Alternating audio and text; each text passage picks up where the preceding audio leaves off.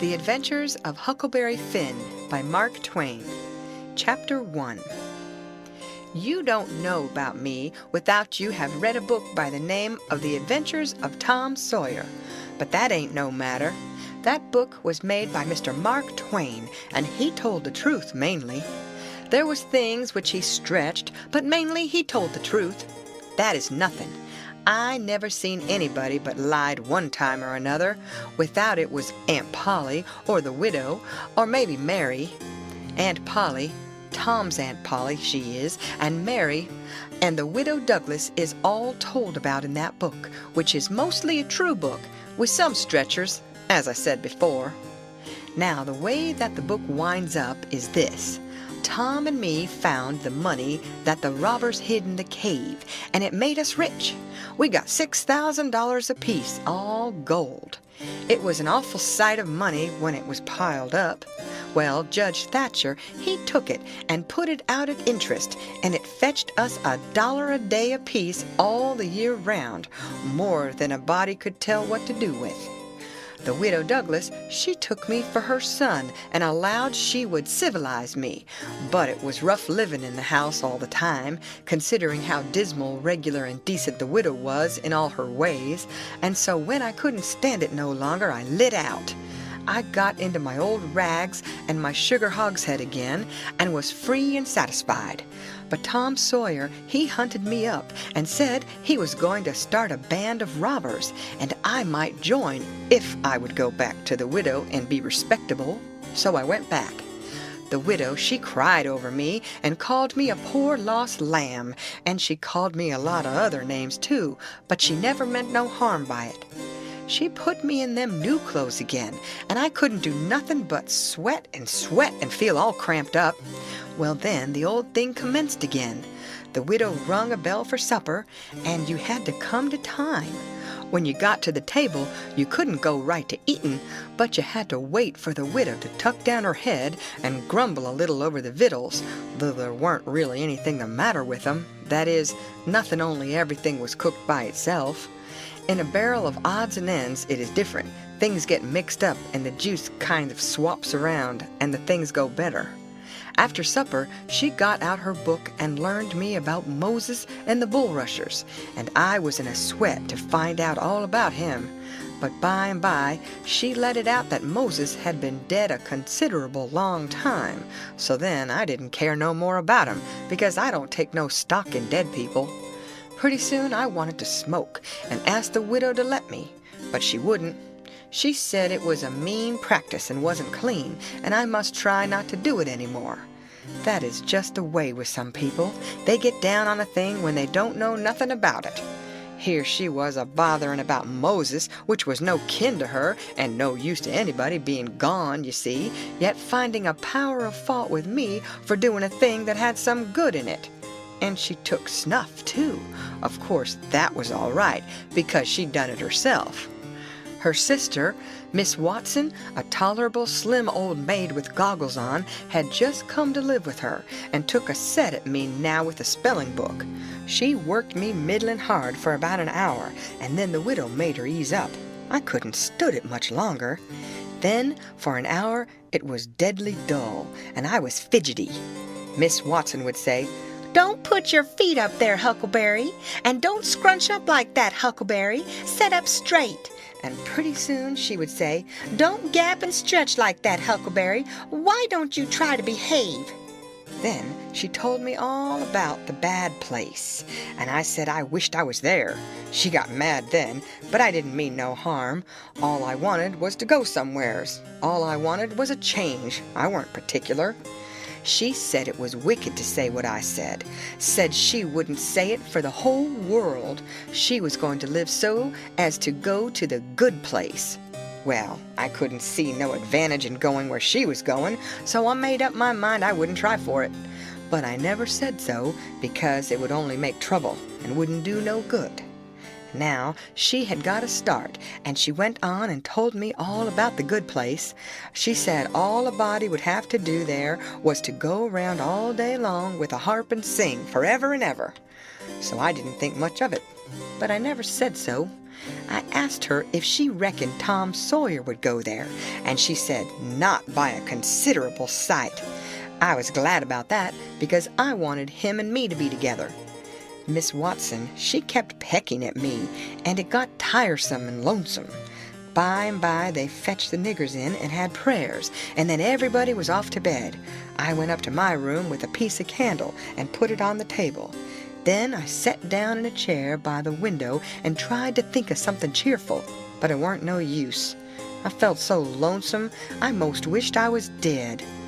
The stars were shining, and the leaves rustled in the woods ever so mournful, and I heard an owl away off hoo-hooing about somebody that was dead, and a whippoorwill and a dog crying about somebody that was going to die. And the wind was trying to whisper something to me, and I couldn't make out what it was, and so it made the cold shivers run over me. Then, away out in the woods, I heard that kind of a sound that a ghost makes when it wants to tell about something that's on its mind and can't make itself understood, and so can't rest easy in its grave, and has to go about that way every night grieving. I got so downhearted and scared, I did wish I had some company. Pretty soon a spider went crawling up my shoulder, and I flipped it off, and it lit in the candle, and before I could budge, it was all shriveled up. I didn't need anybody to tell me that that was an awful bad sign and would fetch me some bad luck, so I was scared and most shook the clothes off of me. I got up and turned around in my tracks 3 times and crossed my breast every time, and then I tied up a little lock of my hair with a thread to keep witches away. But I hadn't no confidence. You do that when you've lost a horseshoe that you found, instead of nailing it up over the door, but I hadn't ever heard anybody say it was any way to keep off bad luck when you'd killed a spider. I sat down again, shaking all over, and got out my pipe for a smoke, for the house was all as still as death now, and so the widow wouldn't know. Well, after a long time, I heard the clock away off in the town go boom, boom, boom, 12 licks, and all still again, stiller than ever. Pretty soon I heard a twig snap down in the dark amongst the trees. Something was a-stirring. I sat still and listened. Directly, I could just barely hear a meow, meow. Down there.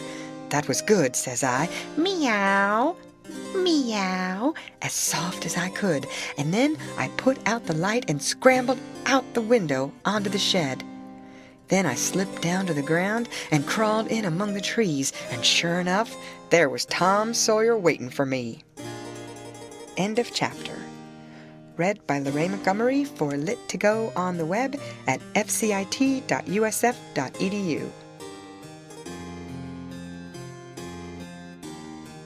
The Adventures of Huckleberry Finn by Mark Twain. Chapter 2. We went tiptoeing along a path amongst the trees back towards the end of the widow's garden, stooping down so as the branches wouldn't scrape our heads.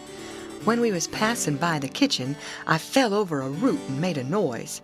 We crouched down and laid still. Miss Watson's big nigger named Jim was setting in the kitchen door. We could see him pretty clear because there was a light behind him. He got up and stretched his neck out about a minute, listening. Then he says, "Who dah?" He listened some more. Then he come tiptoeing down and stood right between us. We could have touched him nearly. Well, likely it was minutes and minutes that there weren't a sound, and we all there so close together. There was a place on my ankle that got to itching, but I doesn't scratch it, and then my ear begun to itch, and next my back, right between my shoulders. Seemed like I'd die if I couldn't scratch. Well, I've noticed that thing plenty times since. If you are with the quality, or at a funeral, or trying to go to sleep when you ain't sleepy, if you are anywheres where it won't do for you to scratch, why you will itch all over and upwards of 1,000 places.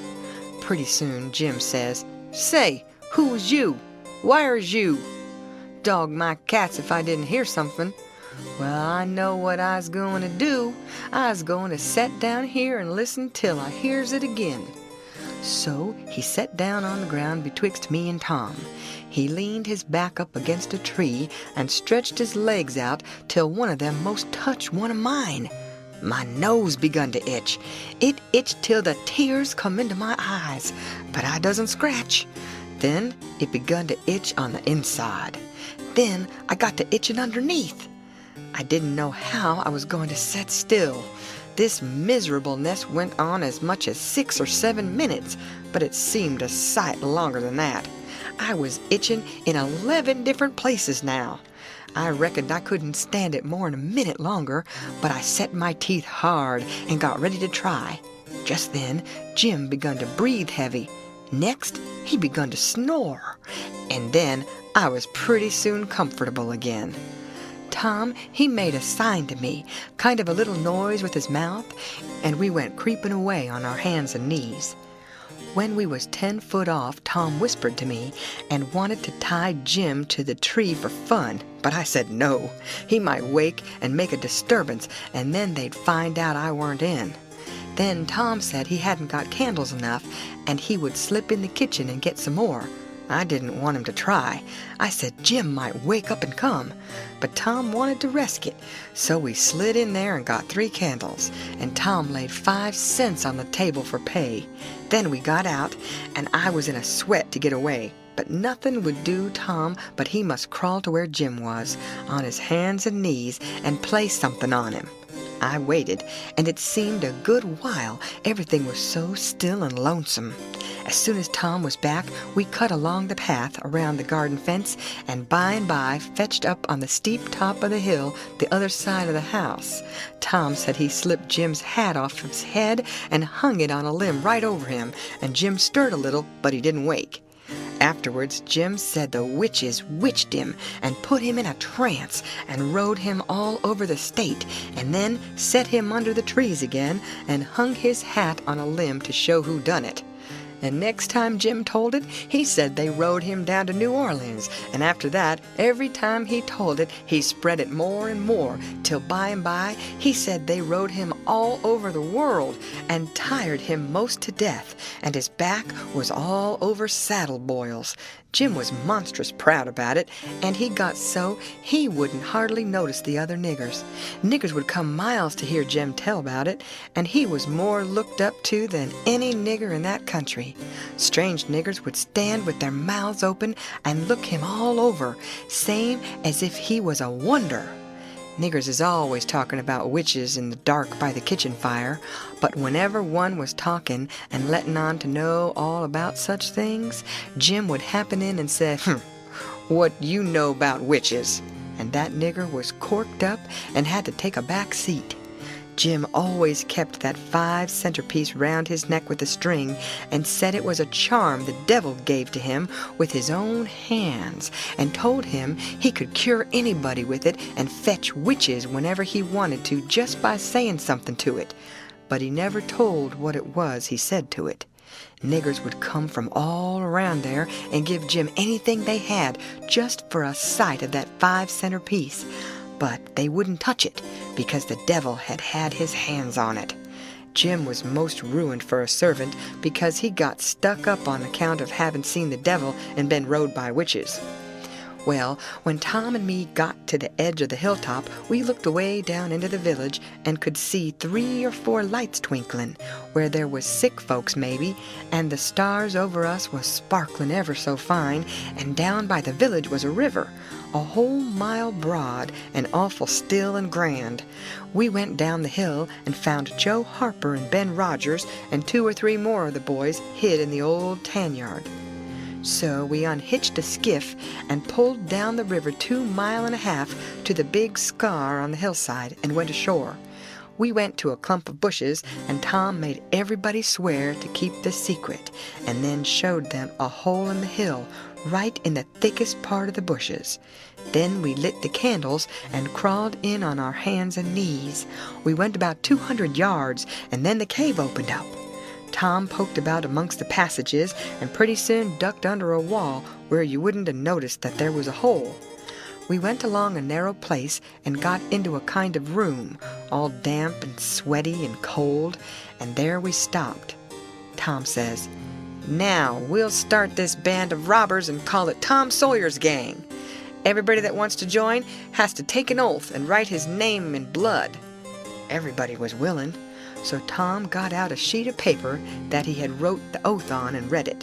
It swore every boy to stick to the band and never tell any of the secrets, and if anybody done anything to any boy in the band, whichever boy was ordered to kill that person and his family must do it, and he mustn't eat and he mustn't sleep till he had killed them and hacked a cross in their breasts, which was the sign of the band.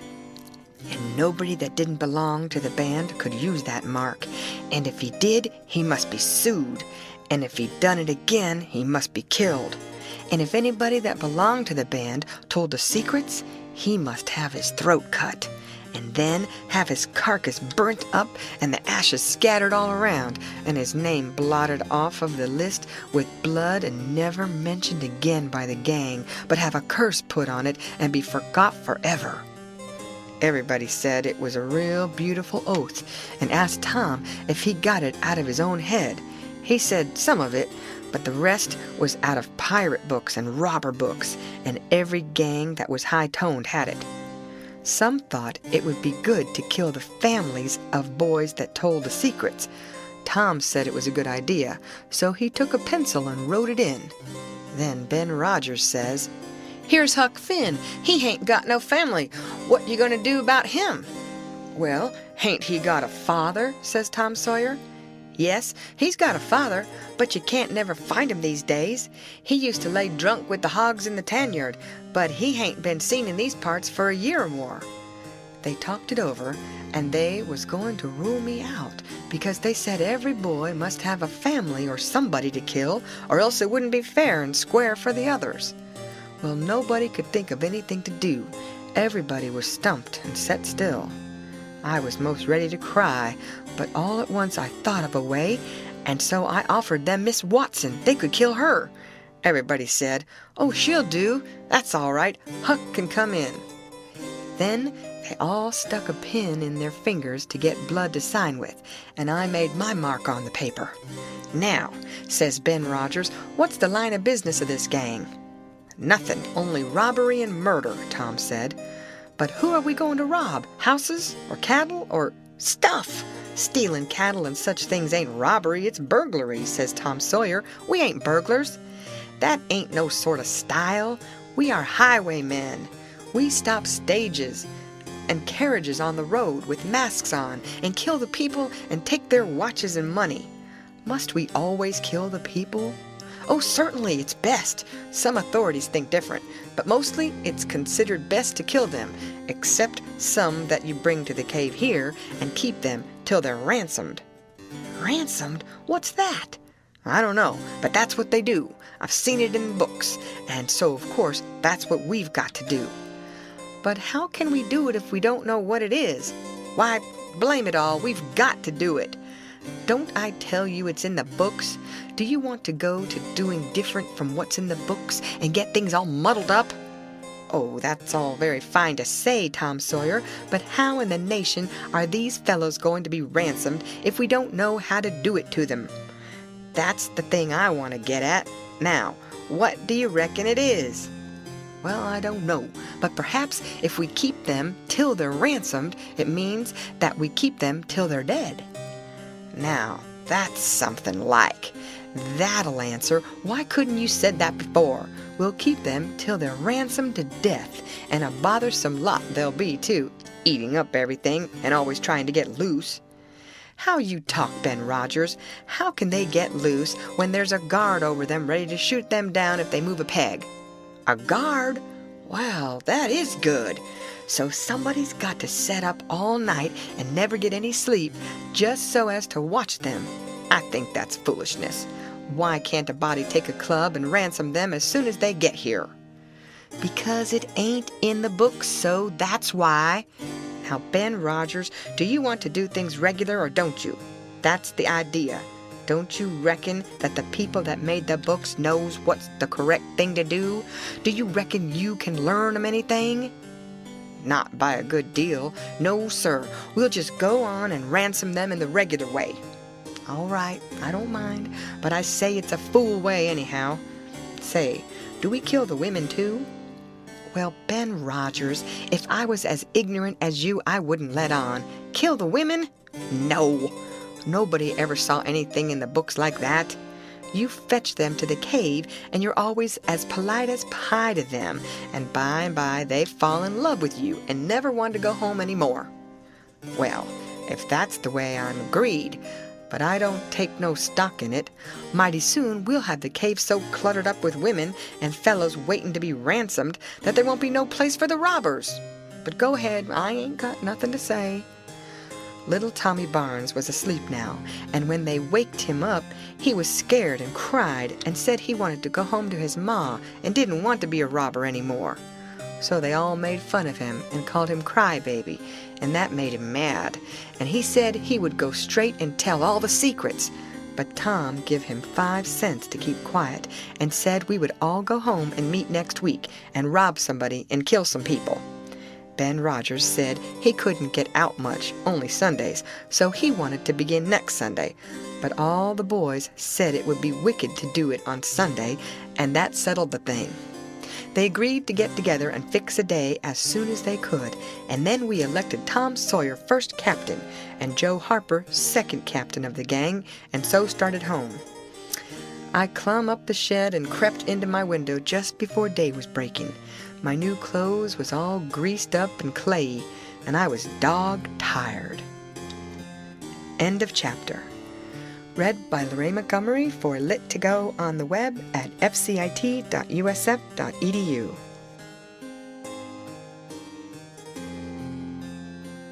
The Adventures of Huckleberry Finn by Mark Twain.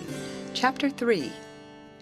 Well, I got a good going over in the morning from old Miss Watson on account of my clothes, but the widow, she didn't scold, but only cleaned off the grease and clay and looked so sorry that I thought I would behave a while if I could. Then Miss Watson, she took me in the closet and prayed, but nothing come of it. She told me to pray every day, and whatever I asked for I would get it. But it weren't so. I tried it. Once I got a fish line, but no hooks. It weren't any good to me without hooks. I tried for the hooks 3 or 4 times, but somehow I couldn't make it work. By and by, one day, I asked Miss Watson to try for me, but she said I was a fool. She never told me why, and I couldn't make it out no way. I sat down one time back in the woods and had a long think about it. I says to myself, if a body can get anything they pray for, why don't Deacon Wynn get back the money he lost on pork? Why can't the widow get back her silver snuff box that was stole? Why can't Miss Watson fatten up? No, says I to myself, there ain't nothing in it. I went and told the widow about it, and she said the thing a body could get by praying for it was spiritual gifts. This was too many for me. But she told me what she meant. I must help other people and do everything I could for other people and look out for them all the time and never think about myself. This was including Miss Watson as I took it. I went out in the woods and turned it over in my mind a long time, but I couldn't see no advantage about it except for the other people. So at last I reckoned I wouldn't worry about it anymore, but just let it go. Sometimes the widow would take me one side and talk about Providence in a way to make a body's mouth water, but maybe next day Miss Watson would take hold and knock it all down again. I judged I could see that there was 2 providences, and the poor chap would stand considerable show with the widow's providence, but if Miss Watson's got him there weren't no help for him anymore. I thought it all out and reckoned I would belong to the widow's if he wanted me, though I couldn't make out how he was a-going to be any better off than what he was before, seeing I was so ignorant and so kind of low down and ornery. Pap, he hadn't been seen for more than a year, and that was comfortable for me. I didn't want to see him no more.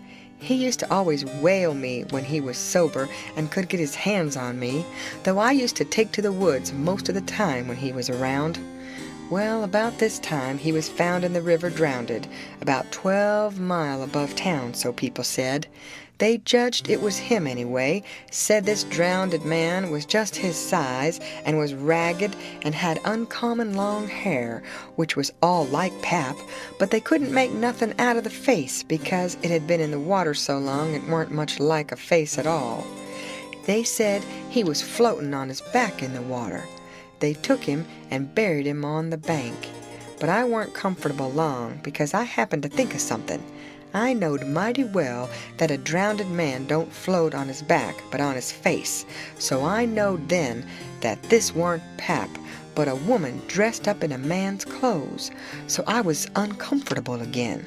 I judged the old man would turn up again by and by, though I wished he wouldn't. We played robber now and then about a month, and then I resigned. All the boys did. We hadn't robbed nobody, hadn't killed any people, but only just pretended. We used to hop out of the woods and go charging down on hog drivers and women in carts taking garden stuff to market, but we never hived any of them. Tom Sawyer called the hogs ingots, and he called the turnips and stuff jewelry. And we would go to the cave and powwow over what we had done and how many people we had killed and marked. But I couldn't see no profit in it. One time, Tom sent a boy to run about town with a blazing stick, which he called a slogan, which was the sign for the gang to get together. And then he said he had got secret news by his spies that next day a whole parcel of Spanish merchants and rich Arabs was going to camp in Cave Hollow with 200 elephants and 600 camels and over 1,000 sumpter mules, all loaded down with diamonds. And they didn't have only a guard of 400 soldiers, and so we would lay in ambuscade, as he called it, and kill the lot and scoop the things. He said we must slick up our swords and guns and get ready. He never could go after even a turnip cart, but he must have the swords and guns all scoured up for it, though they was only lath and broomsticks, and you might scour at them till you rotted, and then they weren't worth a mouthful of ashes more than what they was before. I didn't believe we could lick such a crowd of Spaniards and Arabs, but I wanted to see the camels and elephants, so I was on hand next day, Saturday, in the ambuscade, and when we got the word we rushed out of the woods and down the hill. But there weren't no Spaniards and Arabs, and there weren't no camels nor no elephants. It weren't anything but a Sunday school picnic, and only a primer class at that. We busted it up and chased the children up the hollow, but we never got anything but some doughnuts and jam, though Ben Rogers got a rag doll, and Joe Harper got a hymn book and a tract, and then the teacher charged in and made us drop everything and cut. I didn't see no diamonds, and I told Tom Sawyer so. He said there was loads of them there anyway, and he said there was Arabs there too, and elephants and things. I said, why couldn't we see 'em then? He said if I weren't so ignorant, but had read a book called Don Quixote, I would know without asking. He said it was all done by enchantment. He said there was hundreds of soldiers there, and elephants and treasure and so on, but we had enemies which he called magicians, and they had turned the whole thing into an infant Sunday school, just out of spite. I said, all right, then the thing for us to do was to go for the magicians. Tom Sawyer said I was a numbskull. Why, he said, a magician could call up a lot of genies, and they would hash you up like nothing before you could say Jack Robinson. They are as tall as a tree and as big round as a church. Well, I says, suppose we got some genies to help us. Can't we lick the other crowd then? How you going to get them? I don't know. How do they get them? Why, they rub an old tin lamp or an iron ring, and then the genies come tearing in, with the thunder and lightning a-ripping around, and the smoke a-rolling, and everything they told to do, they up and do it. They don't think nothing of pulling a shot tower up by the roots, and belting a Sunday school superintendent over the head with it, or any other man. Who makes them tear around so? Why, whoever rubs the lamp or the ring. They belong to whoever rubs the lamp or the ring, and they've got to do whatever he says. If he tells them to build a palace 40 miles long out of diamonds and fill it full of chewing gum or whatever you want, and fetch an emperor's daughter from China for you to marry, they've got to do it. And they've got to do it before sunup next morning, too. And more, they've got to waltz that palace around over the country wherever you want it. You understand? Well, says I think they are a pack of flatheads for not keeping the palace themselves, 'stead of fooling them away like that. And what's more, if I was one of them, I would see a man in Jericho before I would drop my business and come to him for the rubbing of an old tin lamp." "How you talk, Huck Finn. Why, you'd have to come when he rubbed it, whether you wanted to or not." "What? And I as high as a tree and as big as a church? All right, then, I would come. But I lay I'd make that man climb the highest tree there was in the country." "Shucks, it ain't no use to talk to you, Huck Finn. You don't seem to know anything. Somehow perfect saphead." I thought all this over for 2 or 3 days, and then I reckoned I would see if there was anything in it.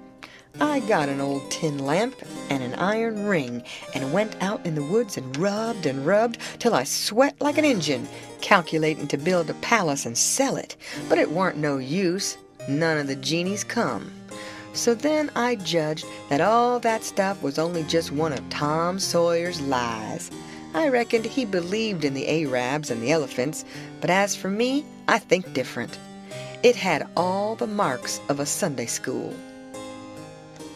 End of chapter. Read by Lorraine Montgomery for Lit to Go on the web at fcit.usf.edu.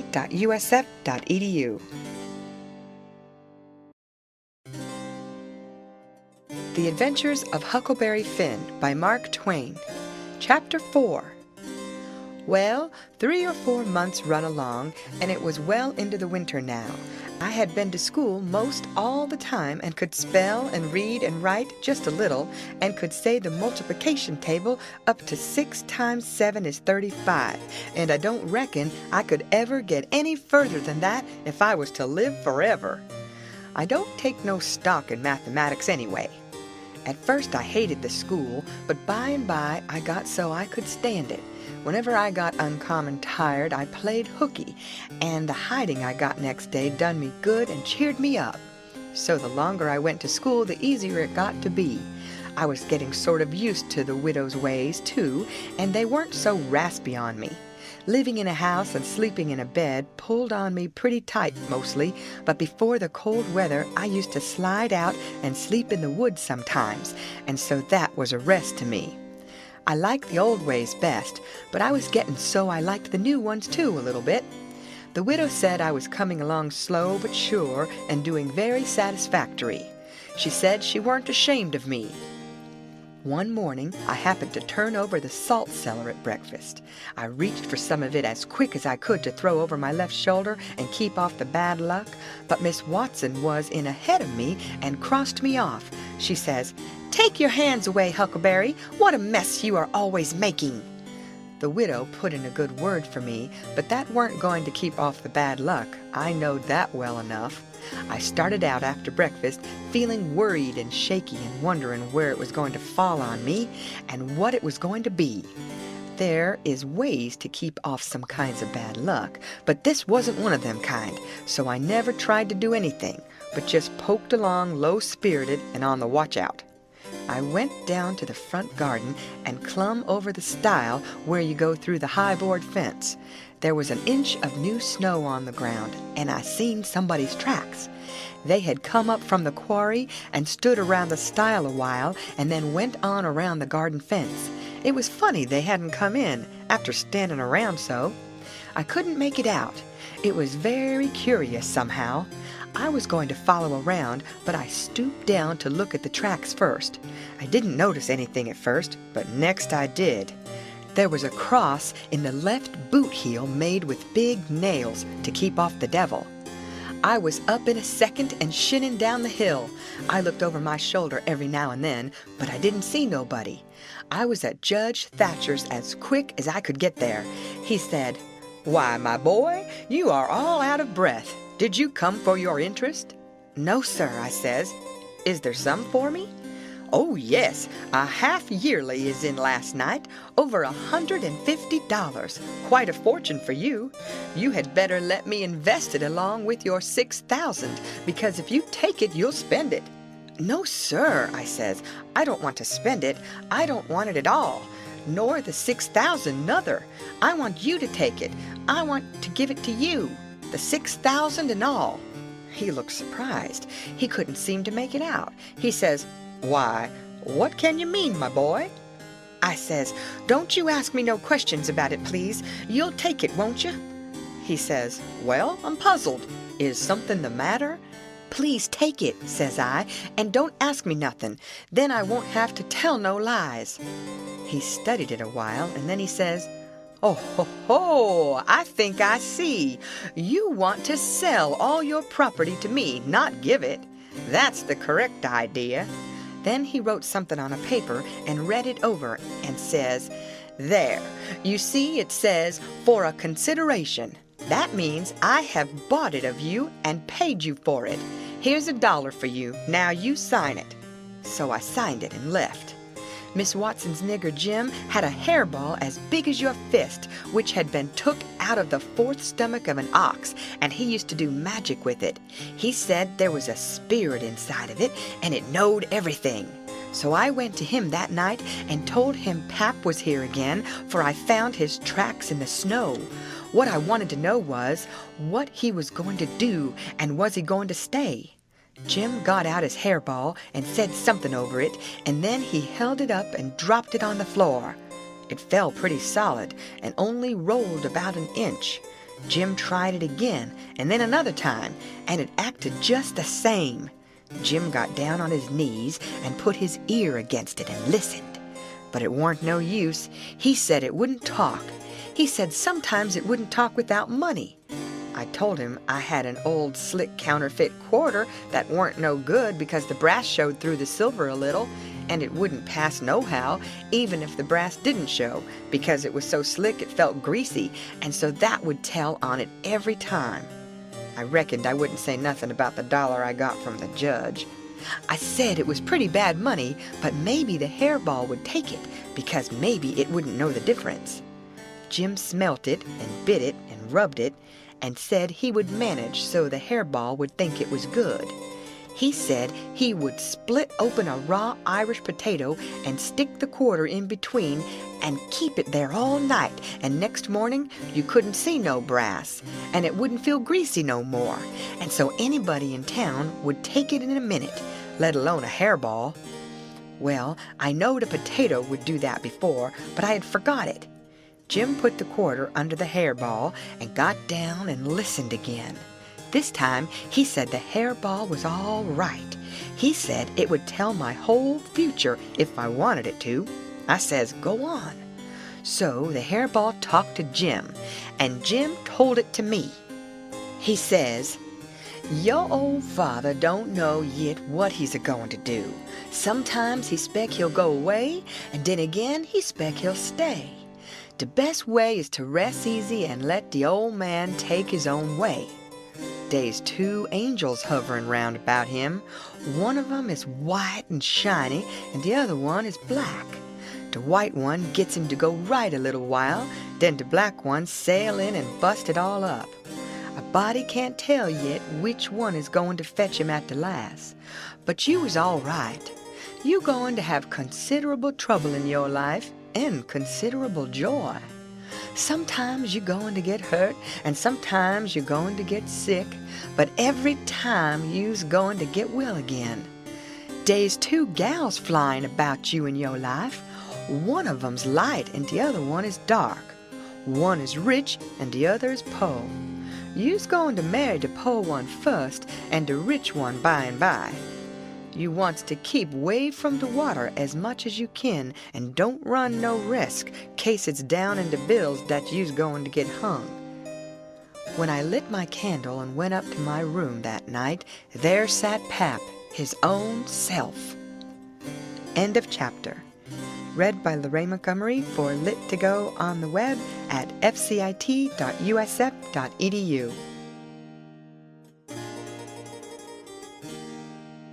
The Adventures of Huckleberry Finn by Mark Twain. Chapter 5. I had shut the door to, then I turned around and there he was. I used to be scared of him all the time. He tanned me so much. I reckoned I was scared now, too. But in a minute, I see I was mistaken. That is, after the first jolt, as you may say, when my breath sort of hitched, he being so unexpected, but right away after I see I warn't scared of him worth bothering about. He was most 50, and he looked it. His hair was long and tangled and greasy and hung down, and you could see his eyes shining through like he was behind vines. It was all black, no gray, so was his long, mixed-up whiskers. There weren't no color in his face where his face showed. It was white, not like another man's white, but a white to make a body sick, a white to make a body's flesh crawl, a tree-toad white, a fish-belly white. As for his clothes, just rags, that was all. He had one ankle resting on the other knee. The boot on that foot was busted, and 2 of his toes stuck through, and he worked them now and then. His hat was laying on the floor, an old black slouch with the top caved in like a lid. I stood a-looking at him. He sat there a-looking at me with his chair tilted back a little. I set the candle down. I noticed the window was up, so he had clumb in by the shed. He kept a-looking me all over. By and by, he says, "Starchy clothes, very. You think you're a good deal of a big bug, don't you?" "Maybe I am, maybe I ain't," I says. "Don't you give me none of your lip," says he. "You've put on considerable many frills since I've been away. I'll take you down a peg before I get done with you. You're educated, too, they say, can read and write. You think you're better than your father now, don't you, because he can't? I'll take it out of you. Who told you you might meddle with such highfalutin and foolishness, hey? Who told you you could?" "The widow, she told me." "The widow, hey? And who told the widow she could put in her shovel about a thing that ain't none of her business?" "Nobody never told her." "Well, I'll learn her how to meddle. And looky here, you dropped that school, you hear? I'll learn people to bring up a boy to put on airs over his own father and let on to be better than what he is. You let me catch you fooling around that school again, you hear?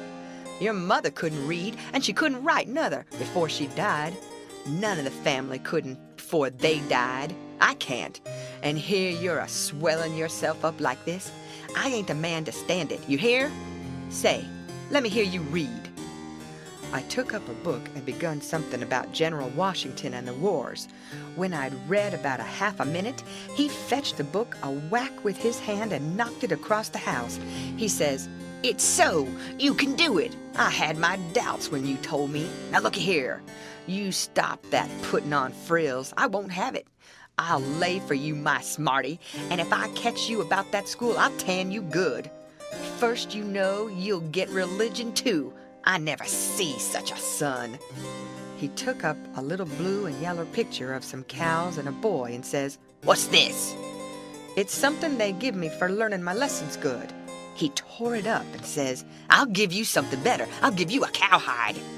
He sat there a-mumbling and a-growling a minute, and then he says, "Ain't you a sweet-scented dandy, though? A bed and bedclothes and a looking-glass and a piece of carpet on the floor, and your own father got to sleep with the hogs in the tanyard. I never see such a son. I bet I'll take some of these frills out of you before I'm done with you. Why, there ain't no end to your airs. They say you're rich. Hey, how's that?" "They lie, that's how." "Looky here, mind how you talk to me. I'm a-standing about all I can stand now, so don't give me no sass. I've been in town 2 days, and I hain't heard nothing but about you being rich. I heard about it away down the river, too. That's why I come. You get me that money tomorrow. I want it." "I ain't got no money." "That's a lie. Judge Thatcher's got it. You get it. I want it." "I ain't got no money, I tell you. You ask Judge Thatcher. He'll tell you the same." "All right, I'll ask him. And I'll make him pungle, too, or I'll know the reason why. Say, how much you got in your pocket? I want it." "I ain't got only $1, and I want that, too." "It don't make no difference what you want it for. You just shell it out." He took it and bit it to see if it was good, and then he said he was going downtown to get some whiskey. Said he hadn't had a drink all day. When he had got out on the shed, he put his head in again and cussed me for putting on frills and trying to be better than him. And when I reckoned he was gone, he came back and put his head in again and told me to mind about that school because he was going to lay for me and lick me if I didn't drop that.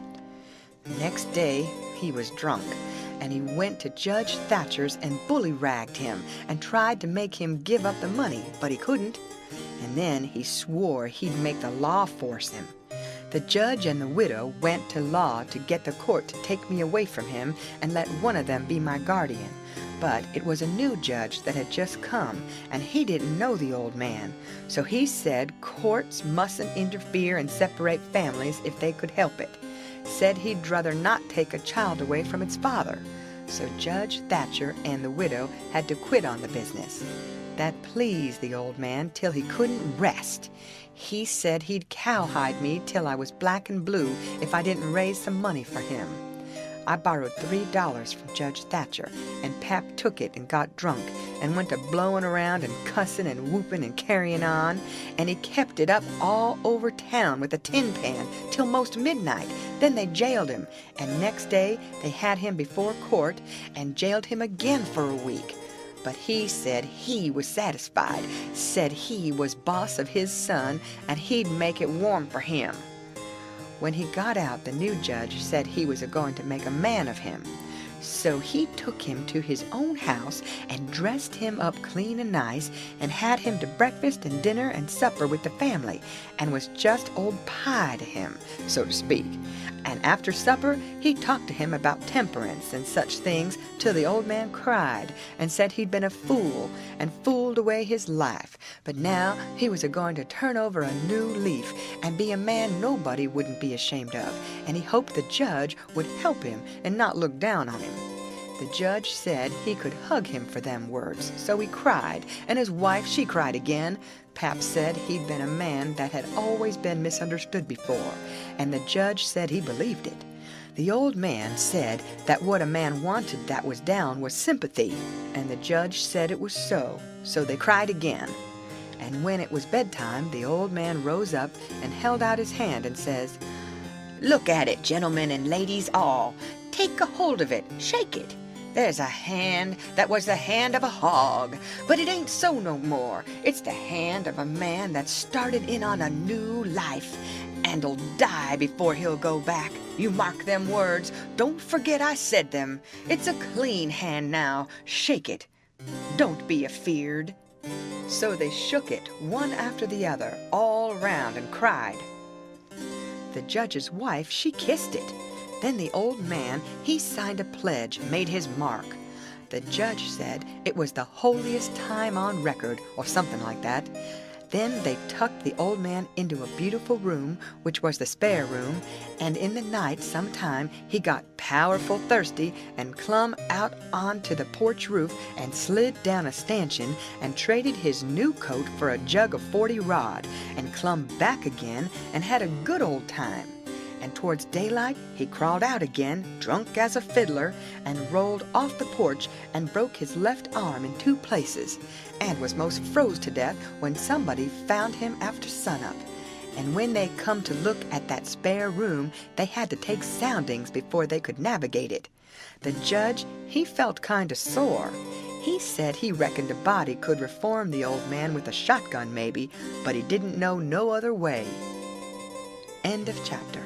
Read by Lorraine Montgomery for Lit to Go on the web at fcit.usf.edu.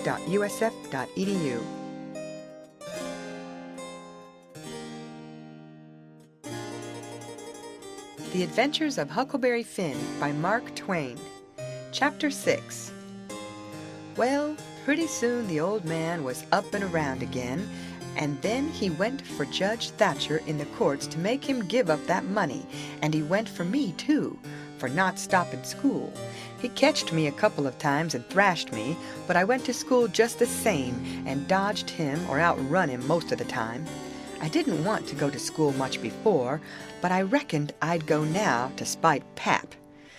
That law trial was a slow business. Appeared like they weren't ever going to get started on it, so every now and then I'd borrow $2 or $3 off of the judge for him to keep from getting a cowhiding. Every time he got money, he got drunk. And every time he got drunk, he raised Cain around town. And every time he raised Cain, he got jailed. He was just suited.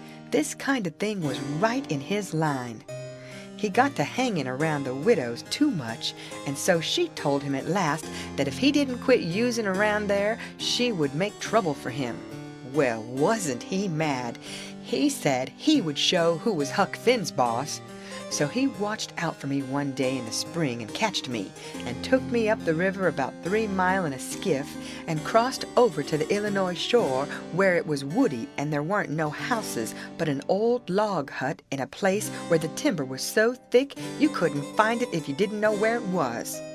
He kept me with him all the time, and I never got a chance to run off.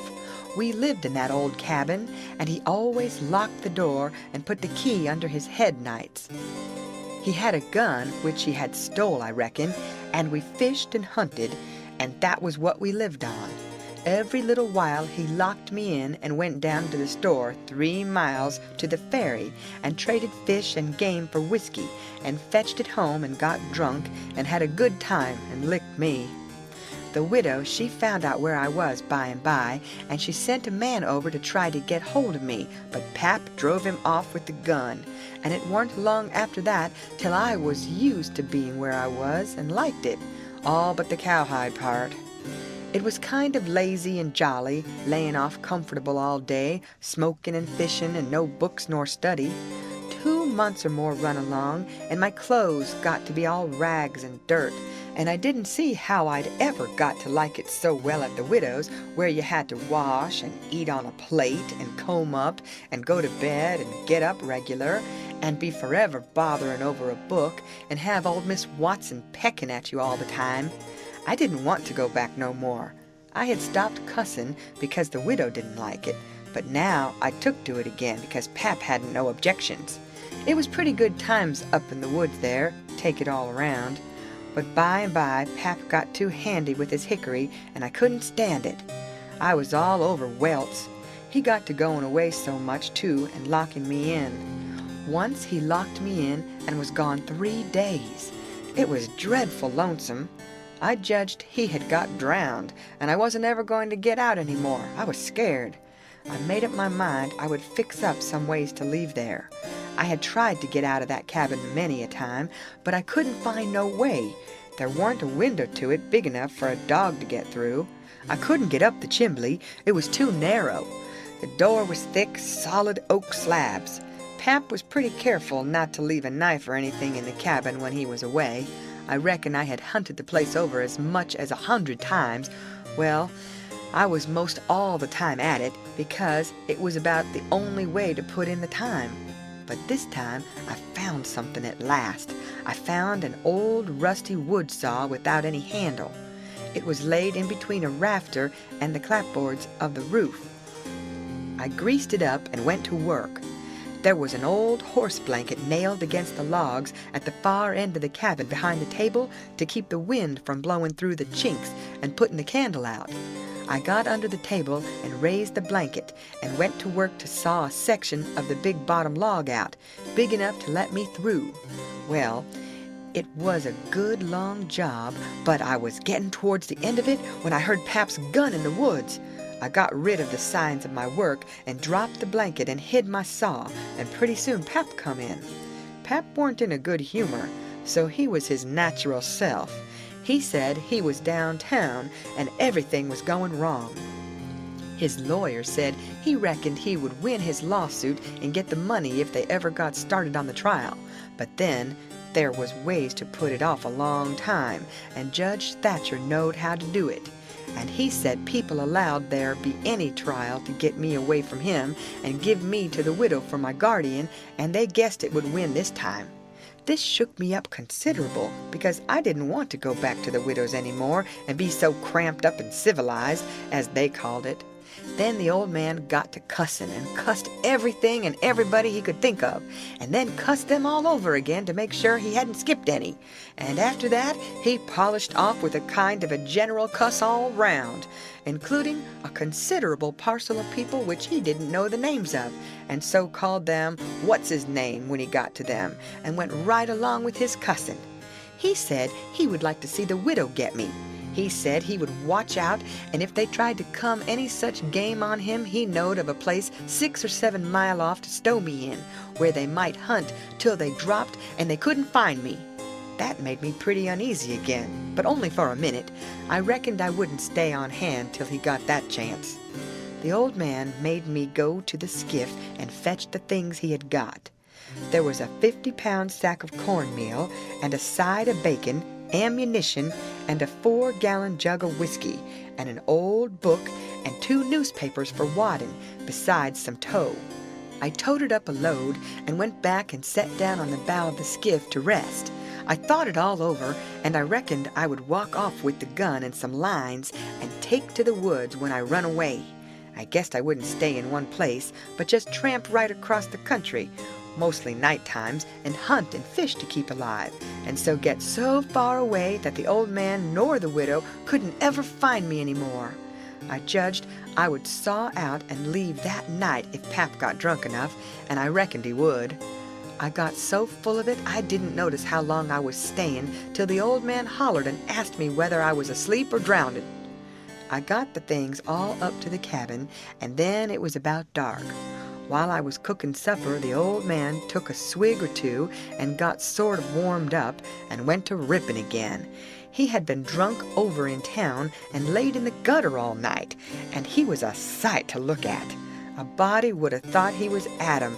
He was just all mud. Whenever his liquor begun to work, he most always went for the government.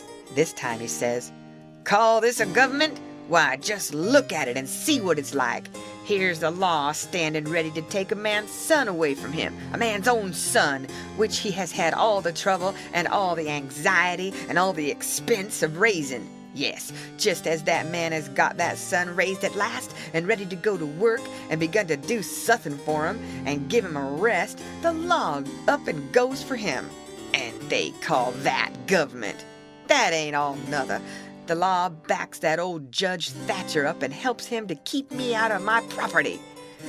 Here's what the law does. The law takes a man worth $6,000 and upwards and jams him into an old trap of a cabin like this and lets him go round in clothes that ain't fitting for a hog.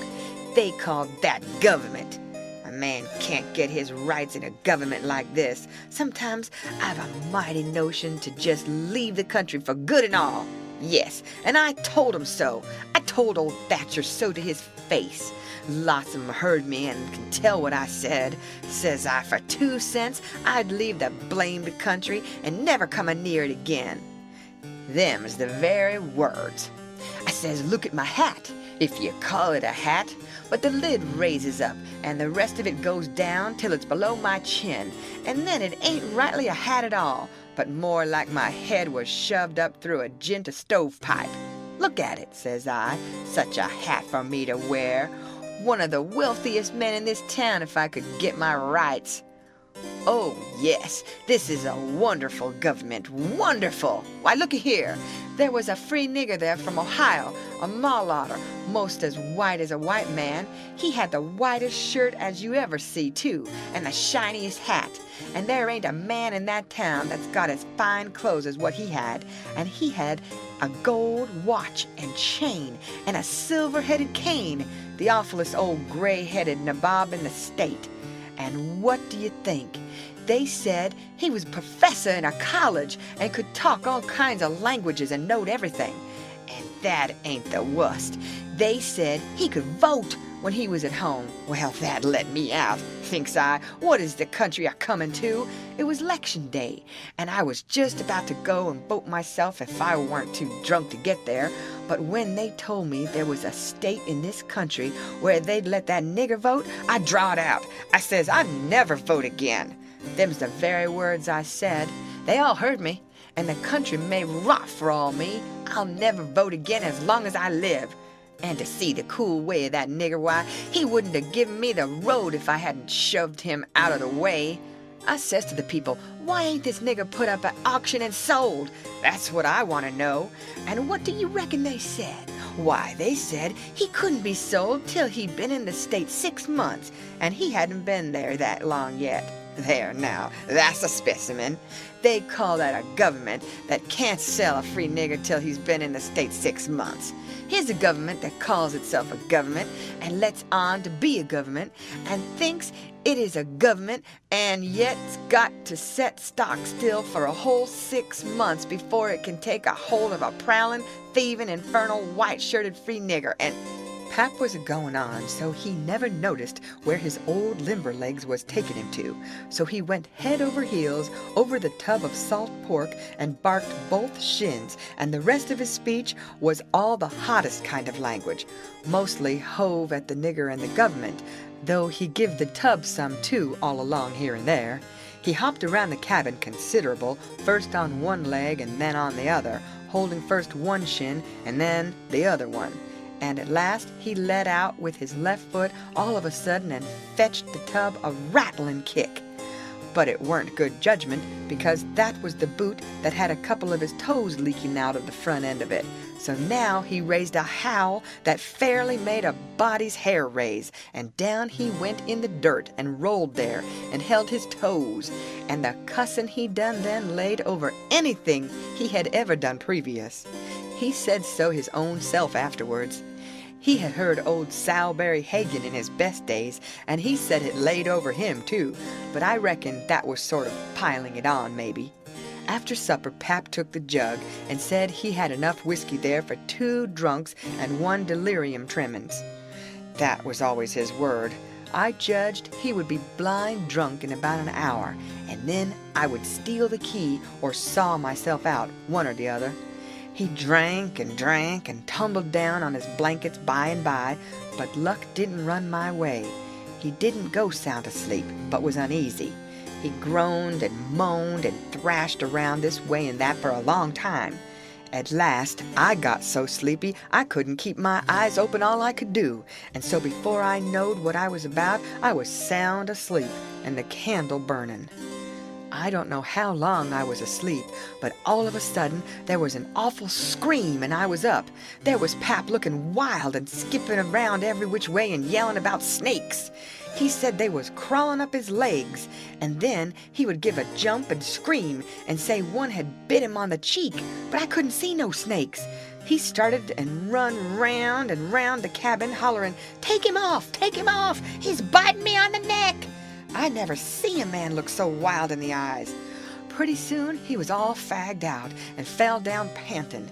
Then he rolled over and over wonderful fast, kicking things every which way and striking and grabbing at the air with his hands and screaming and saying there was devils a hold of him. He wore out by and by and laid still a while, moaning. Then he laid stiller and didn't make a sound. I could hear the owls and the wolves away off in the woods, and it seemed terrible still. He was laying over by the corner. By and by, he raised up part way and listened, with his head to one side. He says very low, "Tramp, tramp, tramp. That's the dead. Tramp, tramp, tramp. They're coming after me, but I won't go. Oh, they're here. Don't touch me. Don't. Hands off. They're cold. Let go. Oh, let a poor devil alone." Then he went down on all fours and crawled off, begging them to let him alone, and he rolled himself up in his blanket and wallowed in under the old pine table, still a-begging, and then he went to crying. I could hear him through the blanket. By and by he rolled out and jumped up on his feet looking wild, and he see me and he went for me. He chased me round and round the place with a clasp knife, calling me the angel of death and saying he would kill me. And then I couldn't come for him no more. I begged and told him I was only Huck. But he laughed such a screechy laugh and roared and cussed and kept on chasing me up. Once, when I turned short and dodged under his arm, he made a grab and got me by the jacket between my shoulders, and I thought I was gone. But I slid out of the jacket quick as lightning and saved myself. Pretty soon he was all tired out and dropped down with his back against the door and said he would rest a minute and then kill me. He put his knife under him and said he would sleep and get strong, and then he would see who was who.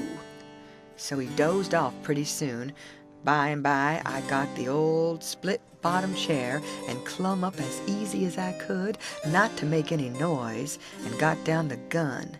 I slipped the ramrod down it to make sure it was loaded. Then I laid it across the turnip barrel, pointed towards Pap, and sat down behind it to wait for him to stir. And how slow and still the time did drag along. End of chapter. Read by Lorraine Montgomery for Lit to Go on the web at fcit.usf.edu.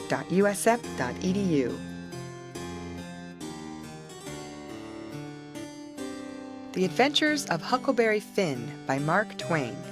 Chapter 7. Get up! What you 'bout? I opened my eyes and looked around, trying to make out where I was. It was after sunup, and I had been sound asleep. Pap was standing over me, looking sour and sick, too. He says, "What you doing with this gun?" I judged he didn't know nothing about what he had been doing, so I says, "Somebody tried to get in, so I was laying for him." "Why didn't you roust me out?" "Well, I tried to, but I couldn't. I couldn't budge you." "Well, all right. Don't stand there palavering all day, but out with you and see if there's a fish on the lines for breakfast. I'll be along in a minute." He unlocked the door, and I cleared out up the riverbank. I noticed some pieces of limbs and such things floating down, and a sprinkling of bark, so I knowed the river had begun to rise. I reckoned I would have great times now if I was over at the town. The June rise used to be always luck for me, because as soon as that rise begins, here comes cordwood floating down and pieces of log rafts, sometimes a dozen logs together. So all you have to do is to catch them and sell them to the wood yards and the sawmill. I went along up the bank with one eye out for Pap and the other one out for what the rise might fetch along. Well, all at once, here comes a canoe, just a beauty too, about 13 or 14 foot long, riding high like a duck. I shot head first off the bank like a frog, clothes and all, and struck out for the canoe. I just expected there'd be somebody laying down in it, because people often done that to fool folks, and when a chap had pulled a skiff out, most to it they'd raise up and laugh at him. But it warn't so this time. It was a drift canoe, sure enough, and I clumb in and paddled her ashore. Thinks I, the old man will be glad when he sees this. She's worth $10. But when I got to shore, Pap wasn't in sight yet, and as I was running her into a little creek like a gully, all hung over with vines and willows, I struck another idea. I judged I'd hide her good, and then, instead of taking to the woods when I run off, I'd go down the river about 50 mile and camp in one place for good, and not have such a rough time tramping on foot. It was pretty close to the shanty, and I thought I heard the old man coming all the time, but I got her hid, and then I out and looked around a bunch of willows, and there was the old man down the path a piece, just drawing a bead on a bird with his gun. So he hadn't seen anything. When he got along, I was hard at it, taking up a trot line. He abused me a little for being so slow, but I told him I fell in the river, and that was what made me so long. I knowed he would see I was wet, and then he would be asking questions. We got 5 catfish off the lines and went home.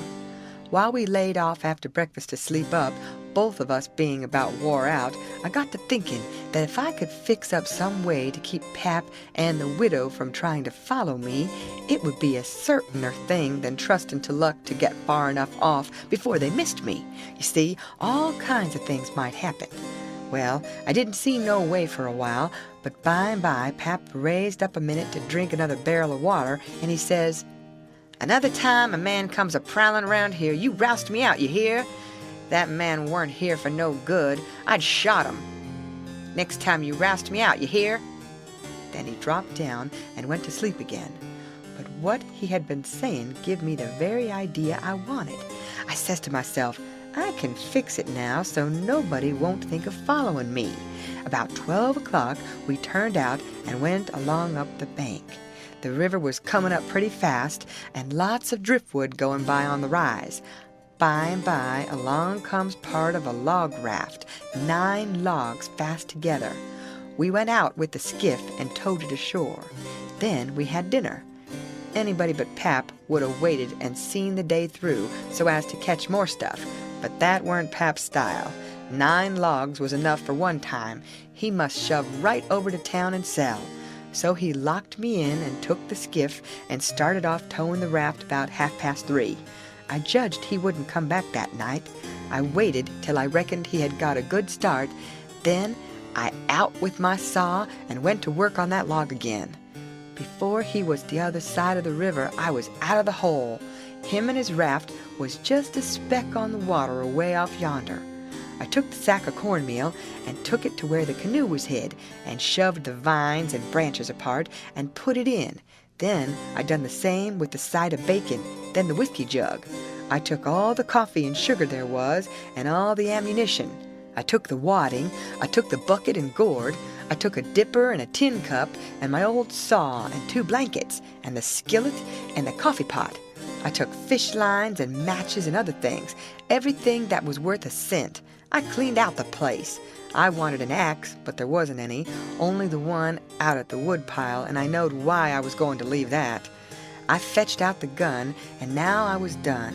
I had wore the ground a good deal crawling out of the hole and dragging out so many things, so I fixed that as good as I could from the outside by scattering dust on the place, which covered up the smoothness and the sawdust. Then I fixed a piece of log back into its place and put 2 rocks under it and one against it to hold it there, for it was bent up at that place and didn't quite touch ground. If you stood 4 or 5 foot away and didn't know it was sawed, you would never notice it, and besides, this was the back of the cabin, and it weren't likely anybody would go fooling around there. It was all grass clear to the canoe, so I hadn't left a track. I followed around to see. I stood on the bank and looked out over the river, all safe. So I took the gun and went up a piece into the woods and was hunting around for some birds when I see a wild pig.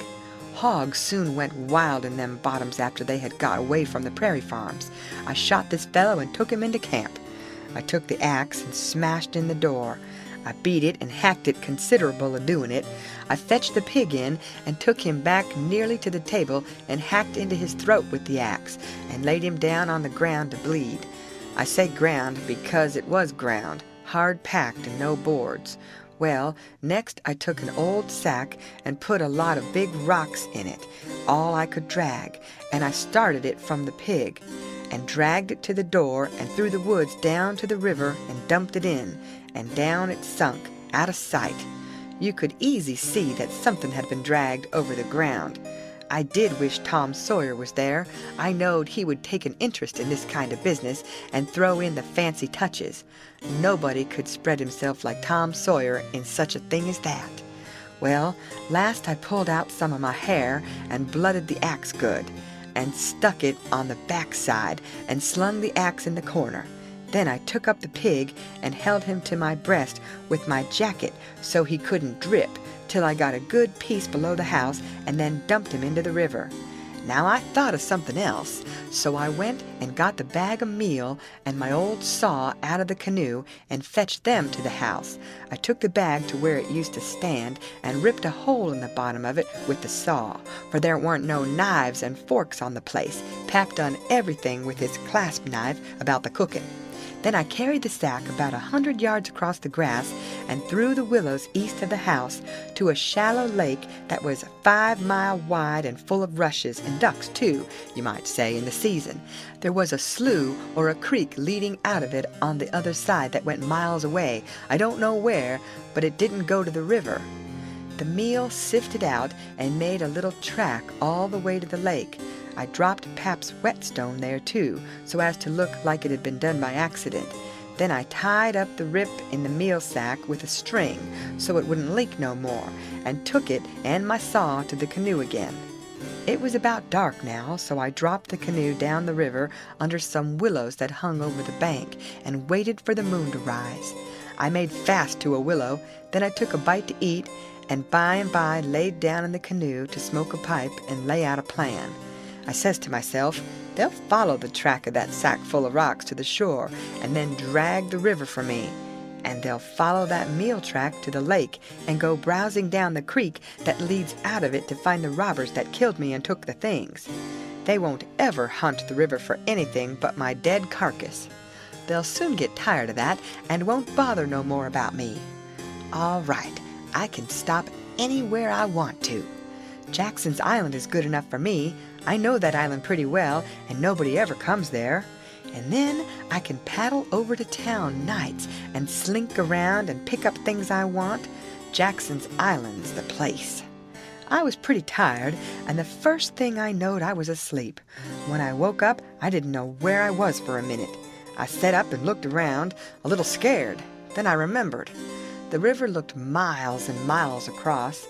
The moon was so bright I could have counted the drift logs that went a-slipping along, black and still, hundreds of yards out from shore. Everything was dead quiet, and it looked late and smelt late. You know what I mean? I don't know the words to put it in.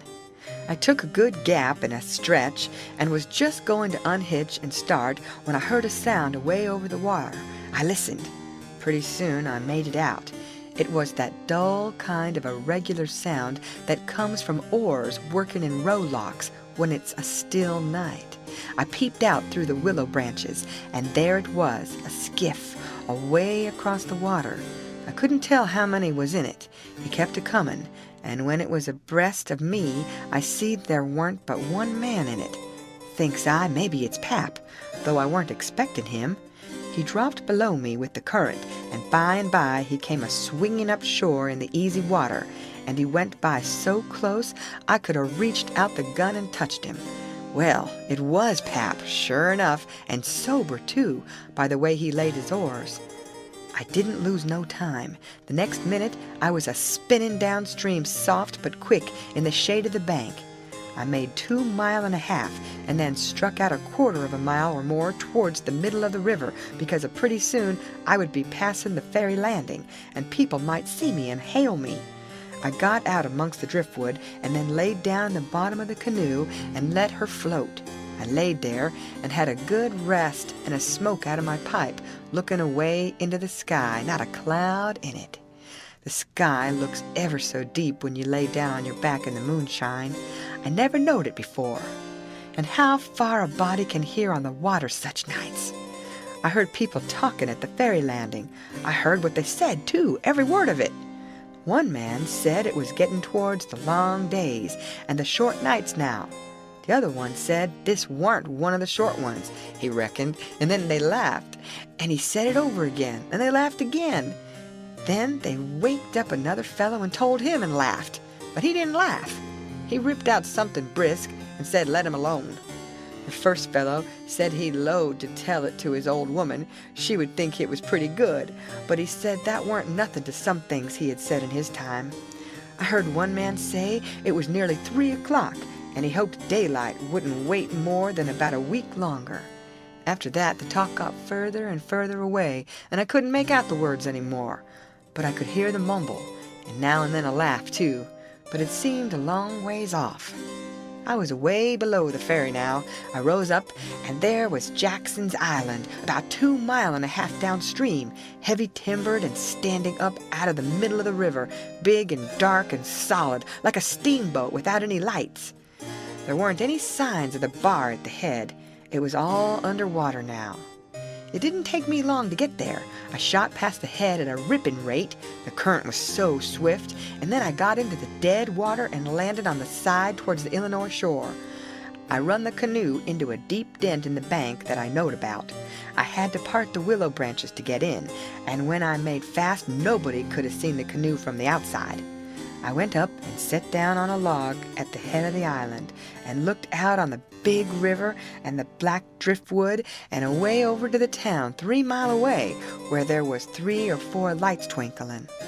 A monstrous big lumber raft was about a mile upstream coming along down with a lantern in the middle of it. I watched it come creeping down, and when it was most abreast of where I stood, I heard a man say, "Stern oars there! Heave her head to starboard!" I heard that just as plain as if the man was by my side. There was a little gray in the sky now, so I stepped into the woods and laid down for a nap before breakfast. End of chapter. read by Lorraine Montgomery for Lit to Go on the web at fcit.usf.edu.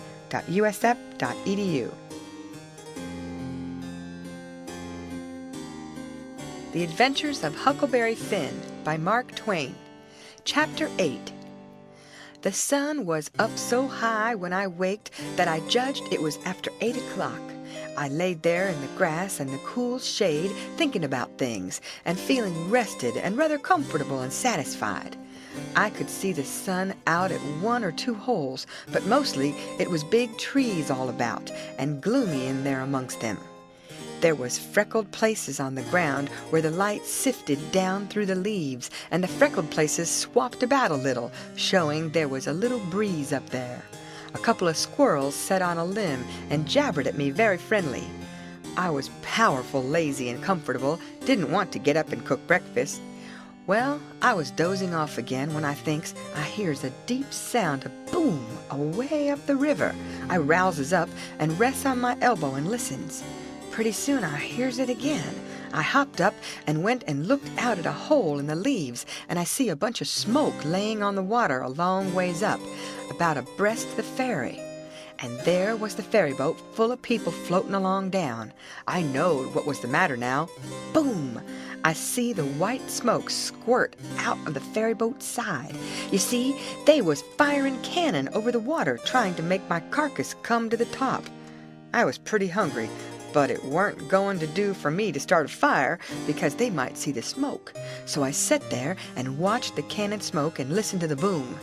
The river was a mile wide there, and it always looks pretty on a summer morning, so I was having a good enough time seeing them hunt for my remainders if I only had a bite to eat.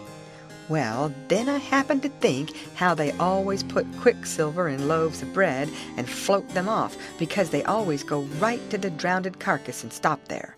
So, says I, I'll keep a lookout, and if any of them's floating around after me, I'll give them a show.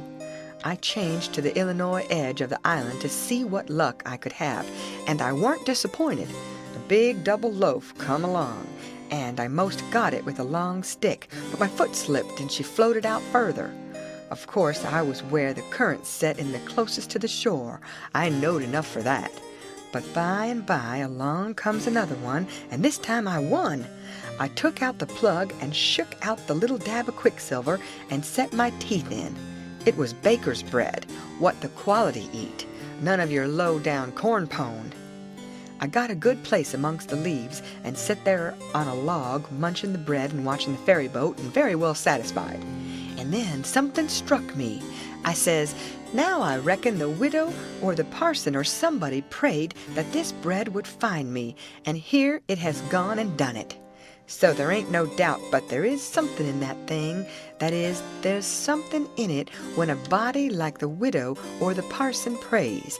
But it don't work for me, and I reckon it don't work for only just the right kind. I lit a pipe and had a good long smoke and went on watching. The ferry boat was floating with the current, and I allowed I'd have a chance to see who was aboard when she come along, because she would come in close where the bread did.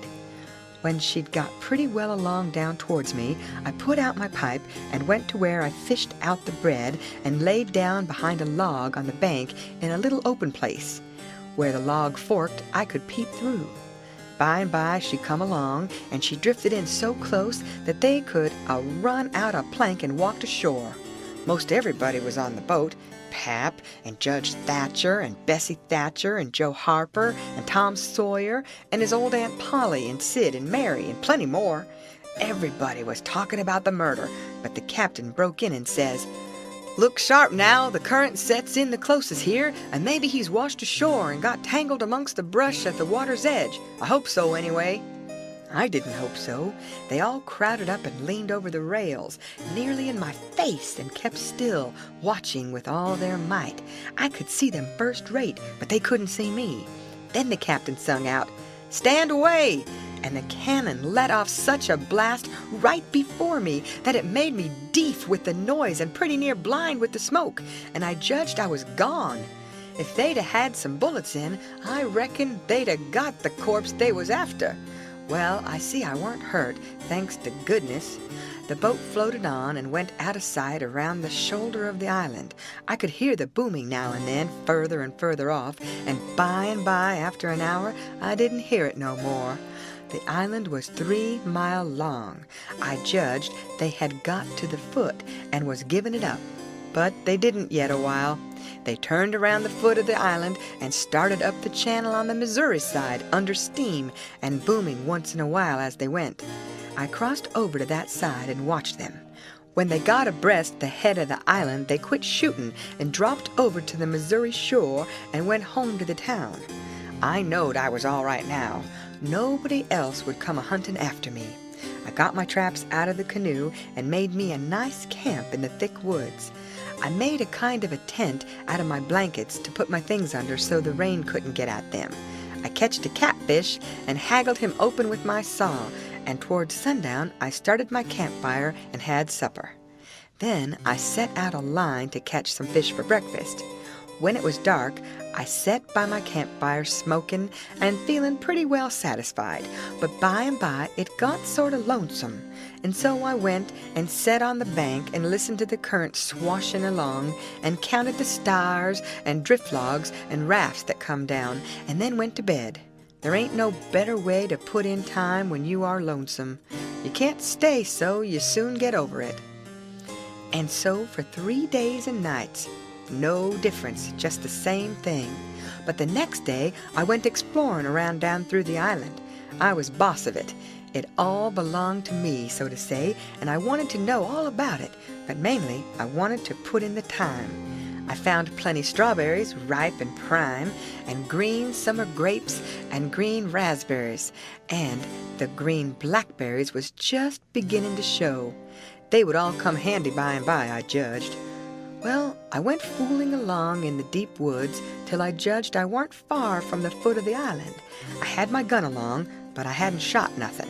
It was for protection, though I would kill some game nigh home.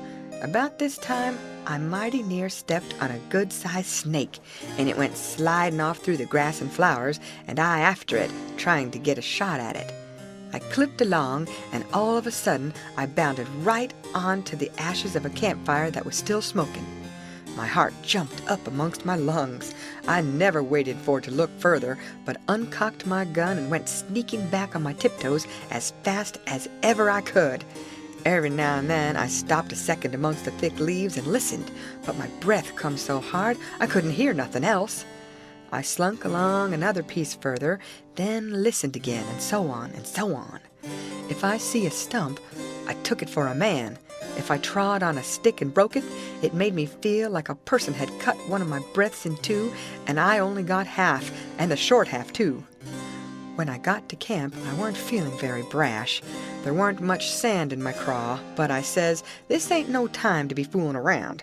So I got all my traps into my canoe again so as to have them out of sight, and I put out the fire and scattered the ashes around to look like an old last year's camp, and then clumb a tree. I reckon I was up in the tree 2 hours, but I didn't see nothing. I didn't hear nothing. I only thought I heard and seen as much as 1,000 things. Well, I couldn't stay up there forever, so at last I got down. But I kept in the thick woods and on the lookout all the same. All I could get to eat was berries and what was left over from breakfast. By the time it was night, I was pretty hungry, so when it was good and dark, I slid out from the shore before moonrise and paddled over to the Illinois bank, about 1/4 of a mile. I went out in the woods and cooked a supper, and I had about made up my mind I would stay there all night when I hear a plunkety-plunk, plunkety-plunk, and says to myself, horses coming, and next I hear people's voices. I got everything into the canoe as quick as I could, and then went creeping through the woods to see what I could find out. I hadn't got far when I hear a man say, "We better camp here if we can find a good place. The horses is about beat out. Let's look around." I didn't wait, but shoved out and paddled away easy. I tied up in the old place and reckoned I would sleep in the canoe. I didn't sleep much. I couldn't somehow for thinking, and every time I waked up I thought somebody had me by the neck. So the sleep didn't do me no good. By and by I says to myself, I can't live this way. I'm a-going to find out who it is that's here on the island with me. I'll find it out or bust. Well, I felt better right off. So I took my paddle and slid out from shore just a step or two, and then let the canoe drop along down amongst the shadows. The moon was shining, and outside of the shadows it made it most as light as day. I poked along well on to an hour, everything still as rocks and sound asleep. Well, by this time I was most down to the foot of the island. A little ripply cool breeze begun to blow, and that was as good as saying the night was about done. I give her a turn with the paddle and brung her nose to shore. Then I got my gun and slipped out and into the edge of the woods. I sat down there on a log and looked out through the leaves. I see the moon go off watch, and the darkness begin to blanket the river. But in a little while I see a pale streak over the treetops, and knowed the day was coming. So I took my gun and slipped off towards where I had run across that campfire, stopping every minute or two to listen. But I hadn't no luck somehow. I couldn't seem to find the place. But by and by, sure enough, I catched a glimpse of fire away through the trees. I went for it, cautious and slow. By and by, I was close enough to have a look, and there laid a man on the ground. It most give me the fantods. He had a blanket around his head, and his head was nearly in the fire. I sat there behind a clump of bushes in about 6 foot of him and kept my eyes on him steady. It was getting gray daylight now. Pretty soon he gapped and stretched himself and hove off the blanket, and it was Miss Watson's Jim. I bet I was glad to see him. I says, "Hello, Jim," and skipped out. He bounced up and stared at me wild.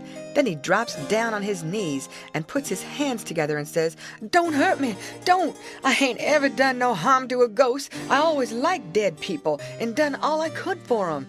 You go and get into river again where you belongs, and don't do nothing to old Jim at us allers your friend."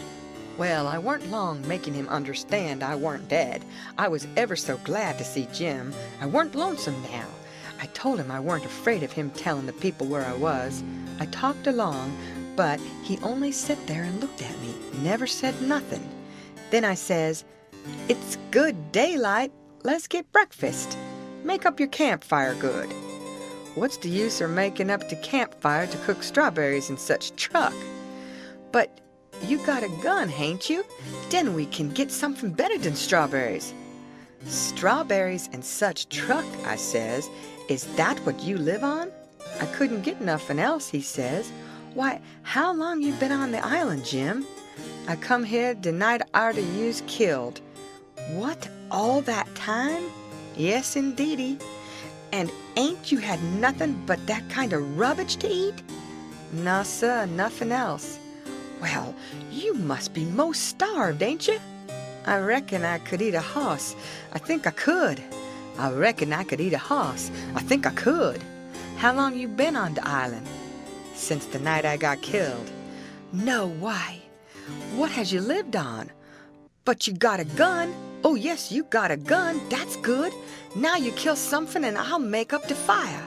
So we went over to where the canoe was, and while he built a fire in a grassy open place amongst the trees, I fetched meal and bacon and coffee pot and frying pan and sugar and tin cups, and the nigger was set back considerable because he reckoned it was all done with witchcraft. I catched a good big catfish too, and Jim cleaned him with his knife and fried him. When breakfast was ready, we lolled on the grass and eat it smoking hot. Jim laid in it with all his might, for he was most about starved. Then, when we had got pretty well stuffed, we laid off and lazied. By and by, Jim says, "But looky here, Huck, who was it that us killed in that shanty if it weren't you?" Then I told him the whole thing, and he said it was smart. He said Tom Sawyer couldn't get up no better plan than what I had. Then I says, "How do you come to be here, Jim? And how'd you get here?" He looked pretty uneasy and didn't say nothing for a minute. Then he says, "Maybe I better not tell." "Why, Jim?" "Well, Dey's reasons, but you wouldn't tell on me if I was to tell you, would you, Huck? Blamed if I would, Jim. Well, I believe you, Huck. I run off. Jim, but mind you said you wouldn't tell. You know you said you wouldn't tell, Huck. Well, I did. I said I wouldn't, and I'll stick to it. Honest Injun, I will. People would call me a low-down abolitionist and despise me for keeping mum, but that don't make no difference. I ain't a-going to tell, and I ain't a-going back there anyways. So now, let's know all about it. Well, you see, it is this way. Old Missus, that's Miss Watson, she pecks on me all the time and treats me pooty rough, but she allus says she wouldn't sell me down to Orleans. But I noticed they was a nigger trader round the place considerable lately, and I begin to get uneasy. Well, one night I creeps to the door pooty late, and the door warn't quite shut, and I hear old Missus tell the widder she going to sell me down to Orleans, but she didn't want to, but she could get $800 for me, and it is such a big stack of money she couldn't resist. The widder, she tried to get her to say she wouldn't do it, but I never waited to hear the rest. I lit out mighty quick, I tell you. I took out and shinned down the hill and spec to steal a skift long the show summers above the town, but they was people a-stirring yet, so I hid in the old tumble-down cooper shop and the bank to wait for everybody to go away. Well, I was dar all night. There was somebody around all the time. Long 'bout 6 in the morning, skiffs begin to go by, and 'bout 8 or 9, every skiff that went along was talking 'bout how your pap came over to the town and say you's killed. These last skiffs was full of ladies and gentlemen a-going over for to see the place. Sometimes they'd pull up at the shore and take a rest before they started crossed, so by they talk I got to know all about the killing. I is powerful sorry you's killed, Huck, but I ain't no more now. I laid there under the shavings all day. I is hungry, but I warn't afeared, because I knowed old Missus and the widder was going to start to the camp meeting right arter breakfast and be gone all day, and they knows I go off with the cattle 'bout daylight, so they wouldn't expect to see me round the place, and so they wouldn't miss me till after dark in the evening. The other servants wouldn't miss me, 'cause they'd shin out and take holidays soon as the old folks was out of the way. Well, when it come dark, I tuck out up the river road and went about 2 mile or more to where they weren't no houses. I'd made up my mind about what I was going to do. You see, if I kept on trying to get away afoot, the dogs would track me. If I stole a skiff to cross over, they'd miss that skiff, you see, and they'd know about what I land on the other side and what to pick up my track. So I says, a raft is what I's arter. It don't make no track. I see a light a-comin' round the pint by me by, so I wade in and shove a log ahead of me and swum more'n halfway across the river and got in amongst the driftwood and kept my head down low and kinder swum agin the current till my raft come along. Then I swum to the stern of it and tuck the holt. It clattered up, and I was pooty dark for a little while, so I clumb up and laid down into planks. The men is all way yonder in the middle, where their lantern was. The river was a-rising, and there was a good current, so I reckoned at by 4 in the morning I'd be 25 mile down the river, and then I'd slip in just before daylight and swim ashore and take to the woods on the Illinois side. But I didn't have no luck. When we was most down to the head of the island, a man began to come aft with the lantern. I see it warn't no use for to wait, so I slid overboard and struck out for the island. Well, I had a notion I could land most anywheres, but I couldn't bank to bluff. I was most to the foot of the island before I found a good place. I went into the woods and judged I wouldn't fool with rafts no more, long as they moved the lantern round so. I had my pipe and a plug or dog leg and some matches in my cap, and they weren't wet, so I was all right.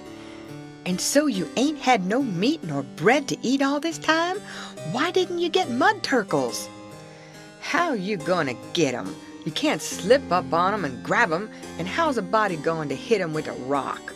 How would a body do it in the night? And I weren't going to show myself on the bank in the daytime. Well, that's so.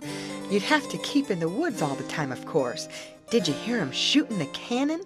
Oh, yes, I know they was arter you. I see 'em go by here, watched 'em through the bushes. Some young birds come along, flying a yard or two at a time and lighting. Jim said it was a sign it was going to rain. He said it was a sign when young chickens flew that way, and so he reckoned it was the same way when young birds done it. I was going to catch some of them, but Jim wouldn't let me. He said it was death. He said his father laid mighty sick once, and some of them catched a bird, and his old granny said his father would die, and he did. And Jim said you mustn't count the things you were going to cook for dinner, because that would bring bad luck. The same if you shook the tablecloth after sundown. And he said if a man owned a beehive and that man died, the bees must be told about it before sunup next morning, or else the bees would all weaken down and quit work and die. Jim said bees wouldn't sting idiots, but I didn't believe that, because I had tried them lots of times myself, and they wouldn't sting me. I had heard about some of these things before, but not all of them. Jim knowed all kinds of signs. He said he knowed most everything. I said it looked to me like all the signs was about bad luck, and so I asked him if there weren't any good luck signs.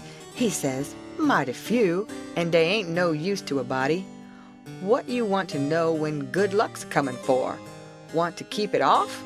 And he said, if you's got hairy arms and a hairy breast, it's a sign that you's a-gonna be rich. Well, dey's some use in a sign like dat, case it's so fur ahead. You see, maybe you's got to be poor a long time first, and so you might get discouraged and kill yourself if you didn't know by the sign that you were gonna be rich by me by. Have you got hairy arms and a hairy breast, Jim? What's the use to ask that question? Don't you see I has? Well, are you rich? No, but I been rich once and going to be rich again. Once I had $14, but I tuck to speculating and got busted out. What did you speculate in, Jim? Well, first I tackled stock. What kind of stock? Why, livestock, cattle, you know. I put $10 in a cow, but I ain't going to risk no more money in stock. The cow up and died on my hands. So you lost the $10? No, I didn't lose it at all. I only lost about 9 of it. I sold the hide and taller for $1.10.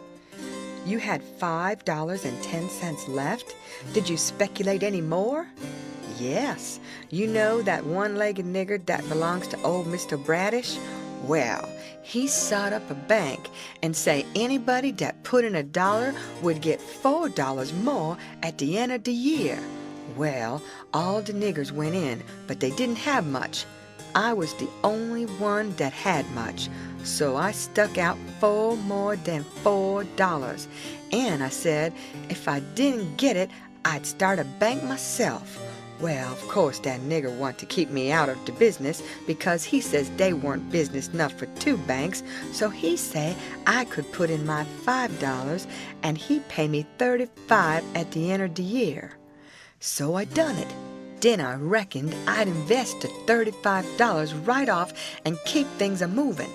There was a nigger named Bob that had catched a wood flat, and his master didn't know it, and I bought it off'n him and told him to take the $35 when the end of the year come, but somebody stole the wood flat that night, and next day the one-legged nigger says the bank's busted, so they didn't none us get no money. What did you do with the 10 cents, Jim?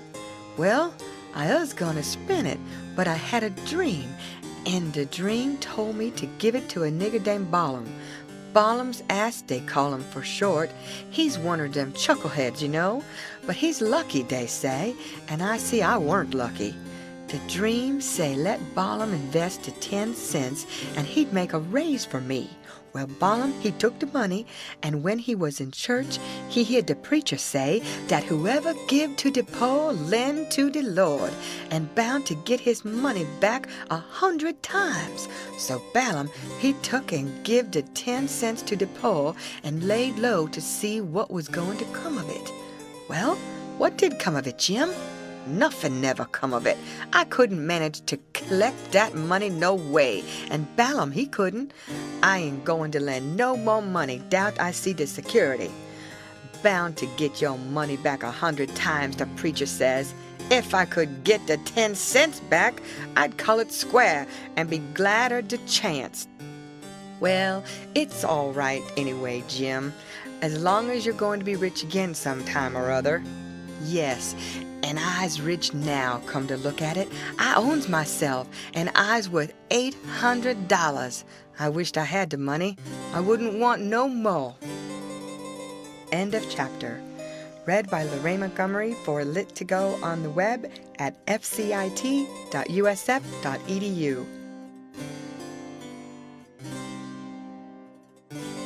The Adventures of Huckleberry Finn by Mark Twain. Chapter 9. I wanted to go and look at a place right about the middle of the island that I'd found when I was exploring. So we started and soon got to it, because the island was only 3 miles long and 1/4 of a mile wide. This place was a tolerable long, steep hill or ridge about 40 foot high. We had a rough time getting to the top. The sides was so steep and the bushes so thick.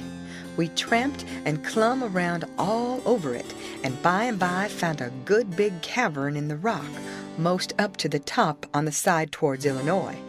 The cavern was as big as 2 or 3 rooms bunched together, and Jim could stand up straight in it. It was cool in there. Jim was for putting our traps in there right away, but I said we didn't want to be climbing up and down there all the time. Jim said if we had the canoe hid in a good place and had all the traps in the cavern, we could rush there if anybody was to come to the island, and they would never find us without dogs. And besides, he said them little birds had said it was going to rain, and did I want the things to get wet? So we went back and got the canoe and paddled up abreast the cavern and lugged all the traps up there. Then we hunted up a place close by to hide the canoe in, amongst the thick willows. We took some fish off of the lines and set them again, and begun to get ready for dinner. The door of the cavern was big enough to roll a hogshead in, and on one side of the door the floor stuck out a little bit and was flat, and a good place to build a fire on, so we built it there and cooked dinner. We spread the blankets inside for a carpet and eat our dinner in there. We put all the other things handy at the back of the cavern. Pretty soon it darkened up and begun to thunder and lighten, so the birds was right about it. Directly it begun to rain, and it rained like all fury too, and I never see the wind blow so. It was one of these regular summer storms. It would get so dark that it looked all blue-black outside and lovely, and the rain would thrash along by so thick that the trees off a little ways looked dim and spiderwebby, and here would come a blast of wind that would bend the trees down and turn up the pale underside of the leaves, and then a perfect ripper of a gust would follow along and set the branches to tossing their arms as if they was just wild, and next, when it was just about the bluest and blackest, it was as bright as glory, and you'd have a little glimpse of treetops a-plugging about away off yonder in the storm, hundreds of yards further than you could see before, dark as sin again in a second, and now you'd hear the thunder let go with an awful crash, and then go rumbling, grumbling, tumbling down the sky towards the underside of the world, like rolling empty barrels downstairs, where it's long stairs, and they bounce a good deal, you know. "Jim, this is nice," I says. "I wouldn't want to be nowhere else but here. Pass me along another hunk of fish and some hot cornbread." Well, you wouldn't have been here if it hadn't have been for Jim. You'd have been down the woods without any dinner and getting most drowned too. Dat you would, honey. Chickens knows when it's going to rain, and so do the birds, child. The river went on raising and raising for 10 or 12 days, till at last it was over the banks. The water was 3 or 4 foot deep on the island in the low places and on the Illinois bottom. On that side it was a good many miles wide, but on the Missouri side it was the same old distance across, a half a mile, because the Missouri shore was just a wall of high bluffs. Daytimes we paddled all over the island in the canoe. It was mighty cool and shady in the deep woods, even if the sun was blazing outside.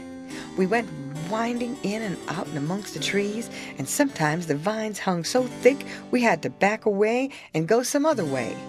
Well, on every old broken-down tree you could see rabbits and snakes and such things, and when the island had been overflowed a day or two, they got so tame, on account of being hungry, that you could paddle right up and put your hand on them if you wanted to. But not the snakes or turtles. They would slide off in the water. The ridge our cavern was in was full of them.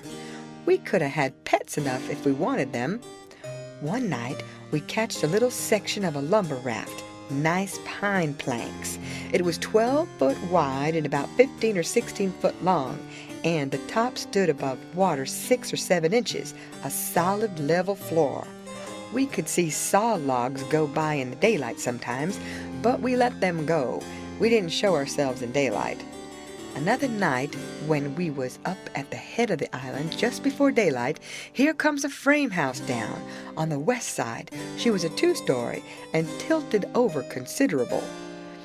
We paddled out and got aboard, clumb in at an upstairs window, but it was too dark to see yet, so we made the canoe fast and set in her to wait for daylight. The light begun to come before we got to the foot of the island. Then we looked in at the window.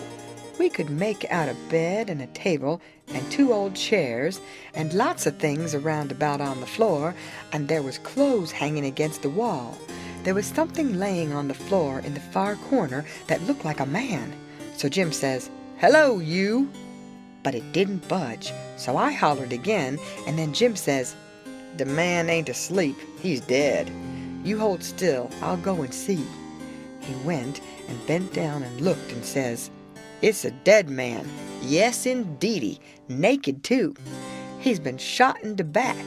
I reckon he's been dead 2 or 3 days. Come in, Huck, but don't look at his face. It's too ghastly." I didn't look at him at all. Jim throwed some old rags over him, but he needn't done it. I didn't want to see him.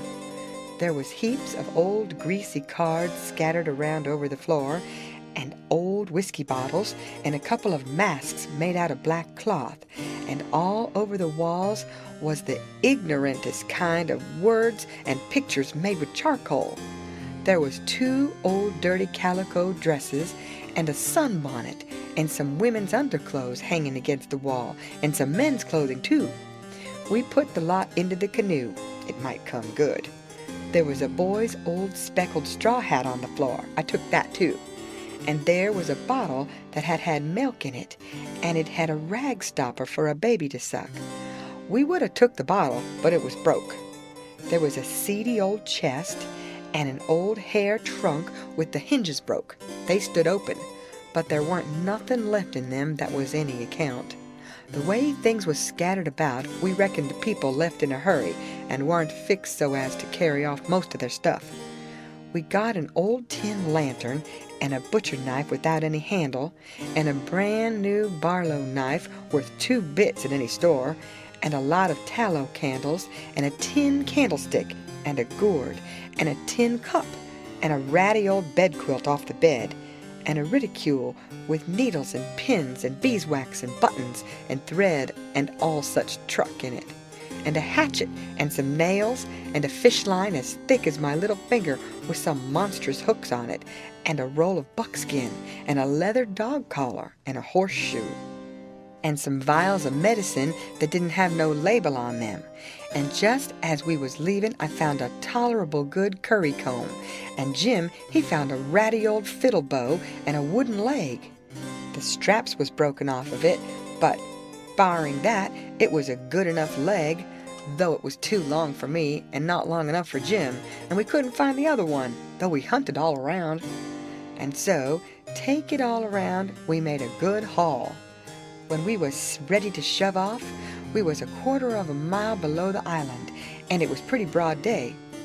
So I made Jim lay down in the canoe and cover up with the quilt, because if he set up, people could tell he was a nigger a good ways off. I paddled over to the Illinois shore and drifted down most a 1/2 mile doing it. I crept up the dead water under the bank and hadn't no accidents and didn't see nobody. We got home all safe.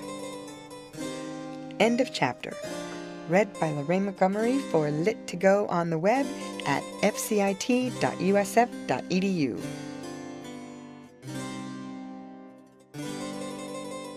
The Adventures of Huckleberry Finn by Mark Twain, Chapter 10. After breakfast, I wanted to talk about the dead man and guess out how he come to be killed, but Jim didn't want to. He said it would fetch bad luck, and besides, he said he might come and haunt us. He said a man that weren't buried was more likely to go a-haunting around than one that was planted and comfortable. That sounded pretty reasonable, so I didn't say no more. But I couldn't keep from studying over it and wishing I knowed who shot the man and what they done it for. We rummaged the clothes we'd got and found $8 in silver sewed up in the lining of an old blanket overcoat. Jim said he reckoned the people in that house stole the coat, because if they'd 'a' knowed the money was there, they wouldn't 'a' left it. I said I reckoned they killed him too, but Jim didn't want to talk about that. I says, "Now you think it's bad luck, but what did you say when I fetched in the snakeskin that I found on the top of the ridge the day before yesterday?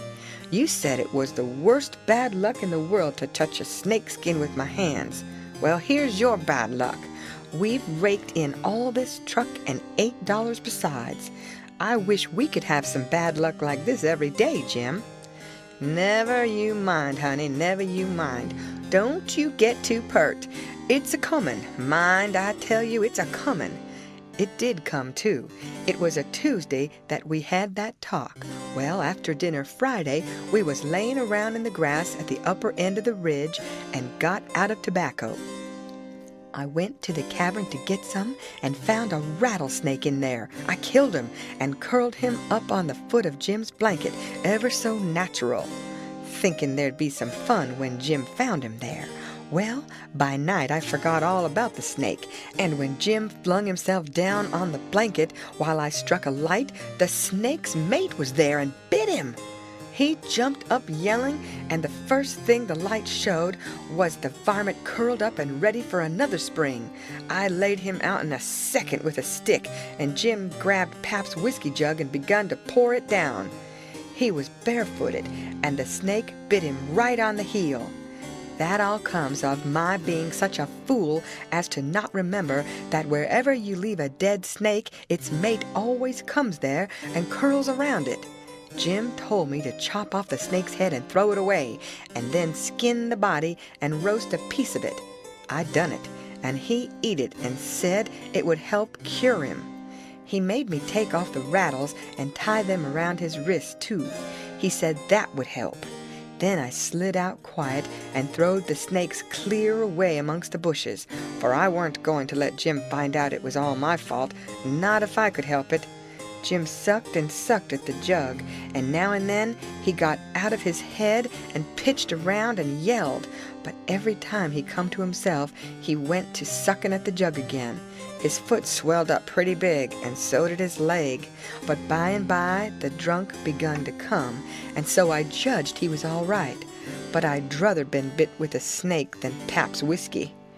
Jim was laid up 4 days and nights. Then the swelling was all gone, and he was around again. I made up my mind I wouldn't ever take a holt of a snakeskin again with my hands, now that I see what had come of it.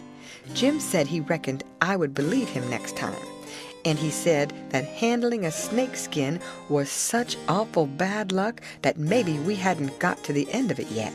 He said he'd rather see the new moon over his left shoulder as much as 1,000 times than take up a snakeskin in his hand. Well, I was getting to feel that way myself, though I've always reckoned that looking at the new moon over your left shoulder is one of the carelessest and foolishest things a body can do. Old Hank Bunker done it once and bragged about it, and in less than 2 years he got drunk and fell off of the shot tower and spread himself out so that he was just a kind of a layer, as you may say, and they slid him edgeways between 2 barn doors for a coffin and buried him so they say, but I didn't see it. Pep told me. But anyway, it all come of looking at the moon that way, like a fool. Well, the days went along and the river went down between its banks again, and about the first thing we done was to bait one of the big hooks with a skinned rabbit and set it and catch a catfish that was as big as a man, being 6 foot 2 inches long and weighed over 200 pounds. We couldn't handle him, of course. He would have flung us into Illinois. We just sat there and watched him rip and tear around till he drowned. We found a brass button in his stomach and a round ball and lots of rubbish. We split the ball open with the hatchet, and there was a spool in it. Jim said he had it there a long time to coat it over so and make a ball of it. It was as big a fish as was ever catched in the Mississippi, I reckon. Jim said he hadn't ever seen a bigger one. He would have been worth a good deal over at the village. They peddle out such a fish as that by the pound in the market house there. Everybody buys some of him. His meat's as white as snow and makes a good fry. Next morning I said it was getting slow and dull, and I wanted to get a stirring up some way. I said I reckoned I would slip over the river and find out what was going on. Jim liked that notion, but he said I must go in the dark and look sharp. Then he studied it over and said, couldn't I put on some of them old things and dress up like a girl? That was a good notion, too.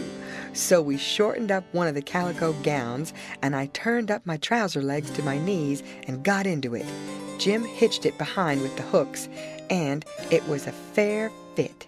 I put on the sunbonnet and tied it under my chin, and then for a body to look in and see my face was like looking down a joint of stovepipe. Jim said nobody would know me, even in the daytime hardly. I practiced around all day to get the hang of the things, and by I could do pretty well in them. Only Jim said I didn't walk like a girl, and he said I must quit pulling up my gown to get it in my breeches pocket. I took notice and done better. I started up the Illinois shore in the canoe just after dark. I started across to the town from a little below the ferry landing, and the drift of the current fetched me in at the bottom of the town. I tied up and started along the bank.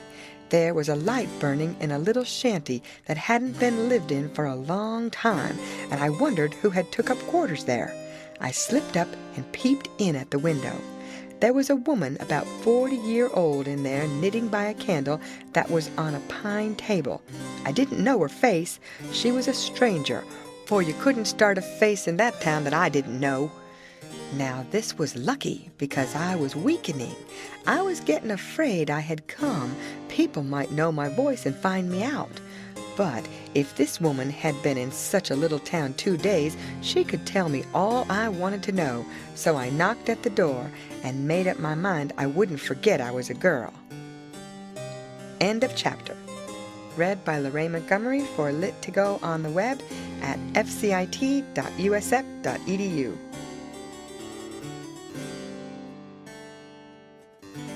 The Adventures of Huckleberry Finn by Mark Twain. Chapter 11. "Come in," says the woman, and I did. She says, "Take a cheer." I done it. She looked me all over with her little shiny eyes and says, "What might your name be?" "Sarah Williams." "Whereabouts do you live, in this neighborhood?" "No'm, in Hookerville, 7 miles below. I've walked all the way and I'm all tired out." "Hungry too, I reckon. I'll find you something." "No'm, I ain't hungry. I was so hungry I had to stop 2 miles below here at a farm, so I ain't hungry no more. It's what makes me so late. My mother's down sick and out of money and everything, and I come to tell my Uncle Abner more. He lives at the upper end of the town, she says. I hain't ever been here before. Do you know him? No, but I don't know everybody yet. I haven't lived here quite 2 weeks. It's a considerable ways to the upper end of the town. You'd better stay here all night. Take off your bonnet. No, I says. I'll rest a while, I reckon, and go on. I ain't afeard of the dark. She said she wouldn't let me go by myself, but her husband would be in by and by, maybe in an hour and a half, and she'd send him along with me.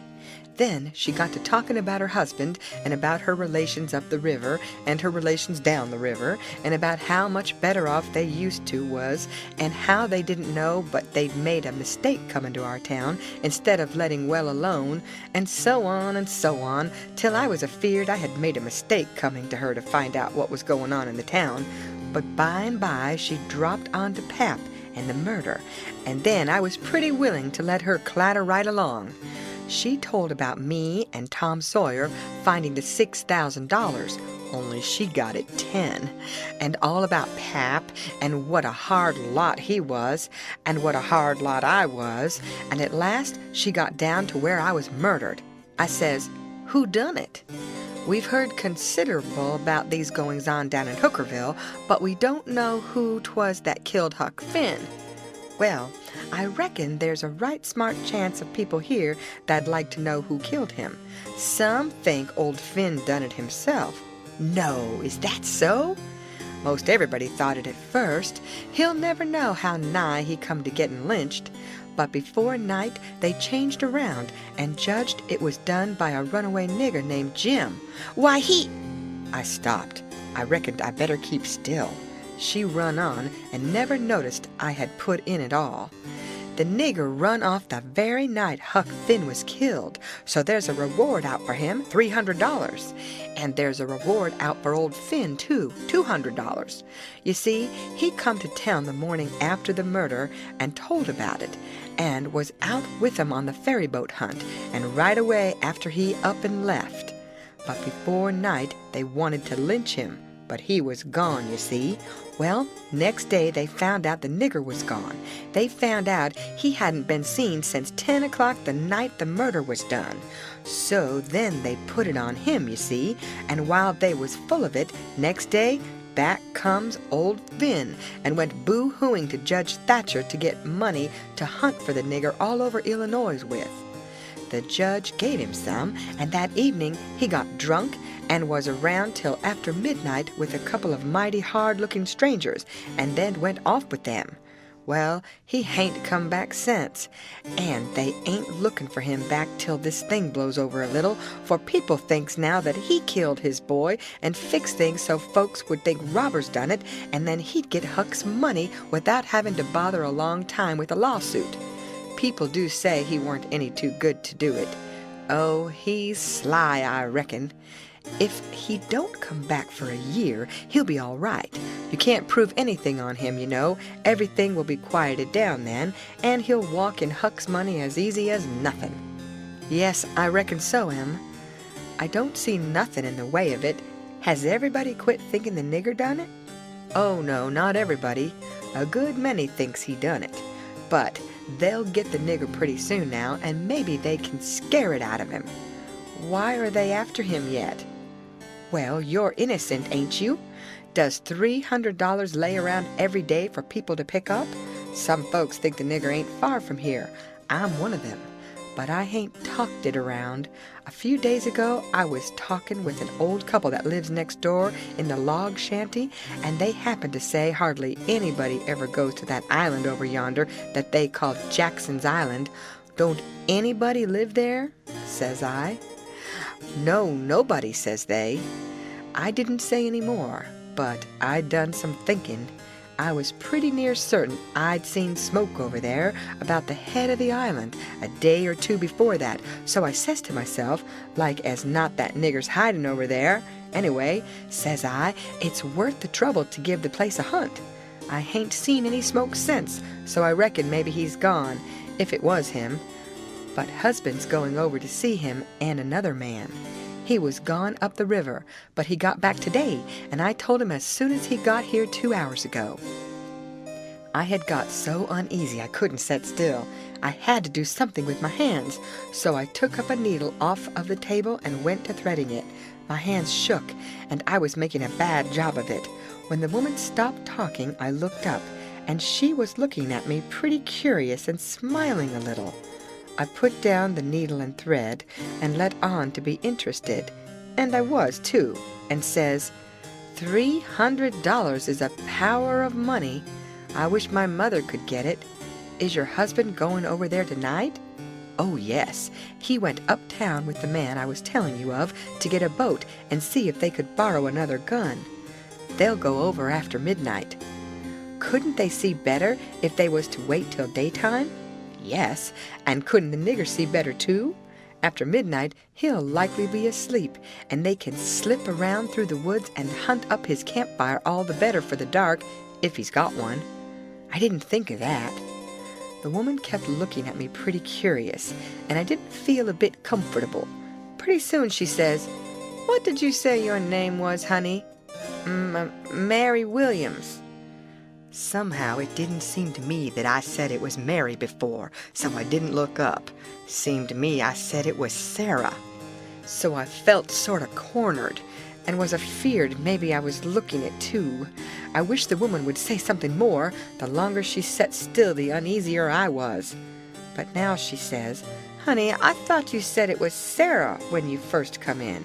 "Oh, yes, I did. Sarah Mary Williams. Sarah's my first name. Some calls me Sarah, some calls me Mary." "Oh, that's the way of it." "Yes'm." I was feeling better then, but I wished I was out of there anyway. I couldn't look up yet.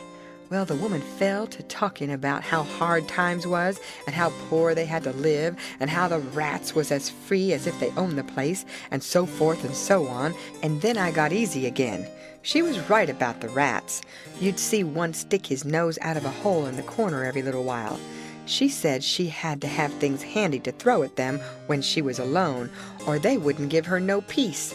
She showed me a bar of lead twisted up into a knot, and said she was a good shot with it generally, but she'd wrenched her arm a day or two ago and didn't know whether she could throw true now. But she watched for a chance and directly banged away at a rat, but she missed him wide and said, "Ouch!" It hurt her arm so. Then she told me to try for the next one. I wanted to be getting away before the old man got back, but of course I didn't let on. I got the thing, and the first rat that showed his nose I let drive, and if he'd stayed where he was, he'd have been a tolerable sick rat. She said that was first rate, and she reckoned I would hive the next one. She went and got the lump of lead and fetched it back, and brought along a hank of yarn which she wanted me to help her with. I held up my 2 hands, and she put the hank over them, and went on talking about her and her husband's matters. But she broke off to say, "Keep your eye on the rats. You better have the lead in your lap handy." So she dropped the lump into my lap just at that moment, and I clapped my legs together on it, and she went on talking. But only about a minute. Then she took off the hank and looked me straight in the face and very pleasant, and says, "Come now, what's your real name?" "What, Mum?" "What's your real name? Is it Bill or Tom or Bob, or what is it?" I reckon I shook like a leaf, and I didn't know hardly what to do. But I says, "Please to don't poke fun at a poor girl like me, Mum. If I'm in the way here, I'll—" "No, you won't. Sit down and stay where you are. I ain't going to hurt you, and I ain't going to tell on you nother. You just tell me your secret, and trust me, I'll keep it. And what's more, I'll help you. So my old man if you want him to. You see, you're a runaway 'prentice, that's all. It ain't anything. There ain't no harm in it. You've been treated bad, and you made up your mind to cut. Bless you, child. I wouldn't tell on you. Tell me all about it now. That's a good boy." So I said it wouldn't be no use to try to play it any longer, and I would just make a clean breast and tell her everything. but she mustn't go back on her promise. Then I told her my father and mother was dead, and the law had bound me out to a mean old farmer in the country 30 miles back from the river, and he'd treated me so bad I couldn't stand it no longer. He went away to be gone a couple of days, and so I took my chance and stole some of his daughter's old clothes and cleared out, and I had been 3 nights coming the 30 miles. I traveled nights and hid daytimes and slept, and the bag of bread and meat I carried from home lasted me all the way, and I had a plenty. I said I believed my Uncle Abner Moore would take care of me, and so that was why I struck out for this town of Goshen. Goshen, child? This ain't Goshen. This is St. Petersburg. Goshen's 10 miles further up the river. Who told you this was Goshen? Why, a man I met at daybreak this morning, just as I was going to turn into the woods for my regular sleep. He told me when the roads forked, I must take the right hand, and 5 miles would fetch me to Goshen. He was drunk, I reckon. He told you just exactly wrong. Well, he did act like he was drunk, but it ain't no matter now. I got to be moving along. I'll fetch Goshen before daylight. Hold on a minute. I'll put you up a snack to eat. You might want it. So she put me up a snack and says, "Say, when a cow's laying down, which end of her gets up first? Answer up prompt now. Don't stop to study over it. Which end gets up first?" "The hind end, Mum." "Well, then a horse." "The forward end, Mum." "Which side of a tree does the moss grow on?" "North side." "If 15 cows is browsing on a hillside, how many of them eats with their heads pointed the same direction?" "The whole 15, Mum." "Well, I reckon you have lived in the country. I thought maybe you was trying to hocus me again. What's your real name now?" "George Peters, Mum." "Well, try to remember it, George. Don't forget, and tell me it's Alexander before you go. And then get out by saying it's George Alexander when I catch you. And don't go about women in that old calico. You do a girl tolerable poor, but you might fool men, maybe. Bless you, child, when you set out to thread a needle, don't hold the thread still and fetch the needle up to it. Hold the needle still and poke the thread at it.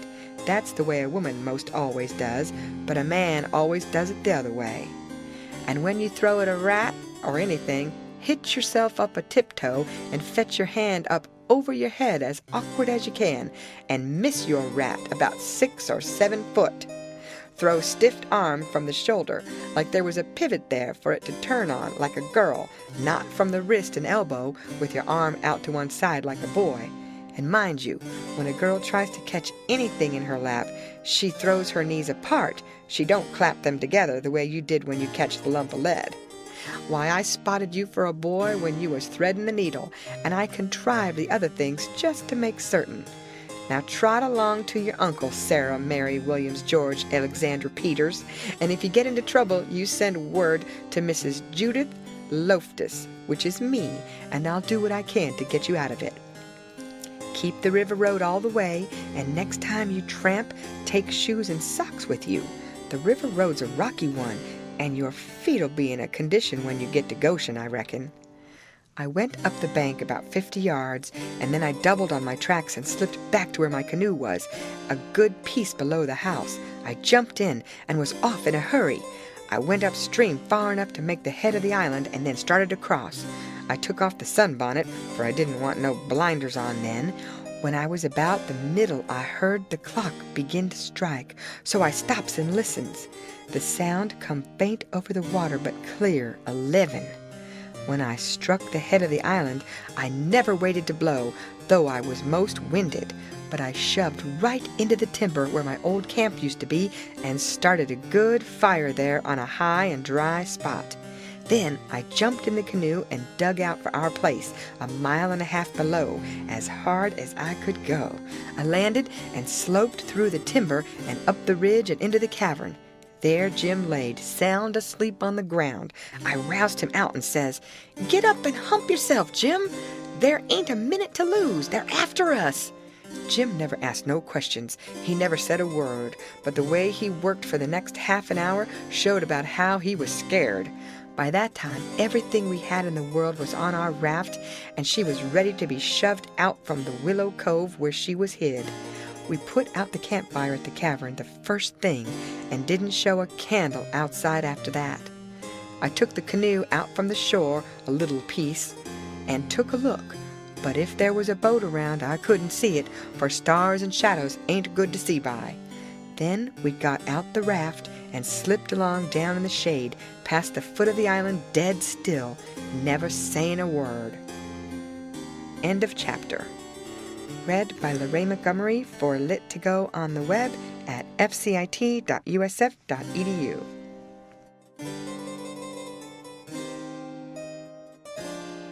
The Adventures of Huckleberry Finn by Mark Twain. Chapter 12.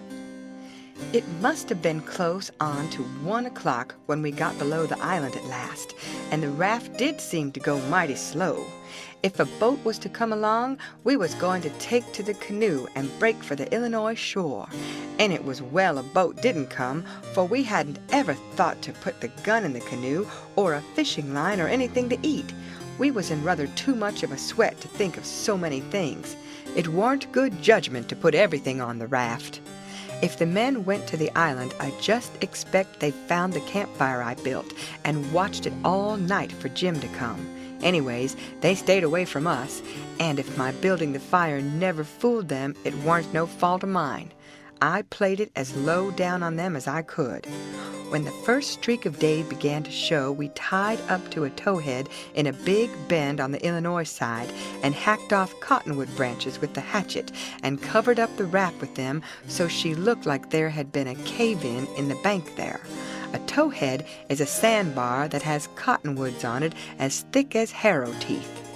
We had mountains on the Missouri shore and heavy timber on the Illinois side, and the channel was down the Missouri shore at that place, so we weren't afraid of anybody running across us. We laid there all day and watched the rafts and steamboats spin down the Missouri shore, and upbound steamboats fight the big river in the middle. I told Jim all about the time I had jabbering with that woman, and Jim said she was a smart one, and if she was to start after us herself, she wouldn't sit down and watch a campfire. No, sir, she'd fetch a dog. Well, then, I said, why couldn't she tell her husband to fetch a dog? Jim said he bet she did think of it by the time the men was ready to start, and he believed they must have gone uptown to get a dog, and so they lost all that time, or else we wouldn't be here on a townhead 16 or 17 miles below the village. No, indeedy. We would be in that same old town again. So I said I didn't care what was the reason they didn't get us, as long as they didn't. When it was beginning to come on dark, we poked our heads out of the cottonwood thicket and looked up and down and across. Nothing in sight.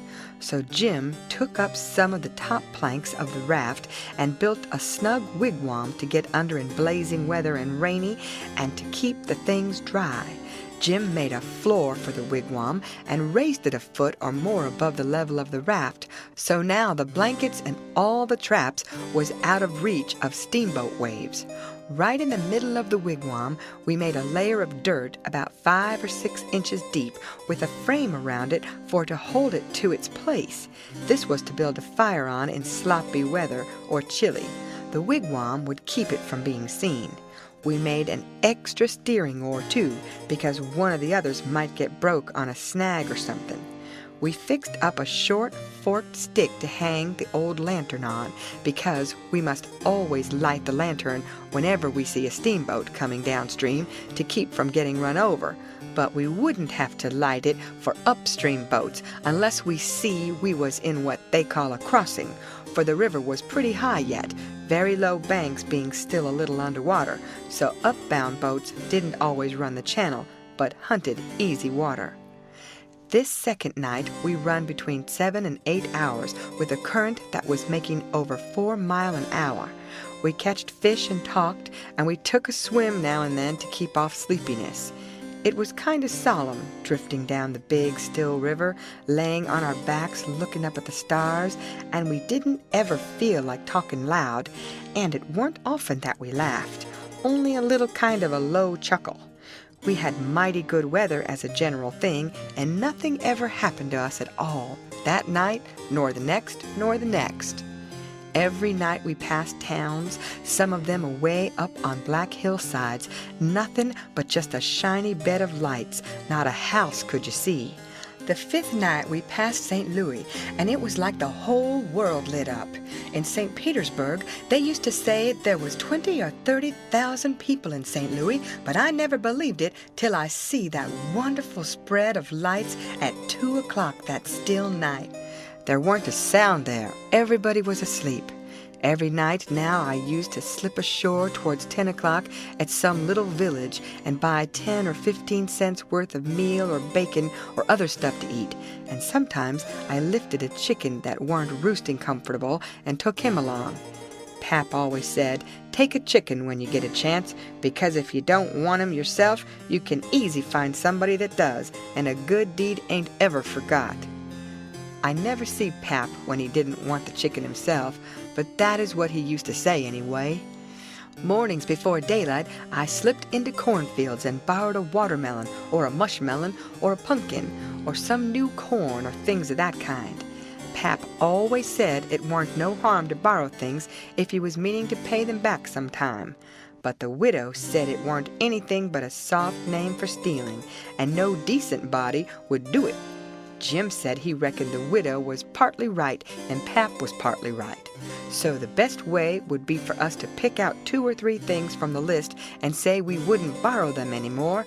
Then he reckoned it wouldn't be no harm to borrow the others.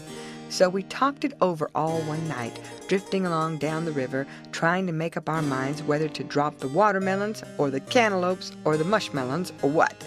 But towards daylight, we got it all settled satisfactory and concluded to drop crab apples and persimmons. We weren't feeling just right before that, but it was all comfortable now.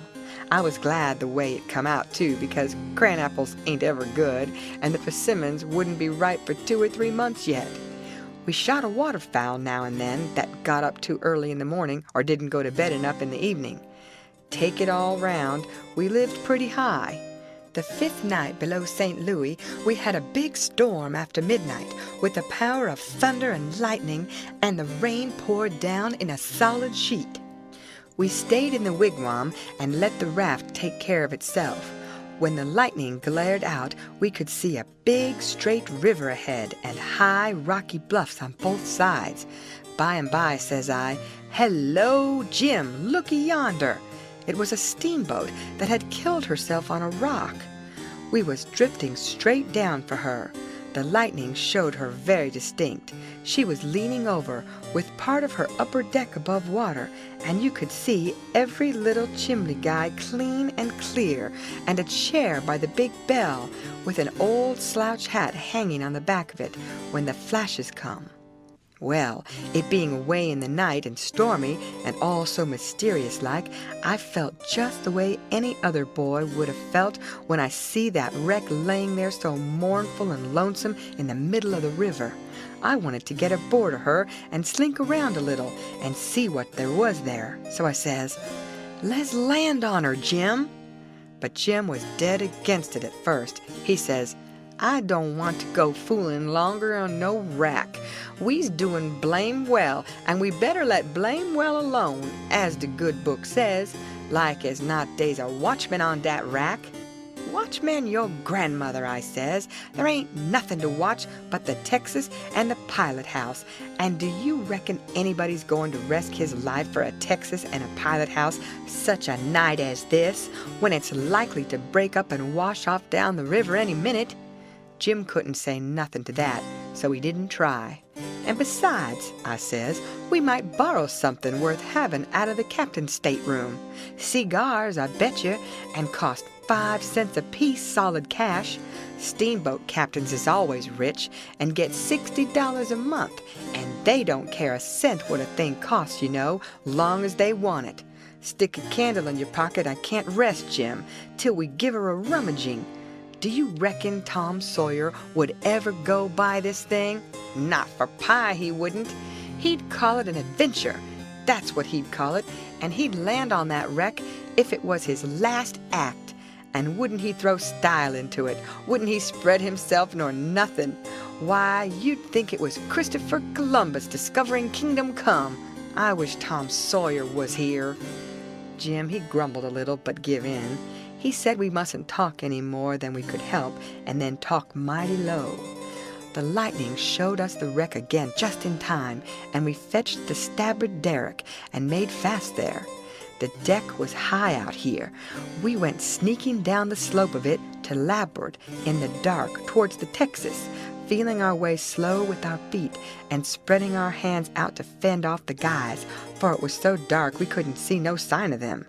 Pretty soon we struck the forward end of the skylight and clumb onto it, and the next step fetched us in front of the captain's door, which was opened, and by Jiminy, away down through the Texas hall we see a light, and all in the same second we seemed to hear low voices in yonder. Jim whispered and said he was feeling powerful sick, and told me to come along. I says all right, and was going to start for the raft, but just then I heard a voice wail out and say, "Oh, please don't, boys. I swear I won't ever tell." Another voice said pretty loud, "It's a lie, Jim Turner. You've acted this way before. You always want more in your share of the truck, and you've always got it, too, because you've swore if you did, you'd tell. But this time, you've said it just one time too many. You're the meanest, treacherousest hound in this country." By this time, Jim was gone for the raft. I was just a-billing with curiosity, and I says to myself, Tom Sawyer wouldn't back out now, and so I won't either. I'm a-going to see what's going on here. So I dropped on my hands and knees in the little passage and crept aft in the dark till there weren't but one stateroom betwixt me and the cross hall of the Texas. Then, in there I see a man stretched on the floor and tied hand and foot, and two men standing over him, and one of them had a dim lantern in his hand, and the other one had a pistol. This one kept pointing the pistol at the man's head on the floor and saying, "I'd like to, and I order to, a mean skunk." The man on the floor would shrivel up and say, "Oh, please don't, Bill. I ain't ever going to tell." And every time he said that, the man with the lantern would laugh and say, "'Deed you ain't. You never said no truer thing in that, you bet you." And once he said, "Hear him beg. And yet, if we hadn't got the best of him and tied him, he'd have killed us both. And for what? Just for nothing. Just because we stood on our rights, that's what for. But I lay you ain't a-going to threaten nobody any more, Jim Turner. Put up that pistol, Bill." Bill says, "I don't want to, Jake Packard. I'm for killing him, and didn't he kill old Hatfield just the same way, and don't he deserve it? But I don't want him killed, and I've got my reason for it." "Bless your heart for them words, Jake Packard. I'll never forget you long's I live," says the man on the floor, sort of blubbering. Packard didn't take no notice of that, but hung up his lantern on a nail and started towards where I was there in the dark and motioned Bill to come. I crawfished as fast as I could about 2 yards, but the boat slanted so that I couldn't make very good time. So to keep from getting run over and catched, I crawled into a stateroom on the upper side. The man came a-pawing along in the dark, and when Packard got to my stateroom, he says, "Here, come in here." And in he come, and Bill after him. But before they got in, I was up in the upper berth, cornered, and sorry I come. Then they stood there with their hands on the ledge of the berth and talked. I couldn't see them, but I could tell where they was by the whiskey they'd been having. I was glad I didn't drink whiskey, but it wouldn't have made much difference anyway, because most of the time they couldn't have treed me because I didn't breathe. I was too scared, and besides, a body couldn't breathe and hear such talk. They talked low and earnest. Bill wanted to kill Turner. He said he'll tell, and he will. If we was to give both our shares to him now, it wouldn't make no difference after the row, and the way we've served him. Sure as you're born, he'll turn state's evidence, now you hear me. I'm for putting him out of his troubles." "So am I," says Packard, very quiet. "Blame it. I'd sorter begun to think you wasn't. Well then, that's all right. Let's go and do it. Hold on a minute. I hain't had my say yet. You listen to me. Shooting's good, but there's quieter ways if the thing's got to be done. But what I say is this. It ain't good sense to go courting around after a halter if you can get at what you're up to in some way that's just as good and at the same time don't bring you into no risks. Ain't that so? You bet it is. But how you going to manage it this time? Well, my idea is this. We'll rustle around and gather up whatever pickings we've overlooked in the staterooms and shove for shore and hide the truck. Then we'll wait. Now I say it ain't a-going to be more'n 2 hours before this wrack breaks up and washes off down the river. See? He'll be drownded and won't have nobody to blame for it but his own self. I reckon that's a considerable sight better'n killing of him. I'm unfavorable to killing a man as long as you can get around it. It ain't good sense. It ain't good morals. Ain't I right? Yes, I reckon you are. But supposing she don't break up and wash off? Well, we can wait the 2 hours anyway and see, can't we? All right then, come along. So they started, and I lit out, all in a cold sweat, and scrambled forward. It was dark as pitch there, but I said, in a kind of coarse whisper, "Jim!" And he answered up right at my elbow with a sort of a moan, and I says, "Quick, Jim, it ain't no time for fooling around and moaning. There's a gang of murderers in yonder, and if we don't hunt up their boat and set her drifting down the river so these fellows can get away from the wreck, there's one of 'em going to be in a bad fix. But if we can find their boat, we can put all of 'em in a bad fix, for the sheriff will get 'em. Quick, hurry! I'll hunt the larboard side, you hunt the starboard. You start at the raft and... Oh, my lordy, lordy, raft? Dey ain't no raft no more. She done broke loose and gone. And here we is." End of chapter. Read by Lorraine Montgomery for Lit to Go on the web at fcit.usf.edu.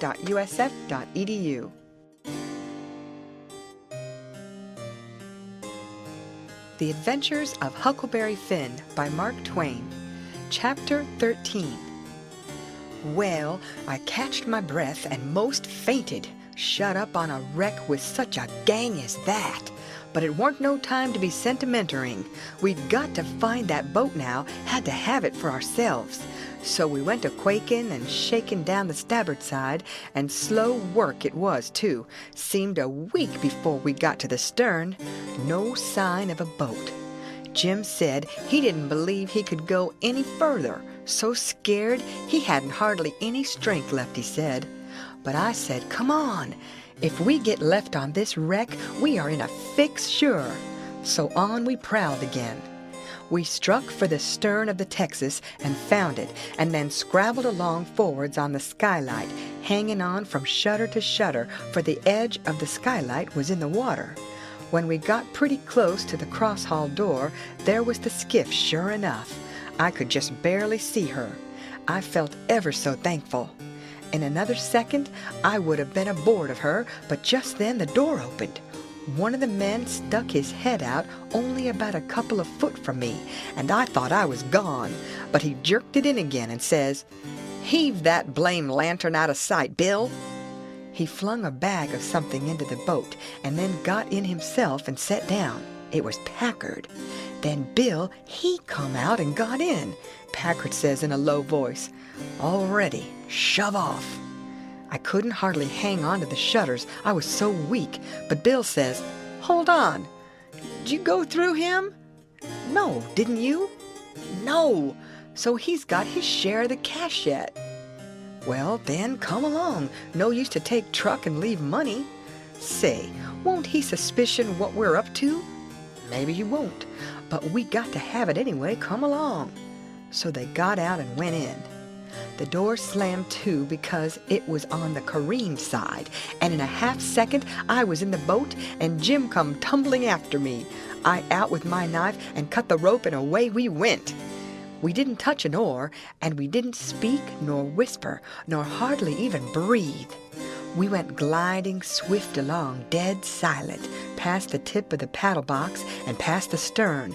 Then, in a second or two more, we was 100 yards below the wreck, and the darkness soaked her up, every last sign of her, and we was safe and knowed it. When we was 300 or 400 yards downstream, we see the lantern show like a little spark at the Texas door for a second, and we knowed by that the rascals had missed their boat and was beginning to understand that they was in just as much trouble now as Jim Turner was. Then Jim manned the oars, and we took out after our raft. Now was the first time that I'd begun to worry about the men. I reckon I hadn't had time to before. I begun to think how dreadful it was, even for murderers, to be in such a fix. I says to myself, there ain't no telling, but I might come to be a murderer myself yet, and then how would I like it? So I says to Jim, the first light we see we'll land 100 yards below it or above it in a place where it's a good hiding place for you and the skiff, and then I'll go and fix up some kind of a yarn and get somebody to go for that gang and get them out of their scrape so they can be hung when their time comes. But that idea was a failure, for pretty soon it begun to storm again, and this time worse than ever. The rain poured down, and never a light showed. Everybody in bed, I reckon. We boomed along down the river, watching for lights and watching for our raft. After a long time the rain let up, but the clouds stayed, and the lightning kept whimpering, and by a flash showed us a black thing ahead, floating, and we made for it. It was the raft, and mighty glad was we to get aboard of it again. We seen a light now away down to the right on shore, so I said I would go for it. The skiff was half full of plunder which that gang had stole there on the wreck. We hustled it on to the raft in a pile, and I told Jim to float along down and show a light when he judged he had gone about 2 miles, and keep it burning till I come. Then I manned my oars and shoved for the light. As I got down towards it, 3 or 4 more showed, up on a hillside. It was a village. I closed in above the shore light and laid on my oars and floated. As I went by, I see it was a lantern hanging on the jackstaff of a double-hull ferry boat. I skimmed around for the watchman, a-wondering whereabouts he slept, and by I found him roosting on the bitts forward with his head down between his knees. I gave his shoulder 2 or 3 little shoves and begun to cry.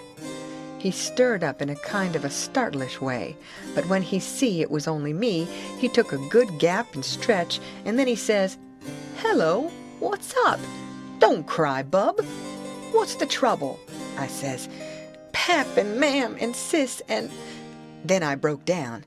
He says, "Oh, dang it now, don't take on so. We all has to have our troubles, and this'll come out all right. What's the matter with them? There, are you the watchman of the boat?" "Yes," he says, kind of pretty well satisfied like.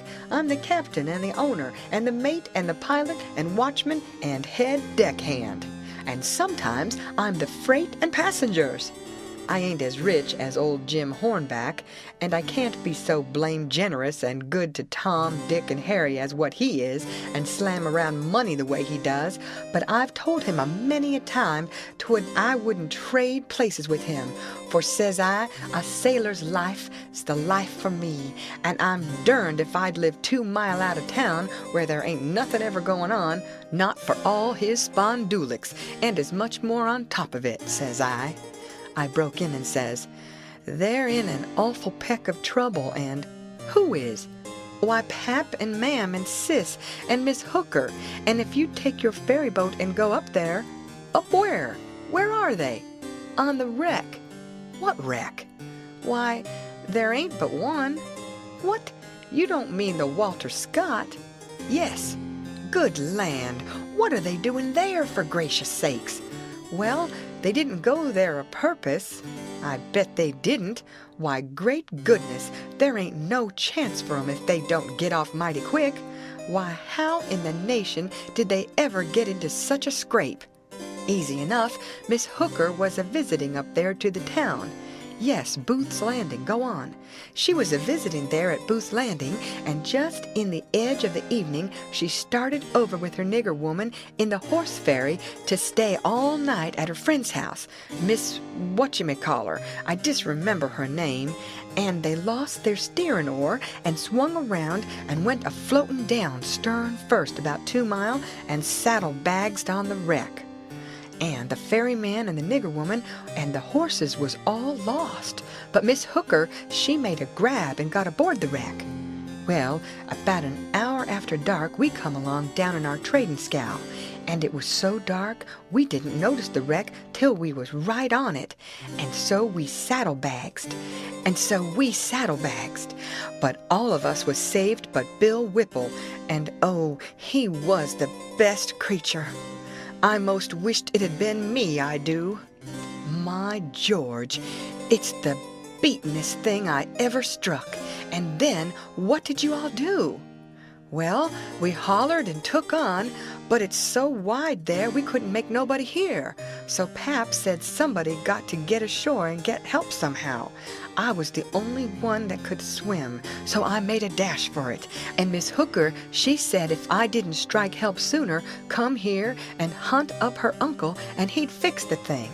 I made the land about a mile below and been fooling along ever since, trying to get people to do something.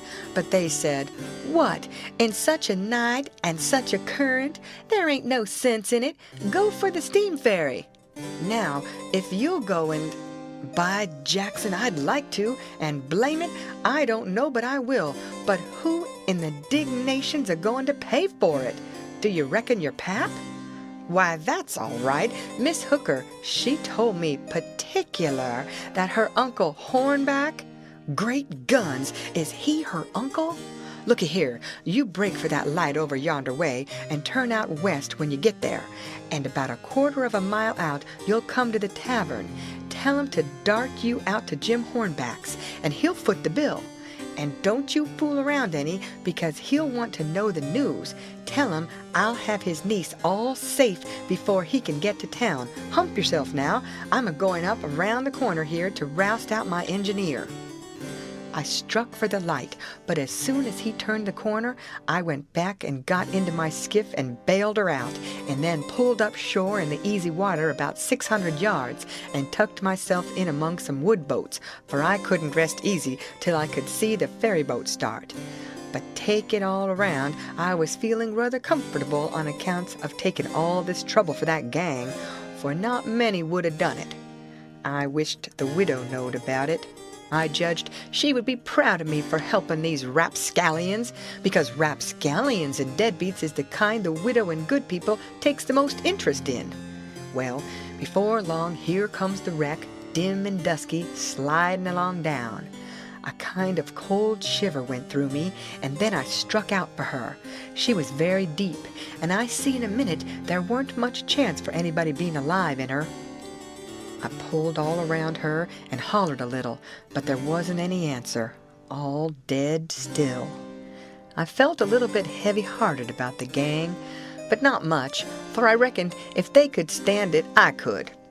Then here comes the ferry boat, so I shoved for the middle of the river on a long downstream slant, and when I judged I was out of eye reach, I laid on my oars and looked back and see her go and smell around the wreck for Miss Hooker's remainders, because the captain would know her Uncle Hornback would want them.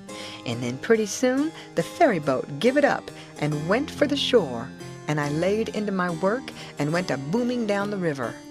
It did seem a powerful long time before Jim's light showed up, and when it did show, it looked like it was 1,000 miles off. By the time I got there, the sky was beginning to get a little gray in the east, so we struck for an island and hid the raft and sunk the skiff and turned in and slept like dead people. End of chapter. Read by Lorraine Montgomery for Lit to Go on the web at fcit.usf.edu.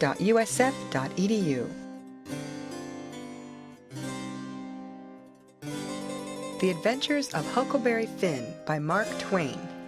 Chapter 14.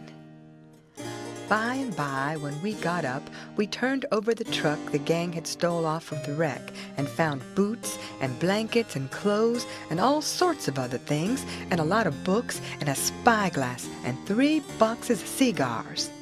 We hadn't ever been this rich before in neither of our lives. The cigars was prime. We laid off all the afternoon in the woods talking and me reading the books and having a general good time.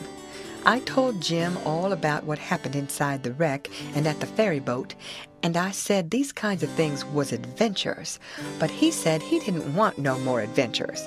He said that when I went in the Texas and he crawled back to get on the raft and found her gone, he nearly died because he judged it was all up with him any way it could be fixed.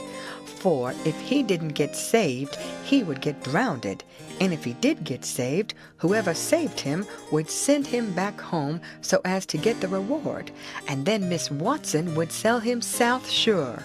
Well, he was right. He was most always right. He had an uncommon level head for a nigger. I read considerable to Jim about kings and dukes and earls and such, and how gaudy they dressed, and how much style they put on, and called each other your majesty and your grace and your lordship and so on, instead of mister, and Jim's eyes bugged out, and he was interested. He says, I didn't know dey was so many on 'em. I hadn't heard about none of 'em scasely but old King Solomon, unless you counts them kings that's in a pack or kyards. How much do a king get? Get? I says. Why, they get $1,000 a month if they want it. They can have just as much as they want. Everything belongs to them. Ain't that gay? And what they got to do, Huck? They don't do nothing. Why, how you talk, they just sit around. No, is that so? Of course it is. They just sit around, except maybe when there's a war, then they go to the war. But other times, they just lazy around, or go hawking, just hawking and Shh! Do you hear a noise? We skipped out and looked, but it weren't nothing but the flutter of a steamboat's wheel away down, coming around the point. So we come back. Yes, says I, and other times, when things is dull, they fuss with the Parliament, and if everybody don't go just so, he whacks their heads off. But mostly, they hang round the harem. Round the which? Harem. What's the harem? The place where he keeps his wives. Don't you know about the harem? Solomon had one. He had about 1,000,000 wives. Why, yes, that's so. I done forgot it. A harem's a boarding house, I reckon. Most likely, they has rackety times in the nursery. And I reckon the wives quarrels considerable, and that creased the racket. Yet they say Solomon the wisest man that ever lived. I don't take no stock in that, because why would a wise man want to live in the midst of such a blim-blammin' all the time? No, 'deed he wouldn't. A wise man 'ud take and build a biller factory, and then he could shut down the biller factory when he wants to rest. Well, but he was the wisest man anyway, because the widow, she told me so her own self. I don't care what the widder say, he warn't no wise man nother. He had some of the dad-fetchedest ways I ever see. Does you know about that child that he is going to chop in two? Yes, the widow told me all about it. Well then, weren't that the beatin'est notion in the world? You just take and look at it a minute. That's the stump. That's one of the woman. Here's you. That's the other one. I's Solomon, and this your dollar bill's the child. Both on you claims it. What does I do? Does I shin around amongst the neighbors and find out which on you the bill do belong to and hand it over to the right one all safe and sound the way that anybody that had any gumption would? No. I take and whack the bill in two and give half on it to you and the other half to the other woman. That's the way Solomon was going to do with the child. Now, I want to ask you, what's the use that half a bill? Can't buy nothing with it. And what use is a half a child? I wouldn't give a dern for 1,000,000 of 'em. But hang it, Jim, you've clean missed the point, blame it. You've missed it 1,000 mile. Who, me? Go long. Don't talk to me about your pence. I reckon I know sense when I sees it, and dey ain't no sense in sich doing as dat. Dispute warn't 'bout a half a child, dispute was 'bout a whole child, and the man dat think he can settle a spute 'bout a whole child with a half a child don't know enough to come in out of the rain. Don't talk to me 'bout Solomon, Huck. I knows him by the back. But I tell you, you don't get the point.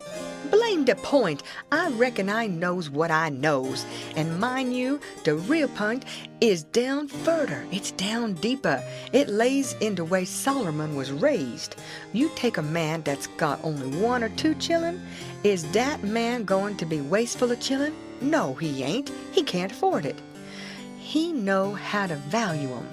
But you take a man that's got about 5 million children running around the house, and it's different. He as soon chop a child in 2 as a cat. Dey's plenty more.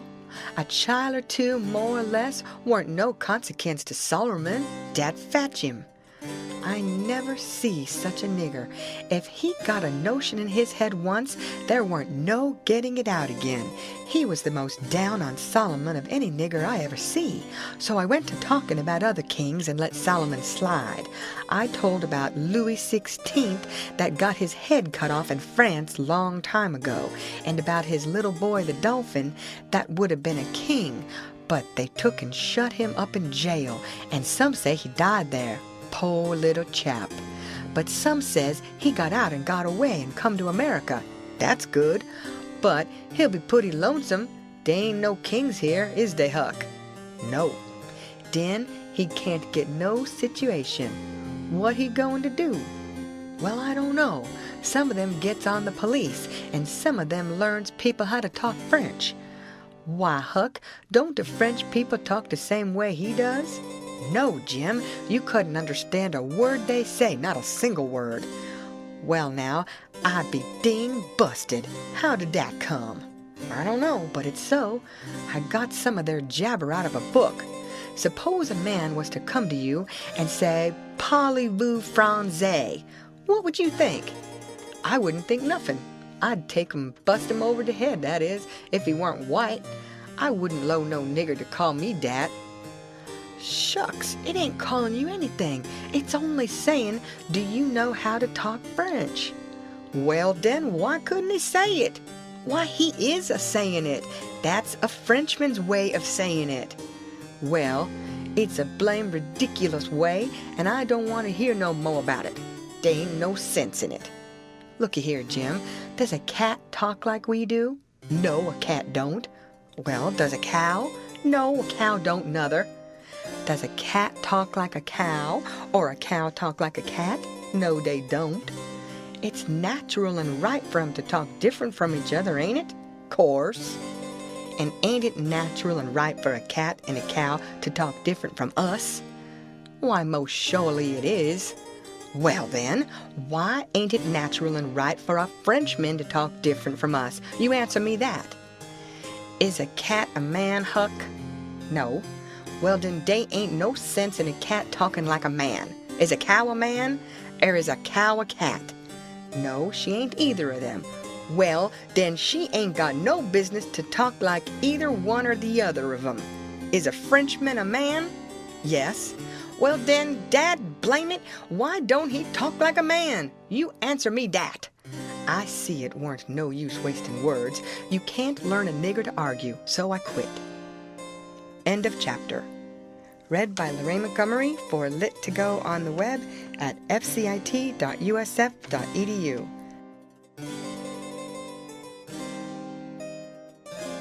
The Adventures of Huckleberry Finn by Mark Twain. Chapter 15. We judged that 3 nights more would fetch us to Cairo at the bottom of Illinois, where the Ohio River comes in, and that was what we was after. We would sell the raft and get on a steamboat and go way up the Ohio amongst the free states, and then be out of trouble. Well, the second night a fog begun to come on, and we made for a town head to tie to, for it wouldn't do to try to run in a fog. But when I paddled ahead in the canoe with the line to make fast, there weren't anything but little saplings to tie to. I passed the line around one of them right on the edge of the cut bank, but there was a stiff current, and the raft come booming down so lively she tore it out by the roots, and away she went. I see the fog closing down, and it made me so sick and scared I couldn't budge for most a half a minute, it seemed to me, and then there weren't no raft in sight. You couldn't see 20 yards. I jumped into the canoe and run back to the stern and grabbed the paddle and set her back a stroke, but she didn't come. I was in such a hurry I hadn't untied her. I got up and tried to untie her, but I was so excited my hands shook so I couldn't hardly do anything with them. As soon as I got started, I took out after the raft, hot and heavy, right down the towhead. That was all right as far as it went, but the towhead weren't 60 yards long, and the minute I flew by the foot of it, I shot out into the solid white fog and hadn't no more idea which way I was going than a dead man. Thinks I, it won't do to paddle. First I know I'll run into the bank or a towhead or something. I got to sit still and float, and yet it's mighty fidgety business to have to hold your hands still at such a time. I whooped and listened. Away down there somewheres I hears a small whoop, and up comes my spirits. I went tearing after it, listening sharp to hear it again. The next time it come, I see I weren't heading for it, but heading away to the right of it. And the next time I was heading away to the left of it, and not gaining on it much either, for I was flying around, this way and that and the other, but it was going straight ahead all the time. I did wish the fool would think to beat a tin pan and beat it all the time, but he never did, and it was the still places between the whoops that was making the trouble for me. Well, I fought along, and directly I hears the whoop behind me. I was tangled good now. That was somebody else's whoop, or else I was turned around. I throwed the paddle down. I heard the whoop again. It was behind me yet, but in a different place. It kept coming and kept changing its place, and I kept answering, till by and by it was in front of me again, and I knowed the current had swung the canoe's head downstream, and I was all right if that was Jim and not some other raftsman hollering. I couldn't tell nothing about voices in a fog, for nothing don't look natural nor sound natural in a fog. The whooping went on, and in about a minute I come a-booming down on a cut bank with smoky ghosts of big trees on it, and the current throwed me off to the left and shot by amongst a lot of snags that fairly roared. The current was tearing by them so swift. In another second or two, it was solid white and still again. I sat perfectly still then, listening to my heart thump, and I reckon I didn't draw a breath while it thumped 100. I just give up then. I knowed what the matter was. That cut bank was an island, and Jim had gone down the other side of it. It weren't no towhead that you could float by in 10 minutes. It had the big timber of a regular island. It might be 5 or 6 miles long and more than half a mile wide. I kept quiet with my ears cocked about 15 minutes, I reckon. I was floating along, of course, 4 or 5 miles an hour. But you don't ever think of that. No, you feel like you are laying dead still on the water, and if a little glimpse of a snag slips by you, don't think to yourself how fast you're going, but you catch your breath and think, my, how that snag's tearing along. If you think it ain't dismal and lonesome out in a fog that way by yourself in the night, you try it once. You'll see. Next, for about a half an hour, I whoops now and then. At last, I hears the answer a long ways off and tries to follow it, but I couldn't do it. And directly I judged I'd got into a nest of towheads, for I had little dim glimpses of them on both sides of me, sometimes just a narrow channel between, and some that I couldn't see I knowed was there because I'd hear the wash of the current against the old dead brush and trash that hung over the banks. Well, I weren't long losing the whoops down amongst the towheads, and I only tried to chase them a little while anyway, because it was worse than chasing a jack-o'-lantern. You never noticed sound dodge around so, and swap places so quick and so much.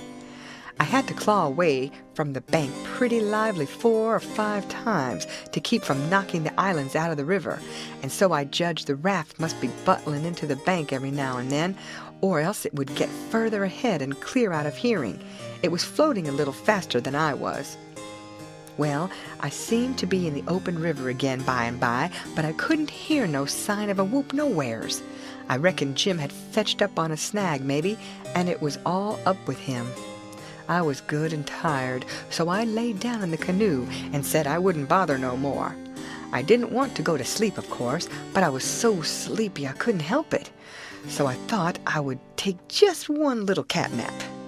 But I reckon it was more than a cat nap, for when I waked up the stars was shining bright, the fog was all gone, and I was spinning down a big bend stern first. But I didn't know where I was. I thought I was dreaming, and when things began to come back to me, they seemed to come up dim out of last week. It was a monstrous big river here, with the tallest and the thickest kind of timber on both banks, just a solid wall as well as I could see by the stars. I looked away downstream and seen a black speck on the water. I took after it, but when I got to it, it weren't nothing but a couple of saw logs made fast together. Then I see another speck and chased that, then another. And this time I was right. It was the raft.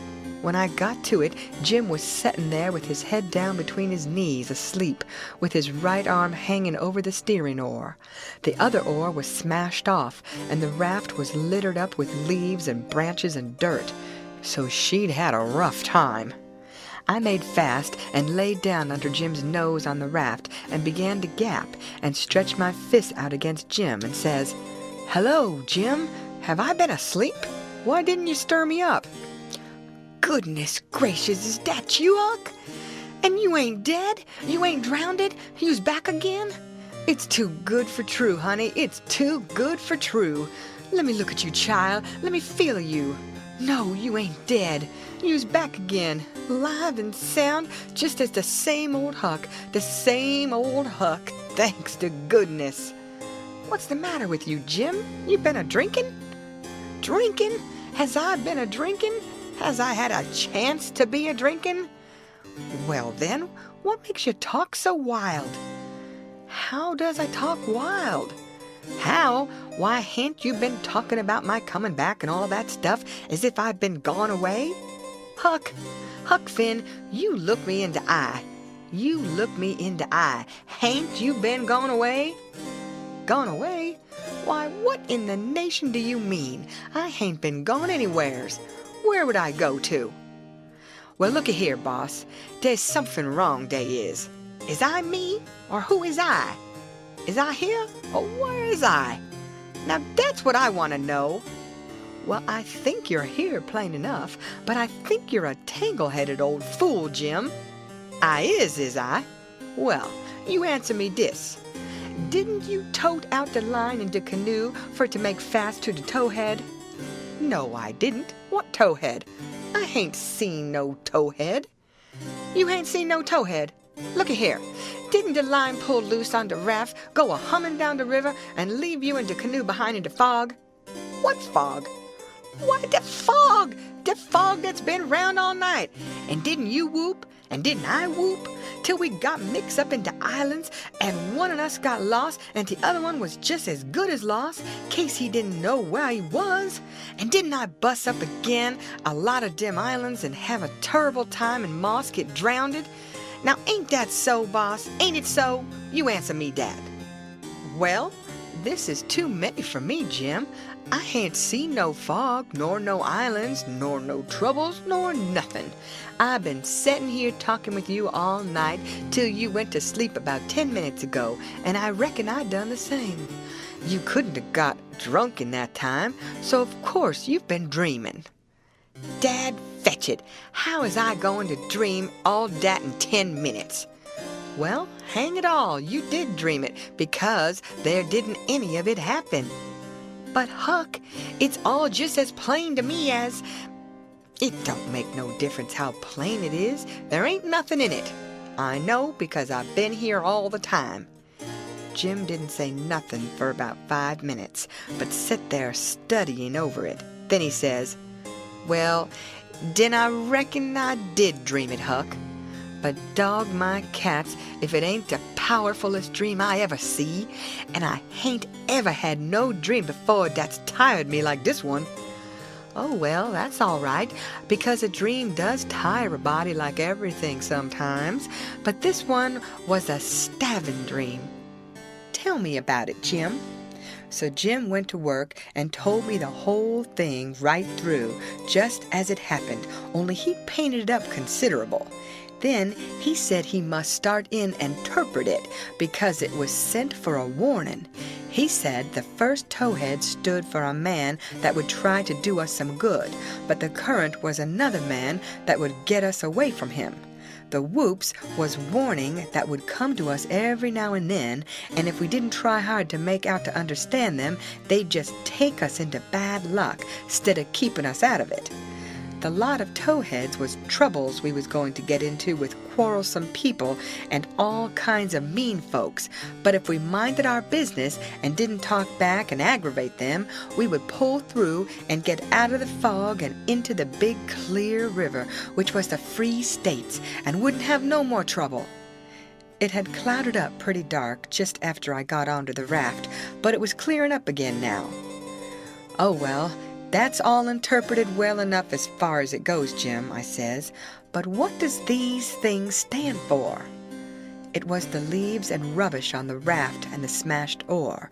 You could see them first rate now. Jim looked at the trash and then looked at me and back at the trash again. He had got the dream fixed so strong in his head that he couldn't seem to shake it loose and get the facts back into his place again right away. But when he did get the thing straightened around, he looked at me steady without ever smiling and says, "What do they stand for? I's going to tell you. When I got all wore out with work and with the calling for you and went to sleep, my heart was most broke because you was lost, and I didn't care no more what become of me and the raft. And when I wake up and find you back again, all safe and sound, the tears come, and I could have got down on my knees and kissed your foot, I's so thankful. And all you was thinking about was how you could make a fool of old Jim with a lie. Dat truck dies trash, and trash is what people is dat puts dirt on de head of de friends and makes 'em ashamed." Then he got up slow and walked to the wigwam and went in there without saying anything but that. But that was enough. It made me feel so mean I could almost kissed his foot to get him to take it back. It was 15 minutes before I could work myself up to go and humble myself to a nigger, but I done it, and I warn't ever sorry for it afterwards neither. I didn't do him no more mean tricks, and I wouldn't done that one if I'd a knowed it would make him feel that way. End of chapter. Read by Lorraine Montgomery for Lit to Go on the web at fcit.usf.edu.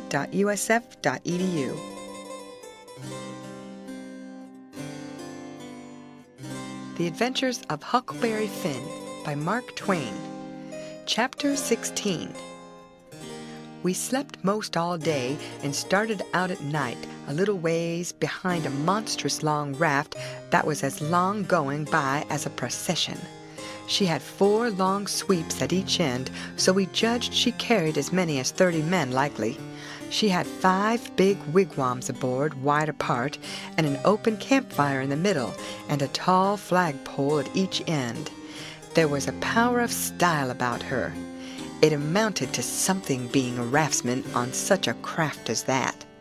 We went drifting down into a big bend, and the night clouded up and got hot. The river was very wide and was walled with solid timber on both sides. You couldn't see a break in it hardly ever, or a light. We talked about Cairo and wondered whether we would know it when we got to it. I said likely we wouldn't, because I had heard say there weren't but a dozen houses there, and if they didn't happen to have them lit up, how was we going to know we was passing a town? Jim said if the two big rivers joined together there, that would show. But I said maybe we might think we was passing the foot of an island and coming into the same old river again. That disturbed Jim, and me too. So the question was what to do. I said, paddle ashore the first time a light showed, and tell them Pap was behind, coming along with a trading scow, and was a green hand in the business, and wanted to know how far it was to Cairo. Jim thought it was a good idea, so we took a smoke on it and waited. There weren't nothing to do now but to look out sharp for the town and not pass it without seeing it. He said he'd be mighty sure to see it because he'd be a free man the minute he seen it, but if he missed it, he'd be in a slave country again and no more show for freedom. Every little while he jumps up and says, "There she is!" But it weren't. It was jack-o'-lanterns or lightning bugs, so he sat down again and went to watching, same as before. Jim said it made him all over trembly and feverish to be so close to freedom. Well, I can tell you it made me all over trembly and feverish too to hear him, because I begun to get it through my head that he was most free, and who was to blame for it? Why, me. I couldn't get that out of my conscience, no how nor no way. It got to troubling me so I couldn't rest. I couldn't stay still in one place. It hadn't ever come home to me before what this thing was that I was doing, but now it did, and it stayed with me and scorched me more and more. I tried to make out to myself that I weren't to blame because I didn't run Jim off from his rightful owner, but it weren't no use. Conscience up and says every time, "But you knowed he was running for his freedom, and you could have paddled ashore and told somebody." That was so. I couldn't get around that no way. That was where it pinched. Conscience says to me, "What had poor Miss Watson done to you that you could see her nigger go off right under your eyes and never say one single word? What did that poor old woman do to you that you could treat her so mean? Why, she tried to learn you your book. She tried to learn you your manners. She tried to be good to you every way she knowed how. That's what she done." I got to feeling so mean and so miserable I most wished I was dead. I fidgeted up and down the raft, abusing myself to myself, and Jim was fidgeting up and down past me. We neither of us could keep still. Every time he danced around and says, "There's Cairo," it went through me like a shot, and I thought if it was Cairo, I reckoned I would die of miserableness. Jim talked out loud all the time while I was talking to myself. He was saying how the first thing he would do when he got to a free state, he would go to saving up money and never spend a single cent, and when he got enough, he would buy his wife, which was owned on a farm close to where Miss Watson lived. And then they would both work to buy the two children, and if their master wouldn't sell them, they'd get an abolitionist to go and steal them. It most froze me to hear such talk.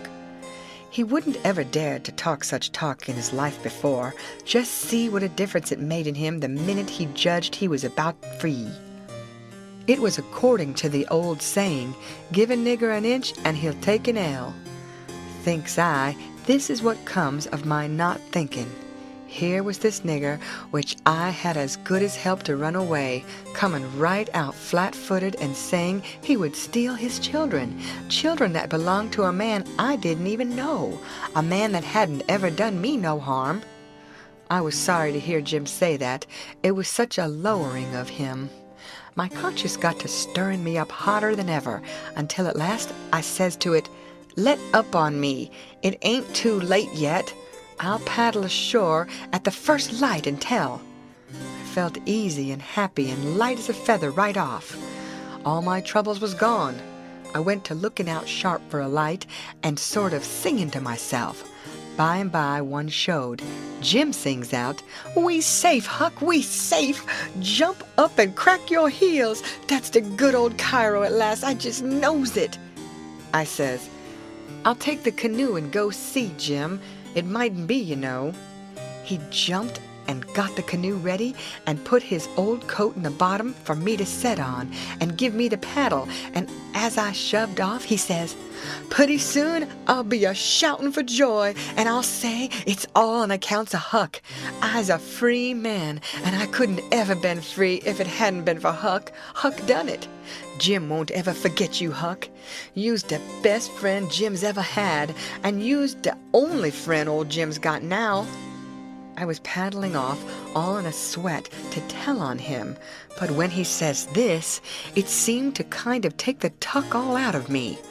I went along slow then, and I weren't right down certain whether I was glad I started or whether I weren't.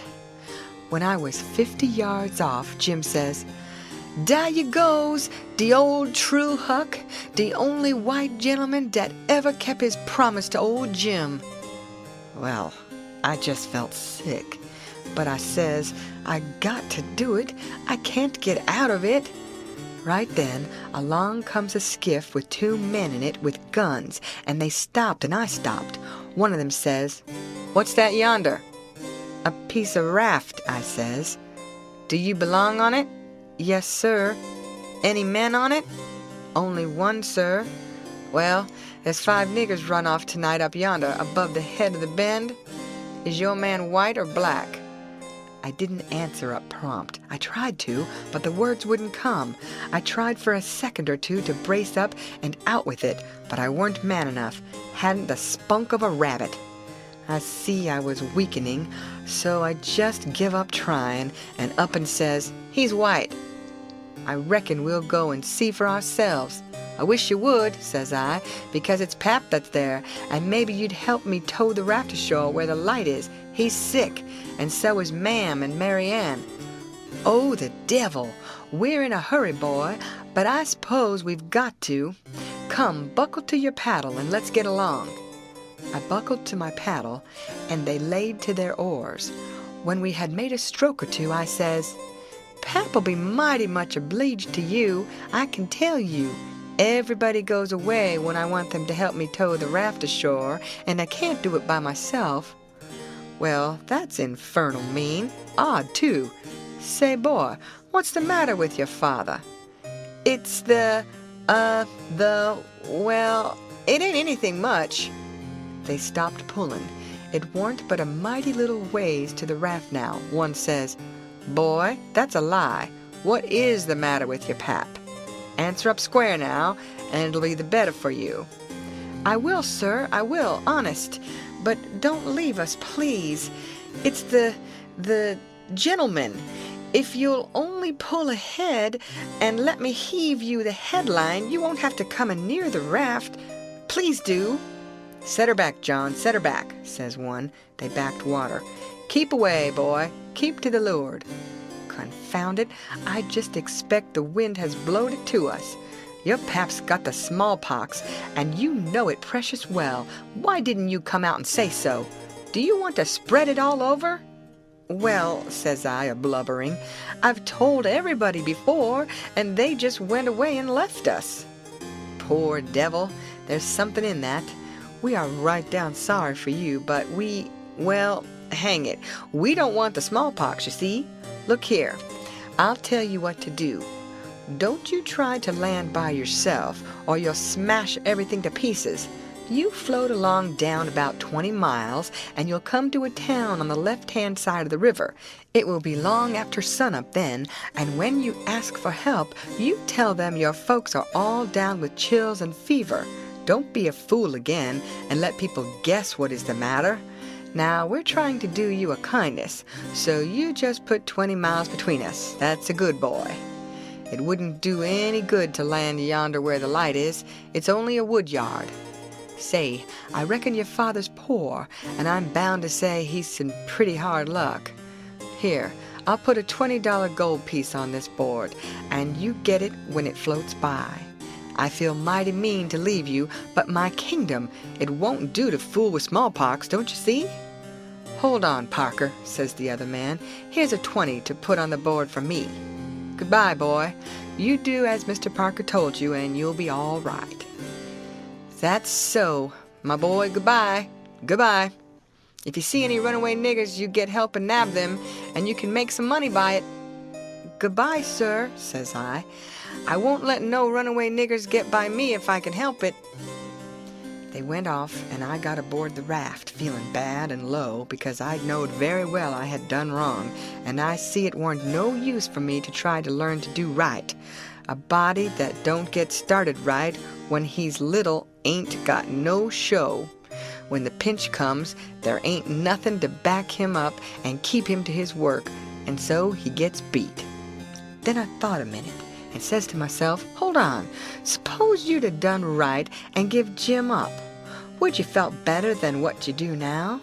No, says I, I'd feel bad. I'd feel just the same way I do now. Well then, says I, what's the use you learning to do right when it's troublesome to do right and ain't no trouble to do wrong, and the wages is just the same? I was stuck. I couldn't answer that. So I reckoned I wouldn't bother no more about it, but after this, always do whichever come handiest at the time. I went into the wigwam. Jim weren't there. I looked all around. He weren't anywhere. I says, Jim? Here I is, Huck. Is they out of sight yet? Don't talk loud. He was in the river under the stern oar with just his nose out. I told him they were out of sight, so he come aboard. He says, I was a-listening to all-day talk, and I slips into the river and was going to shove for shore if they come aboard. Then I was going to swim to the raft again when they was gone. But lousy how you did fool 'em, Huck. Dat was the smartest dodge. I tell you, child, I spec it saved old Jim. Old Jim ain't going to forget you for dat, honey. Then we talked about the money. It was a pretty good raise, $20 apiece. Jim said we could take deck passage on a steamboat now, and the money would last us as far as we wanted to go in the Free States. He said 20 mile more weren't far for the raft to go, but he wished we was already there. Towards daybreak we tied up, and Jim was mighty particular about hiding the raft good. Then he worked all day fixing things in bundles and getting all ready to quit rafting.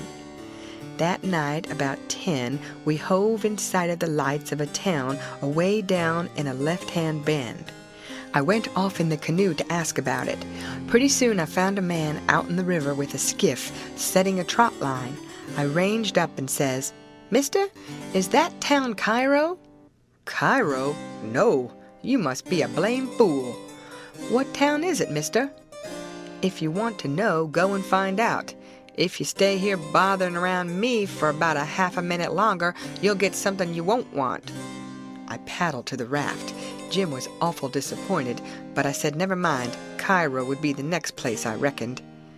We passed another town before daylight, and I was going out again, but it was high ground, so I didn't go. No high ground about Cairo, Jim said. I had forgot it. We laid up for the day on a towhead tolerable close to the left-hand bank. I begun to suspicion something. So did Jim. I says, maybe we went by Cairo in the fog that night. He says, don't let's talk about it, Huck. Po' niggers can't have no luck. I allus suspected that rattlesnake skin weren't done with its work. I wish I'd never seen that snake skin, Jim. I do wish I'd never laid eyes on it. It ain't your fault, Huck. You didn't know. Don't you blame yourself about it. When it was daylight here was the clear Ohio water inshore, sure enough, and outside was the old regular muddy. So it was all up with Cairo. We talked it all over. It wouldn't do to take to the shore. We couldn't take the raft up the stream, of course. There weren't no way but to wait for dark and start back in the canoe and take the chances. So we slept all day amongst the cottonwood thicket, so as to be fresh for the work, and when we went back to the raft about dark, the canoe was gone. We didn't say a word for a good while. There weren't anything to say. We both knowed well enough It was some more work of the rattlesnake skin, so what was the use to talk about it? It would only look like we was finding fault, and that would be bound to fetch more bad luck, and keep on fetching it too, till we knowed enough to keep still.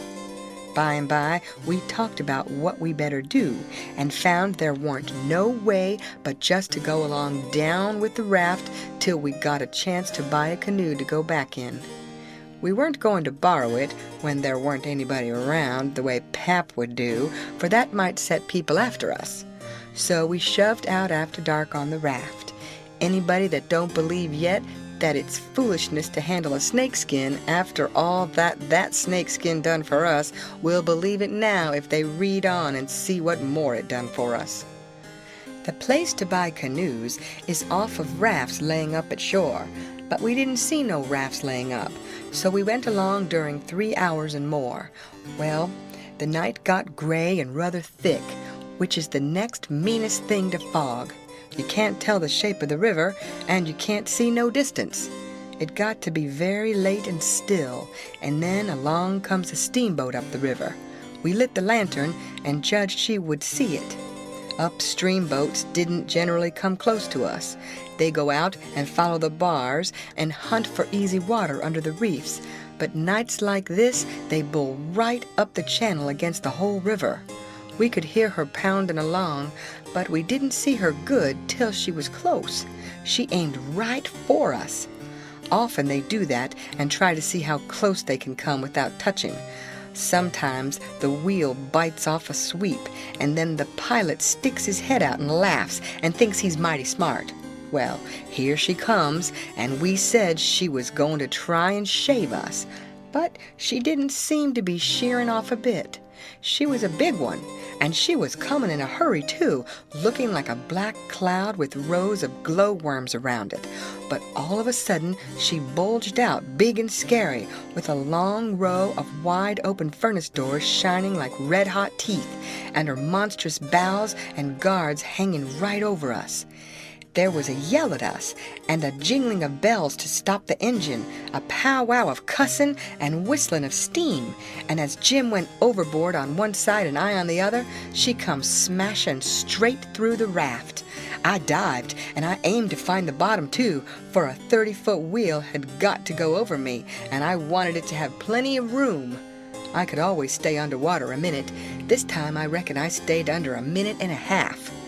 Then I bounced for the top in a hurry, for I was nearly busting. I popped out to my armpits and blowed the water out of my nose and puffed a bit. Of course, there was a booming current, and of course that boat started her engines again 10 seconds after she stopped them, for they never cared much for raftsmen. So now she was churning along up the river, out of sight in the thick weather, though I could hear her.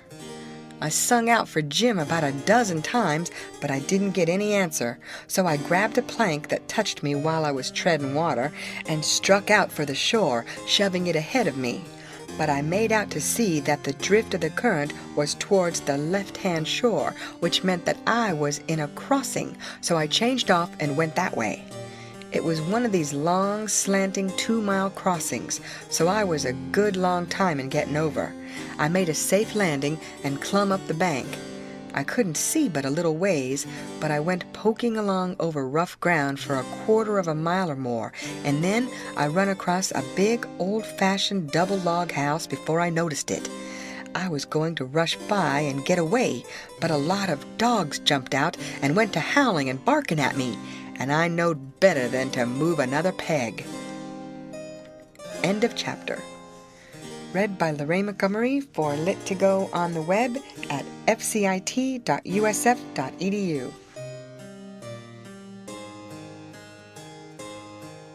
The Adventures of Huckleberry Finn by Mark Twain. Chapter 17. In about a minute, somebody spoke out of a window without putting his head out and says, "Be done, boys, who's there?" I says, "It's me." "Who's me?" "George Jackson, sir." "What do you want?" "I don't want nothing, sir. I only want to go along by, but the dogs won't let me." "What are you prowling around here this time of night for, hey?" I weren't prowling around, sir. I fell overboard off of the steamboat. Oh, you did you? Strike a light there, somebody. What did you say your name was? George Jackson, sir. I'm only a boy. Look here, if you're telling the truth, you needn't be afraid. Nobody'll hurt you. But don't try to budge. Stand right where you are. Rouse out Bob and Tom, some of you, and fetch the guns. George Jackson, is there anybody with you? No, sir, nobody. I heard the people stirring around in the house now and see a light. The man sung out, "Snatch that light away, Betsy, you old fool. Ain't you got any sense? Put it on the floor behind the front door. Bob, if you and Tom are ready, take your places." "All ready." "Now, George Jackson, do you know the Shepherdsons?" "No, sir, I never heard of them." "Well, that may be so, and it mayn't. Now, all ready? Step forward, George Jackson, and mind, don't you hurry, come mighty slow. If there's anybody with you, let him keep back. If he shows himself, he'll be shot. Come along now. Come slow. Push the door open yourself. Just enough to squeeze in, do you hear?" I didn't hurry. I couldn't if I'd have wanted to. I took one slow step at a time, and there weren't a sound, only I thought I could hear my heart. The dogs were as still as the humans, but they followed a little behind me. When I got to the 3 log doorsteps, I heard them unlocking and unbarring and unbolting. I put my hand on the door and pushed it a little and a little more till somebody said, "There, that's enough. Put your head in." I done it, but I judged they would take it off. The candle was on the floor, and there they all was looking at me, and me at them, for about a quarter of a minute. 3 big men with guns pointed at me, which made me wince, I tell you. The oldest, gray and about 60, the other 2 30 or more, all of them fine and handsome, and the sweetest old gray-headed lady, and back of her 2 young women, which I couldn't see right well. The old gentleman says, "There, I reckon it's all right. Come in." As soon as I was in, the old gentleman, he locked the door and barred it and bolted it, and told the young men to come in with their guns, and they all went in a big parlor that had a new rag carpet on the floor, and got together in a corner that was out of the range of the front windows. There weren't none on the side. They held the candle and took a good look at me, and all said, "Why, he ain't a Shepherdson. No, there ain't any Shepherdson about him." Then the old man said he hoped I wouldn't mind being searched for arms, because he didn't mean no harm by it. It was only to make sure. So he didn't pry into my pockets, but only felt outside with his hands and said it was all right. He told me to make myself easy and at home and tell all about myself. But the old lady says, "Why, bless you, Saul, the poor thing's as wet as he can be, and don't you reckon it may be he's hungry?" "True for you, Rachel, I forgot." So the old lady says, "Betsy," this was a nigger woman, "you fly around and get him something to eat as quick as you can, poor thing, and one of you girls go and wake up Buck and tell him, oh, here he is himself. Buck, take this little stranger and get the wet clothes off from him and dress him up in some of yours that's dry." Buck looked about as old as me, 13 or 14 or along there, though he was a little bigger than me. He hadn't on anything but a shirt, and he was very frowsy-headed. He came in gaping and digging one fist into his eyes, and he was dragging a gun along with the other one. He says, "Ain't they no Shepherdsons around?" They said no, 'twas a false alarm. "Well," he says, "if they'd have been some, I reckon I'd have got one."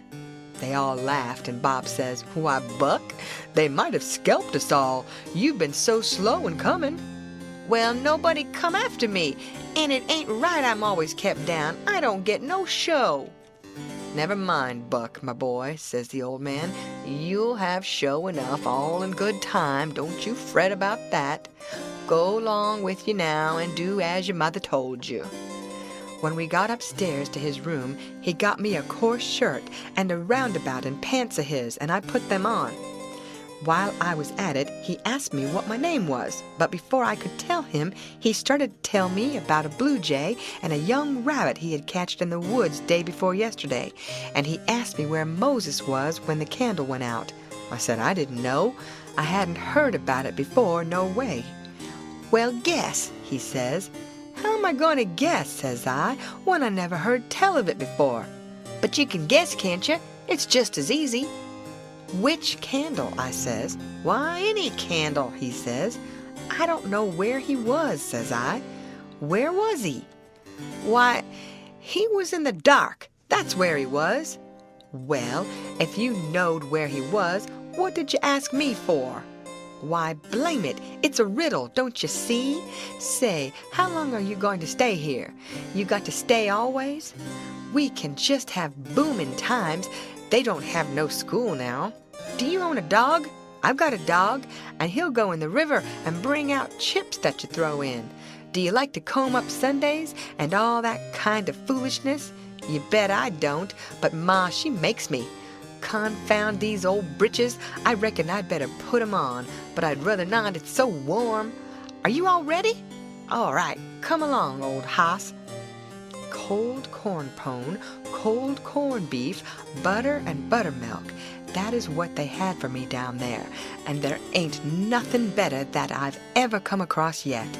Buck and his ma and all of them smoked cob pipes, except the nigger woman, which was gone, and the two young women. They all smoked and talked, and I eat and talked. The young women had quilts around them, and their hair down their backs.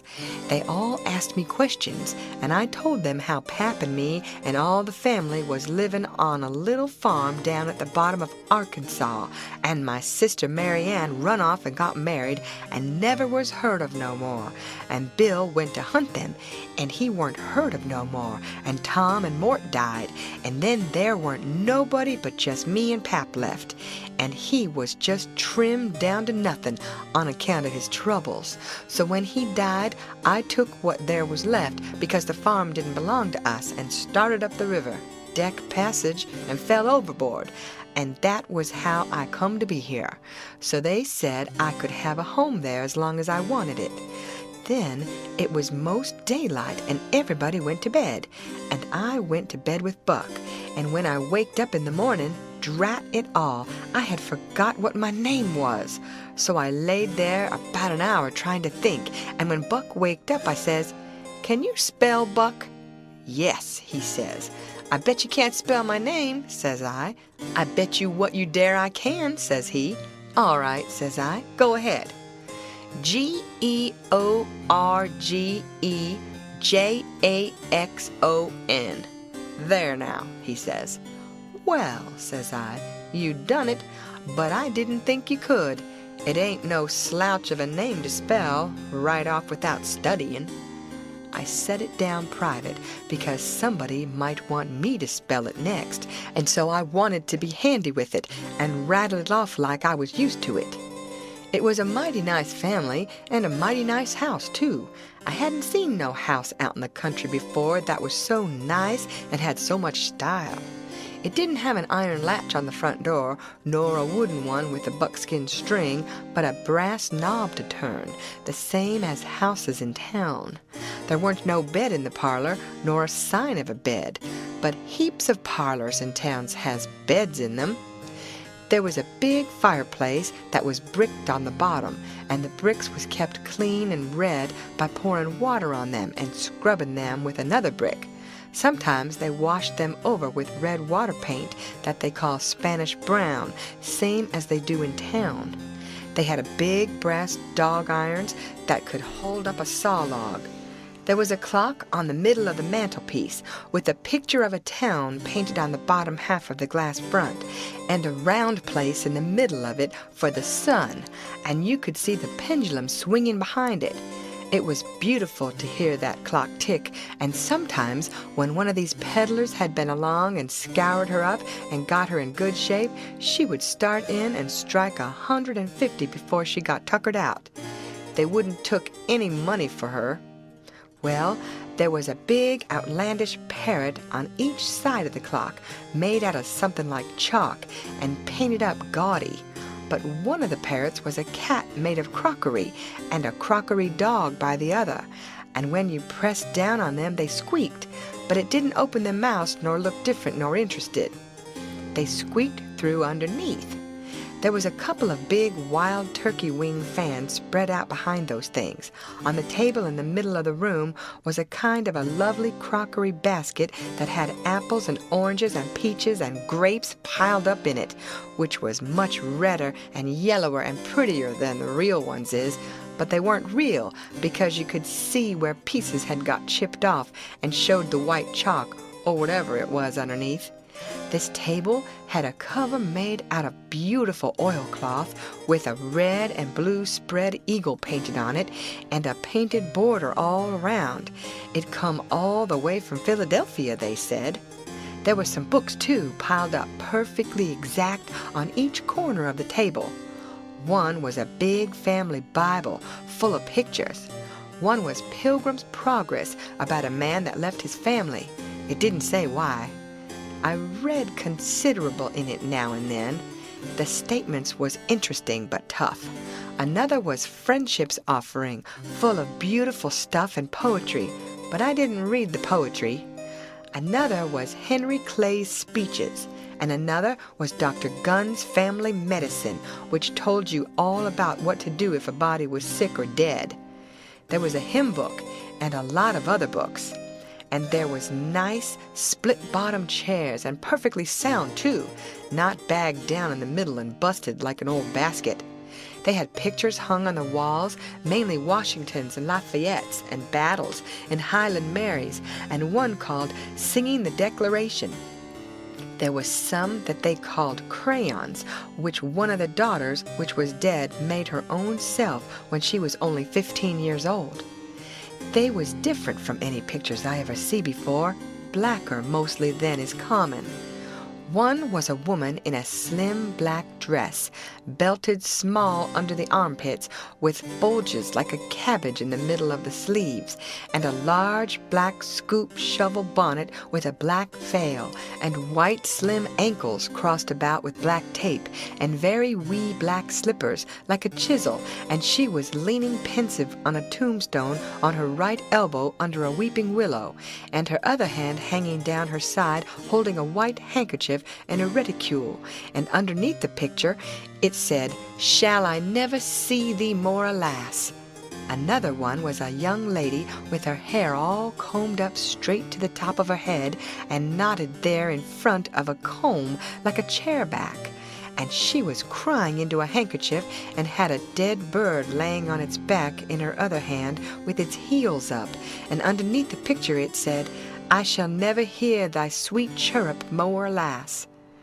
There was one where a young lady was at a window looking up at the moon and tears running down her cheeks, and she had an open letter in one hand with black sealing wax showing on one edge of it, and she was mashing a locket with a chain to it against her mouth, and underneath the picture it said, "And art thou gone, yes, thou art gone, alas."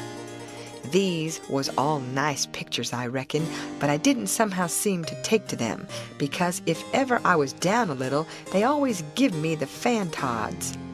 Everybody was sorry she died, because she had laid out a lot more of these pictures to do, and a body could see by what she had done what they had lost. But I reckoned that with her disposition, she was having a better time in the graveyard. She was at work on what they said was her greatest picture when she took sick, and every day and every night it was her prayer to be allowed to live till she got it done, but she never got the chance. It was a picture of a young woman in a long white gown standing on the rail of a bridge all ready to jump off, with her hair all down her back and looking up to the moon with the tears running down her face, and she had 2 arms folded across her breast and 2 arms stretched out in front and 2 more reaching up towards the moon. And the idea was to see which pair would look best and then scratch out all the other arms. But, as I was saying, she died before she got her mind made up, and now they kept this picture over the head of the bed in her room, and every time her birthday come, they hung flowers on it. Other times it was hid with a little curtain. The young woman in the picture had a kind of a nice sweet face, but there were so many arms it made her look too spidery, seemed to me. This young girl kept a scrapbook when she was alive and used to paste obituaries and accidents and cases of patient suffering in it out of the Presbyterian Observer and write poetry after them out of her own head. It was very good poetry. This is what she wrote about a boy by the name of Stephen Dowling Botts that fell down a well and was drowned. Ode to Stephen Dowling Botts, deceased. And did young Stephen sicken? And did young Stephen die? And did the sad hearts thicken? And did the mourners cry? No, such was not the fate of young Stephen Dowling Botts. Though sad hearts round him thickened, 'twas not from sickness shots.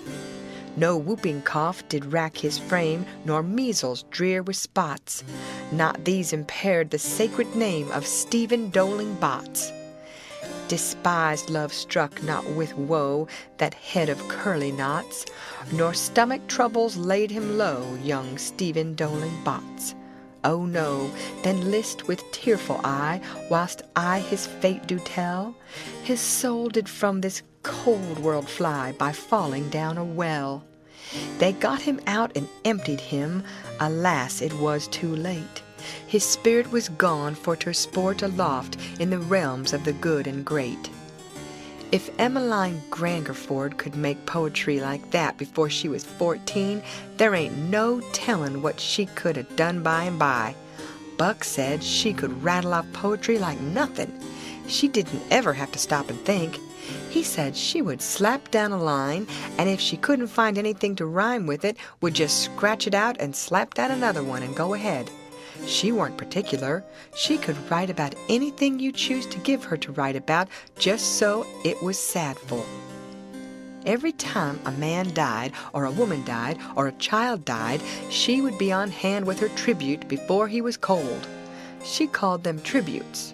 The neighbors said it was the doctor first, then Emmeline, then the undertaker. The undertaker never got in ahead of Emmeline but once, and then she hung fire on a rhyme by the dead person's name, which was Whistler. She warn't ever the same after that. She never complained, but she kinder pined away and did not live long. Poor thing. Many's the time I made myself go up to the little room that used to be hers and get out her poor old scrapbook and read in it when her pictures had been aggravating me and I had soured on her a little. I liked all that family, dead ones and all, and weren't going to let anything come between us. Poor Emmeline made poetry about all the dead people when she was alive, and it didn't seem right that there weren't nobody to make some about her now she was gone. So I tried to sweat out a verse or two myself, but I couldn't seem to make it go somehow. They kept Emmeline's room trim and nice, and all the things fixed in it just the way she liked to have them when she was alive, and nobody ever slept there. The old lady took care of the room herself, though there was plenty of niggers, and she sewed there a good deal and read her Bible there mostly. Well, as I was saying about the parlor, there was beautiful curtains on the windows, white, with pictures painted on them of castles with vines all down the walls, and cattle coming down to drink. There was a little old piano, too, that had tin pans in it, I reckon, and nothing was ever so lovely as to hear the young ladies sing "The Last Link is Broken" and play "The Battle of Prague" on it. The walls of all the rooms was plastered, and most had carpets on the floors, and the whole house was whitewashed on the outside. It was a double house, and the big open place betwixt them was roofed and floored, and sometimes the table was set there in the middle of the day, and it was a cool, comfortable place. Nothing couldn't be better, and weren't the cooking good, and just bushels of it, too. End of chapter. Read by Lorraine Montgomery for Lit2Go on the web at fcit.usf.edu.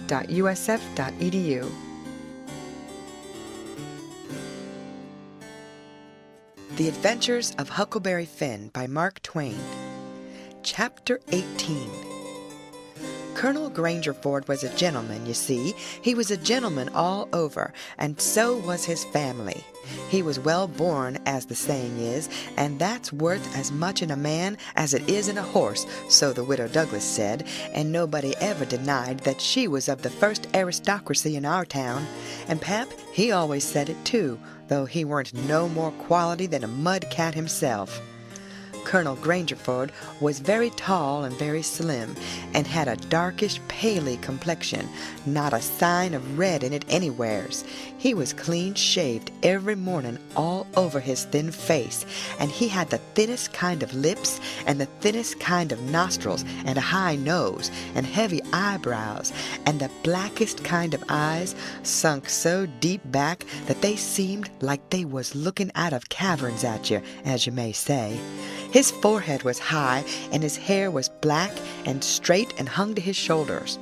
His hands was long and thin, and every day of his life he put on a clean shirt and a full suit from head to foot, made out of linen, so white it hurt your eyes to look at it.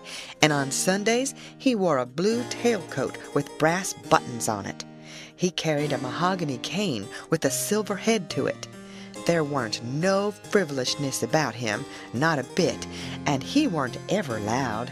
He was as kind as he could be. You could feel that, you know, and so you had confidence. Sometimes he smiled, and it was good to see, but when he straightened himself up like a liberty pole, and the lightning begun to flicker out from under his eyebrows, you wanted to climb a tree first and find out what the matter was afterwards. He didn't ever have to tell anybody to mind their manners. Everybody was always good-mannered where he was. Everybody loved to have him around, too. He was sunshine most always. I mean, he made it seem like good weather. When he turned into a cloud bank, it was awful dark for half a minute, and that was enough. There wouldn't nothing go wrong again for a week. When him and the old lady come down in the morning, all the family got up out of their chairs and give them good day, and didn't set down again till they had set down. Then Tom and Bob went to the sideboard where the decanter was, and mixed a glass of bitters and handed it to him, and he held it in his hand and waited till Tom's and Bob's was mixed, and then they bowed and said, "Our duty to you, sir and madam." And they bowed the least bit in the world and said thank you, and so they drank all three, and Bob and Tom poured a spoonful of water on the sugar and the mite of whiskey or apple brandy in the bottom of their tumblers, and give it to me and Buck, and we drank to the old people too. Bob was the oldest and Tom next. Tall, beautiful men with very broad shoulders and brown faces and long black hair and black eyes. They dressed in white linen from head to foot, like the old gentlemen, and wore broad Panama hats. Then there was Miss Charlotte. She was 25, and tall and proud and grand, but as good as she could be when she weren't stirred up. But when she was, she had a look that would make you wilt in your tracks like her father. She was beautiful. So was her sister, Miss Sophia, but it was a different kind. She was gentle and sweet like a dove, and she was only 20. Each person had their own nigger to wait on them, Buck too. My nigger had a monstrous easy time, because I weren't used to having anybody do anything for me, but Buck's was on the jump most of the time. This was all there was of the family now, but there used to be more. 3 sons, they got killed, and Emmeline that died. The old gentleman owned a lot of farms and over 100 niggers. Sometimes a stack of people would come there horseback from 10 or 15 mile around and stay 5 or 6 days and have such junketings round about and on the river, and dances and picnics in the woods daytimes and balls at the house nights. These people was mostly kinfolks of the family. The men brought their guns with them. It was a handsome lot of quality, I tell you. There was another clan of aristocracy around there, 5 or 6 families, mostly of the name Shepherdson. They was as high-toned and well-born and rich and grand as the tribe of Grangerfords. The Shepherdsons and Grangerfords used the same steamboat landing, which was about 2 miles above our house. So sometimes when I went up there with a lot of our folks, I used to see a lot of the Shepherdsons there on their fine horses. One day, Buck and me was away out in the woods hunting and heard a horse coming. We was crossing the road. Buck says, "Quick, jump for the woods." We done it, and then peeped down the woods through the leaves. Pretty soon, a splendid young man come galloping down the road, setting his horse easy and looking like a soldier. He had his gun across his pommel. I had seen him before. It was young Harney Shepherdson. I heard Buck's gun go off at my ear, and Harney's hat tumbled off from his head. He grabbed his gun and rode straight to the place where we was hid. But we didn't wait. We started through the woods on a run. The woods weren't thick, so I looked over my shoulder to dodge the bullet, and twice I seen Harney cover Buck with his gun, and then he rode away the way he come, to get his hat, I reckon, but I couldn't see. We never stopped running till we got home. The old gentleman's eyes blazed a minute. 'Twas pleasure mainly, I judged. Then his face sort of smoothed down, and he says, kind of gentle, "I don't like that shooting from behind a bush. Why didn't you step into the road, my boy?" "The Shepherdsons don't, Father. They always take advantage." Miss Charlotte, she held her head up like a queen while Buck was telling his tale, and her nostrils spread, and her eyes snapped. The 2 young men looked dark, but never said nothing. Miss Sophia, she turned pale, but the color come back when she found the man weren't hurt. Soon as I could get Buck down by the corn cribs under the trees by ourselves, I says, "Did you want to kill him, Buck?" "Well, I bet I did." "What did he do to you?" "Him? He never done nothing to me." "Well, then, what did you want to kill him for?" "Why, nothing, only it's on account of the feud." "What's a feud?" "Why, where was you raised? Don't you know what a feud is?" "Never heard of it before. Tell me about it." "Well," says Buck, "a feud is this way. A man has a quarrel with another man and kills him. Then that other man's brother kills him. Then the other brothers on both sides goes for one another. Then the cousins chip in, and by everybody's killed off, and there ain't no more feud. But it's kind of slow and takes a long time." "Has this one been going on long, Buck?" "Well, I should reckon. It started 30 years ago, or somewheres along there. There was trouble about something, and then a lawsuit to settle it. And the suit went agin one of the men, and so he up and shot the man that won the suit, which he would naturally do, of course. Anybody would." "What was the trouble about, Buck? Land?" "I reckon maybe. I don't know." "Well, who done the shooting? Was it a Grangerford or a Shepherdson?" "Laws, how do I know? It was so long ago." "Don't anybody know?" "Oh, yes, Pa knows, I reckon, and some of the other old people, but they won't know now what the row was about in the first place." "Has there been many killed, Buck?" "Yes, right smart chance of funerals, but they don't always kill. Pa's got a few buckshot in him, but he don't mind it, 'cause he don't weigh much anyway. Bob's been carved up some with a bowie, and Tom's been hurt once or twice." "Has anybody been killed this year, Buck?" "Yes, we got one and they got one.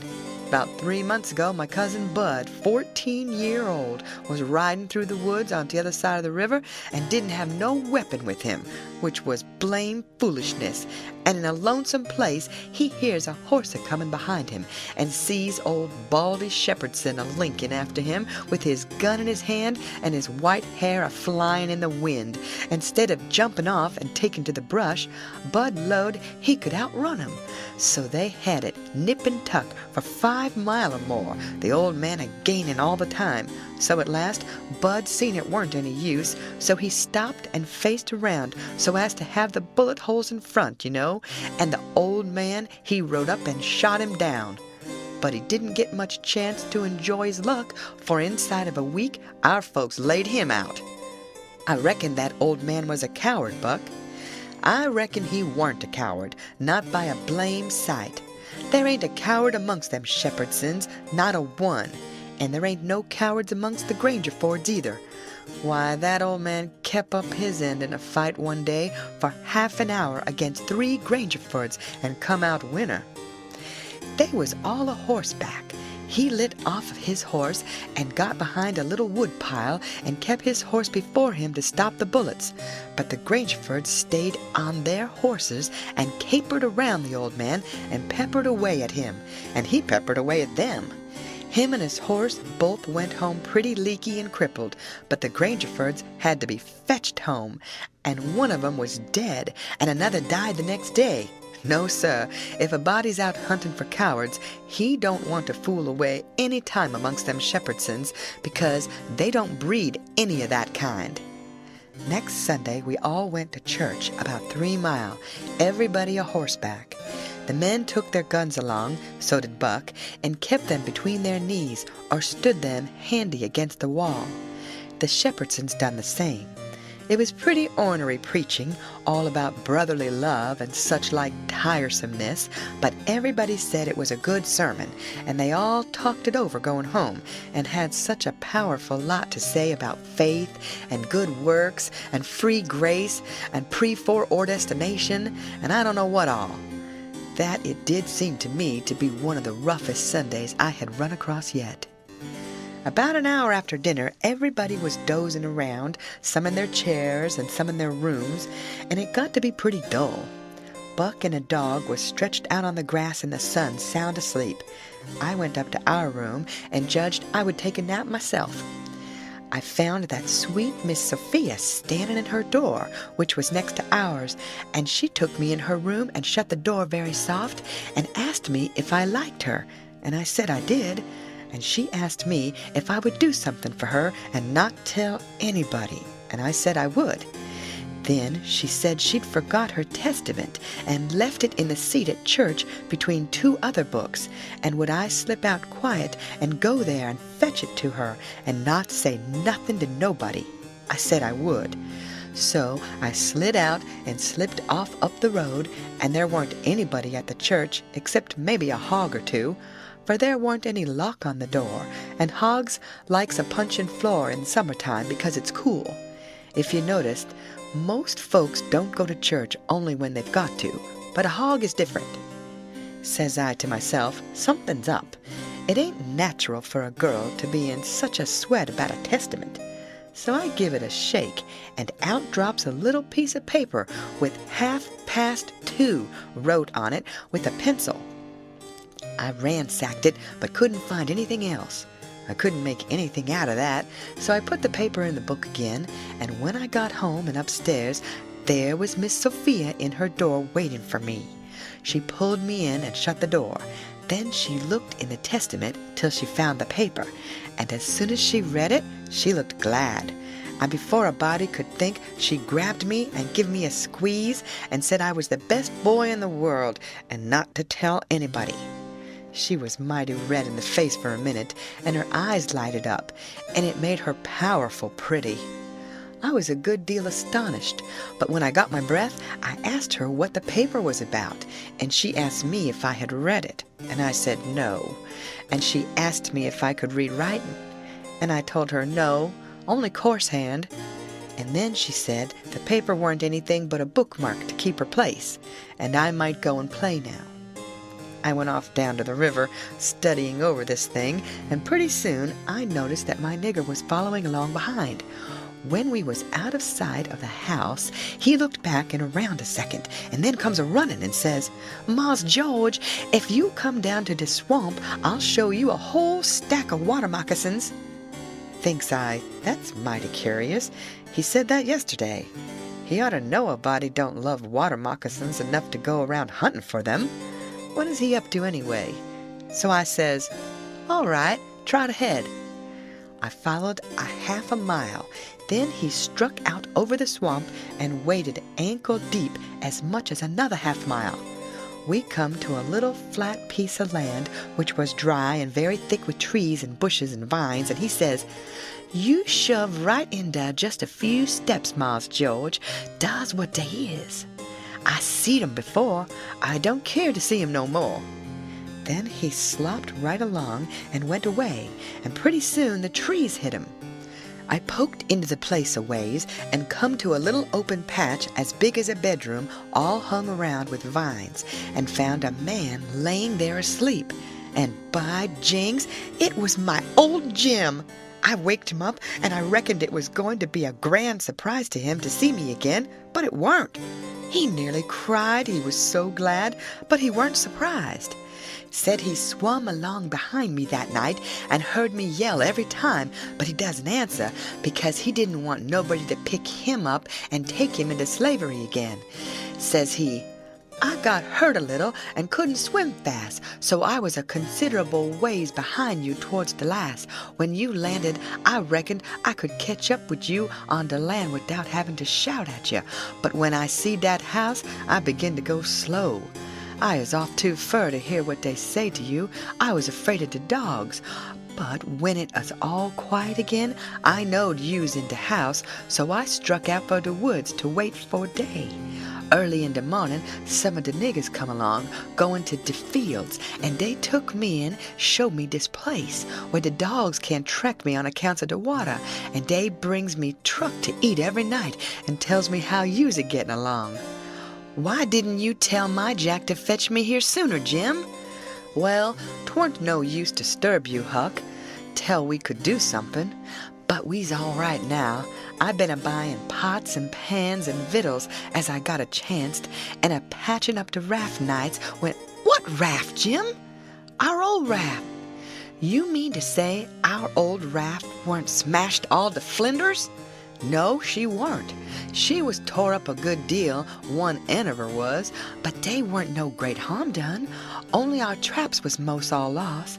Effen we had to dive so deep and swum so far underwater, and the night hadn't been so dark, and we weren't so scared and been such pumpkin heads, as the saying is, we'd have seed the raft.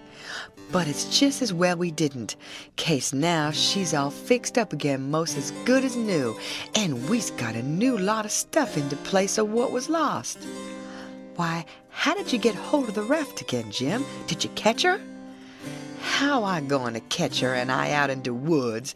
No, some of the niggers found her catched on a snag along here in the bend, and they hid her in a crick amongst the willows, and they was so much jawing about which on 'em she belonged to the most that I come to hear about it pretty soon, so I ups and settles the trouble by telling 'em she don't belong to none of 'em, but to you and me, and I asked 'em if they going to grab a young white gentleman's property and get a hiding for it.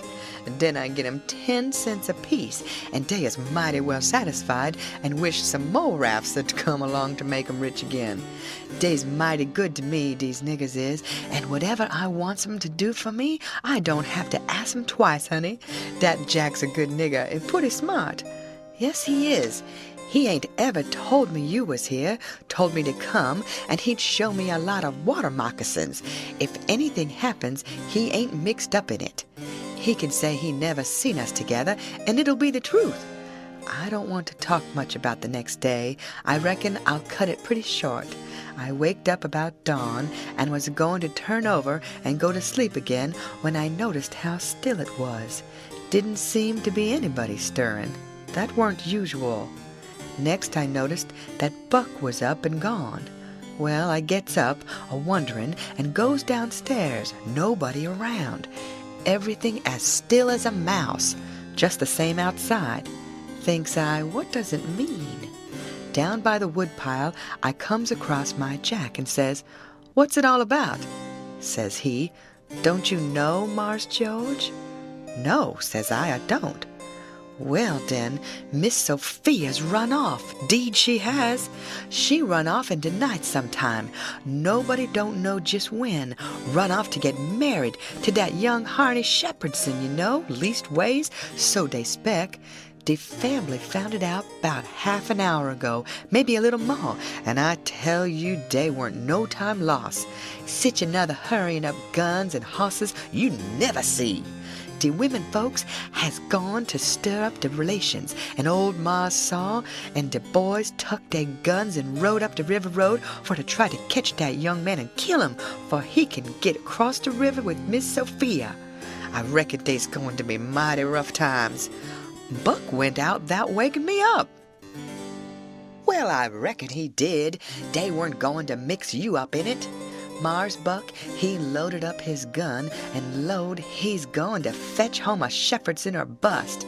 Well, there'll be plenty of 'em there, I reckon, and you bet you he'll fetch one if he gets a chance." I took up the river road as hard as I could put. By and by, I began to hear guns a good ways off. When I came in sight of the log store and the wood pile where the steamboats lands, I worked along under the trees and brush till I got to a good place, and then I clumb up into the forks of a cottonwood that was out of reach and watched. There was a wood rank 4 foot high a little ways in front of the tree, and first I was going to hide behind that, but maybe it was luckier I didn't. There was 4 or 5 men cavorting around on their horses in the open place before the log store, cussing and yelling and trying to get at a couple of young chaps that was behind the wood rank alongside of the steamboat landing. But they couldn't come it. Every time one of them showed himself on the riverside of the woodpile, he got shot at. The 2 boys was squatting back to back behind the pile so they could watch both ways. By and by, the men stopped cavorting around and yelling. They started riding towards the store. Then up gets one of the boys, draws a steady bead over the wood rank, and drops one of them out of his saddle. All the men jumped off their horses and grabbed the hurt one and started to carry him to the store. In that minute, the 2 boys started on the run. They got halfway to the tree I was in before the men noticed. Then the men see them and jumped on their horses and took out after them. They gained on the boys, but it didn't do no good. The boys had too good a start. They got to the woodpile that was in front of my tree and slipped in behind it, and so they had the bulge on the men again. One of the boys was Buck, and the other was a slim young chap about 19 years old. The men ripped around a while and then rode away. As soon as they was out of sight, I sung out to Buck and told him. He didn't know what to make of my voice coming out of the tree at first. He was awful surprised. He told me to watch out sharp and let him know when the men come in sight again. Said they was up to some devilment or other. Wouldn't be gone long. I wished I was out of that tree, but I doesn't come down. Buck begun to cry and rip and lowered that him and his cousin Joe, that was the other young chap, would make up for this day yet. He said his father and his 2 brothers was killed and 2 or 3 of the enemy. Said the Shepherdsons laid for them in ambush. Buck said his father and brothers ought to waited for their relations. The Shepherdsons was too strong for them.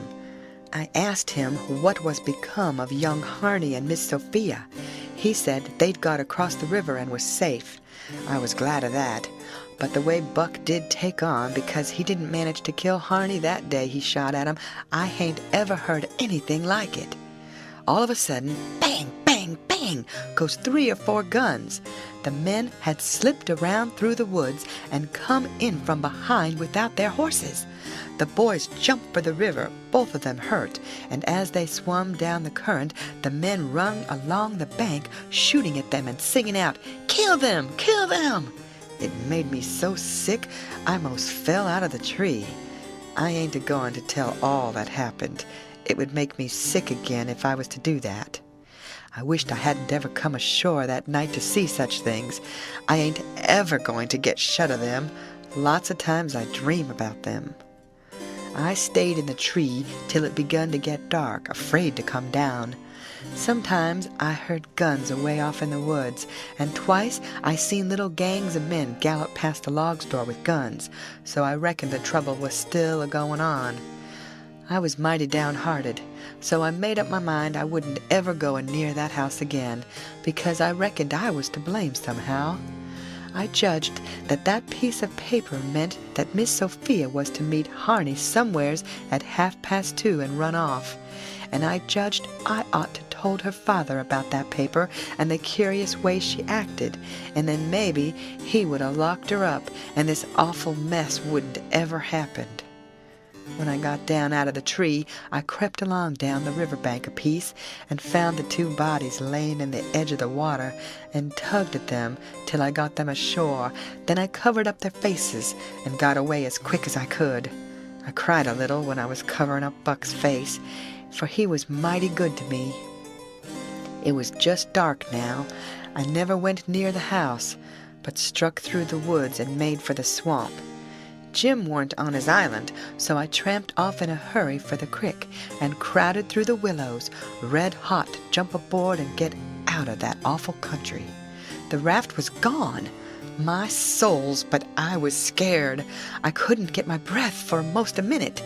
Then I raised a yell. A voice not 25 foot from me says, "Good land, is that you, honey? Don't make no noise." It was Jim's voice. Nothing ever sounded so good before. I run along the bank a piece and got aboard, and Jim, he grabbed me and hugged me. He was so glad to see me. He says, "Laws bless you, child. I was right down sure you's dead again. Jack's been here. He say he reckon you's been shot, case you didn't come home no more. So I just this minute I started the raft down towards the mouth of the creek, so's to be all ready for to shove out and leave soon as Jack comes again and tells me for certain you is dead. Lawsy, I's mighty glad to get you back again, honey." I says, "All right, that's mighty good. They won't find me, and they'll think I've been killed and floated down the river.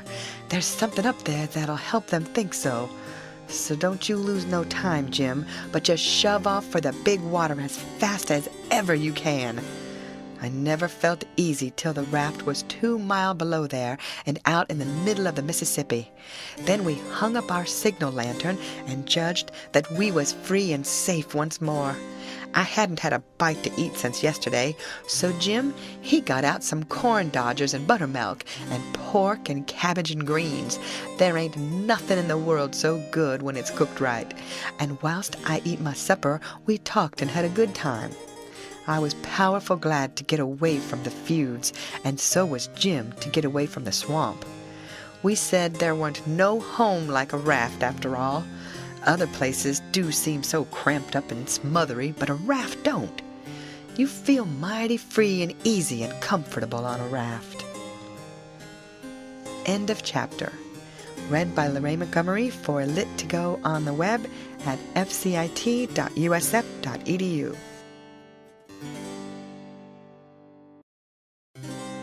The Adventures of Huckleberry Finn by Mark Twain. Chapter 19. 2 or 3 days and nights went by. I reckon I might say they swum by. They slid along so quiet and smooth and lovely. Here's the way we put in the time. It was a monstrous big river down there, sometimes 1.5 miles wide. We run nights and laid up and hid daytimes. Soon as night was most gone, we stopped navigating and tied up, nearly always in the dead water, under a towhead, and then cut young cottonwoods and willows and hid the raft with them. Then we set out the lines. Next, we slid into the river and had a swim, so as to freshen up and cool off. Then we sat down on the sandy bottom where the water was about knee-deep and watched the daylight come. Not a sound anywheres, perfectly still, just like the whole world was asleep, only sometimes the bullfrogs a-cluttering maybe. The first thing to see, looking away over the water, was a kind of dull line.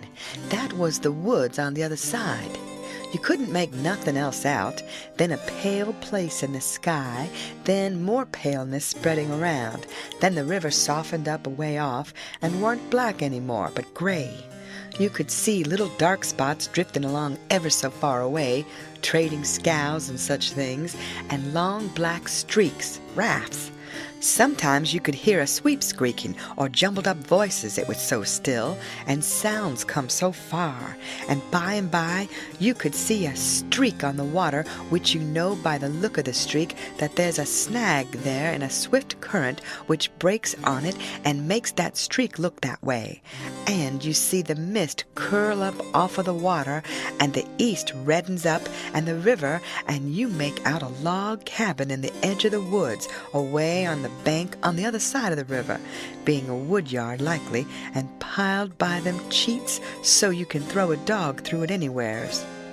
Then the nice breeze springs up and comes fanning you from over there, so cool and fresh and sweet to smell on account of the woods and the flowers, but sometimes not that way, because they've left dead fish laying around, gars and such, and they do get pretty rank. And next you've got the full day and everything smiling in the sun, and the songbirds just going it. A little smoke couldn't be noticed now, so we would take some fish off of the lines and cook up a hot breakfast, and afterwards we would watch the lonesomeness of the river and kinda lazy along, and by lazy off to sleep. Wake up by and by and look to see what done it, and maybe see a steamboat coughing along upstream, so far off towards the other side you couldn't tell nothing about her, only whether she was a stern wheel or a side wheel. Then for about an hour there wouldn't be nothing to hear, nor nothing to see, just solid lonesomeness. Next, you'd see a raft sliding by, away off yonder, and maybe a galoot on it chopping, because they're most always doing it on a raft. You'd see the axe flash and come down. You don't hear nothing. You see that axe go up again, and by the time it's above the man's head, then you hear the ka-chunk. It had took all that time to come over the water. So we would put in the day lazying around, listening to the stillness. Once there was a thick fog, and the rafts and things that went by was beating tin pans so the steamboats wouldn't run over them. A scow or a raft went by so close we could hear them talking and cussing and laughing. Heard them plain, but we couldn't see no sign of them. It made you feel crawly. It was like spirits carrying on that way in the air. Jim said he believed it was spirits, but I says, no, spirits wouldn't say, "Durn the durn fog." Soon as it was night out, we shoved. When we got her out to about the middle, we let her alone, and let her float wherever the current wanted her to. Then we lit the pipes, and dangled our legs in the water, and talked about all kinds of things. We was always naked, day and night, whenever the mosquitoes would let us. The new clothes Buck's folks made for me was too good to be comfortable, and besides, I didn't go much on clothes nohow. Sometimes we'd have that whole river all to ourselves for the longest time. Yonder was the banks and the islands across the water, and maybe a spark, which was a candle in a cabin window, and sometimes on the water you could see a spark or two, on a raft or a scow, you know. And maybe you could hear a fiddle or a song coming over from one of them crafts. It's lovely to live on a raft. We had the sky up there all speckled with stars, and we used to lay on our backs and look up at them and discuss about whether they was made or only just happened. Jim, he allowed they was made, but I allowed they happened. I judged it would have took too long to make so many. Jim said the moon could have laid them. Well, that looked kind of reasonable, so I didn't say nothing against it, because I've seen a frog lay most as many, so of course it could be done. We used to watch the stars that fell, too, and see them streak down. Jim allowed they'd got spoiled and was hove out of the nest. Once or twice of a night we could see a steamboat slipping along in the dark, and now and then she would belch a whole world of sparks up out of her chimneys, and they would rain down in the river and look awful pretty. Then she would turn a corner, and her lights would wink out, and her powwow shut off, and leave the river still again. And by her waves would get to us, a long time after she was gone, and joggle the raft a bit. And after that, you wouldn't hear nothing, for you couldn't tell how long, except maybe frogs or something. After midnight, the people on shore went to bed, and then for 2 or 3 hours the shores was black. No more sparks in the cabin windows. These sparks was our clock. The first one that showed again meant morning was coming, so we hunted a place to hide and tie up right away. One morning about daybreak, I found a canoe and crossed over a chute to the main shore. It was only 200 yards and paddled about a mile up a creek amongst the cypress woods to see if I couldn't get some berries. Just as I was passing a place where a kind of a cow path crossed the creek, here comes a couple of men tearing up the path as tight as they could foot it. I thought I was a goner, for whenever anybody was after anybody, I judged it was me, or maybe Jim. I was about to dig out from there in a hurry, but they was pretty close to me then, and sung out and begged me to save their lives. Said they hadn't been doing nothing, and was being chased for it. Said there was men and dogs a-comin'. They wanted to jump right in, but I says, "Don't you do it. I don't hear the dogs and horses yet. You've got time to crowd through the brush and get up the crick a little ways, and then you take to the water and wade down to me and get in. That'll throw the dogs off the scent." They done it, and as soon as they was aboard, I lit out for our towhead, and in about 5 or 10 minutes, we heard the dogs and the men away off shouting. We heard them come along towards the crick, but couldn't see them. They seemed to stop and fool around a while. Then, as we got further and further away all the time, we couldn't hardly hear them at all. By the time we had left a mile of woods behind us and struck the river, everything was quiet, and we paddled over to the towhead and hid in the cottonwoods and was safe. One of these fellows was about 70 or upwards, and had a bald head and very gray whiskers. He had an old battered-up slouch hat on, and a greasy blue woolen shirt, and ragged old blue jeans breeches stuffed into his boot tops, and home-knit galluses. No, he only had one. He had an old long-tailed blue jeans coat with slick brass buttons flung over his arm, and both of them had big, fat, ratty-looking carpet bags. The other fellow was about 30 and dressed about as ornery. After breakfast, we all laid off and talked, and the first thing that come out was that these chaps didn't know one another. "What got you into trouble?" says the bald head to the other chap. "Well, I'd been selling an article to take the tartar off the teeth, and it does take it off too, and generally the enamel along with it. But I stayed about one night longer than I ought to, and was just in the act of sliding out when I ran across you on the trail this side of town, and you told me they were coming, and begged me to help you to get off. So I told you I was expecting trouble myself, and would scatter out with you. That's the whole yarn. What's yourn?" "Well, I'd been a-running a little temperance revival there about a week, and was the pet of the women folks, big and little, for I was making it mighty warm for the rummies, I tell you, and taking as much as $5 or $6 a night, 10 cents a head, children and niggers free, and business a-growing all the time, when somehow or another a little report got around last night that I had a way of putting in my time with a private jug on the sly. A nigger rousted me out this morning and told me the people was gathering on the quiet with their dogs and horses, and they'd be along pretty soon and give me about half an hour's start, and then run me down if they could. And if they got me, they'd tar and feather me and ride me on a rail, sure. I didn't wait for no breakfast. I weren't hungry." "Old man," said the young one, "I reckon we might double-team it together. What do you think?" "I ain't undisposed. What's your line, mainly?" "Joe a printer by trade. Do a little in patent medicines, theater, actor, tragedy, you know. Take a turn to mesmerism and phrenology when there's a chance. Teach singing geography school for a change. Sling a lecture sometimes. Oh, I do lots of things. Most anything that comes handy. So it ain't work. What's your lay?" "I've done considerable in the doctorin' way in my time, laying on of hands as my best holt for cancer and paralysis and such things, and I can tell a fortune pretty good when I've got somebody along to find out the facts for me.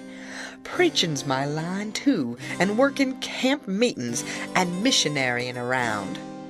Nobody never said anything for a while. Then the young man hove a sigh and says, "Alas!"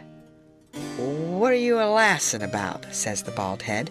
"To think I should have lived to be leading such a life, and be degraded down into such company." And he begun to wipe the corner of his eye with a rag. "Durn your skin, ain't the company good enough for you?" says the bald head, pretty pert and uppish. "Yes, it is good enough for me. It's as good as I deserve, for who fetched me so low when I was so high? I did myself. I don't blame you, gentlemen, far from it. I don't blame anybody. I deserve it all. Let the cold world do its worst. One thing I know, there's a grave somewhere for me.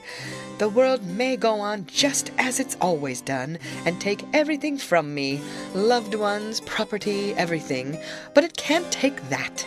Some day I'll lie down in it and forget it all, and my poor broken heart will be at rest." He went on a-wiping.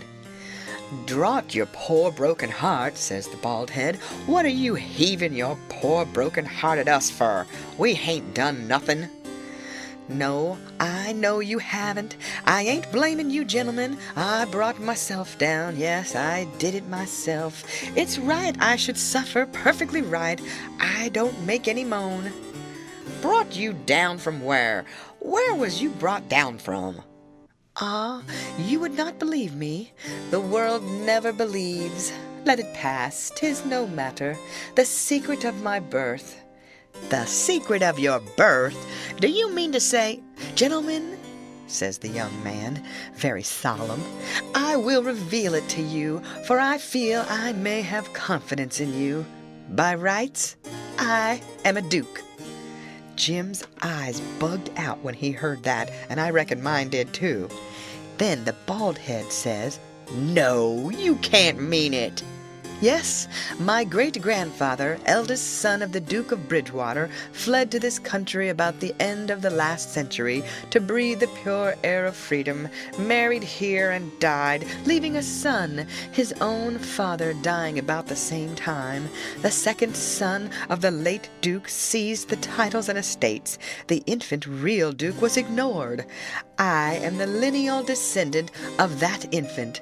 I am the rightful Duke of Bridgewater, and here I am, forlorn, torn from my high estate, hunted of men, despised by the cold world, ragged, worn, heartbroken, and degraded to the companionship of felons on a raft." Jim pitied him ever so much, and so did I. We tried to comfort him, but he said it weren't much use. He couldn't be much comforted. Said if we was a mind to acknowledge him, that would do him more good than most anything else. So we said we would, if he would tell us how. He said we ought to bow when we spoke to him, and say, "Your Grace," or "My Lord," or "Your Lordship," and he wouldn't mind it if we called him plain Bridgewater, which he said was a title anyway and not a name, and one of us ought to wait on him at dinner and do any little thing for him he wanted done. Well, that was all easy, so we done it. All through dinner, Jim stood around and waited on him and says, "Will your Grace have some o' dis or some o' dat?" and so on, and a body could see it was mighty pleasing to him. But the old man got pretty silent by and by, didn't have much to say, and didn't look pretty comfortable over all that petting that was going on around that Duke. He seemed to have something on his mind, so along in the afternoon he says, "Looky here, Bilgewater," he says, "I'm nation sorry for you, but you ain't the only person that's had troubles like that." "No? No, you ain't. You ain't the only person that's been snaked down wrongfully out in a high place." "Alas! No, you ain't the only person that's had a secret of his birth." And by jings, he begins to cry. "Hold! What do you mean?" "Bilgewater, can I trust you?" says the old man, still sort of sobbing. "To the bitter death." He took the old man by the hand and squeezed it, and says, "That secret of your being, speak."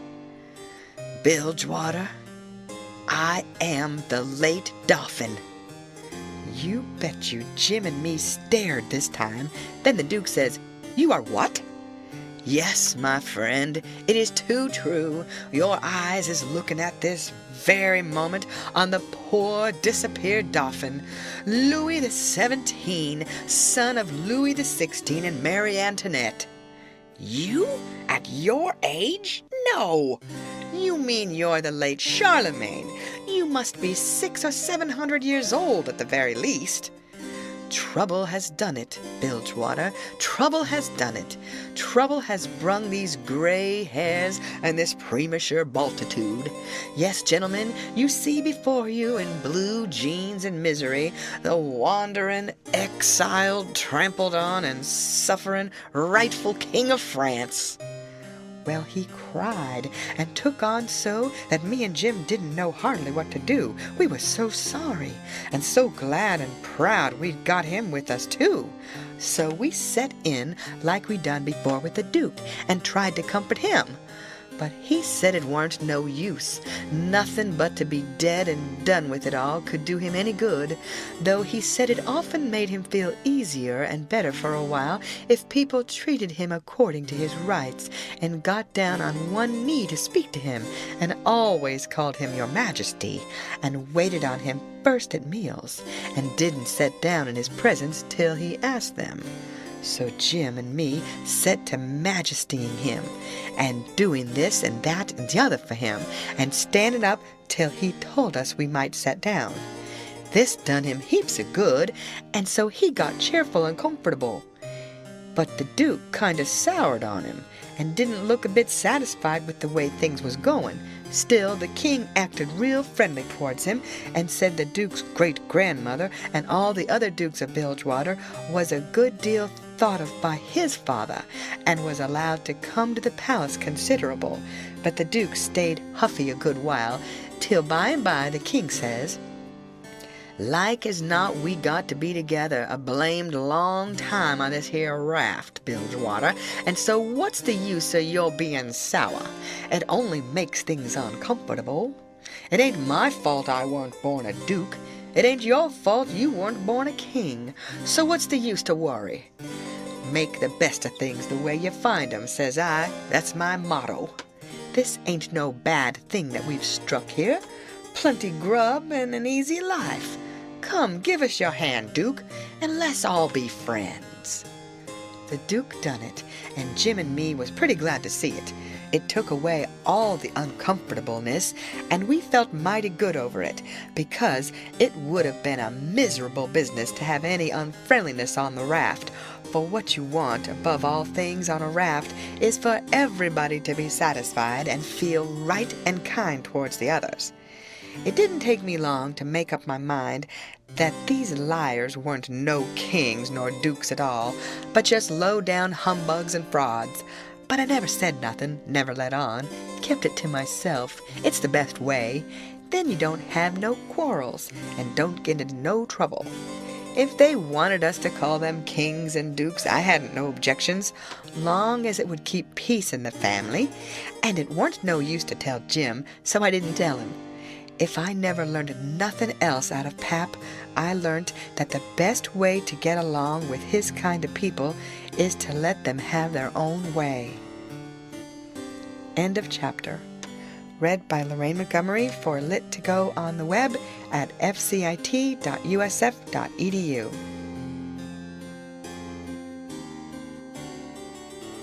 The Adventures of Huckleberry Finn by Mark Twain. Chapter 20. They asked us considerable many questions, wanted to know what we covered up the raft that way for, and laid by in the daytime instead of running. Was Jim a runaway nigger? Says I, "Goodness sakes, would a runaway nigger run south?" No, they allowed he wouldn't. I had to account for things some way, so I says, "My folks was living in Pike County in Missouri, where I was born, and they all died off but me and Pa and my brother Ike. Pa, he 'lowed he'd break up and go down and live with Uncle Ben, who's got a little one-horse place on the river, 44 mile below Orleans. Pa was pretty poor and had some debts, so when he squared up there, warn't nothing left but $16 and our nigger Jim. That weren't enough to take us 1,400 mile, deck passage nor no other way. Well, when the river rose, Pa had a streak of luck one day. He catched this piece of a raft, so we reckoned we'd go down to Orleans on it. Pa's luck didn't hold out. A steamboat run over the forward corner of the raft one night, and we all went overboard and dove under the wheel. Jim and me come up all right, but Pa was drunk, and Ike was only 4 years old, so they never come up no more. Well, for the next day or two we had considerable trouble because people was always coming out in skiffs and trying to take Jim away from me, saying they believed he was a runaway nigger. We don't run daytimes no more now. Nights, they don't bother us. The Duke says, "Leave me alone to cipher out a way so we can run in the daytime if we want to. I'll think the thing over. I'll invent a plan that'll fix it. We'll let it alone for today, because of course we don't want to go by that town yonder in daylight. It mightn't be healthy." Towards night it began to darken up and look like rain. The heat lightning was squirting around low down in the sky, and the leaves was beginning to shiver. It was going to be pretty ugly. It was easy to see that. So the Duke and the King went to overhauling our wigwam to see what the beds was like. My bed was a straw tick better than Jim's, which was a corn shuck tick.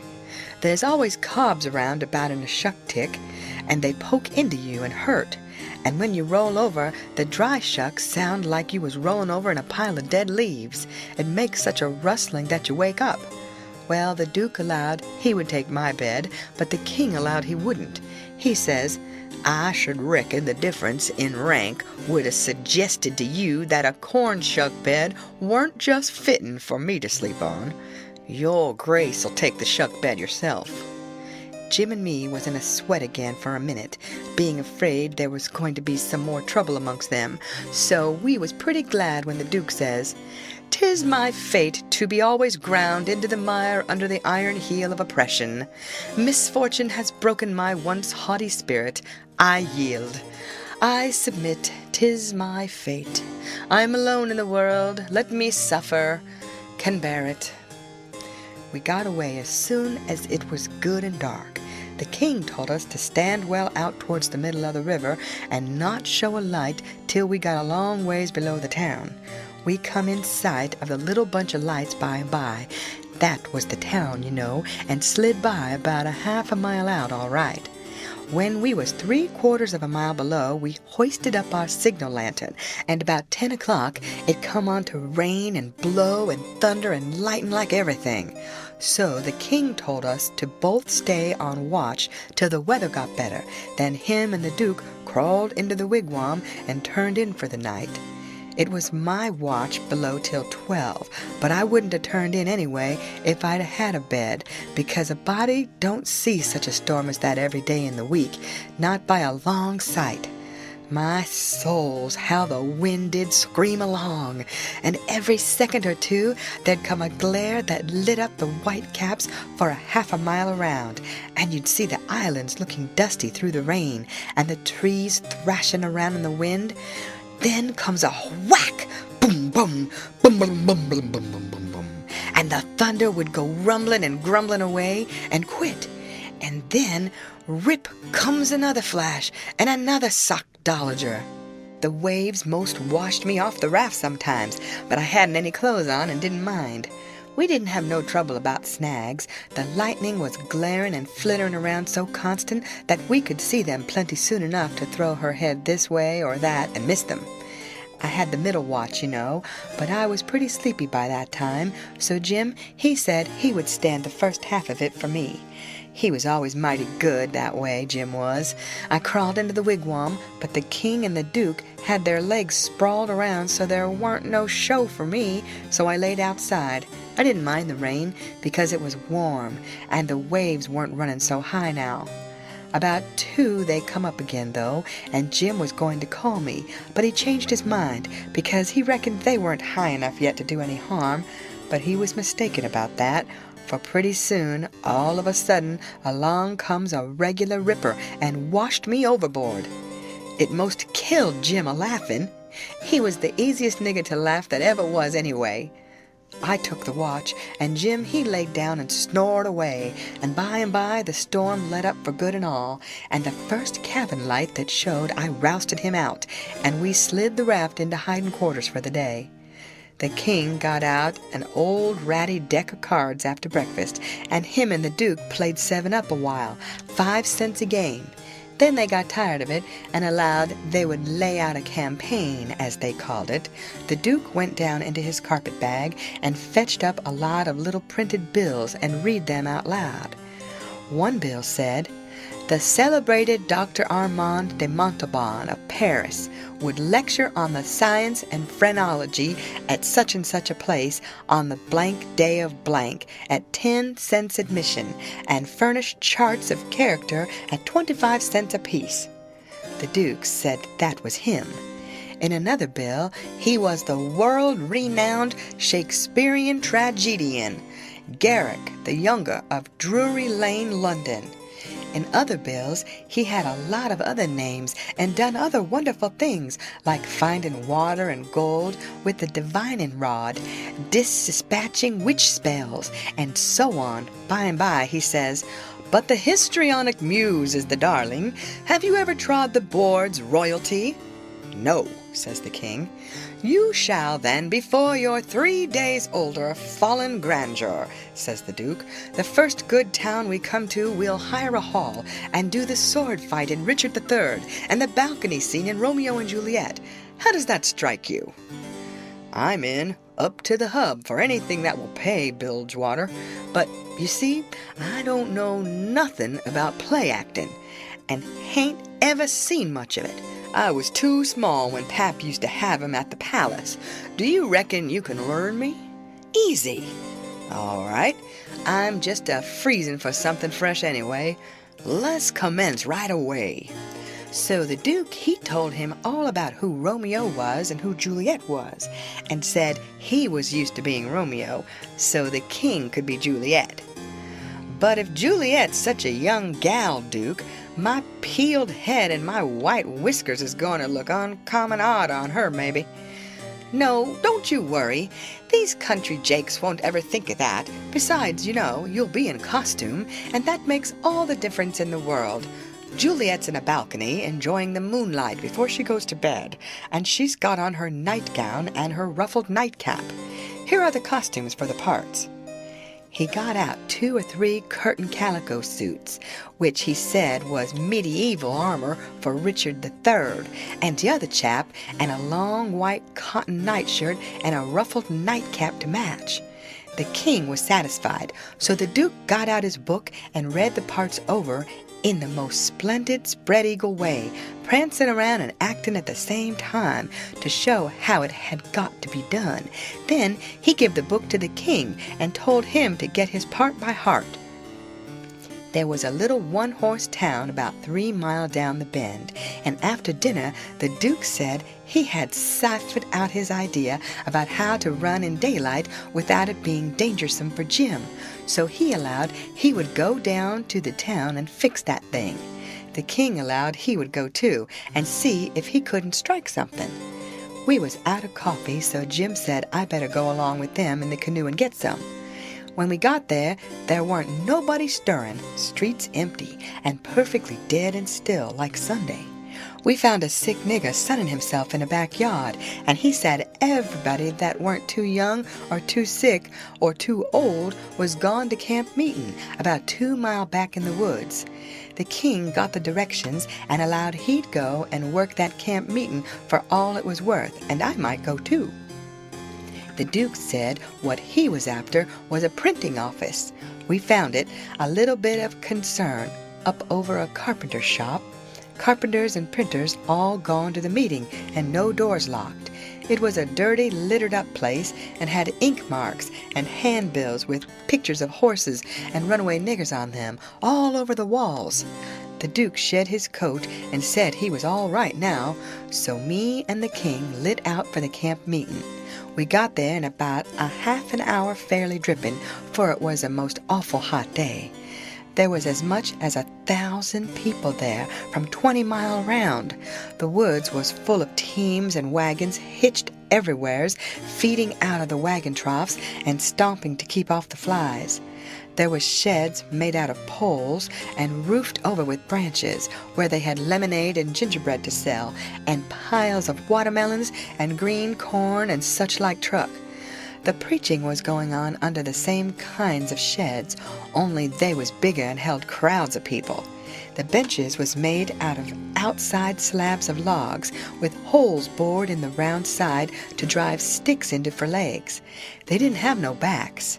The preachers had high platforms to stand on at one end of the shreds. The women had on sunbonnets, and some had linsey-woolsey frocks, some gingham ones, and a few of the young ones had on calico. Some of the young men was barefooted, and some of the children didn't have on any clothes but just a tow linen shirt.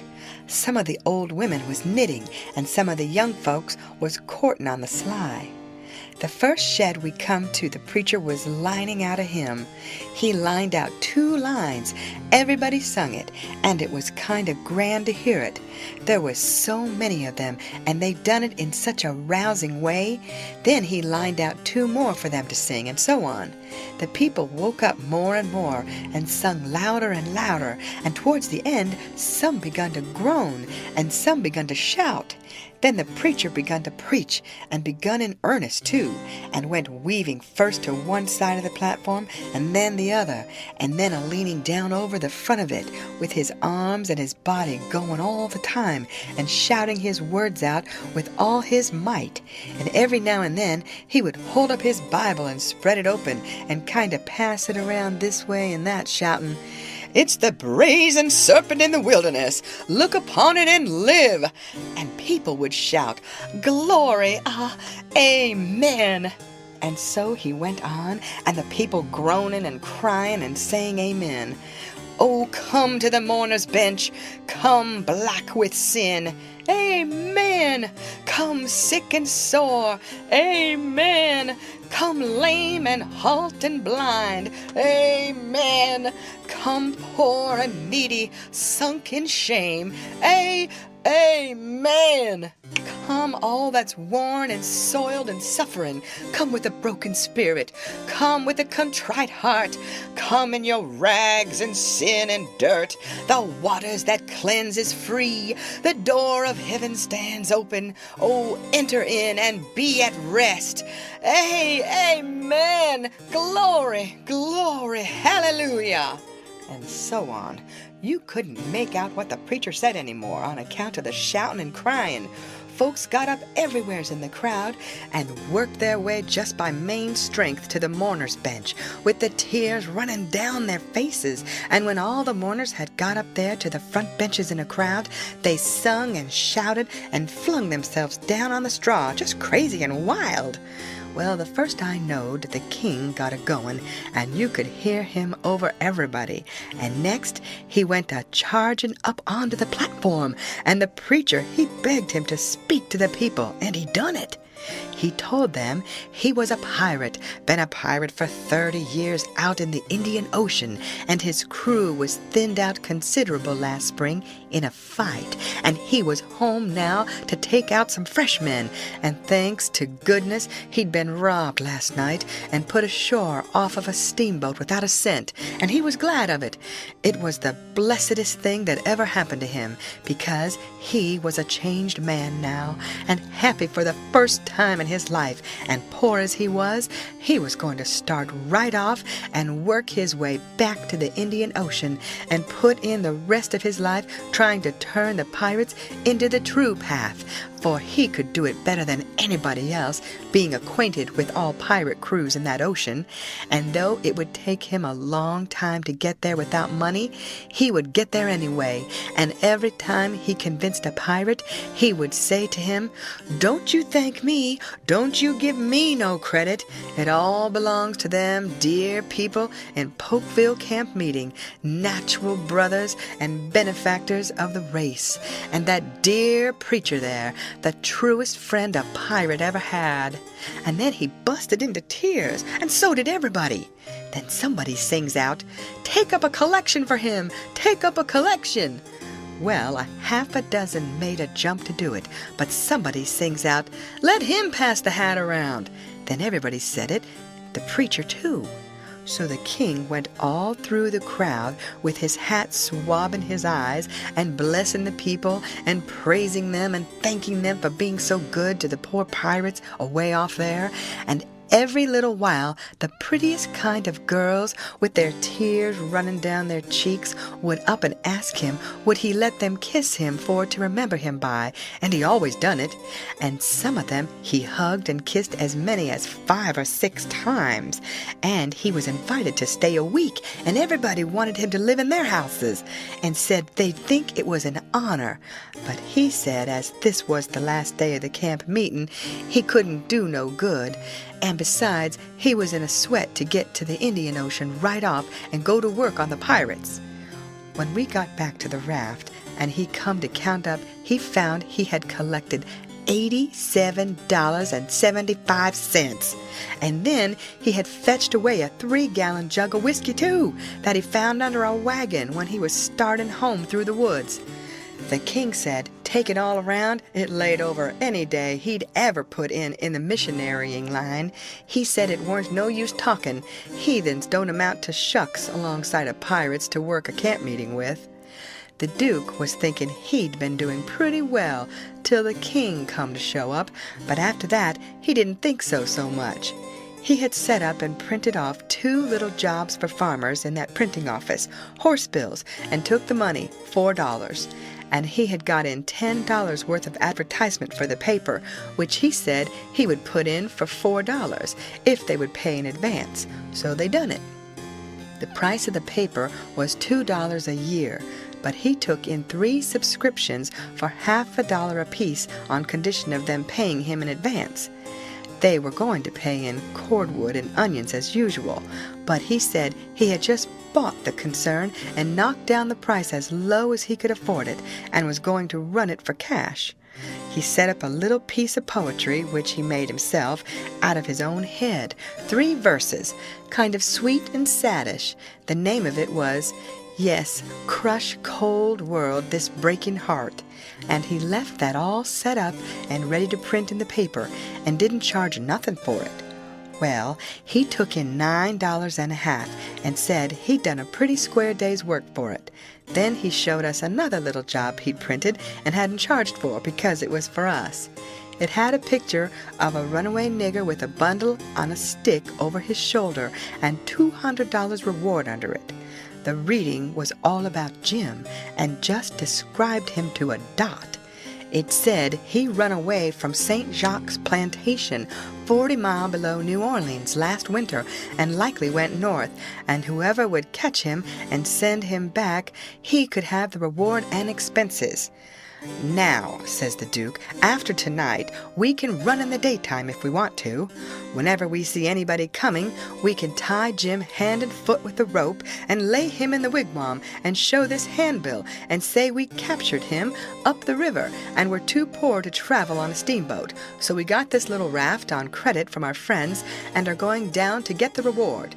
Handcuffs and chains would look still better on Jim, but it wouldn't go well with the story of us being so poor, too much like jewelry. Ropes are the correct thing. We must preserve the unities, as we say on the boards." We all said the Duke was pretty smart, and there couldn't be no trouble about running daytimes. We judged we could make miles enough that night to get out of the reach of the powwow we reckoned the Duke's work in the printing office was going to make in that little town. Then we could boom right along if we wanted to. We laid low and kept still, and never shoved out till nearly 10 o'clock. Then we slid by, pretty wide away from the town, and didn't hoist our lantern till we was clear out of sight of it. When Jim called me to take the watch at 4 in the morning, he says, "Huck, does you reckon we going to run across any more kings on this trip?" "No," I says, "I reckon not." "Well," says he, "that's all right then. I don't mind 1 or 2 kings, but that's enough. This one's powerful drunk, and the Duke ain't much better." I found Jim had been trying to get him to talk French so he could hear what it was like, but he said he had been in this country so long and had so much trouble he'd forgot it. End of chapter. Read by Lorraine Montgomery for Lit to Go on the web at fcit.usf.edu.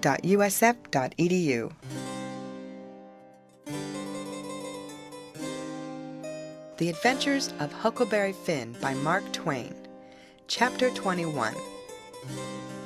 It was after sunup now, but we went right on and didn't tie up. The king and the duke turned out by and by looking pretty rusty, but after they jumped overboard and took a swim, it chippered them up a good deal. After breakfast, the king, he took a seat on the corner of the raft and pulled off his boots and rolled up his breeches and let his legs dangle in the water so as to be comfortable, and lit his pipe and went to getting his Romeo and Juliet by heart. When he had got it pretty good, him and the Duke begun to practice it together. The Duke had to learn him over and over again how to say every speech, and he made him sigh and put his hand on his heart, and after a while he said he'd done it pretty well, only, he says, "You mustn't bellow out Romeo that way, like a bull. You must say it soft and sick and languishy. So, Romeo." That is the idea.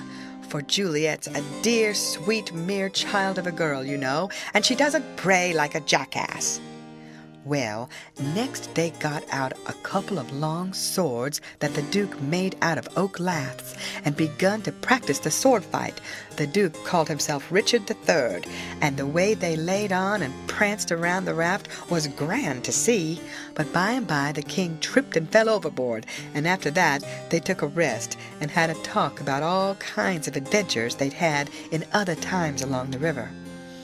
After dinner the Duke says, "Well, Capet, we'll want to make this a first-class show, you know, so I guess we'll add a little more to it. We want a little something to answer encores with anyway." "What's encores, Bilgewater?" The Duke told him, and then says, "I'll answer by doing the Highland Fling, or the Sailor's Hornpipe, and you, well, let me see.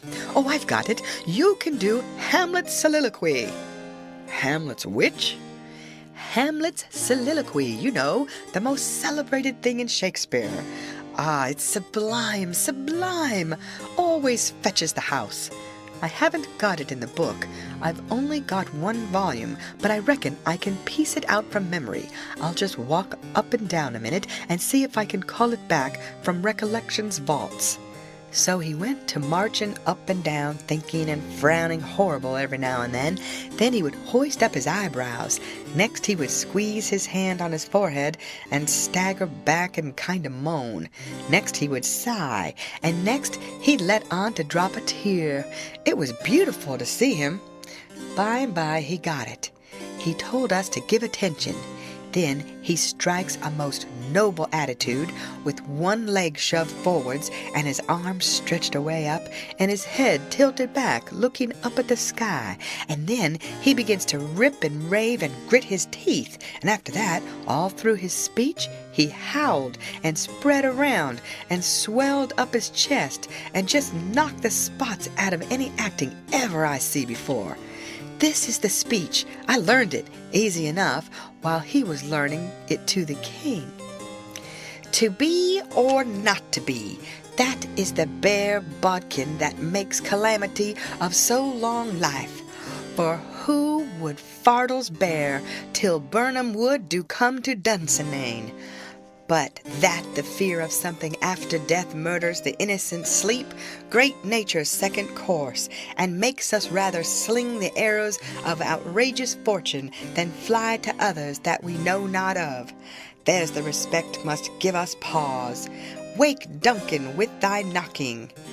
I would thou couldest, for who would bear the whips and scorns of time, the oppressor's wrong, the proud man's contumely, the law's delay, and the quietus which his pangs might take, in the dead waste and middle of the night, when churchyards yawn in customary suits of solemn black, but that the undiscovered country from whose bourne no traveller returns breathes forth contagion on the world, and thus the native hue of resolution, like the poor cat in the adage, is sicklied o'er with care, and all the clouds that lowered o'er our housetops with this regard their currents turn awry, and lose the name of action. 'Tis a consummation devoutly to be wished. But soft you, the fair Ophelia, open not thy ponderous and marble jaws, but get thee to a nunnery, go. Well, the old man, he liked that speech, and he mighty soon got it so he could do it first rate. It seemed like he was just born for it, and when he had his hand in and was excited, it was perfectly lovely the way he would rip and tear and rear up behind when he was getting it off. The first chance we got the Duke, he had some show bills printed, and after that, for 2 or 3 days as we floated along, the raft was a most uncommon lively place, for there weren't nothing but sword fighting and rehearsing, as the Duke called it, going on all the time. One morning, when we was pretty well down the state of Arkansas, we come in sight of a little one-horse town in a big bend, so we tied up about 3/4 of a mile above it, in the mouth of a creek which was shut in like a tunnel by the cypress trees, and all of us but Jim took the canoe and went down there to see if there was any chance in that place for our show. We struck it mighty lucky. There was going to be a circus there that afternoon, and the country people was already beginning to come in all kinds of old shackly wagons and on horses. The circus would leave before night, so our show would have a pretty good chance. The Duke, he hired the courthouse, and we went around and stuck up our bills. They read like this: Shakespearean Revival, wonderful attraction for one night only. The world-renowned tragedians, David Garrick the Younger of Drury Lane Theatre, London, and Edmund Kean the Elder of the Royal Haymarket Theatre, Whitechapel, Pudding Lane, Piccadilly, London, and the Royal Continental Theatres, in their sublime Shakespearean spectacle entitled The Balcony Scene in Romeo and Juliet. Romeo, Mr. Garrick.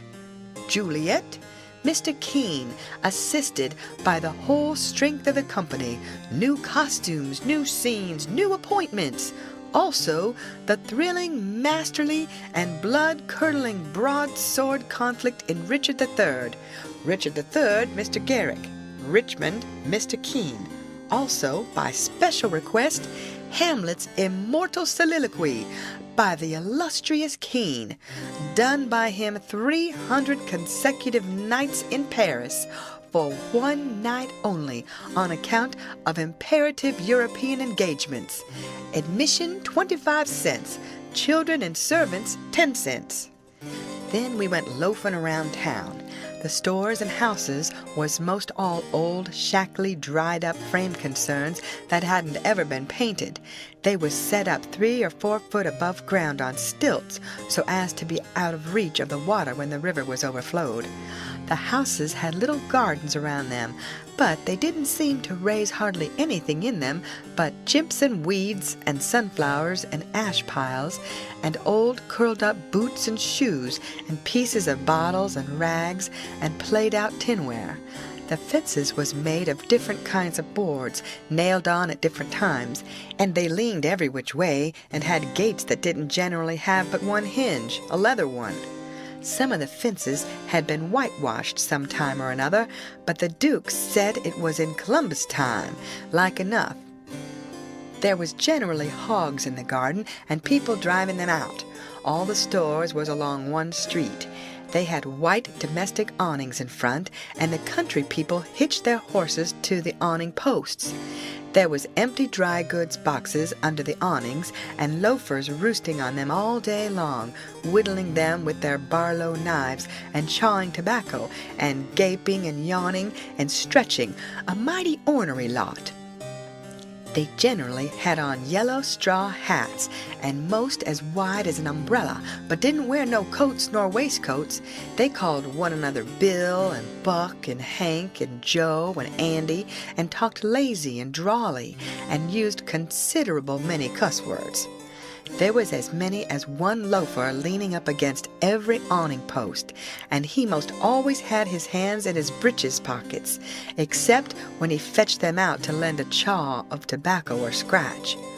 What a body was hearing amongst them all the time was, "Gimme a chaw of tobacco, Hank." "Can't. I hain't got but one chaw left. Ask Bill." Maybe Bill, he gives him a chaw. Maybe he lies and says he ain't got none. Some of them kinds of loafers never has a cent in the world, nor a chaw of tobacco of their own. They get all their chawing by borrowing. They say to a fella, "I wished you'd lend me a chaw, Jack. I just this minute give Ben Thompson the last chaw I had." Which is a lie pretty much every time. It don't fool nobody but a stranger. But Jack ain't no stranger, so he says, "You give him a chaw, did you? So did your sister's cat's grandmother. You pay me back the chaws you've already borrowed offen me, Leif Buckner.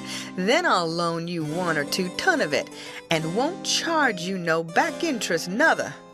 "Well, I did pay you back some of it onct." "Yes, you did. 'Bout 6 chaws.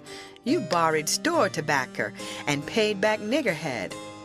Store tobacco is flat black plug, but these fellows mostly chaws the natural leaf twisted. When they borrow a chaw, they don't generally cut it off with a knife, but set the plug in between their teeth, and gnaw with their teeth and tug at the plug with their hands till they get it in two. Then sometimes the one that owns the tobacco looks mournful at it when it's handed back and says sarcastic, "Here, give me the chaw, and you take the plug." All the streets and lanes were just mud. They weren't nothing else but mud. Mud as black as tar and nigh about a foot deep in some places and 2 or 3 inches deep in all the places. The hogs loafed and grunted around everywheres.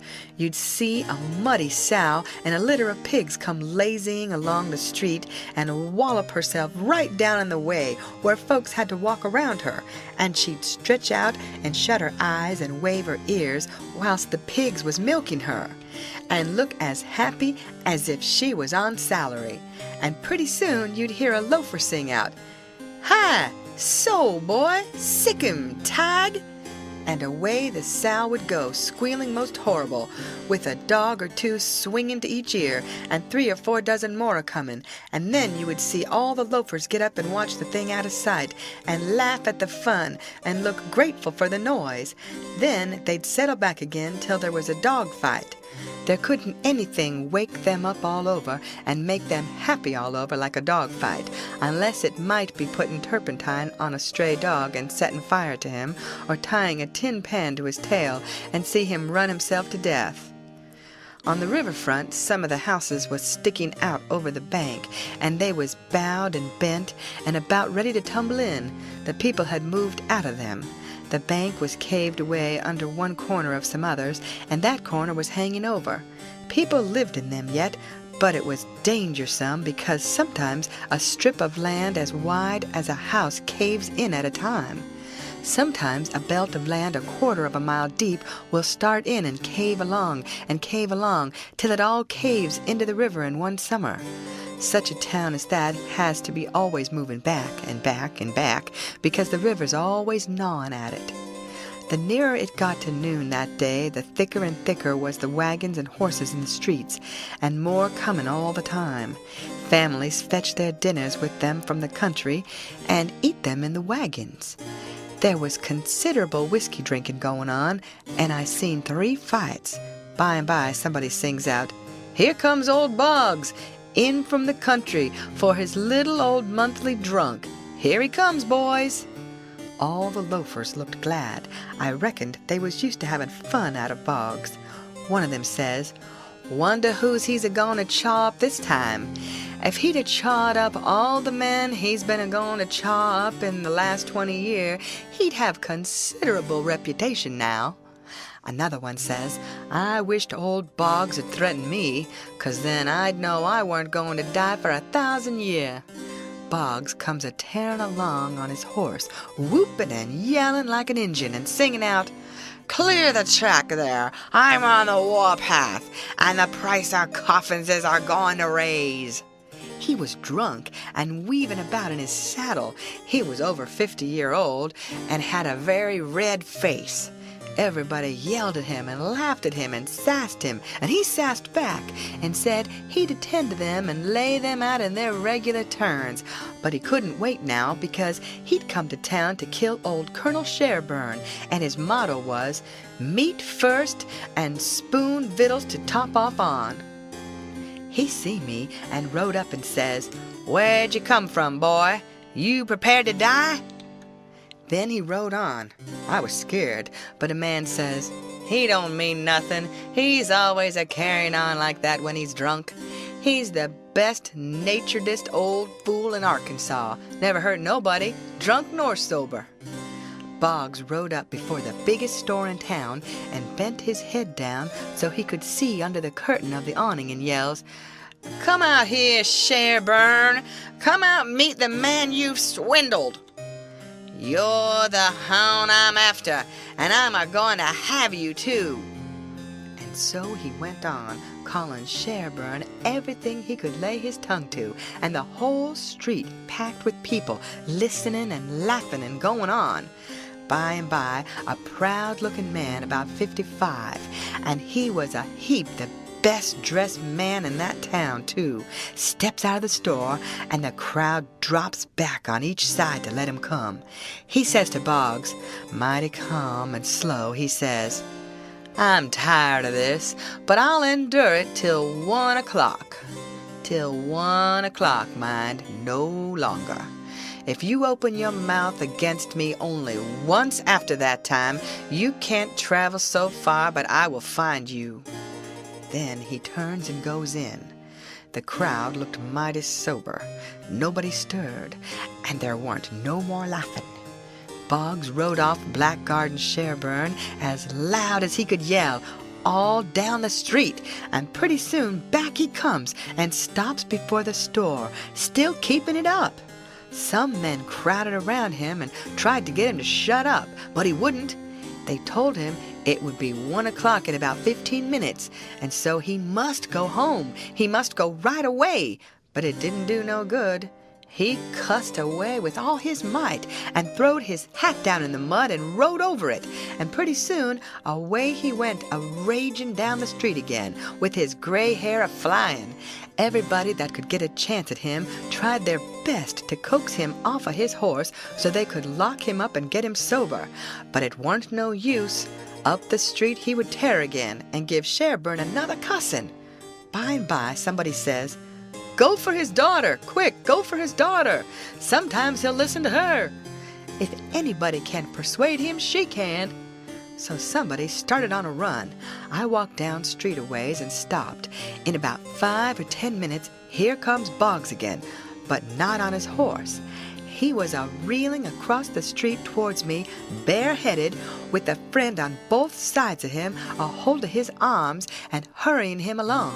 He was quiet and looked uneasy, and he weren't hanging back any, but was doing some of the hurrying himself.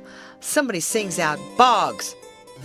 I looked over there to see who said it, and it was that Colonel Sherburne. He was standing perfectly still in the street and had a pistol raised in his right hand, not aiming it, but holding it out with the barrel tilted up towards the sky. The same second I see a young girl coming on the run, and 2 men with her. Boggs and the men turned round to see who called him, and when they see the pistol, the men jumped to one side, and the pistol barrel come down slow and steady to a level, both barrels cocked. Boggs throws up both of his hands and says, "Oh, Lord, don't shoot!" Bang goes the first shot, and he staggers back, clawing at the air. Bang goes the second one, and he tumbles backwards onto the ground, heavy and solid, with his arms spread out. That young girl screamed out and comes rushing, and down she throws herself on her father, crying and saying, "Oh, he's killed him! He's killed him!" The crowd closed up around them and shouldered and jammed one another with their necks stretched, trying to see, and people on the inside trying to shove them back and shouting, "Back! Back! Give him air! Give him air!" Colonel Sherburne, he tossed his pistol onto the ground and turned around on his heels and walked off. They took Boggs to a little drugstore, the crowd pressing around just the same, and the whole town following, and I rushed and got a good place at the window, where I was close to him and could see in. They laid him on the floor and put one large Bible under his head and opened another one and spread it on his breast. But they tore open his shirt first, and I seen where one of the bullets went in. He made about a dozen long gasps, his breast lifting the Bible up when he drawed in his breath and letting it down again when he breathed it out. And after that he laid still. He was dead. Then they pulled his daughter away from him, screaming and crying, and took her off. She was about 16 and very sweet and gentle looking, but awful pale and scared. Well, pretty soon the whole town was there, squirming and scrounging and pushing and shoving to get at the window and have a look. But people that had the places wouldn't give them up, and folks behind them was saying all the time, "Say now, you've looked enough, you fellows. 'Tain't right and 'tain't fair for you to stay there all the time and never give nobody a chance. Other folks has their rights as well as you." There was considerable jawing back, so I slid out, thinking maybe there was going to be trouble. The streets was full, and everybody was excited. Everybody that seen the shooting was telling how it happened, and there was a big crowd packed around each one of these fellows, stretching their necks and listening. One long, lanky man with long hair and a big white fur stovepipe hat on the back of his head and a crooked-handled cane marked out the places on the ground where Boggs stood and where Sherburne stood, and the people following him around from one place to the other and watching everything he done and bobbing their heads to show they understood, and stooping a little and resting their hands on their thighs to watch him mark the places on the ground with his cane. And then he stood up straight and stiff where Sherburne had stood, frowning and having his hat brim down over his eyes, and sung out, "Boggs!" and then fetched his cane down slow to a level and says, "Bang!" staggered backwards, says "Bang!" again, and fell down flat on his back. The people that had seen the thing said he'd done it perfect, said it was just exactly the way it all happened. Then as much as a dozen people got out their bottles and treated him. Well, by and by, somebody said Sherburne ought to be lynched. In about a minute, everybody was saying it. So away they went, mad and yelling, and snatching down every clothesline they come to do the hanging with. End of chapter. Read by Lorraine Montgomery for Lit to Go on the web at fcit.usf.edu.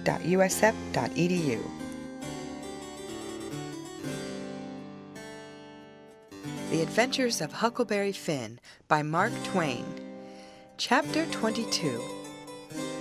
They swarmed up towards Sherburne's house, a-whooping and raging like Injuns, and everything had to clear the way or get run over and tromped to mush, and it was awful to see.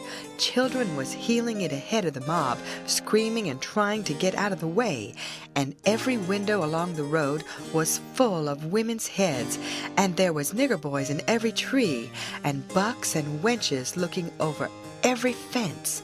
And as soon as the mob would get nearly to them, they would break and scattle back out of reach.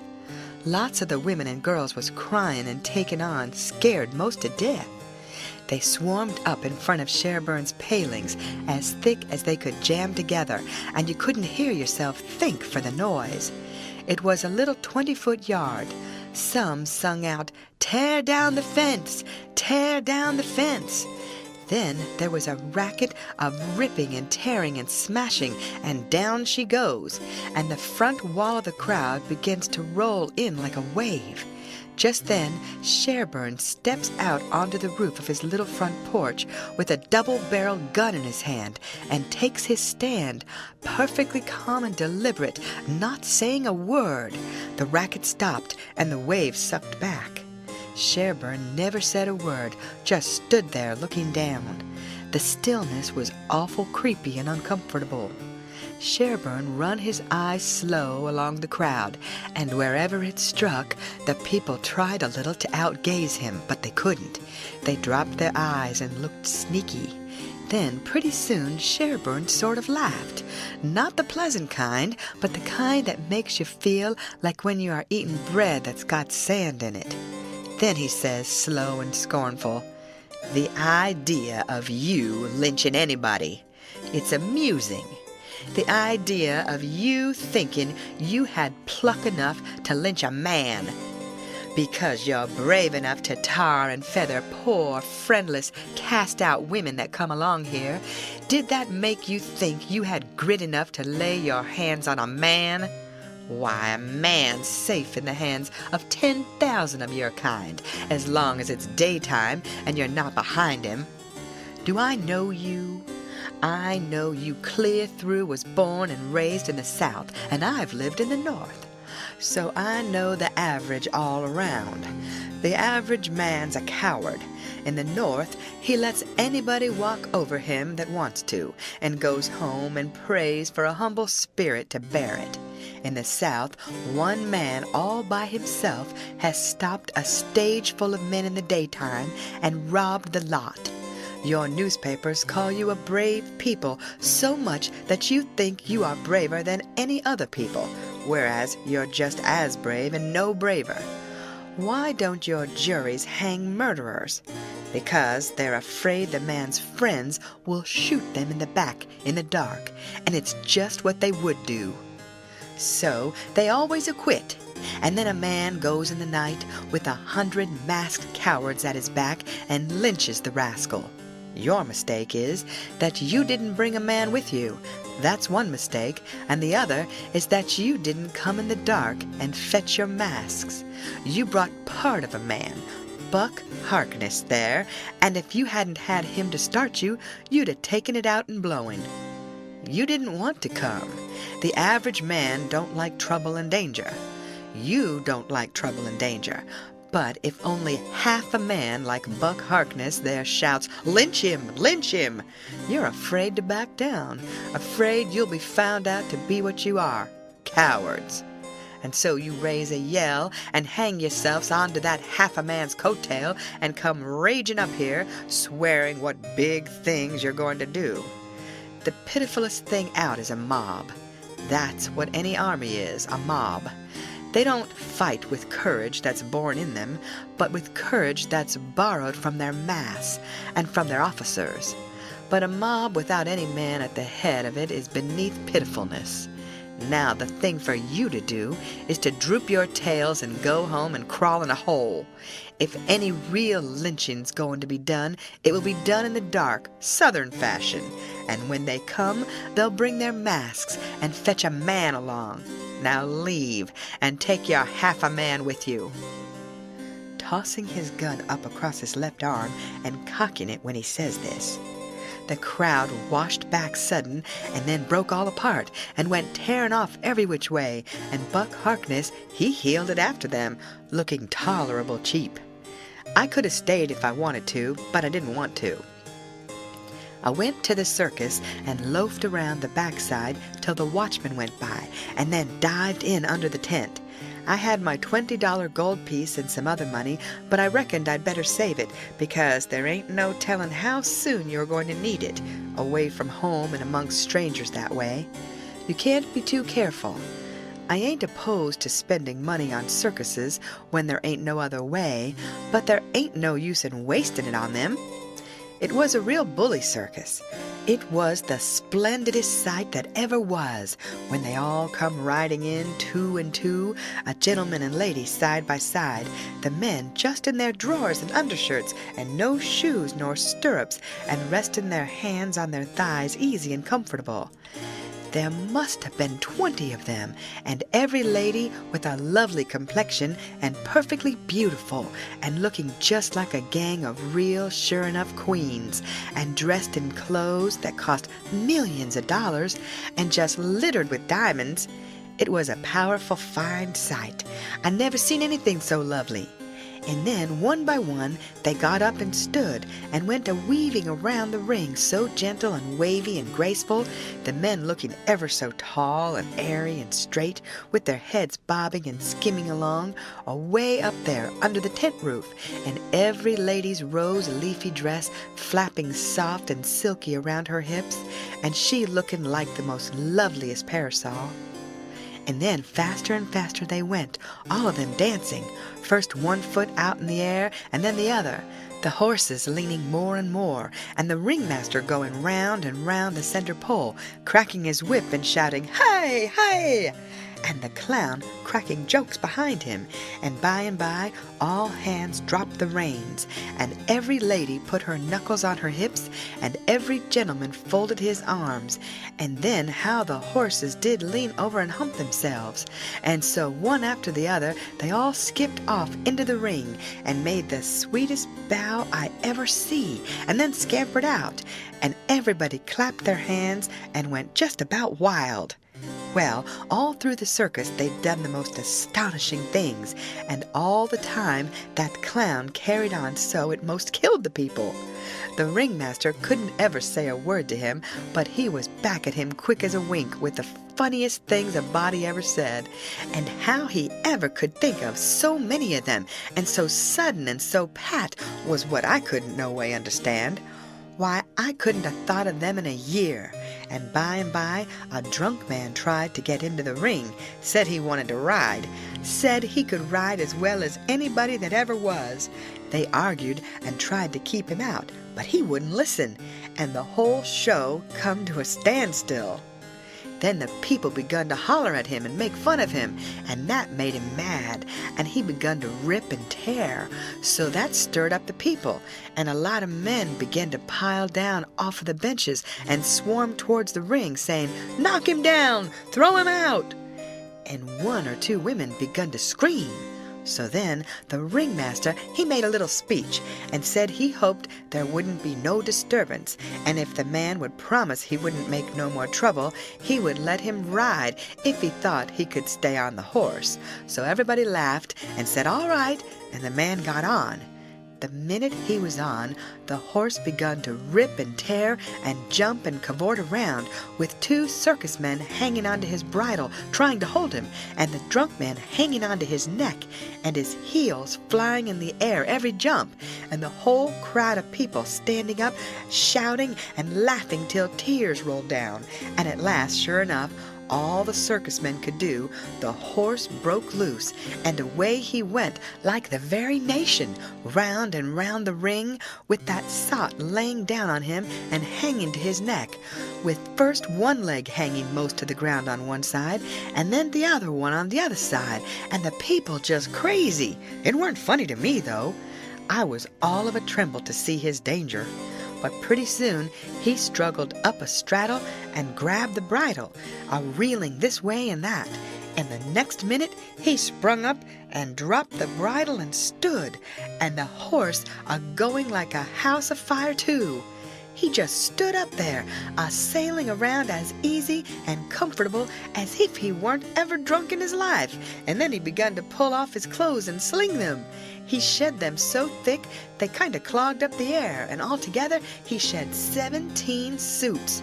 And then there he was, slim and handsome, and dressed the gaudiest and prettiest you ever saw, and he lit into that horse with his whip and made him fairly hum, and finally skipped off and made his bow and danced off to the dressing room, and everybody just a-howling with pleasure and astonishment. Then the ringmaster, he see how he had been fooled, and he was the sickest ringmaster you ever see, I reckon. Why, it was one of his own men. He had got up that joke all out of his own head, and never let on to nobody. Well, I felt sheepish enough to be took in so, but I wouldn't have been in that ringmaster's place, not for $1,000. I don't know, there may be bullier circuses than what that one was, but I never struck them yet. Anyways, it was plenty good enough for me, and wherever I run across it, it can have all my custom every time. Well, that night we had our show, but there weren't only about 12 people there, just enough to pay expenses. And they laughed all the time, and that made the Duke mad, and everybody left anyway before the show was over, but one boy, which was asleep. So the Duke said these Arkansas lunkheads couldn't come up to Shakespeare. What they wanted was low comedy, and maybe something rather worse than low comedy, he reckoned. He said he could size their style, so next morning he got some big sheets of wrapping paper and some black paint and drawed off some handbills and stuck them up all over the village. The bills said, "At the courthouse, for 3 nights only, the world-renowned tragedians, David Garrick the Younger and Edmund Kean the Elder, of the London and Continental theaters, in their thrilling tragedy of the King's Camelopard or the Royal Nonsuch. Admission 50 cents. Then at the bottom was the biggest line of all, which said, "Ladies and children not admitted." "There," says he, "if that line don't fetch them, I don't know Arkansas."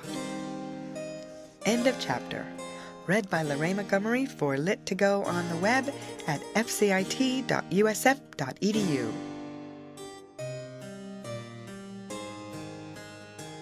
The Adventures of Huckleberry Finn by Mark Twain. Chapter 23. Well, all day him and the king was hard at it, rigging up a stage and a curtain and a row of candles for footlights, and that night the house was jam full of men in no time. When the place couldn't hold no more, the Duke, he quit tending door and went around the back way and come onto the stage and stood up before the curtain and made a little speech and praised up this tragedy and said it was the most thrillingest one that ever was. And so he went on a-bragging about the tragedy and about Edmund Kean the Elder, which was to play the main principal part in it, and at last, when he'd got everybody's expectations up high enough, he rolled up the curtain, and the next minute the king come a-prancing out on all fours naked, and he was painted all over, ring-streaked and striped, all sorts of colors, as splendid as a rainbow. But never mind the rest of his outfit, it was just wild, but it was awful funny. The people most killed themselves laughing, and when the king got done capering and capered off behind the scenes, they roared and clapped and stormed and ha-ha'd till he come back and done it over again, and after that they made him do it another time. Well, it would make a cow laugh to see the shines that old idiot cut. Then the Duke, he lets the curtain down and bows to the people and says the great tragedy will be performed only 2 nights more on accounts of pressing London engagements, where the seats is all sold already for it in Drury Lane. And then he makes them another bow and says if he has succeeded in pleasing them and instructing them, he will be deeply obliged if they will mention it to their friends and get them to come and see it. 20 people sings out, "What? Is it over? Is that all?" The Duke says yes. Then there was a fine time. Everybody sings out, "Sold!"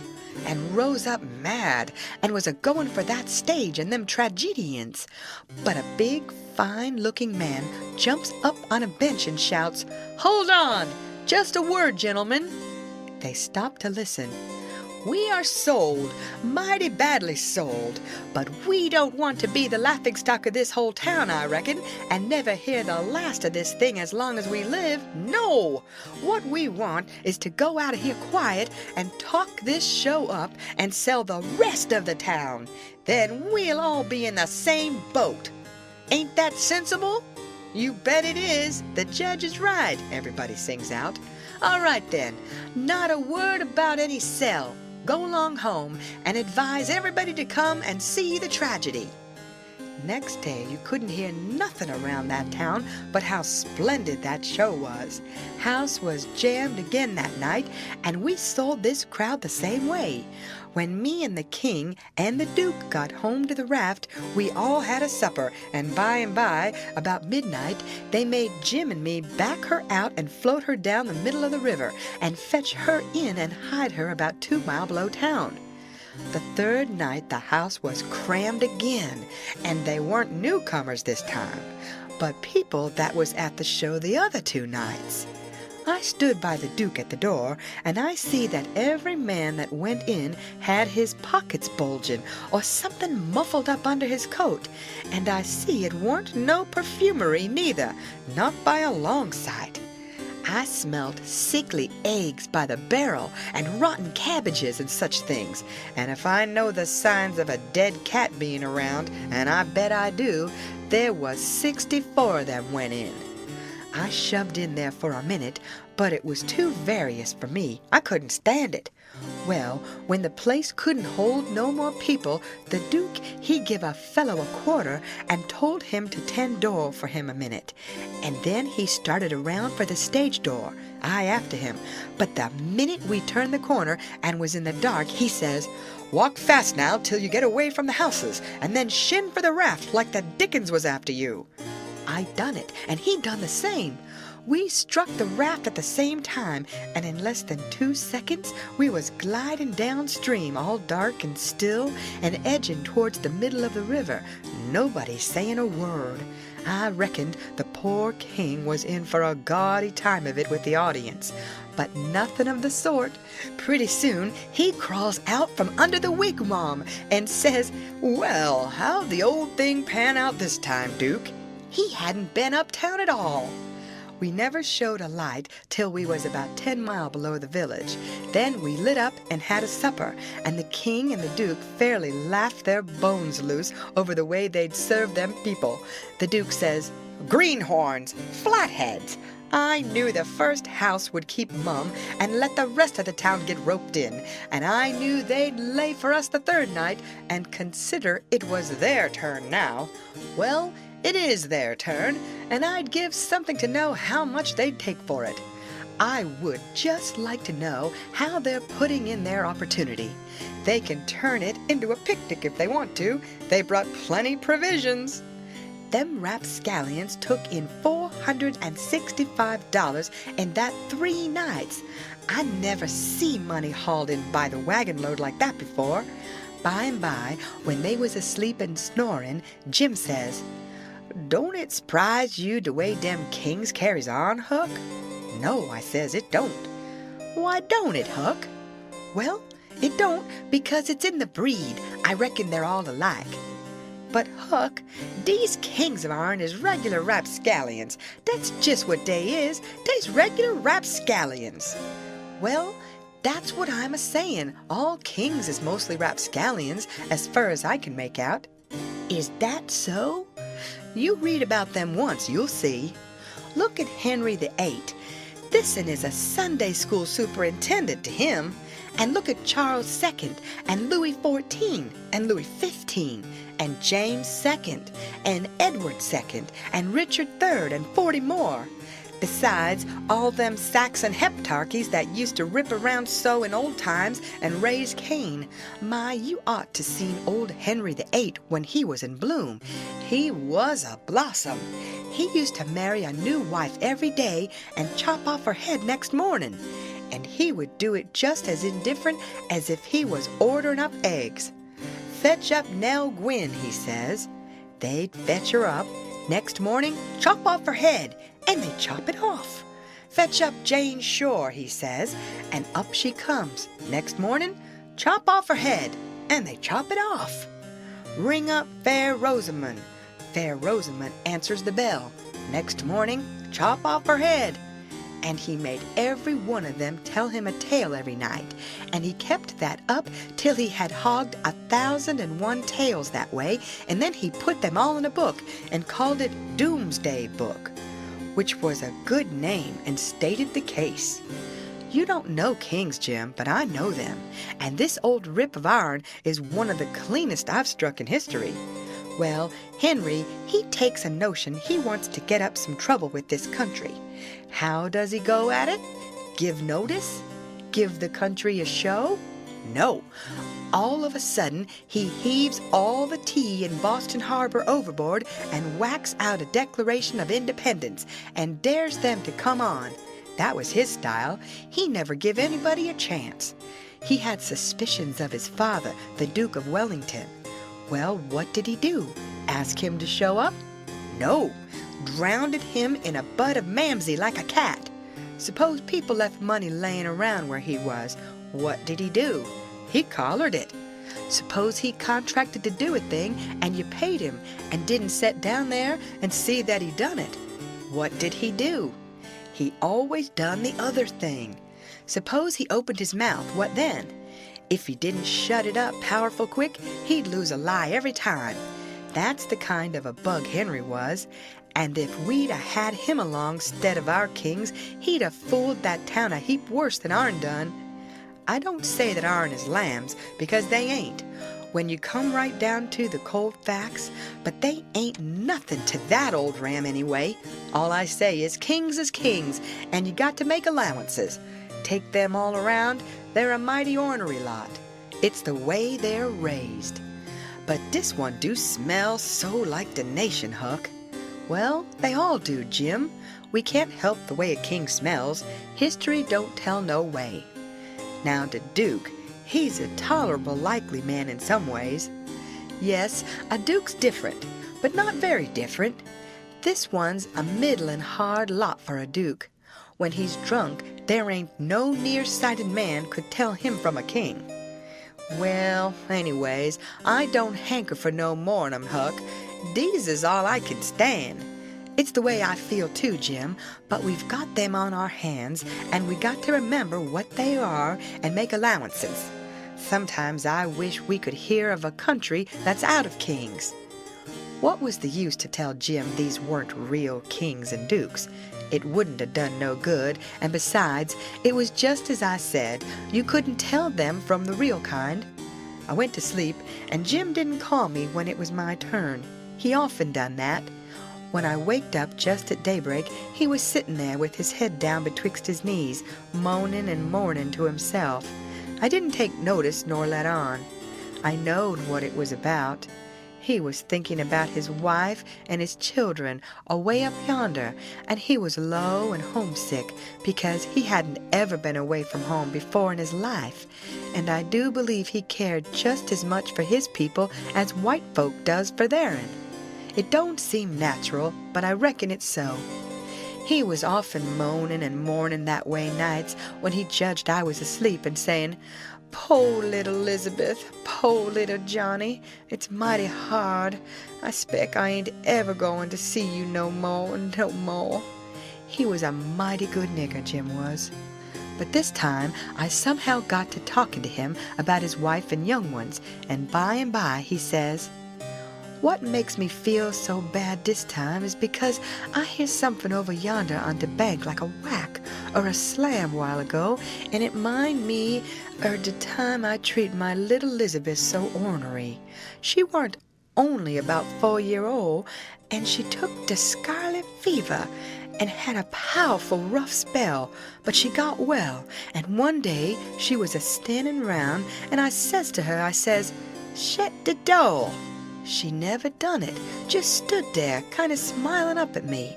It made me mad, and I says again, mighty loud, I says, 'Don't you hear me? Shut the door!' She just stood the same way, kind of smiling up. I was a billin'. I says, 'I lay I make you mine.' And with that, I fetch her a slap side the head that sent her a sprawling. Then I went into the other room and is gone about 10 minutes, and when I come back there, was that door a-standing open yet, and that child standing most right in it, a-looking down and mourning, and the tears running down. My, but I was mad. I was a-gone for that child, but just then it was a door that opened inwards. Just then, long come the wind and slam it to behind the child, kablam! And my land, the child never moved. my breath most hop out of me, and I feel so, I don't know how I feel. I crope out, all a-trembling, and crope around, and open the door easy and slow, and poke my head in behind the child, soft and still, and all of a sudden, I says, "Pow!" just as loud as I could yell. She never budge.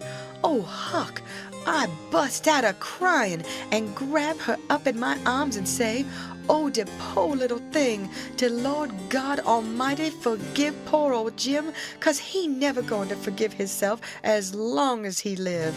Oh, she was plumb deef and dumb, Huck, plumb deef and dumb, and I been a-treating her so.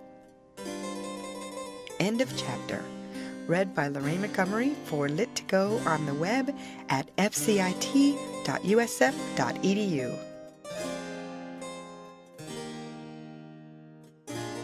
The Adventures of Huckleberry Finn by Mark Twain. Chapter 24. Next day, towards night, we laid up under a little willow towhead out in the middle, where there was a village on each side of the river, and the Duke and the King begun to lay out a plan for working them towns. Jim, he spoke to the Duke and said he hoped it wouldn't take but a few hours, because it got mighty heavy and tiresome to him when he had to lay all day in the wigwam tied with the rope. You see, when we left him all alone, we had to tie him, because if anybody happened onto him all by himself and not tied, it wouldn't look much like he was a runaway nigger, you know.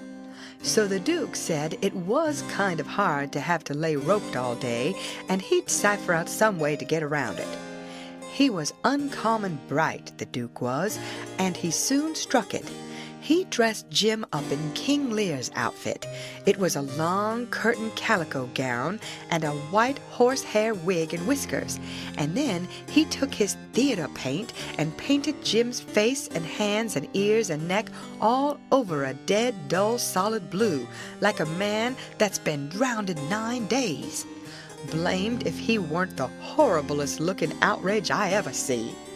Then the Duke took and wrote out a sign on a shingle so, "Sick Arab, but harmless when not out of his head." And he nailed that shingle to a lath, and stood the lath up 4 or 5 foot in front of the wigwam. Jim was satisfied. He said it was a sight better than lying tied a couple of years every day, and trembling all over every time there was a sound. The Duke told him to make himself free and easy, and if anybody ever come meddling around, he must hop out of the wigwam and carry on a little and fetch a howl or two like a wild beast, and he reckoned they would light out and leave him alone. Which was sound enough judgment, but you take the average man, and he wouldn't wait for him to howl. Why, he didn't only look like he was dead, he looked considerable more than that. These rapscallions wanted to try the Nonesuch again, because there was so much money in it, but they judged it wouldn't be safe, because maybe the news might have worked along down by this time. They couldn't hit no project that suited exactly, so at last the Duke said he reckoned he'd lay off and work his brains an hour or two and see if he couldn't put up something on the Arkansas village, and the King, he allowed he would drop over to the other village without any plan, but just trust in Providence to lead him the profitable way, meaning the devil, I reckon. We had all bought store clothes where we stopped last, and now the King put his'n on, and he told me to put mine on. I done it, of course. The King's duds was all black, and he did look real swell and starchy. I never knowed how clothes could change a body before. Why, before, he looked like the orneriest old rip that ever was, but now, when he'd take off his new white beaver and make a bow and do a smile, he looked that grand and good and pious that you'd say he had walked right out of the ark and maybe was old Leviticus himself. Jim cleaned up the canoe, and I got my paddle ready. There was a big steamboat laying at the shore away up under the point, about 3 miles above the town. Been there a couple of hours, taking on freight. Says the King, Seeing how I'm dressed, I reckon maybe I better arrive down from St. Louis or Cincinnati or some other big place. Go for the steamboat, Huckleberry. We'll come down to the village on her." I didn't have to be ordered twice to go and take a steamboat ride. I fetched the shore 1/2 mile above the village, and then went scooting along the bluff bank in the easy water. Pretty soon we come to a nice, innocent-looking young country Jake sitting on a log swabbing the sweat off of his face, for it was powerful warm weather, and he had a couple of big carpet-bags by him. "Run her nose inshore," says the king. I done it. "Where you bound for, young man?" "For the steamboat going to New Orleans." "Get aboard," said the king. "Hold on a minute, my servant'll help you with them bags. Jump out and help the gentleman, Adolphus," meaning me, I see. I done so, and then we all three started on again. The young chap was mighty thankful, said it was tough work toting his baggage such weather. He asked the king where he was going, and the king told him he'd come down the river and landed at the other village this morning, and now he was going up a few miles to see an old friend on a farm up there.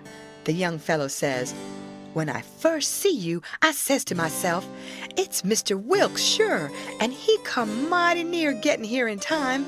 But then I says again, 'No, I reckon it ain't him, or else he wouldn't be paddling up the river.' You ain't him, are you?" "No, my name's Blodgett, Alexander Blodgett.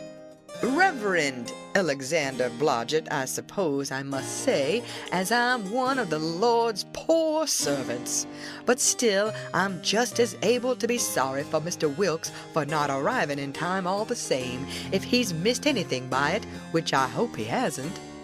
"Well, he don't miss any property by it, because he'll get that all right, but he's missed seeing his brother Peter die, which he mayn't mind, nobody can tell as to that, but his brother would have give anything in this world to see him before he died. Never talked about nothing else all these 3 weeks, hadn't seen him since they was boys together, and hadn't ever seen his brother William at all. That's the deaf and dumb one. William ain't more than 30 or 35. Peter and George were the only ones that come out here. George was the married brother. Him and his wife both died last year. Harvey and William's the only ones that's left now, and as I was saying, they haven't got here in time." "Did anybody send 'em word?" "Oh, yes, a month or 2 ago, when Peter was first took, because Peter said then that he sort of felt like he weren't going to get well this time. You see, he was pretty old, and George's girls was too young to be much company for him, except Mary Jane, the red-headed one, and so he was kinder lonesome after George and his wife died, and didn't seem to care much to live. He most desperately wanted to see Harvey, and William too, for that matter, because he was one of them kind that can't bear to make a will.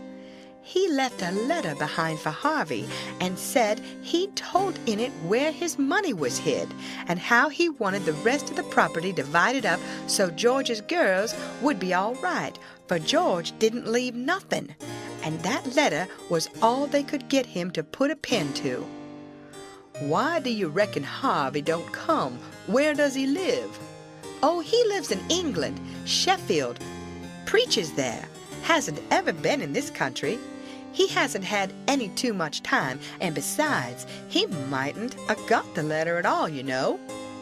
"Too bad, too bad. He couldn't have lived to see his brothers, poor soul. You going to Orleans, you say?" "Yes, but that ain't only a part of it. I'm going in a ship next Wednesday for Rio Janeiro, where my uncle lives." "It's a pretty long journey, but it'll be lovely. Wished I was a-going." "Is Mary Jane the oldest?" "How old is the others?" "Mary Jane's 19, Susan's 15, and Joanna's about 14. That's the one that gives herself to good works and has a hare lip." "Poor things, to be left alone in the cold world so." "Well, they could be worse off. Old Peter had friends, and they ain't going to let them come to no harm. There's Hobson, the Baptist preacher, and Deacon Lot Hovey, and Ben Rucker, and Abner Shackelford, and Levi Bell the lawyer, and Dr. Robinson and their wives, and the widow Bartley, and, well, there's a lot of them, but these are the ones that Peter was thickest with, and used to write about sometimes when he wrote home, so Harvey'll know where to look for friends when he gets here. Well, the old man went on asking questions till he just fairly emptied that young fella. Blamed if he didn't inquire about everybody and everything in that blessed town, and all about the Wilkses, and about Peter's business, which was a tanner, and about George's, which was a carpenter, and about Harvey's, which was a dissentering minister, and so on and so on. Then he says, "What did you want to walk all the way up to the steamboat for?" "Because she's a big Orleans boat, and I was afeard she mightn't stop there." "When they're deep, they won't stop for a hail. A Cincinnati boat will, but this is a St. Louis one." "Was Peter Wilkes well off?" "Oh, yes, pretty well off. He had houses and land, and it's reckoned he left 3,000 or 4,000 in cash hid up summers." "When did you say he died?" "I didn't say, but it was last night." "Funeral tomorrow, likely?" "Yes, about the middle of the day." "Well, it's all terrible sad, but we've all got to go one time or another. So what we want to do is to be prepared. Then we're all right." "Yes, sir, it's the best way. Ma used to always say that." When we struck the boat, she was about done loading, and pretty soon she got off. The king never said nothing about going aboard, so I lost my ride after all. When the boat was gone, the king made me paddle up another mile to a lonesome place, and then he got ashore and says, "Now hustle back right off and fetch the Duke up here, and the new carpet-bags. And if he's gone over to the other side, go over there and get him, and tell him to get himself up regardless. Shove along now." I see what he was up to, but I never said nothing, of course. When I got back with the Duke, we hid the canoe, and then they sat down on a log, and the king told him everything, just like the young fellow had said it, every last word of it. And all the time he was a-doing it, he tried to talk like an Englishman, and he'd done it pretty well, too, for a slouch. I can't imitate him, and so I ain't a-going to try to, but he really done it pretty good. Then he says, "How are you on the deaf and dumb, Bilgewater?" The Duke said leave him alone for that, said he had played a deaf and dumb person on the histrionic boards. So then they waited for a steamboat. About the middle of the afternoon, a couple of little boats come along, but they didn't come from high enough up the river. But at last there was a big one, and they hailed her. She sent out her yawl, and we went aboard, and she was from Cincinnati, and when they found we only wanted to go 4 or 5 mile, they was booming mad, and gave us a cussing, and said they wouldn't land us. But the king was calm. He says, "If gentlemen can afford to pay $1 a mile apiece to be took on and put off in a yawl, a steamboat can afford to carry 'em, can't it?" So they softened down and said it was all right, and when we got to the village, they yawled us ashore. About 24 men flocked down when they see the yawl a-comin', and when the king says, "Can any of you gentlemen tell me where Mr. Peter Wilkes lives?" They give a glance at one another and nodded their heads, as much as to say, "What did I tell you?" Then one of them says, kind of soft and gentle, "I'm sorry, sir, but the best we can do is to tell you where he did live yesterday evening." Sudden as winking, the ornery old creature went an to smash, and fell up against the man, and put his chin on his shoulder, and cried down his back, and says, "Alas, alas, our poor brother gone, and we never got to see him. Oh, it's too hard." Then he turns around, blubbering, and makes a lot of idiotic signs to the Duke on his hands, and blamed if he didn't drop a carpet-bag and bust out a-crying. If they weren't the beatin'est lot, them two frauds that ever I struck."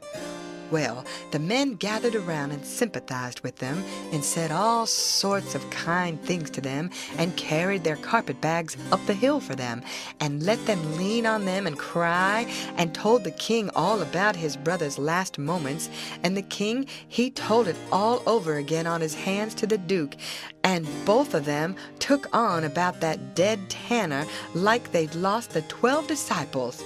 Well, if ever I struck anything like it, I'm a nigger.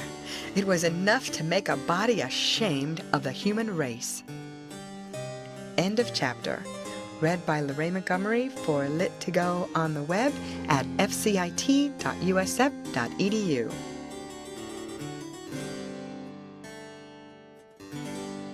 The Adventures of Huckleberry Finn by Mark Twain.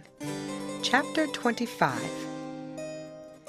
The news was all over town in 2 minutes, and you could see the people tearing down on the run from every which way, some of them putting on their coats as they come.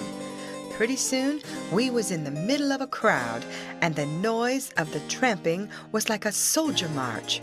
The windows and dooryards was full, and every minute somebody would say over a fence, "Is it them?" And somebody trotting along with the gang would answer back and say, "You bet it is." When we got to the house, the street in front of it was packed, and the 3 girls was standing in the door. Mary Jane was red-headed, but that don't make no difference. She was most awful beautiful, and her face and her eyes was all lit up like glory. She was so glad her uncles was come. The king, he spread his arms, and Mary Jane, she jumped for them, and the harelip jumped for the duke, and there they had it. Everybody most, leastways women, cried for joy to see them meet again at last, and have such good times. Then the king, he hunched the duke private. I see him do it. And then he looked around and see the coffin over in the corner on 2 chairs. So then him and the duke, with a hand across each other's shoulder and the other hand to their eyes, walked slow and solemn over there, everybody dropping back to give them room, and all the talk and noise stopping, people saying, "Shh," and all the men taking their hats off and drooping their heads so you could heard a pin fall. And when they got there, they bent over and looked in the coffin and took one sight, and then they bust out a-crying so you could a heard them to Orleans most, and then they put their arms around each other's necks and hung their chins over each other's shoulders, and then for 3 minutes or maybe 4, I never see 2 men leak the way they done, and mind you, everybody was doing the same, and the place was that damp I never seen anything like it. Then one of them got on one side of the coffin and the other on the other side, and they kneeled down and rested their foreheads on the coffin and let on to pray all to themselves. Well, when it come to that, it worked the crowd like you never seen anything like it, and everybody broke down and went to sobbing right out loud, the poor girls too, and every woman nearly went up to the girls without saying a word and kissed them solemn on the forehead, and then put their hand on their head and looked up towards the sky with the tears running down, and then busted out and went off sobbing and swabbing and give the next woman a show. I never see anything so disgusting. Well, by and by, the king, he gets up and comes forward a little and works himself up and slobbers out a speech all full of tears and flapdoodle about its being a sore trial for him and his poor brother to lose the deceased and to miss seeing deceased alive after the long journey of 4,000 a mile, but it's a trial that's sweetened and sanctified to us by this dear sympathy and these holy tears, and so he thanks them out of his heart and out of his brother's heart, because out of their mouths they can't, words being too weak and cold and all that kind of rotten slush, till it was just sickening. And then he blubbers out a pious goody-goody amen and turns himself loose and goes to crying fit to bust. And the minute the words were out of his mouth, somebody over in the crowd struck up the doxologer, and everybody joined in with all their might, and it just warmed you up and made you feel as good as church letting out. Music is a good thing, and after all that sour butter and hogwash, I never see it freshen up things so, and sound so honest and bully.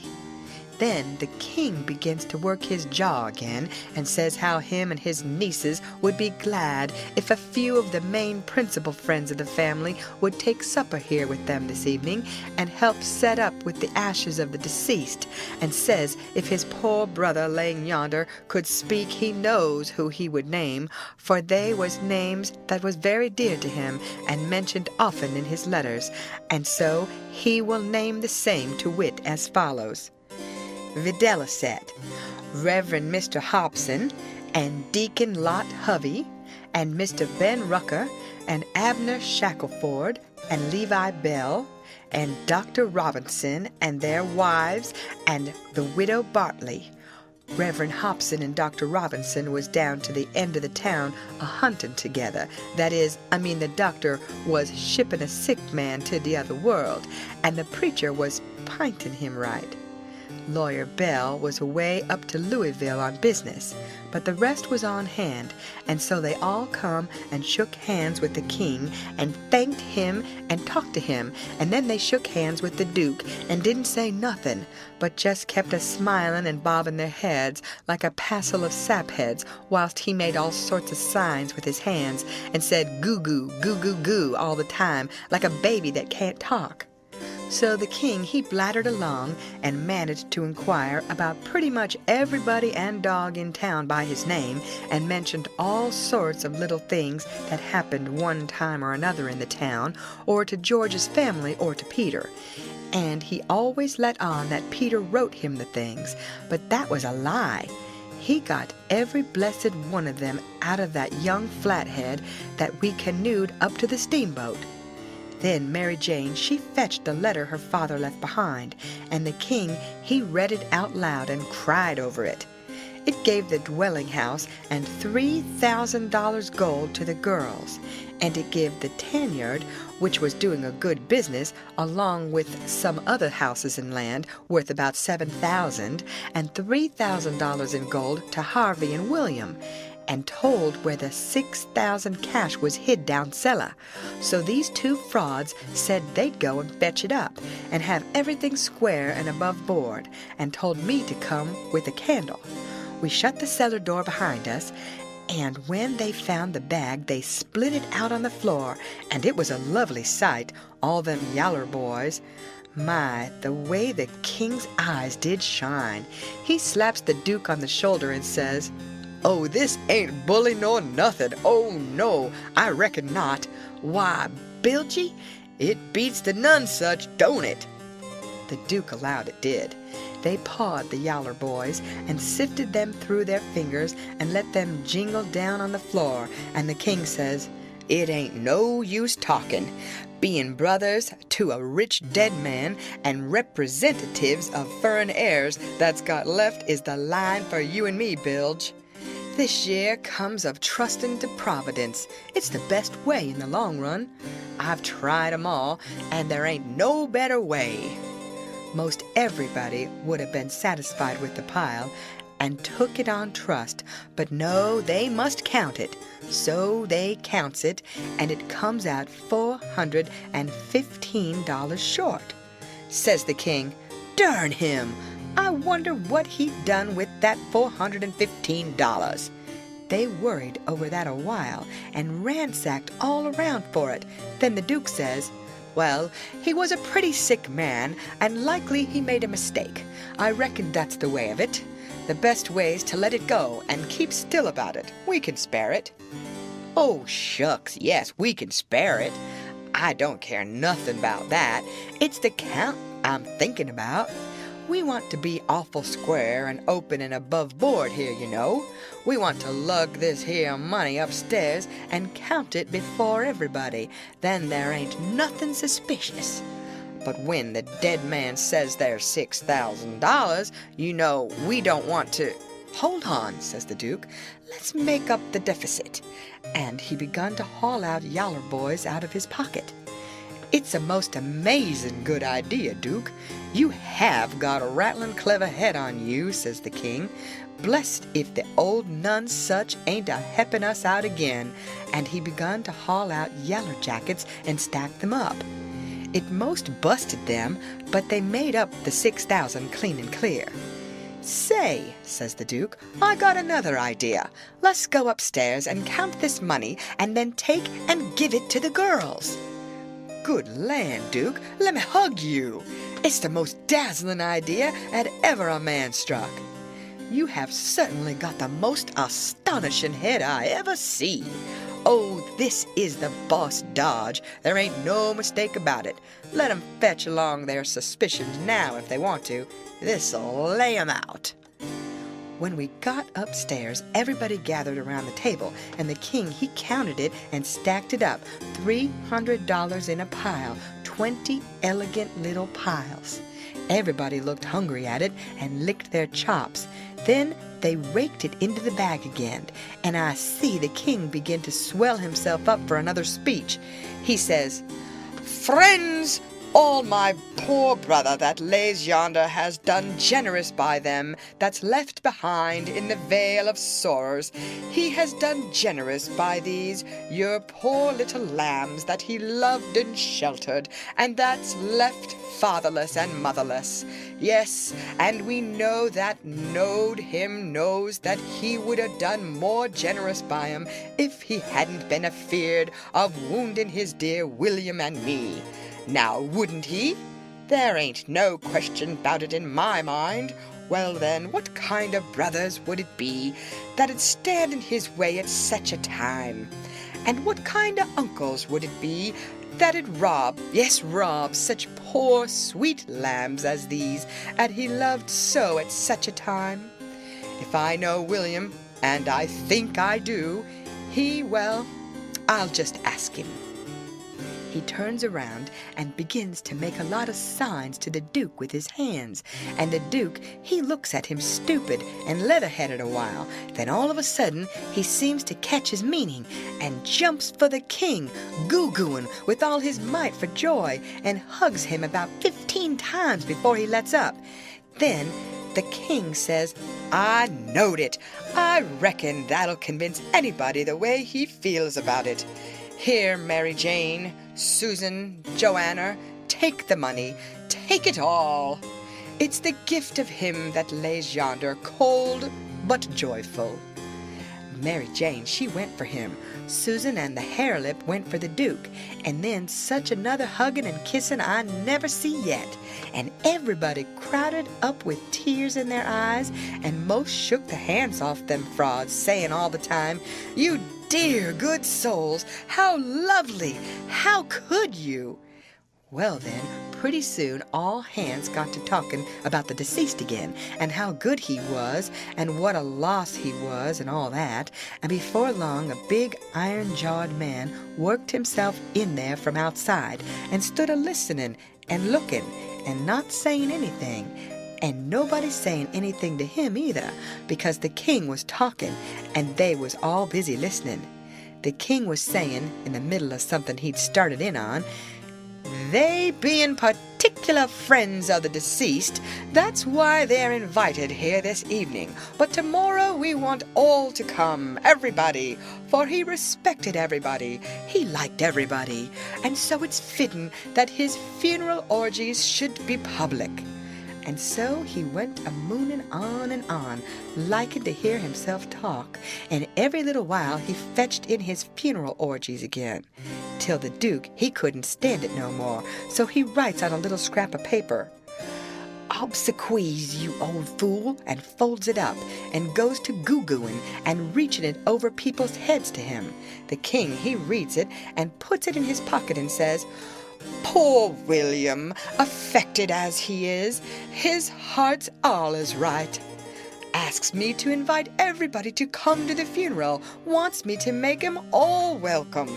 But he needn't have worried, it was just what I was at." Then he weaves along again, perfectly calm, and goes to dropping in his funeral orgies again every now and then, just like he done before.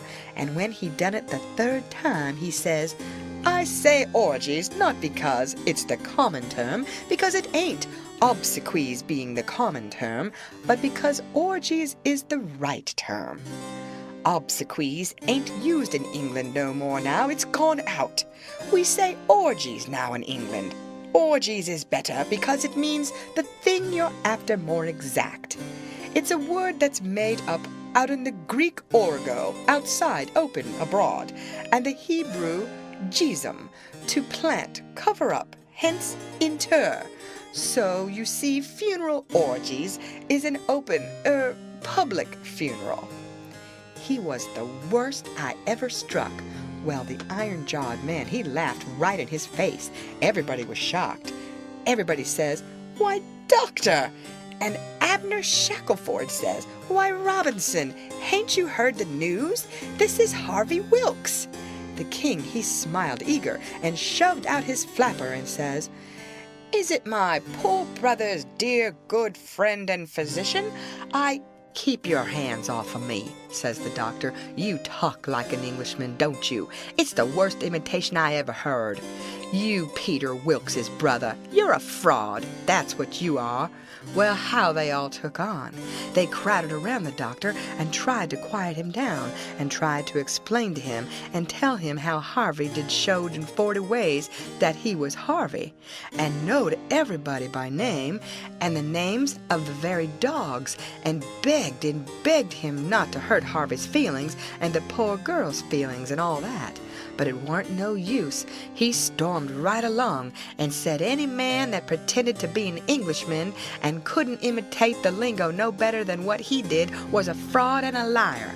The poor girls was hanging to the king and crying, and all of a sudden the doctor ups and turns on them. He says, I was your father's friend, and I'm your friend, and I warn you as a friend and an honest one that wants to protect you and keep you out of harm and trouble, to turn your backs on that scoundrel and have nothing to do with him, the ignorant tramp, with his idiotic Greek and Hebrew, as he calls it. He is the thinnest kind of an impostor, has come here with a lot of empty names and facts which he picked up somewheres, and you take 'em for proofs, and are helped to fool yourself by these foolish friends here, who ought to know better. Mary Jane Wilkes, you know me for your friend, and for your unselfish friend, too. Now listen to me. Turn this pitiful rascal out. I beg you to do it. Will you? Mary Jane straightened herself up, and my, but she was handsome. She says, Here is my answer. She hove up the bag of money and put it in the king's hands and says, Take this $6,000 and invest for me and my sisters any way you want to, and don't give us no receipt for it. Then she put her arm around the king on one side, and Susan and the harelip done the same on the other. Everybody clapped their hands and stomped on the floor like a perfect storm, whilst the king held up his head and smiled proud. The doctor says, All right, I wash my hands of the matter, but I warn you all that a time's coming when you're going to feel sick whenever you think of this day. And away he went. All right, doctor, says the king, kind of mocking him. We'll try and get him to send for you, which made them all laugh, and they said it was a prime good hit. End of chapter. Read by Lorraine Montgomery for Lit to Go on the web at fcit.usf.edu.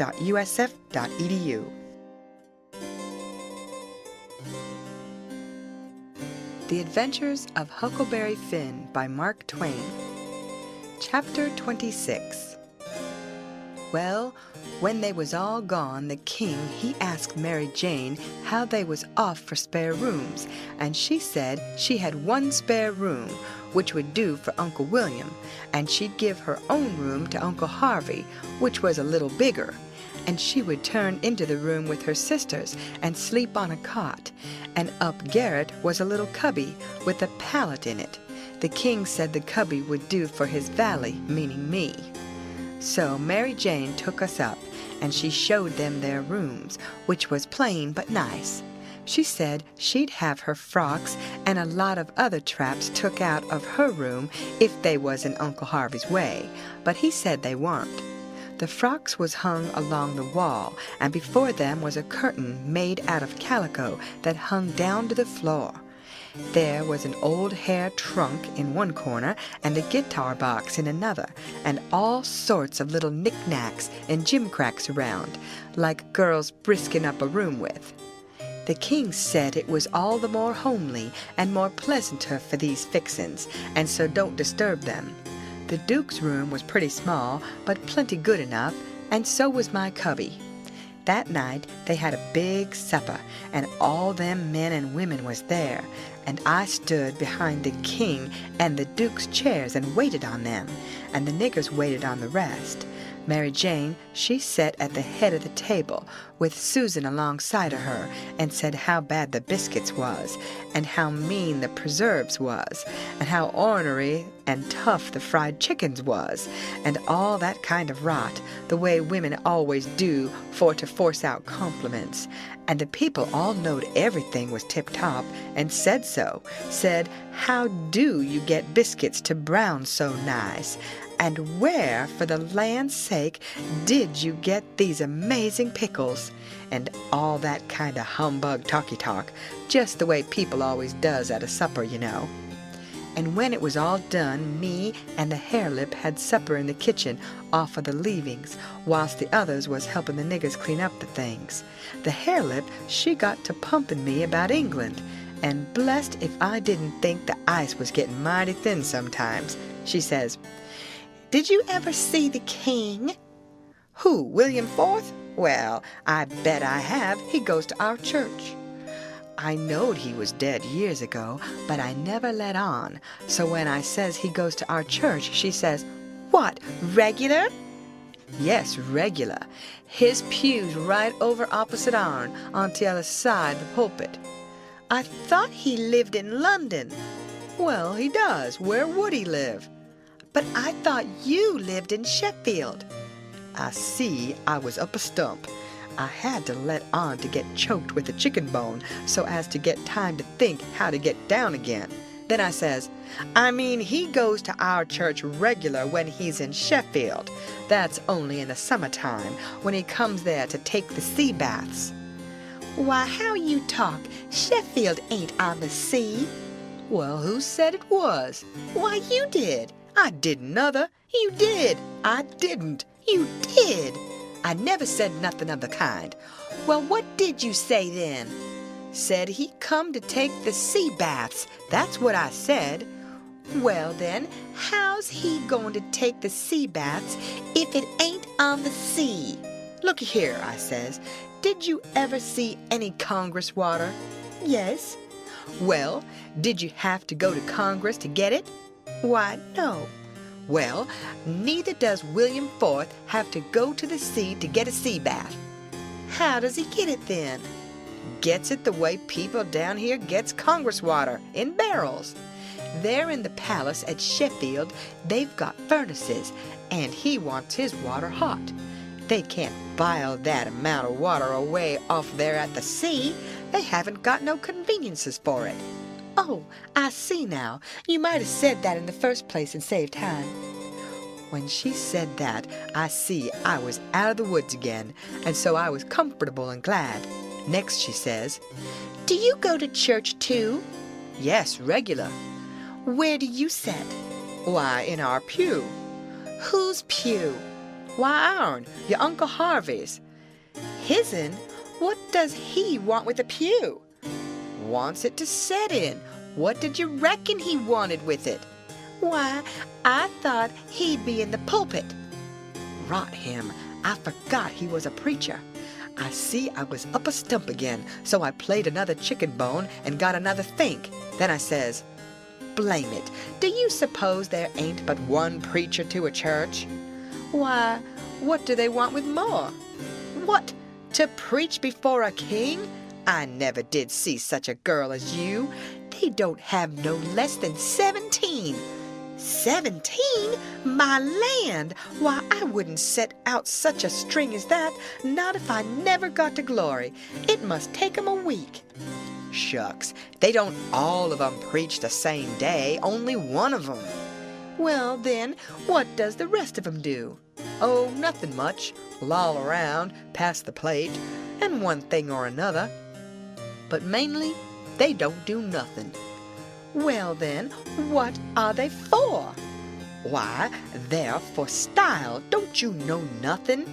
Well, I don't want to know no such foolishness as that. How is servants treated in England? Do they treat 'em better than we treat our niggers? No, a servant ain't nobody there. They treat them worse than dogs. Don't they give 'em holidays the way we do, Christmas and New Year's week and 4th of July? Oh, just listen, a body could tell you hain't ever been to England by that. Why,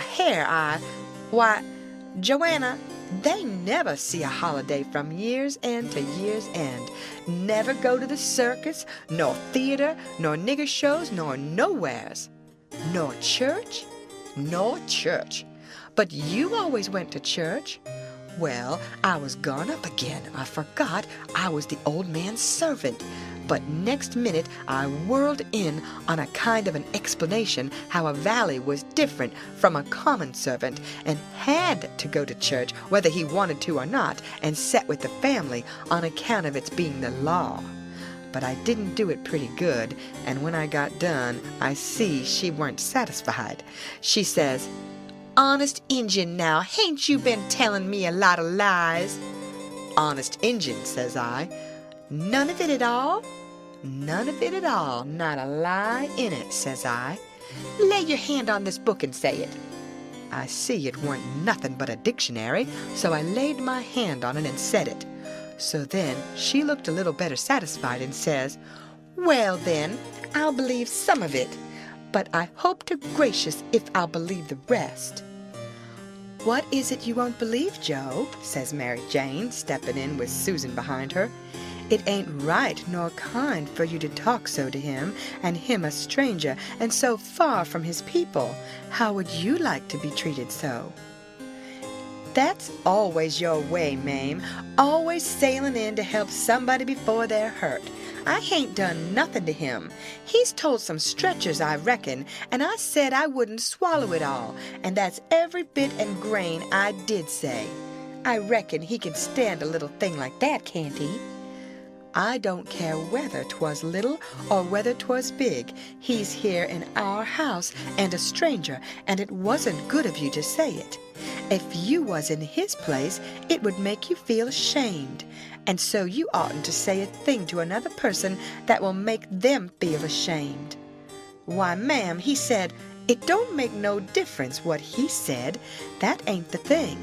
The thing is for you to treat him kind and not be saying things to make him remember he ain't in his own country and amongst his own folks." I says to myself, this is a girl that I'm letting that old reptile rob her of her money? Then Susan, she waltzed in, and if you'll believe me, she did give Harelip hark from the tomb. Says I to myself, and this is another one that I'm letting him rob her of her money? Then Mary Jane, she took another inning and went in sweet and lovely again, which was her way, but when she got done, there weren't hardly anything left of poor Harelip, so she hollered. "All right then," says the other girls, "you just ask his pardon." She done it too, and she done it beautiful. She done it so beautiful it was good to hear, and I wished I could tell her 1,000 lies so she could do it again. I says to myself, this is another one that I'm letting him rob her of her money, and when she got through, they all just laid themselves out to make me feel at home and know I was amongst friends. I felt so ornery and low down and mean that I says to myself, my mind's made up. I'll hive that money for them or bust. So then I lit out for bed. I said, meaning some time or another. When I got by myself, I went to thinking the thing over. I says to myself, Shall I go to that doctor, private, and blow on these frauds? No, that won't do. He might tell who told him. Then the king and the duke would make it warm for me. Shall I go private and tell Mary Jane? No, that doesn't do it. Her face would give them a hint, sure. They've got the money, and they'd slide right out and get away with it. If she was to fetch in help, I'd get mixed up in the business before it was done with, I judge. No, there ain't no good way but one. I got to steal that money somehow, and I got to steal it some way that they won't suspicion that I done it. They've got a good thing here, and they ain't a-going to leave till they've played this family and this town for all they're worth, so I'll find a chance time enough. I'll steal it and hide it, and by, when I'm away down the river, I'll write a letter and tell Mary Jane where it's hid. But I better hide it tonight if I can, because the doctor maybe hasn't let up as much as he lets on he has. He might scare them out of here yet. So thinks I'll go and search them rooms. Upstairs the hall was dark, but I found the Duke's room and started to paw round it with my hands. But I recollected it wouldn't be much like the king to let anybody else take care of that money but his own self. So then I went to his room and begun to paw around there. But I see I couldn't do nothing without a candle, but I doesn't light one, of course. So I judged I'd got to do the other thing, lay for them and eavesdrop. About that time I hears their footsteps coming and was going to skip under the bed. I reached for it, but it wasn't where I thought it would be. But I touched the curtain that hid Mary Jane's frocks, so I jumped in behind that and snuggled in amongst the gowns and stood there perfectly still. They come in and shut the door, and the first thing the Duke done was to get down and look under the bed. Then I was glad I hadn't found the bed when I wanted it. And yet, you know, it's kind of natural to hide under the bed when you are up to anything private. They sits down then, and the king says, "Well, what is it?" And cut it middlin' short, because it's better for us to be down there a whooping up the morning than up here giving 'em a chance to talk us over. Well, this is it, Capet. I ain't easy. I ain't comfortable. That doctor lays on my mind. I wanted to know your plans. I've got a notion, and I think it's a sound one. What is it, Duke?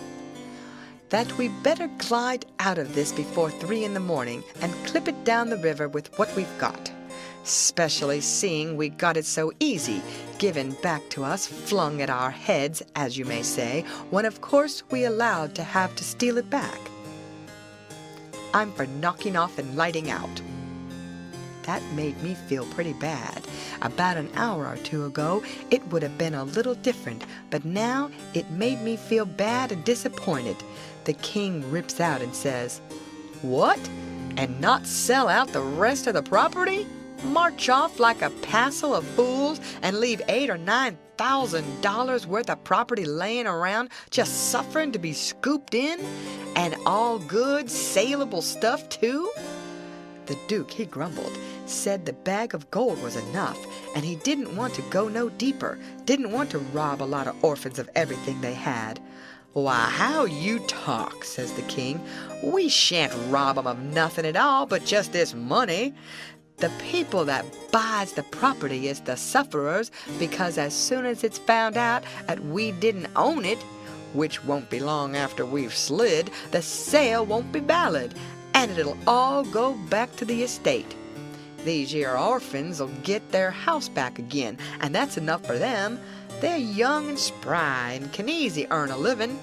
They ain't a-going to suffer. Why, just think, there's thousands and thousands that ain't nigh so well off. Bless you, they ain't got nothing to complain of." Well, the king, he talked him blind, so at last he give in and said all right, but said he believed it was blamed foolishness to stay, and that doctor hanging over them. But the king says, "Cuss the doctor. What do we care for him? Hain't we got all the fools in town on our side? And ain't that a big enough majority in any town?" So they got ready to go downstairs again. The Duke says, "I don't think we put that money in a good place." That cheered me up. I'd begun to think I weren't going to get a hint of no kind to help me. The king says, "Why?" "Because Mary Jane'll be in mourning from this out, and first you know the nigger that does up the rooms will get an order to box these duds up and put 'em away, and do you reckon a nigger can run across money and not borrow some of it?" "Your head's level again, Duke," says the king, and he comes a-fumbling under the curtain 2 or 3 foot from where I was. I stuck tight to the wall and kept mighty still, though quivery, and I wondered what them fellows would say to me if they catched me, and I tried to think what I'd better do if they did catch me. But the king, he got the bag before I could think more than about a half a thought, and he never suspicioned I was around. They took and shoved the bag through a rip in the straw tick that was under the feather bed, and crammed it in a foot or two amongst the straw, and said it was all right now, because a nigger only makes up the feather bed, and don't turn over the straw tick only about twice a year, and so it warn't in no danger of getting stole now. But I knowed better. I had it out of there before they was halfway downstairs. I groped along up to my cubby and hid it there till I could get a chance to do better. I judged I better hide it outside of the house somewheres, because if they missed it, they would give the house a good ransacking. I knowed that very well. Then I turned in, with my clothes all on, but I couldn't have gone to sleep if I'd have wanted to. I was in such a sweat to get through with the business. By and by, I heard the king and the duke come up, so I rolled off my pallet and laid with my chin at the top of my ladder and waited to see if anything was going to happen, but nothing did. So I held on till all the late sounds had quit and the early ones hadn't begun yet, and then I slipped down the ladder. End of chapter. Read by Lorraine Montgomery for Lit to Go on the web at fcit.usf.edu.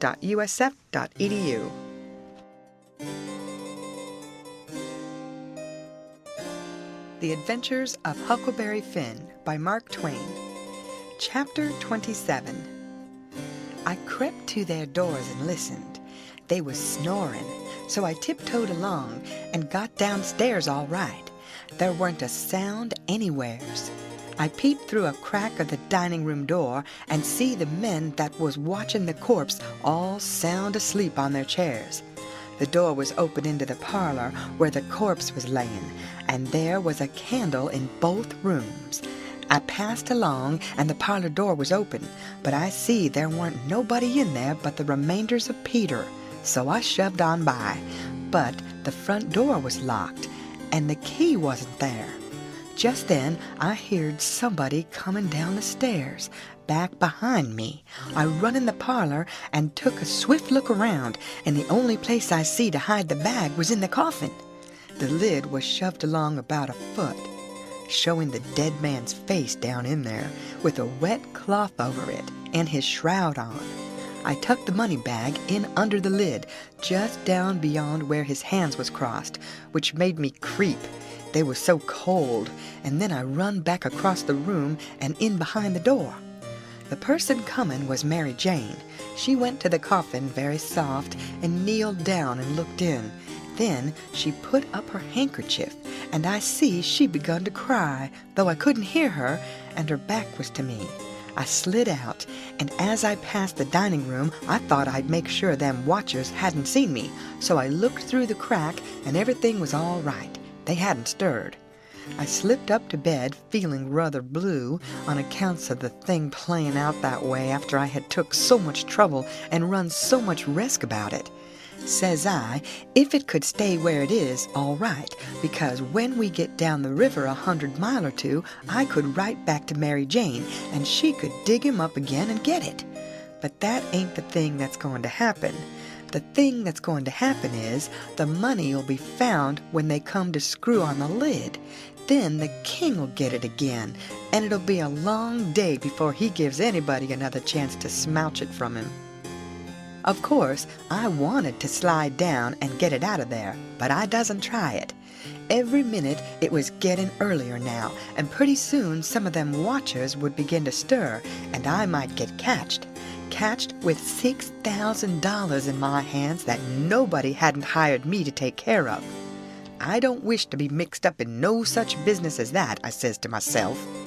When I got downstairs in the morning, the parlor was shut up, and the watchers was gone. There weren't nobody around but the family and the widow Bartley and our tribe. I watched their faces to see if anything had been happening, but I couldn't tell. Towards the middle of the day, the undertaker come with his man, and they set the coffin in the middle of the room on a couple of chairs, and then set all our chairs in rows, and borrowed more from the neighbors, till the hall and the parlor and the dining room was full. I see the coffin lid was the way it was before, but I doesn't go to look in under it, with folks around. Then the people begun to flock in, and the beats and the girls took seats in the front row at the head of the coffin, and for a half an hour the people filed around slow in single rank, and looked down at the dead man's face a minute, and some dropped in a tear, and it was all very still and solemn, only the girls and the beats holding handkerchiefs to their eyes and keeping their heads bent and sobbing a little. There weren't no other sound but the scraping of the feet on the floor and blowing noses, because people always blows them more at a funeral than they do at other places except church. When the place was packed full, the undertaker, he slid around in his black gloves with his softy, soothing ways, putting on the last touches and getting people and things all ship-shape and comfortable, and making no more sound than a cat. He never spoke. He moved people around. He squeezed in late ones. He opened up passageways and done it with nods and signs with his hands. Then he took his place over against the wall. He was the softest, glidingest, stealthiest man I ever see, and there warn't no more smile to him than there is to a ham. They had borrowed a melodeon, a sick one, and when everything was ready, a young woman sat down and worked it, and it was pretty squeaky and colicky, and everybody joined in and sung, and Peter was the only one that had a good thing, according to my notion. Then the Reverend Hobson opened up, slow and solemn, and begun to talk, and straight off the most outrageous row busted out in the cellar a body ever heard. It was only one dog, but he made a most powerful racket, and he kept it up right along. The parson, he had to stand there over the coffin and wait. You couldn't hear yourself think. It was right down awkward, and nobody didn't seem to know what to do. But pretty soon they see that long-legged undertaker make a sign to the preacher, as much as to say, "Don't you worry, just depend on me." Then he stooped down and begun to glide along the wall, just his shoulders showing over the people's heads. So he glided along, and the powwow and racket getting more and more outrageous all the time. And at last, when he had gone around 2 sides of the room, he disappears down cellar.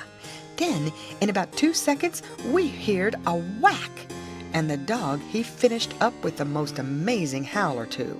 And then everything was dead still, and the parson begun his solemn talk where he left off.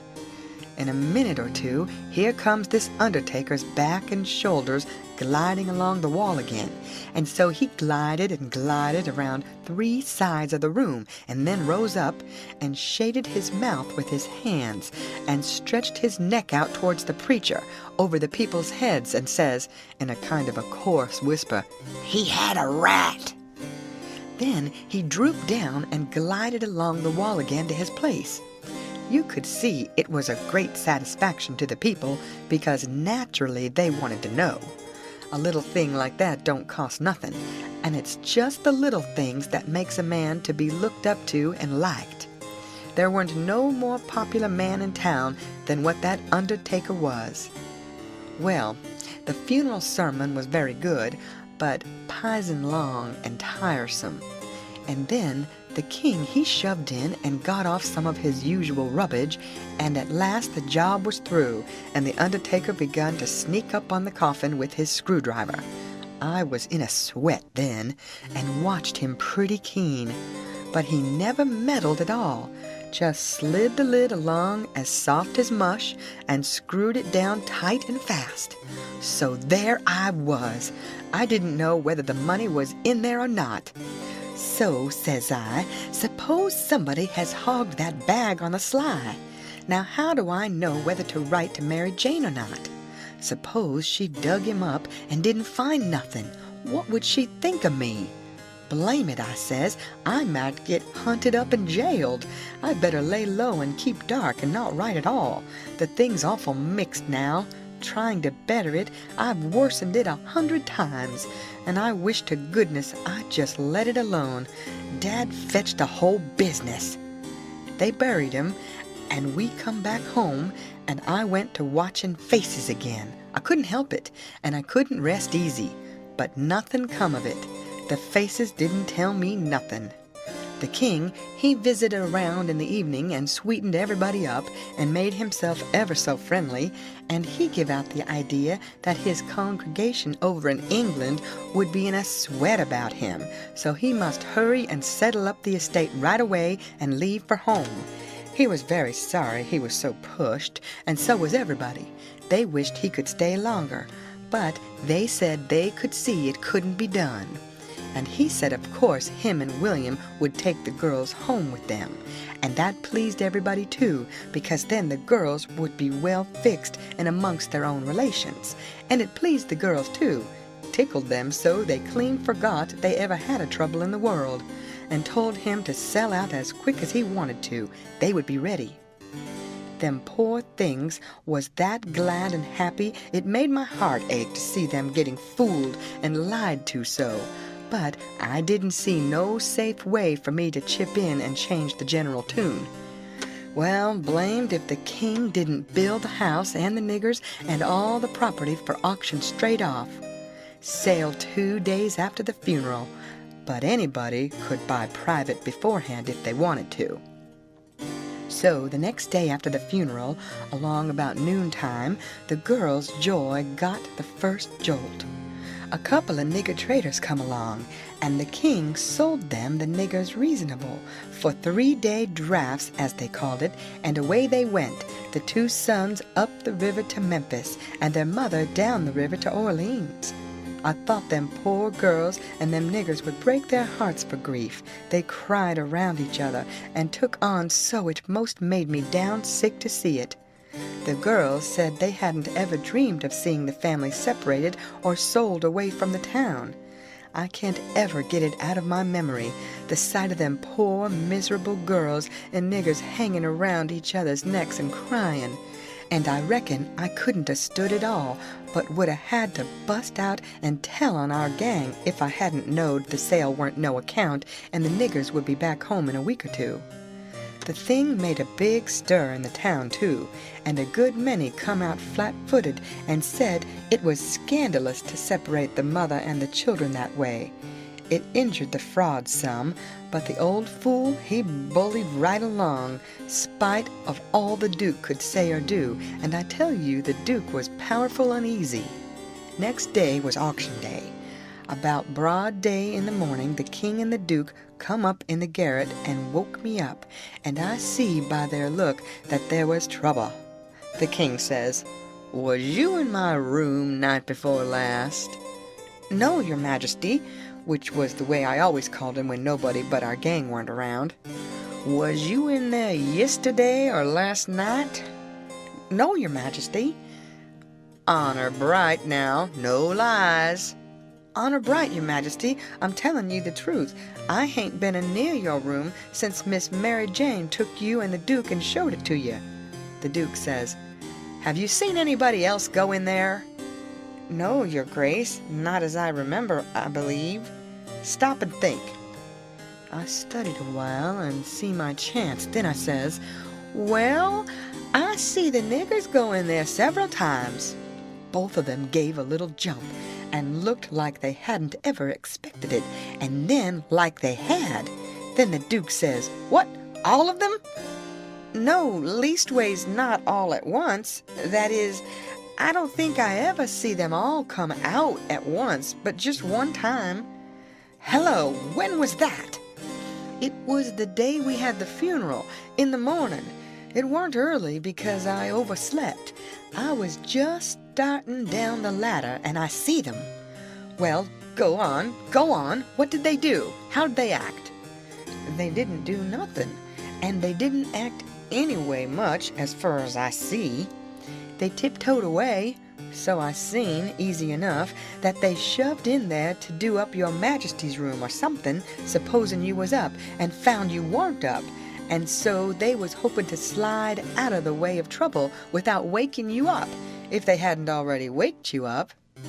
"Great guns, this is a go," says the king, and both of them looked pretty sick and tolerable silly. They stood there a-thinking and scratching their heads a minute, and the Duke, he bust into a kind of a little raspy chuckle and says, "It does beat all how neat the niggers played their hand. They let on to be sorry they was going out of this region, and I believed they was sorry, and so did you, and so did everybody. Don't ever tell me any more that a nigger ain't got any histrionic talent. Why, the way they played that thing, it would fool anybody. In my opinion, there's a fortune in 'em. If I had capital and a theater, I wouldn't want a better layout than that, and here we've gone and sold 'em for a song. Yes, and ain't privileged to sing the song yet. Say, where is that song, that draft?" "In the bank, for to be collected. Where would it be?" "Well, that's all right then, thank goodness." Says I, kinda timid-like, "Is something gone wrong?" The king whirls on me and rips out, "None of your business. You keep your head shut, and mind your own affairs if you got any. Long as you're in this town, don't you forget that, you hear?" Then he says to the Duke, "We got to just swaller it and say nothing. Mum's the word for us." As they was starting down the ladder, the Duke, he chuckles again and says, "Quick sales and small profits. It's a good business, yes." The king snarls around on him and says, "I was trying to do for the best in selling 'em out so quick. If the profits has turned out to be none, lacking considerable, and none to carry, is it my fault any more'n it's yourn?" Well, they'd be in this house yet, and we wouldn't, if I could have got my advice listened to. The king sassed back as much as was safe for him, and then swapped around and lit into me again. He give me down the banks for not coming and telling him I see the niggers come out of his room acting that way. Said any fool would have knowed something was up. And then waltzed in and cussed himself a while, and said it all come of him not laying late and taking his natural rest that morning, and he'd be blamed if he'd ever do it again. So they went off a jawin', and I felt dreadful glad I'd worked it all off onto the niggers, and yet hadn't done the niggers no harm by it. End of chapter. Read by Lorraine Montgomery for Lit to Go on the web at fcit.usf.edu.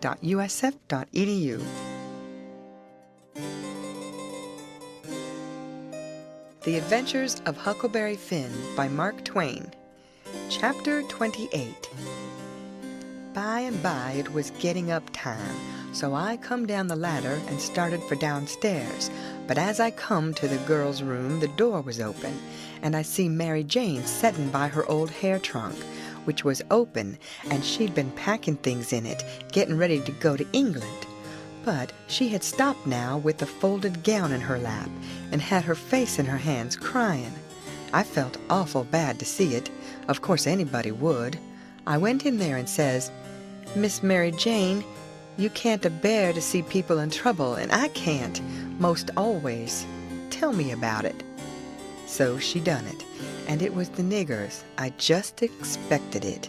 She said the beautiful trip to England was most about spoiled for her. She didn't know how she was ever going to be happy there, knowing the mother and the children weren't ever going to see each other no more, and then busted out bitterer than ever and flung up her hands and says, "Oh dear, dear, to think they ain't ever going to see each other anymore." "But they will, and inside of 2 weeks, and I know it," says I. Laws, it was out before I could think, and before I could budge, she throws her arms around my neck and told me to say it again, say it again, say it again. I see I had spoke too sudden and said too much, and was in a close place. I asked her to let me think a minute, and she sat there very impatient and excited and handsome, but looking kinda happy and eased up, like a person that's had a tooth pulled out. So I went to studying it out. I says to myself, I reckon a body that ups and tells the truth when he is in a tight place is taking considerable many risks, though I ain't had no experience and can't say for certain, but it looks so to me anyway. And yet, here's a case where I'm blessed if it don't look to me like the truth is better and actually safer than a lie. I must lay it by in my mind and think it over some time or other. It's so kind of strange and unregular. I never seen nothing like it. Well, I says to myself at last, I'm a-going to chance it. I'll up and tell the truth this time, though it does seem most like setting down on a keg of powder and touching it off just to see where you'll go to. Then I says, "Miss Mary Jane, is there any place out of town a little ways where you could go and stay 3 or 4 days?" "Yes, Mr. Lothrop's. Why?" "Never mind why yet. If I tell you how I know the niggers will see each other again inside of 2 weeks, here in this house, and prove how I know it, will you go to Mr. Lothrop's and stay 4 days?" "4 days?" she says. "I'll stay a year." "All right," I says. "I don't want nothing more out of you than just your word. I'd rather have it than another man's kiss the Bible." She smiled and reddened up very sweet, and I says, "If you don't mind it, I'll shut the door and bolt it." Then I come back and set down again and says, "Don't you holler. Just set still and take it like a man. I got to tell the truth, and you want to brace up, Miss Mary, because it's a bad kind and going to be hard to take, but there ain't no help for it. These uncles of yourn ain't no uncles at all. They're a couple of frauds, regular deadbeats. There, now we're over the worst of it. You can stand the rest middlin' easy." It jolted her up like everything, of course, but I was over the shoal water now, so I went right along, her eyes a-blazing higher and higher all the time, and told her every blamed thing, from where we first struck that young fool going up to the steamboat, clear through to where she flung herself onto the king's breast at the front door, and he kissed her 16 or 17 times. And then up she jumps, with her face afire like sunset, and says, "The brute! Come, don't waste a minute, not a second. We'll have them tarred and feathered and flung in the river."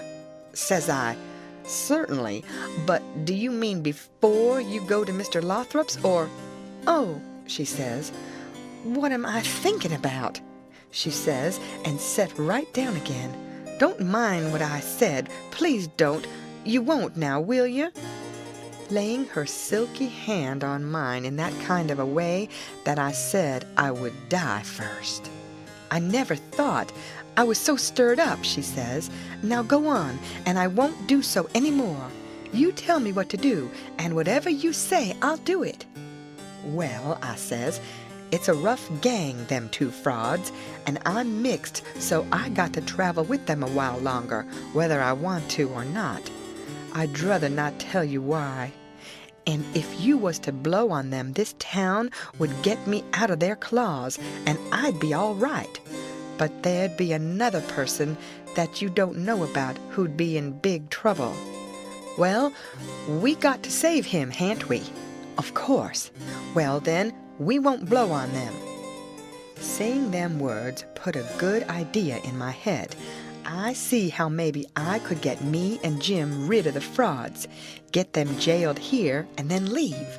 but I didn't want to run the raft in the daytime without anybody aboard to answer questions but me, so I didn't want the plan to begin working till pretty late tonight. I says, "Miss Mary Jane, I'll tell you what we'll do, and you won't have to stay at Mr. Lothrop's so long, nother. How fur is it?" "A little short of 4 miles, right out in the country back here." "Well, that'll answer. Now you go along out there and lay low till 9 or 1/2 tonight, and then get them to fetch you home again. Tell them you've thought of something. If you get here before 11, put a candle in this window, and if I don't turn up, wait till 11, and then if I don't turn up, it means I'm gone and out of the way and safe. Then you come out and spread the news around and get these beats jailed." "Good," she says, "I'll do it."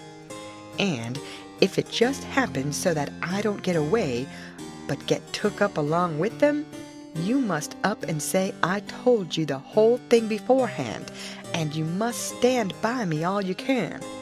"Stand by you? Indeed I will.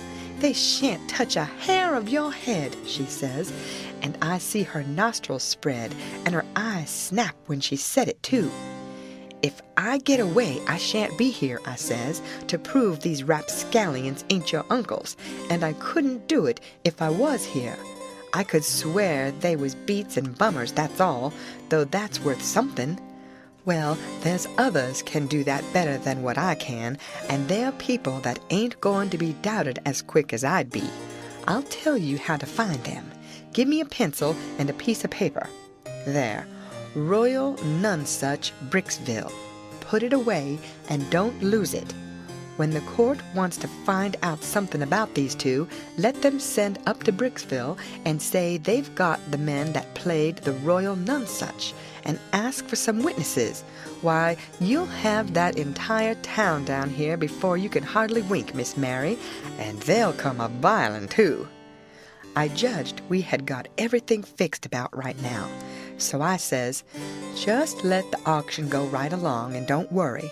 Nobody don't have to pay for the things they buy till a whole day after the auction on accounts of the short notice, and they ain't going out of this till they get that money, and the way we fixed it, the sale ain't going to count, and they ain't going to get no money.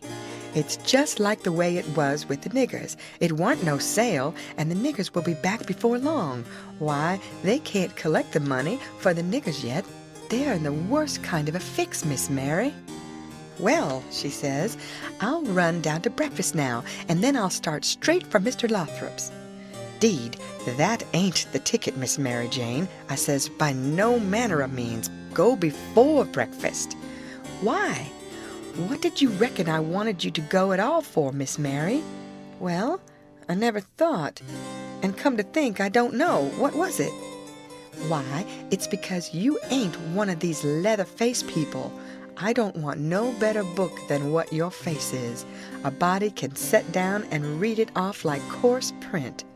Do you reckon you can go and face your uncles when they come to kiss you good morning and never— There, don't. Yes, I'll go before breakfast. I'll be glad to. And leave my sisters with them? Yes, never mind about them. They've got to stand it yet a while. They might suspicion something if all of you was to go. I don't want you to see them, nor your sisters, nor nobody in this town. If a neighbor was to ask how is your uncles this morning, your face would tell something. Now, you go right along, Miss Mary Jane, and I'll fix it with all of them. I'll tell Miss Susan to give your love to your uncles and say you went away for a few hours for to get a little rest and change or to see a friend, and you'll be back tonight or early in the morning." "Gone to see a friend is all right, but I won't have my love given to them." "Well, then it shan't be." It was well enough to tell her so, no harm in it. It was only a little thing to do, and no trouble. And it's the little things that smooth people's roads the most. Down here below, it would make Mary Jane comfortable, and it wouldn't cost nothing. Then I says, "There's one more thing, that bag of money." "Well, they've got that, and it makes me feel pretty silly to think how they got it." "No, you're out there. They hain't got it." Why, who's got it? I wish I knowed, but I don't.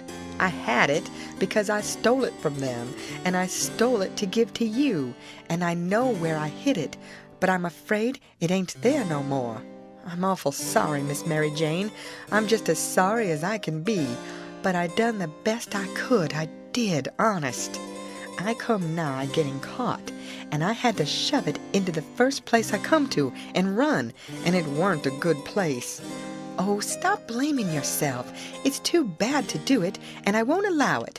You couldn't help it. It wasn't your fault. Where did you hide it? I didn't want to set her to thinking about her troubles again, and I couldn't seem to get my mouth to tell her what would make her see that corpse laying in the coffin with that bag of money on his stomach. So for a minute I didn't say nothing. Then I says, I'd rather not tell you where I put it, Miss Mary Jane, if you don't mind letting me off, but I'll write it for you on a piece of paper, and you can read it along the road to Mr. Lothrop's, if you want to. Do you reckon that'll do? Oh, yes. So I wrote. I put it in the coffin. It was in there when you was crying there away in the night. I was behind the door, and I was mighty sorry for you, Miss Mary Jane.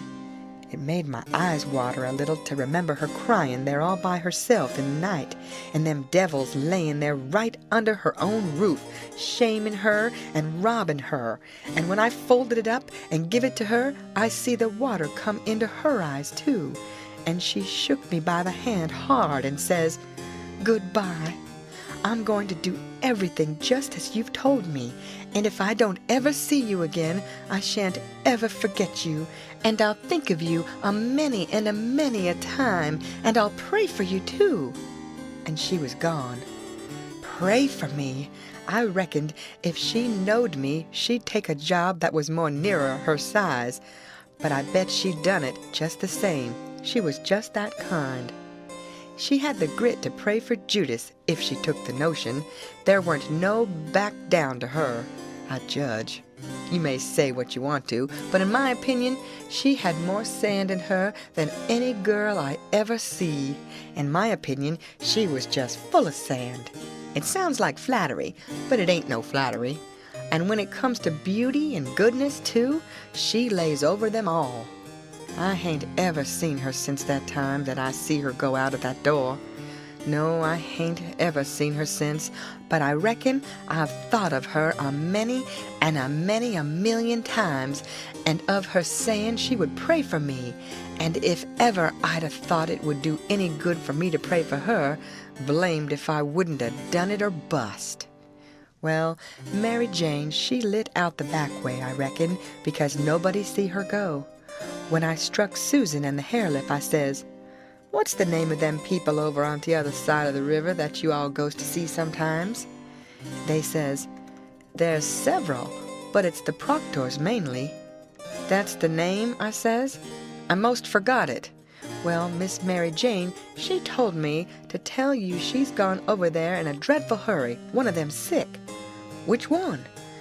I don't know, leastways I kind of forget. But I thinks it's, sakes alive, I hope it ain't Hanner.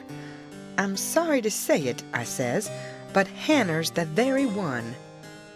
My goodness, and she's so well only last week. Is she took bad? It ain't no name for it.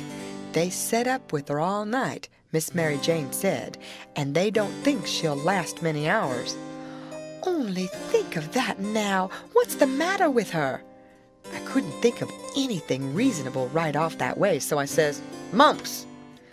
Mumps, your granny. They don't set up with people that's got the mumps. They don't they? You better bet they do with these mumps. These mumps is different. It's a new kind, Miss Mary Jane said. How's it a new kind? Because it's mixed up with other things. What other things?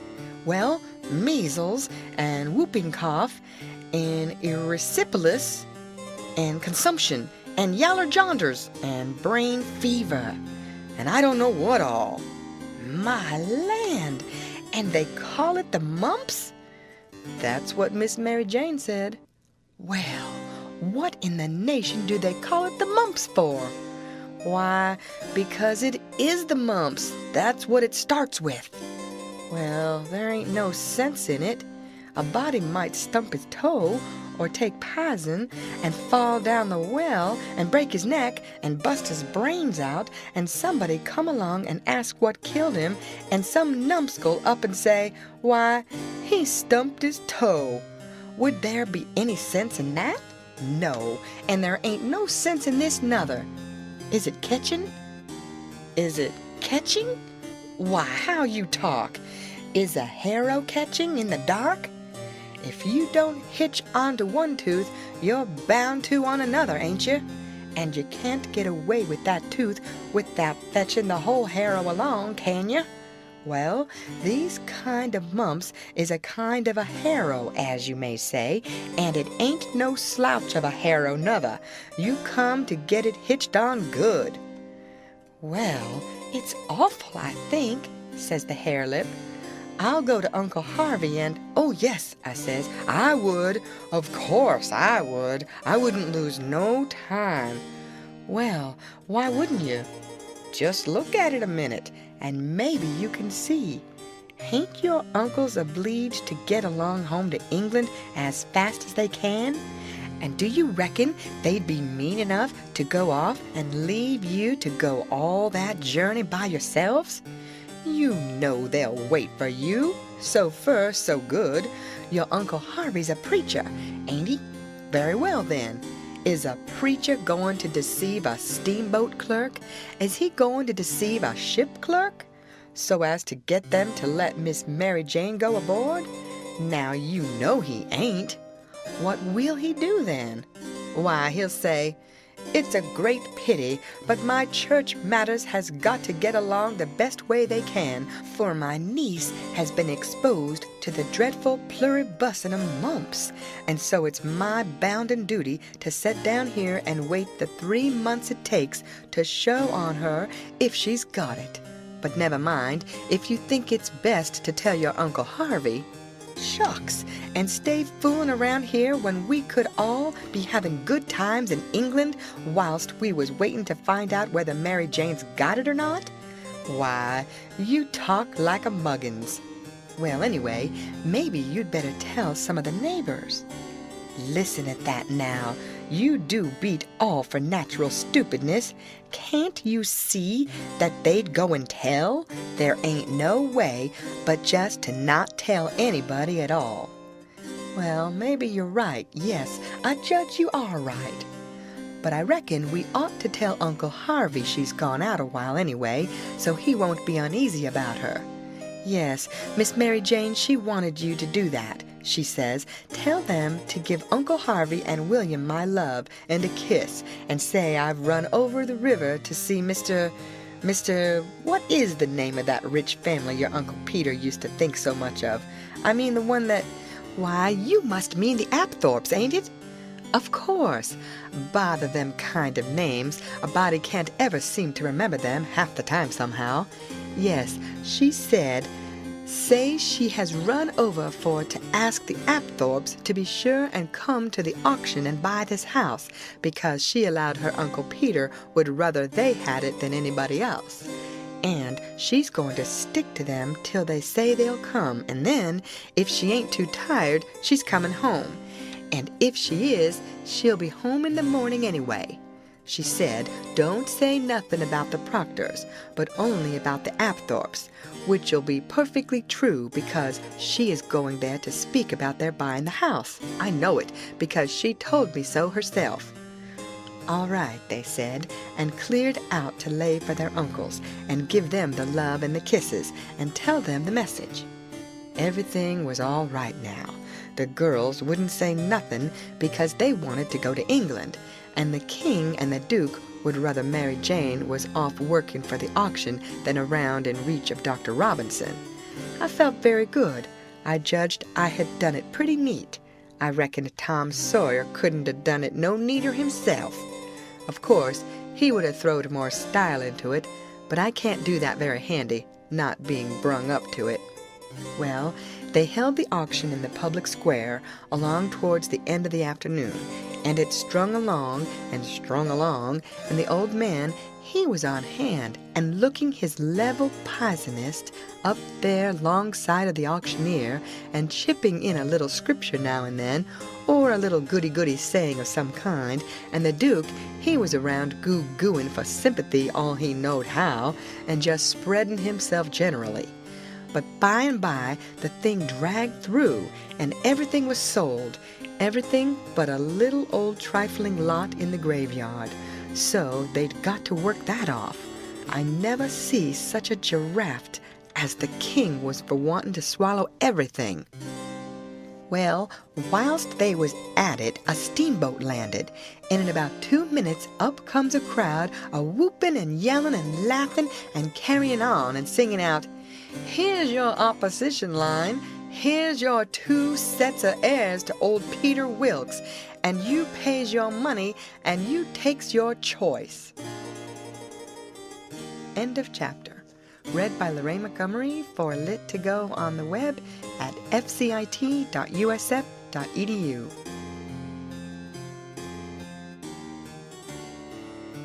The Adventures of Huckleberry Finn by Mark Twain.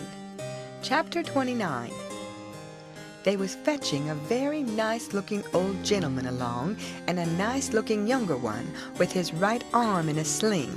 And my souls, how the people yelled and laughed and kept it up.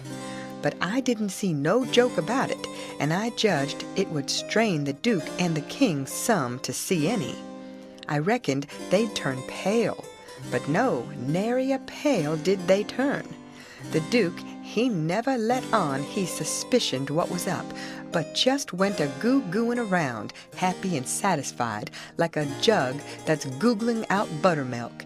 And as for the King, he just gazed and gazed down sorrowful on them newcomers, like it give him a stomachache in his very heart to think there could be such frauds and rascals in the world. Oh, he done it admirable. Lots of the principal people gathered round the King to let him see they was on his side. That old gentleman that had just come looked all puzzled to death. Pretty soon he begun to speak, and I see straight off he pronounced like an Englishman, not the King's way, though the King's was pretty good for an imitation. I can't give the old gent's words, nor I can't imitate him, but he turned around to the crowd and says about like this, "This is a surprise to me, which I wasn't looking for, and I'll acknowledge, candid and frank, I ain't very well fixed to meet it and answer it, for my brother and me has had misfortunes. He's broke his arm, and our baggage got put off at a town above here last night in the night by a mistake. I am Peter Wilkes's brother Harvey, and this is his brother William, which can't hear nor speak, and can't even make signs to amount to much, now that he's only got one hand to work them with. We are who we say we are, and in a day or two, when I get the baggage, I can prove it. But up till then, I won't say nothing more, but go to the hotel and wait." So him and the new dummy started off, and the King, he laughs and blethers out, "Broke his arm, very likely, ain't it?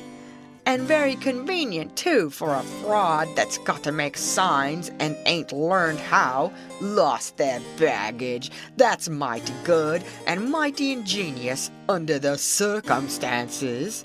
So we laughed again, and so did everybody else, except 3 or 4, or maybe half a dozen. One of these was that doctor.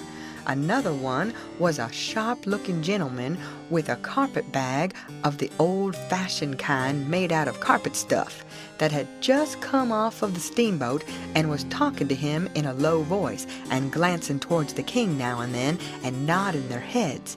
It was Levi Bell, the lawyer that was gone up to Louisville, and another one was a big, rough husky that come along and listened to all the old gentleman said and was listening to the King now. And when the King got done, this husky up and says, "Say, looky here, if you are Harvey Wilkes, when'd you come to this town?" "The day before the funeral, friend," says the King.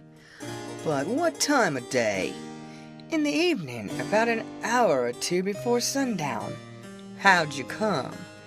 I come down on the Susan Powell from Cincinnati. Well, then how'd you come to be up at the Pint in the morning, in a canoe? I weren't up at the Pint in the morning. It's a lie. Several of them jumped for him and begged him not to talk that way to an old man and a preacher. Preacher be hanged, he's a fraud and a liar. He was up at the Pint that morning. I live up there, don't I? Well, I was up there, and he was up there. I see him there. He come in a canoe, along with Tim Collins and a boy. The doctor, he up and says, "Would you know the boy again if you was to see him, Hines?" "I reckon I would, but I don't know." "Why, yonder he is now. I know him perfectly easy." It was me he pointed at. The doctor says, "Neighbors, I don't know whether the new couple is frauds or not, but if these two ain't frauds, I am an idiot, that's all. I think it's our duty to see that they don't get away from here till we've looked into this thing. Come along, Hines. Come along, the rest of you. We'll take these fellows to the tavern and affront them with the other couple, and I reckon we'll find out something before we get through." It was nuts for the crowd, though maybe not for the king's friends, so we all started. It was about sundown.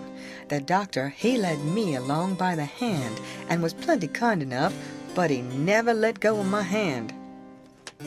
We all got in a big room in the hotel and lit up some candles and fetched in the new couple. First, the doctor says, "I don't wish to be too hard on these two men, but I think they're frauds, and they may have complices that we don't know nothing about. If they have, won't the complices get away with that bag of gold Peter Wilkes left? It ain't unlikely. If these men ain't frauds, they won't object to sending for that money and letting us keep it till they prove they're all right. Ain't that so?" Everybody agreed to that, so I judged they had our gang in a pretty tight place right at the outstart. But the king, he only looked sorrowful and says, "Gentlemen, I wish the money was there, for I ain't got no disposition to throw anything in the way of a fair, open, out-and-out investigation of this miserable business. But alas, the money ain't there. You can send and see if you want to." "Where is it then?"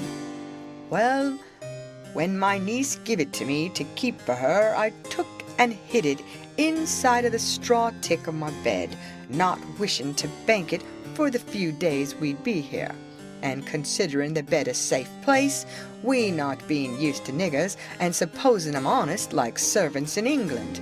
The niggers stole it the very next morning after I had went downstairs, and when I sold 'em I hadn't missed the money yet, so they got clean away with it. My servant here can tell you about it, gentlemen." The doctor and several said shucks, and I see nobody didn't altogether believe him. One man asked me if I see the niggers steal it. I said no, but I see them sneaking out of the room and hustling away, and I never thought nothing, only I reckoned they was afraid they had waked up my master and was trying to get away before he made trouble with them. That was all they asked me. Then the doctor whirls on me and says, "Are you English too?" I says yes, and him and some others laughed and said, "Stuff." Well, then they sailed in on the general investigation, and there we had it, up and down, hour in, hour out, and nobody never said a word about supper, nor ever seemed to think about it, and so they kept it up, and it was the worst mixed-up thing you ever see. They made the king tell his yarn, and they made the old gentleman tell his'n, and anybody but a lot of prejudiced chuckleheads would 'a' seen that the old gentleman was spinning truth and the other one lies. And by, they had me up to tell what I knowed. The king, he give me a left-handed look out of the corner of his eye, and so I knowed enough to talk on the right side. I begun to tell about Sheffield and how we lived there, and all about the English Wilkses and so on, but I didn't get pretty fur till the doctor begun to laugh, And Levi Bell, the lawyer, says, "Set down, my boy. I wouldn't strain myself if I was you. I reckon you ain't used to lying. It don't seem to come handy. What you want is practice. You do it pretty awkward." I didn't care nothing for the compliment, but I was glad to be let off anyway. The doctor, he started to say something and turns and says, "If you'd been in town at first, Levi Bell." The king broke in and reached out his hand and says, "Why, is this my poor dead brother's old friend that he's wrote so often about?" The lawyer and him shook hands, and the lawyer smiled and looked pleased, and they talked right along a while, and then got to one side and talked low. And at last the lawyer speaks up and says, "That'll fix it. I'll take the order and send it along with your brothers, and then they'll know it's all right." So they got some paper and a pen, and the king, he sat down and twisted his head to one side and chawed his tongue and scrawled off something. And then they give the pen to the duke, and then for the first time the duke looked sick. But he took the pen and wrote.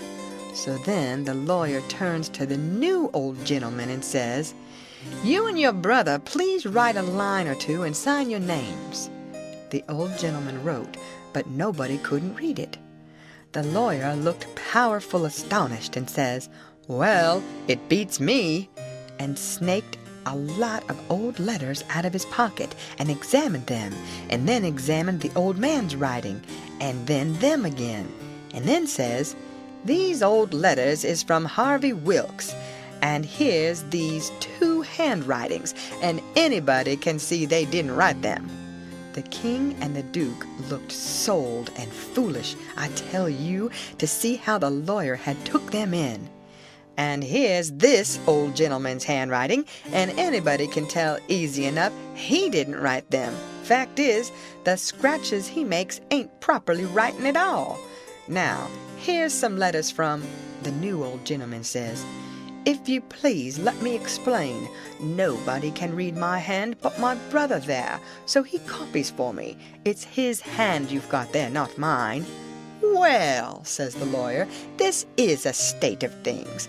I've got some of William's letters too, so if you'll get him to write a line or so, we can "He can't write with his left hand," says the old gentleman. "If he could use his right hand, you would see that he wrote his own letters and mine too. Look at both, please. They're by the same hand." The lawyer done it and says, "I believe it's so, and if it ain't so, there's a heap stronger resemblance than I'd noticed before anyway.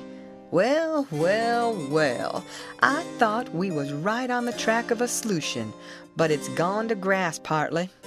But anyway, one thing is proved, these two ain't either of 'em Wilkes's," and he wagged his head towards the king and the duke. "Well, what do you think? That mule-headed old fool wouldn't give in then. Indeed he wouldn't. Said it weren't no fair test. Said his brother William was the cussedest joker in the world and hadn't tried to write. He see William was going to play one of his jokes the minute he put the pen to paper, and so he warmed up and went warbling right along till he was actually beginning to believe what he was saying himself. But pretty soon the new gentleman broke in and says, "I've thought of something. Is there anybody here that helped to lay out the late Peter Wilkes for burying?" "Yes," says somebody, "me and Ab Turner done it. We're both here." Then the old man turns towards the king and says, "Perhaps this gentleman can tell me what was tattooed on his breast." Blamed if the king didn't have to brace up mighty quick, or he'd have squashed down like a bluff bank that the river was cut under. It took him so sudden, and mind you, it was a thing that was calculated to make most anybody squash to get fetched such a solid one as that without any notice, because how was he going to know what was tattooed on the man? He whitened a little. He couldn't help it. And it was mighty still in there, and everybody bending a little forwards and gazing at him. Says I to myself, now he'll throw up the sponge. There ain't no more use. Well, did he? A body can't hardly believe it, but he didn't. I reckon he thought he'd keep the thing up till he tired them people out, so they'd thin out and him and the Duke could break loose and get away. Anyway, he sat there, and pretty soon he begun to smile and says, "Humph, it's a very tough question, ain't it? Yes, sir, I can tell you what's tattooed on his breast. It's just a small, thin blue arrow, that's what it is, and if you don't look close, you can't see it. Now, what do you say, hey?" Well, I never seen anything like that old blister for clean out-and-out cheek. The new old gentleman turns brisk towards Ab Turner and his pard, and his eye lights up like he judged he'd got the king this time, and says, "There, you've heard what he said. Was there any such mark on Peter Wilkes's breast?" Both of them spoke up and says, "We didn't see no such mark." "Good," says the old gentleman. "Now, what you did see on his breast was a small dim P and a B, which is an initial he dropped when he was young, and a W with dashes between them, so P.B.W., and he marked them that way on a piece of paper. Come, ain't that what you saw?" Both of them spoke up again and says, "No, we didn't. We never seen any marks at all." Well, everybody was in a state of mind now, and they sings out, "The whole billin' of 'em's frauds. Let's duck 'em. Let's drown 'em. Let's ride 'em on a rail." And everybody was whooping at once, and there was a rattling powwow. But the lawyer, he jumps on the table and yells and says, "Gentlemen, gentlemen, hear me just a word, just a single word, if you please. There's one way yet. Let's go and dig up the corpse and look." That took 'em. "Hooray!" they all shouted, and was starting right off, but the lawyer and the doctor sung out, hold on, collar all these 4 men and the boy, and fetch them along too." "We'll do it," they all shouted, "and if we don't find them marks, we'll lynch the whole gang." I was scared now, I tell you, but there weren't no getting away, you know. They gripped us all and marched us right along, straight for the graveyard, which was 1.5 miles down the river, and the whole town at our heels, for we made noise enough, and it was only 9 in the evening. As we went by our house, I wished I hadn't sent Mary Jane out of town, because now, if I could tip her the wink, she'd light out and save me, and blow on our deadbeats. Well, we swarmed along down the river road, just carrying on like wildcats, and to make it more scary, the sky was darking up, and the lightning beginning to wink and flitter, and the wind to shiver amongst the leaves. This was the most awful trouble and most dangersome I ever was in, and I was kind of stunned. Everything was going so different from what I had allowed for. Instead of being fixed so I could take my own time if I wanted to, and see all the fun, and have Mary Jane at my back to save me and set me free when the close fit come, here was nothing in the world betwixt me and sudden death but just them tattoo marks. If they didn't find them, I couldn't bear to think about it, and yet somehow I couldn't think about nothing else. It got darker and darker, and it was a beautiful time to give the crowd the slip. But that big husky had me by the wrist, Hines, and a body might as well try to give Goliath the slip. He dragged me right along. He was so excited, and I had to run to keep up. When they got there, they swarmed into the graveyard and washed over it like an overflow. And when they got to the grave, they found they had about 100 times as many shovels as they wanted, but nobody hadn't thought to fetch a lantern. But they sailed into digging anyway by the flicker of the lightning, and sent a man to the nearest house, 1/2 mile off, to borrow one. So they dug and dug like everything, and it got awful dark, and the rain started, and the wind swished and swushed along, and the lightning come brisker and brisker, and the thunder boomed. But them people never took no notice of it. They was so full of this business, and one minute you could see everything and every face in that big crowd, and the shovelfuls of dirt sailing up out of the grave, and the next second the dark wiped it all out, and you couldn't see nothing at all. At last they got out the coffin and begun to unscrew the lid, and then such another crowding and shouldering and shoving as there was to scrouge in and get a sight you never see, and in the dark that way it was awful. Hines, he hurt my wrist dreadful pulling and tugging so, and I reckon he clean forgot I was in the world, he was so excited and panting. All of a sudden the lightning let go a perfect sluice of white glare, and somebody sings out, "By the living jingo, here's the bag of gold on his breast!" Hines let out a whoop like everybody else and dropped my wrist and give a big surge to bust his way in and get a look, and the way I lit out and shinned for the road in the dark there ain't nobody can tell. I had the road all to myself, and I fairly flew, leastways. I had it all to myself except the solid dark, and the now and then glares, and the buzzing of the rain, and the thrashing of the wind, and the splitting of the thunder, and sure as you are born I did clip it along. When I struck the town, I see there weren't nobody out in the storm, so I never hunted for no back streets, but humped it straight through the main one, and when I begun to get towards our house, I aimed my eye and set it.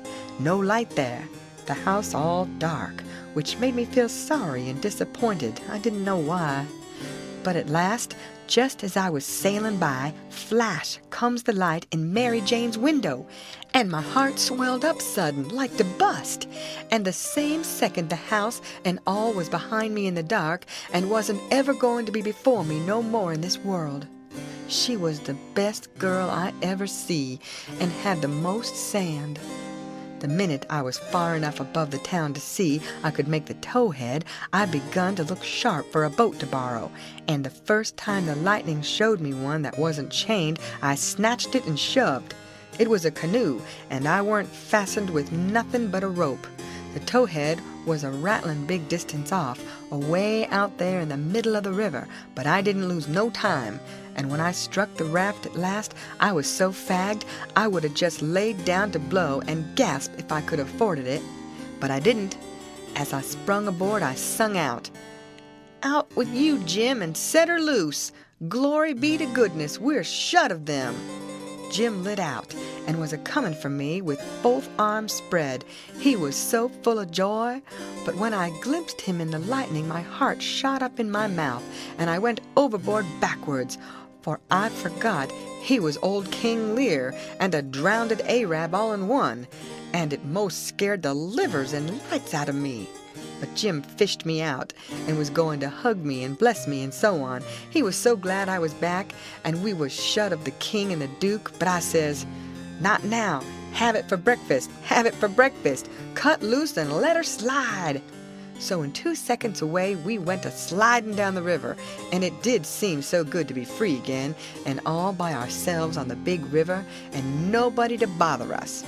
I had to skip around a bit and jump up and crack my heels a few times. I couldn't help it, but about the third crack I noticed a sound that I knowed mighty well, and held my breath and listened and waited. And sure enough, when the next flash busted out over the water, here they come, and just a-layin' to their oars and making their skiff hum. It was the king and the duke. So I wilted right down onto the planks then and give up, and it was all I could do to keep from crying. End of chapter. Read by Lorraine Montgomery for Lit to Go on the web at fcit.usf.edu.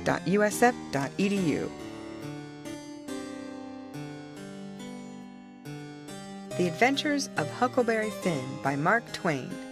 Chapter 30. When they got aboard, the king went for me and shook me by the collar and says, "Trying to give us the slip, was ye, you pup? Tired of our company, hey?" I says, "No, your majesty, we weren't. Please don't, your majesty." "Quick, then, and tell us what was your idea, or I'll shake the insides out of you." "Honest, I'll tell you everything just as it happened, your majesty. The man that was a holt of me was very good to me, and kept saying he had a boy about as big as me that died last year, and he was sorry to see a boy in such a dangerous fix. And when they was all took by surprise by finding the gold and made a rush for the coffin, he lets go of me and whispers, 'Heal it now, or they'll hang you sure,' and I lit out. It didn't seem no good for me to stay. I couldn't do nothing, and I didn't want to be hung if I could get away. So I never stopped running till I found the canoe, and when I got here I told Jim to hurry, or they'd catch me and hang me yet, and said I was afeard you and the Duke wasn't alive now, and I was awful sorry, and so was Jim, and was awful glad when we see you coming. You may ask Jim if I didn't." Jim said it was so, and the king told him to shut up, and said, "Oh, yes, it's mighty likely," and shook me up again, and said he reckoned he'd drowned me. But the Duke says, "Let go of the boy, you old idiot. Would you have done any different? Did you inquire around for him when you got loose? I don't remember it." So the king let go of me, and begun to cuss that town and everybody in it. But the Duke says, "You better a blame sight give yourself a good cussin', for you're the one that's entitled to it most. You hain't done a thing from the start that had any sense in it except coming out so cool and cheeky with that imaginary blue arrow mark. That was bright. It was right down bully, and it was the thing that saved us. For if it hadn't been for that, they'd have jailed us till them Englishmen's baggage come, and then the penitentiary, you bet. But that trick took 'em to the graveyard, and the gold done us a still bigger kindness. For if the excited fools hadn't let go all holts and made that rush to get a look, we'd have slept in our cravats tonight. Cravats warranted to wear, too, longer than we'd need 'em." They was still a minute, thinking. Then the king says, kind of absent-minded like, "And we reckoned the nigger stole it." That made me squirm. "Yes," says the Duke, kinder slow and deliberate and sarcastic, "we did." After about a half a minute, the king drawls out, "Leastways, I did." The Duke says the same way, "On the contrary, I did." The king kind of ruffles up and says, "Looky here, Bilgewater, what are you referring to?" The Duke says, pretty brisk, "When it comes to that, maybe you'll let me ask, what was you referring to?" "Shucks," said the king, very sarcastic, "but I don't know. Maybe you was asleep and didn't know what you was about." The Duke bristles up now and says, "Oh, let up on this cussed nonsense. Do you take me for a blame fool? Don't you reckon I know who hid that money in that coffin?" "Yes, sir, I know you do know, because you done it yourself." "It's a lie," and the Duke went for him. The king sings out, "Take your hands off. Let go of my throat. I'll take it all back." The Duke says, "Well, you just own up, first, that you did hide that money there, intending to give me the slip one of these days, and come back and dig it up and have it all to yourself." "Wait just a minute, Duke. Answer me this one question honest and fair. If you didn't put the money there, say it, and I'll believe you, and take back everything I said." "You old scoundrel, I didn't, and you know I didn't. There now." "Well then, I believe you, but answer me only just this one more. Now don't get mad. Didn't you have it in your mind to hook the money and hide it?" The Duke never said nothing for a little bit. Then he says, "Well, I don't care if I did. I didn't do it anyway, but you not only had it in mind to do it, but you done it." "I wished I never die if I'd done it, Duke, and that's honest. I won't say I weren't going to do it, because I was. But somebody got in ahead of me." "It's a lie. You done it, and you got to say you done it, or—" The king began to gurgle, and then he gasped out, "No, I own up." I was very glad to hear him say that. It made me feel much more easier than what I was feeling before. So the Duke took his hands off and says, "If you ever deny it again, I'll drown you." It's well for you to sit there and blubber like a baby. It's fitting for you, after the way you've acted. I never see such an old ostrich for wanting to gobble everything, and I a-trusting you all the time, like you was my own father. You ought to be ashamed of yourself to stand by and hear it saddled on to a lot of poor niggers, and you never say a word for 'em. It makes me feel ridiculous to think I was soft enough to believe that rubbish. Cuss you. I can see now why you was so anxious to make up the deficit. You wanted to get what money I'd got out of the nonsuch, and one thing or another, and scoop it all. The king says, timid and still a-snuffling, "Why, Duke, it was you that said make up the deficit. It weren't me." "Dry up. I don't want to hear no more out of you," says the Duke. "And now you see what you got by it. They've got all their own money back, and all of our'n but a shekel or two besides. Go along to bed, and don't you deficit me no more deficits long's you live." So the king sneaked into the wigwam and took to his bottle for comfort, and before long the Duke tackled his bottle. And so in about half an hour they was as thick as thieves again, and the tighter they got, the lovinger they got, and went off a-snoring in each other's arms. They both got powerful mellow, but I noticed the king didn't get mellow enough to forget to remember to not deny about hiding the money bag again. That made me feel easy and satisfied. Of course, when they got to snoring, we had a long gabble, and I told Jim everything. End of chapter. Read by Lorraine Montgomery for Lit2Go on the web at fcit.usf.edu.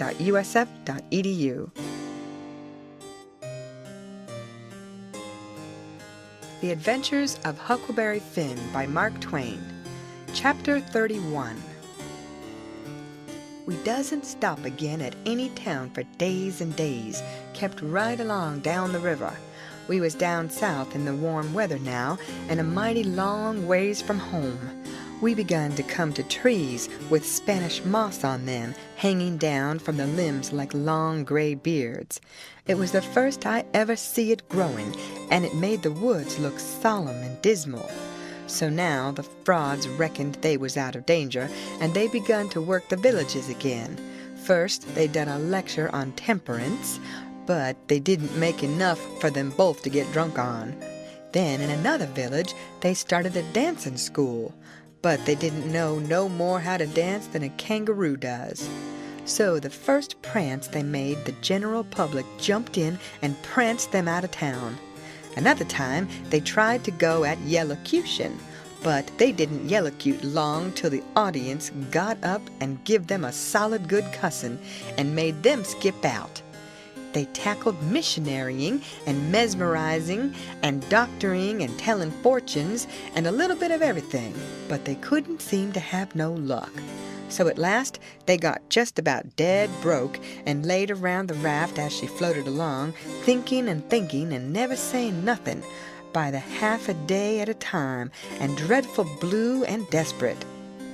And at last they took a change and begun to lay their heads together in the wigwam and talk low and confidential 2 or 3 hours at a time. Jim and me got uneasy. We didn't like the look of it.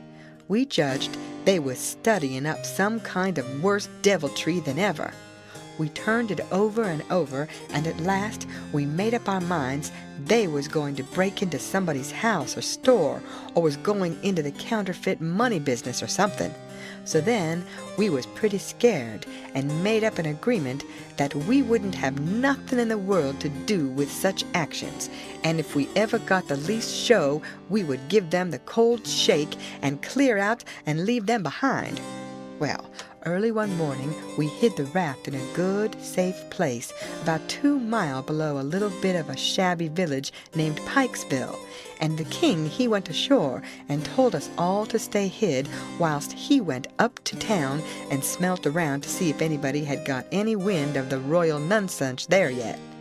"House to rob, you mean," says I to myself, "and when you get through robbing it, you'll come back here and wonder what has become of me and Jim and the raft, and you'll have to take it out and wondering." And he said if he weren't back by midday, the Duke and me would know it was all right, and we was to come along. So we stayed where we was. The Duke, he fretted and sweated around, and was in a mighty sour way. He scolded us for everything, and we couldn't seem to do nothing right. He found fault with every little thing. Something was a brewin', sure. I was good and glad when midday come and no king. We could have a change anyway, and maybe a chance for the chance on top of it. So me and the Duke went up to the village and hunted around there for the king, and by we found him in the back room of a little low dodgery, very tight, and a lot of loafers bully-ragging him for sport, and he a cussin' and a threatening with all his might, and so tight he couldn't walk and couldn't do nothing to them.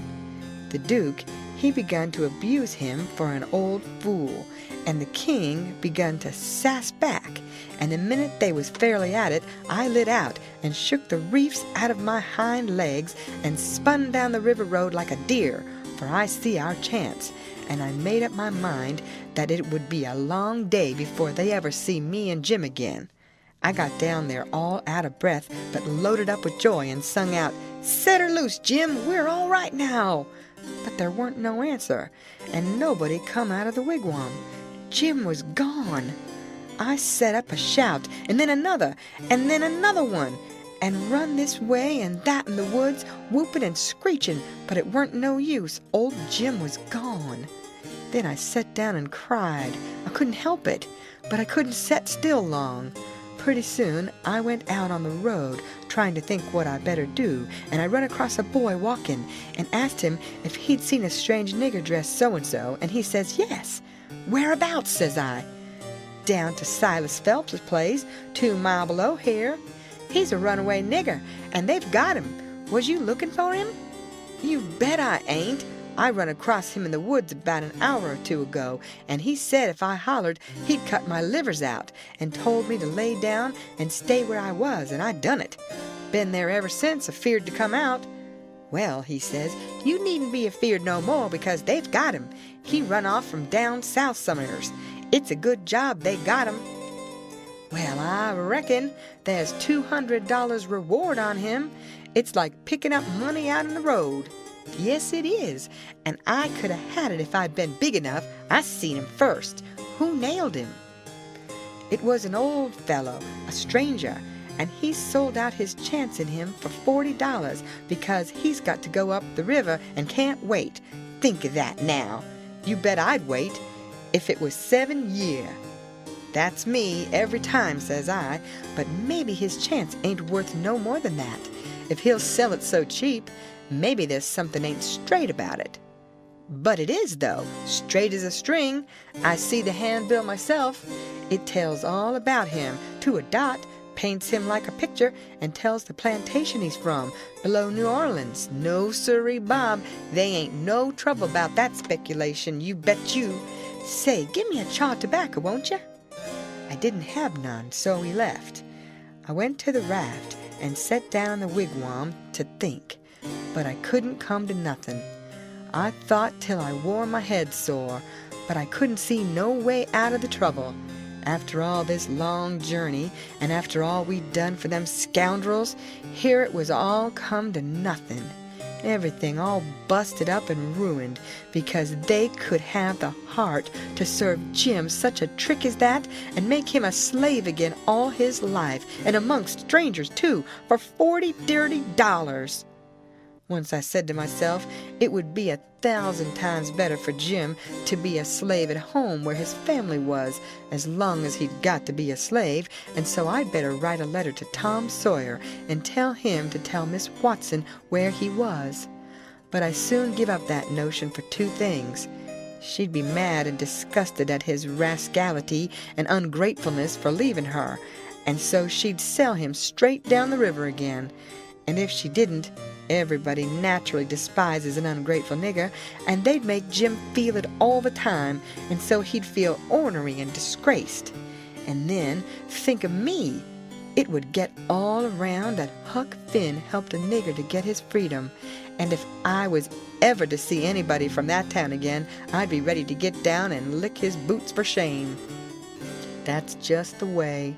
A person does a low-down thing, and then he don't want to take no consequences of it.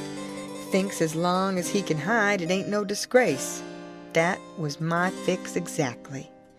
The more I studied about this, the more my conscience went to grinding me, and the more wicked and low-down and ornery I got to feeling.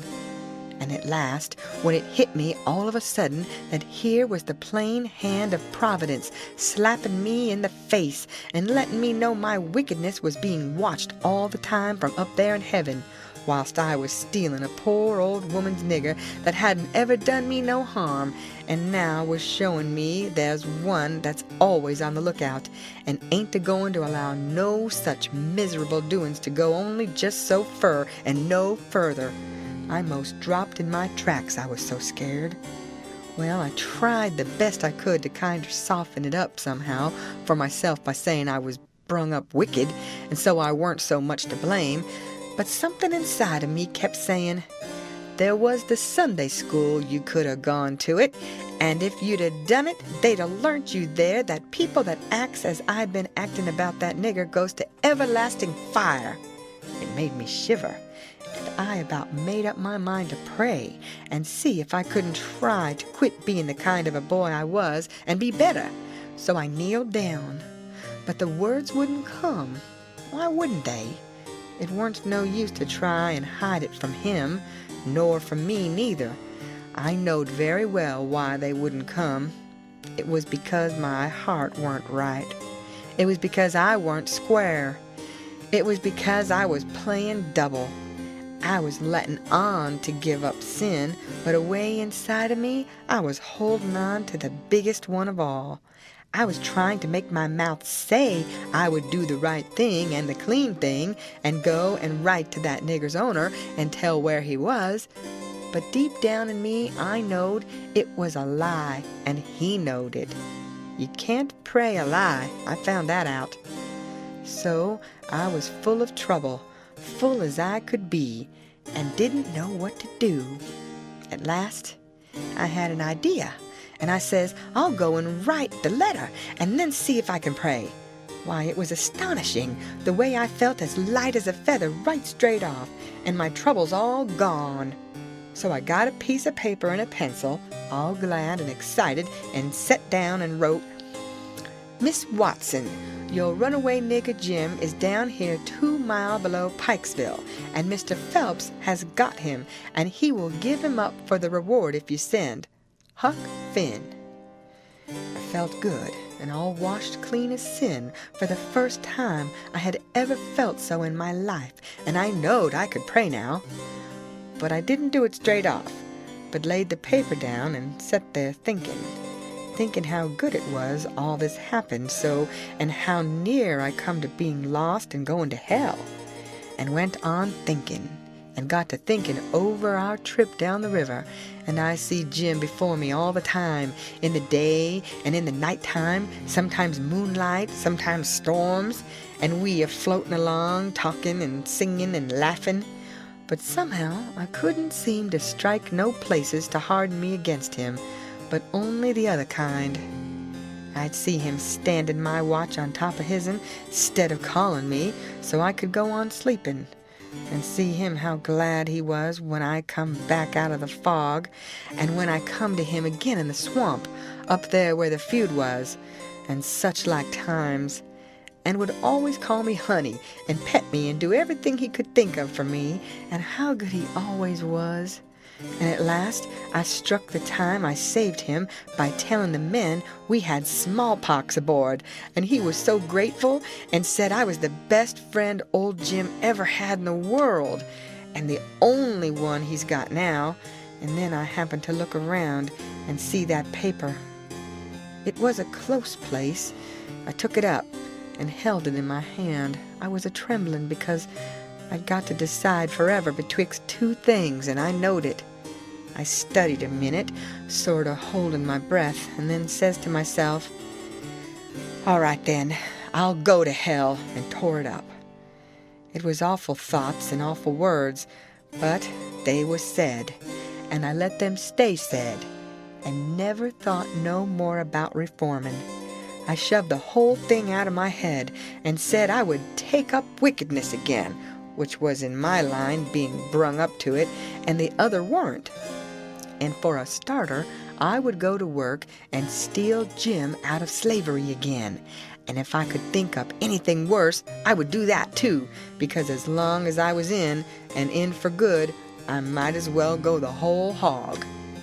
Then I set to thinking over how to get at it, and turned over some considerable many ways in my mind, and at last fixed up a plan that suited me. So then I took the bearings of a woody island that was down the river a piece, and as soon as it was fairly dark, I crept out with my raft and went for it, and hid it there, and then turned in. I slept the night through, and got up before it was light, and had my breakfast, and put on my store clothes, and tied up some others, and one thing or another in a bundle, and took the canoe and cleared for shore. I landed below where I judged was Phelps's place, and hid my bundle in the woods, and then filled up the canoe with water, and loaded rocks into her, and sunk her where I could find her again when I wanted her, about a quarter of a mile below a little stream sawmill that was on the bank. Then I struck up the road, and when I passed the mill, I see a sign on it, Phelps's Sawmill.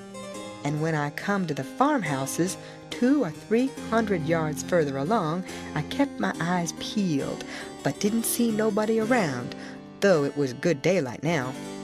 But I didn't mind, because I didn't want to see nobody just yet. I only wanted to get the lay of the land. According to my plan, I was going to turn up there from the village, not from below. So I just took a look and shoved along, straight for town. Well, the very first man I see when I got there was the Duke. He was sticking up a bill for the Royal Nonesuch 3-night performance like that other time. They had the cheek, them frauds. I was right on him before I could shirk. He looked astonished and says, "Hello, where'd you come from?" Then he says, kind of glad and eager, "Where's the raft? Got her in a good place?" I says, "Why, that's just what I was going to ask your grace." Then he didn't look so joyful and says, "What was your idea for asking me?" he says. "Well," I says, "when I see the king in that doggery yesterday, I says to myself, we can't get him home for hours till he's soberer. So I went a-loafing around town to put in the time and wait. A man up had offered me 10 cents to help him pull a skiff over the river and back to fetch a sheep, and so I went along. But when we was dragging him to the boat, and the man left me a holt of the rope and went behind him to shove him along, he was too strong for me and jerked loose and run, and we after him. We didn't have no dog, and so we had to chase him all over the country till we tired him out. We never got him till dark. Then we fetched him over, and I started down for the raft. When I got there and see it was gone, I says to myself, they've got into trouble and had to leave, and they've took my nigger, which is the only nigger I've got in the world, and now I'm in a strange country, and ain't got no property no more, nor nothing, and no way to make my living. So I set down and cried. I slept in the woods all night. But what did become of the raft then? And Jim, poor Jim? Blamed if I know, that is. What's become of the raft? That old fool had made a trade and got $40, and when we found him in the doggery, the loafers had matched $50 with him and got every cent but what he'd spent for whiskey. And when I got him home late last night and found the raft gone, we said, "That little rascal has stole our raft and shook us and run off down the river." I wouldn't shake my nigger, would I? The only nigger I had in the world, and the only property? We never thought of that. Fact is, I reckon we'd come to consider him our nigger. Yes, we did consider him so. Goodness knows we had trouble enough for him. So when we see the raft was gone, and we flat broke, there weren't anything for it but to try the Royal Nonesuch another shake. And I've pegged along ever since, dry as a powder horn. Where's that 10 cents? Give it here. I had considerable money, so I give him 10 cents, but begged him to spend it for something to eat and give me some because it was all the money I had, and I hadn't had nothing to eat since yesterday. He never said nothing. The next minute, he whirls on me and says, "Do you reckon that nigger would blow on us? We'd skin him if he done that." "How can he blow? Hain't he run off?" "No, that old fool sold him and never divided with me, and the money's gone." "Sold him?" I says, and begun to cry. "Why, he was my nigger, and that was my money. Where is he? I want my nigger." "Well, you can't get your nigger, that's all, so dry up your blubbering. Looky here, do you think you'd venture to blow on us?" "Blamed if I think I'd trust you. Why, if you was to blow on us—" He stopped, but I never see the Duke look so ugly out of his eyes before. I went on a whimpering and says, "I don't want to blow on nobody, and I ain't got no time to blow nohow. I got to turn out and find my nigger." He looked kind of bothered and stood there with his bills fluttering on his arm, thinking and wrinkling up his forehead. At last he says, "I'll tell you something. We got to be here 3 days. If you'll promise you won't blow and won't let the nigger blow, I'll tell you where to find him." So I promised, and he says, "A farmer by the name of Silas F—" And then he stopped. You see, he started to tell me the truth, but when he stopped that way and begun to study and think again, I reckoned he was changing his mind. And so he was. He wouldn't trust me. He wanted to make sure of having me out of the way the whole 3 days. So pretty soon he says, "The man that bought him is named Abram Foster, Abram G. Foster, and he lives 40 miles back here in the country on the road to Lafayette." "All right," I says, "I can walk it in 3 days, and I'll start this very afternoon." "No, you won't. You'll start now. And don't you lose any time about it neither, nor do any gabbling by the way. Just keep a tight tongue in your head and move right along, and then you won't get into trouble with us, d'you hear?" That was the order I wanted, and that was the one I played for. I wanted to be left free to work my plans. "So clear out," he says, "and you can tell Mr. Foster whatever you want to. Maybe you can get him to believe that Jim is your nigger. Some idiots don't require documents. Leastways, I've heard there's such down south here. And when you tell him the handbill and the reward's bogus, maybe he'll believe you when you explain to him what the idea was for getting him out. Go along now, and tell him anything you want to, but mind you don't work your jaw any between here and there." So I left and struck for the back country.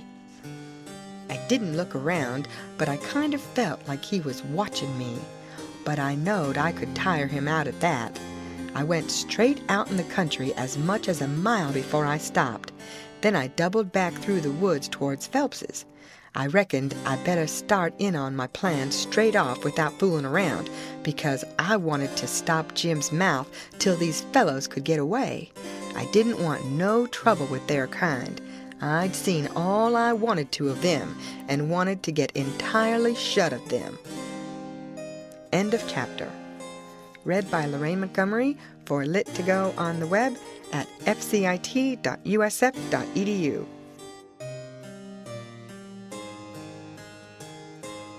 The Adventures of Huckleberry Finn by Mark Twain. Chapter 32. When I got there, it was all still and Sunday-like, and hot and sunshiny. The hands were gone to the fields, and there was them kind of faint dronings of bugs and flies in the air that makes it seem so lonesome and like everybody's dead and gone. And if a breeze fans along and quivers the leaves, it makes you feel mournful, because you feel like it's spirits whispering.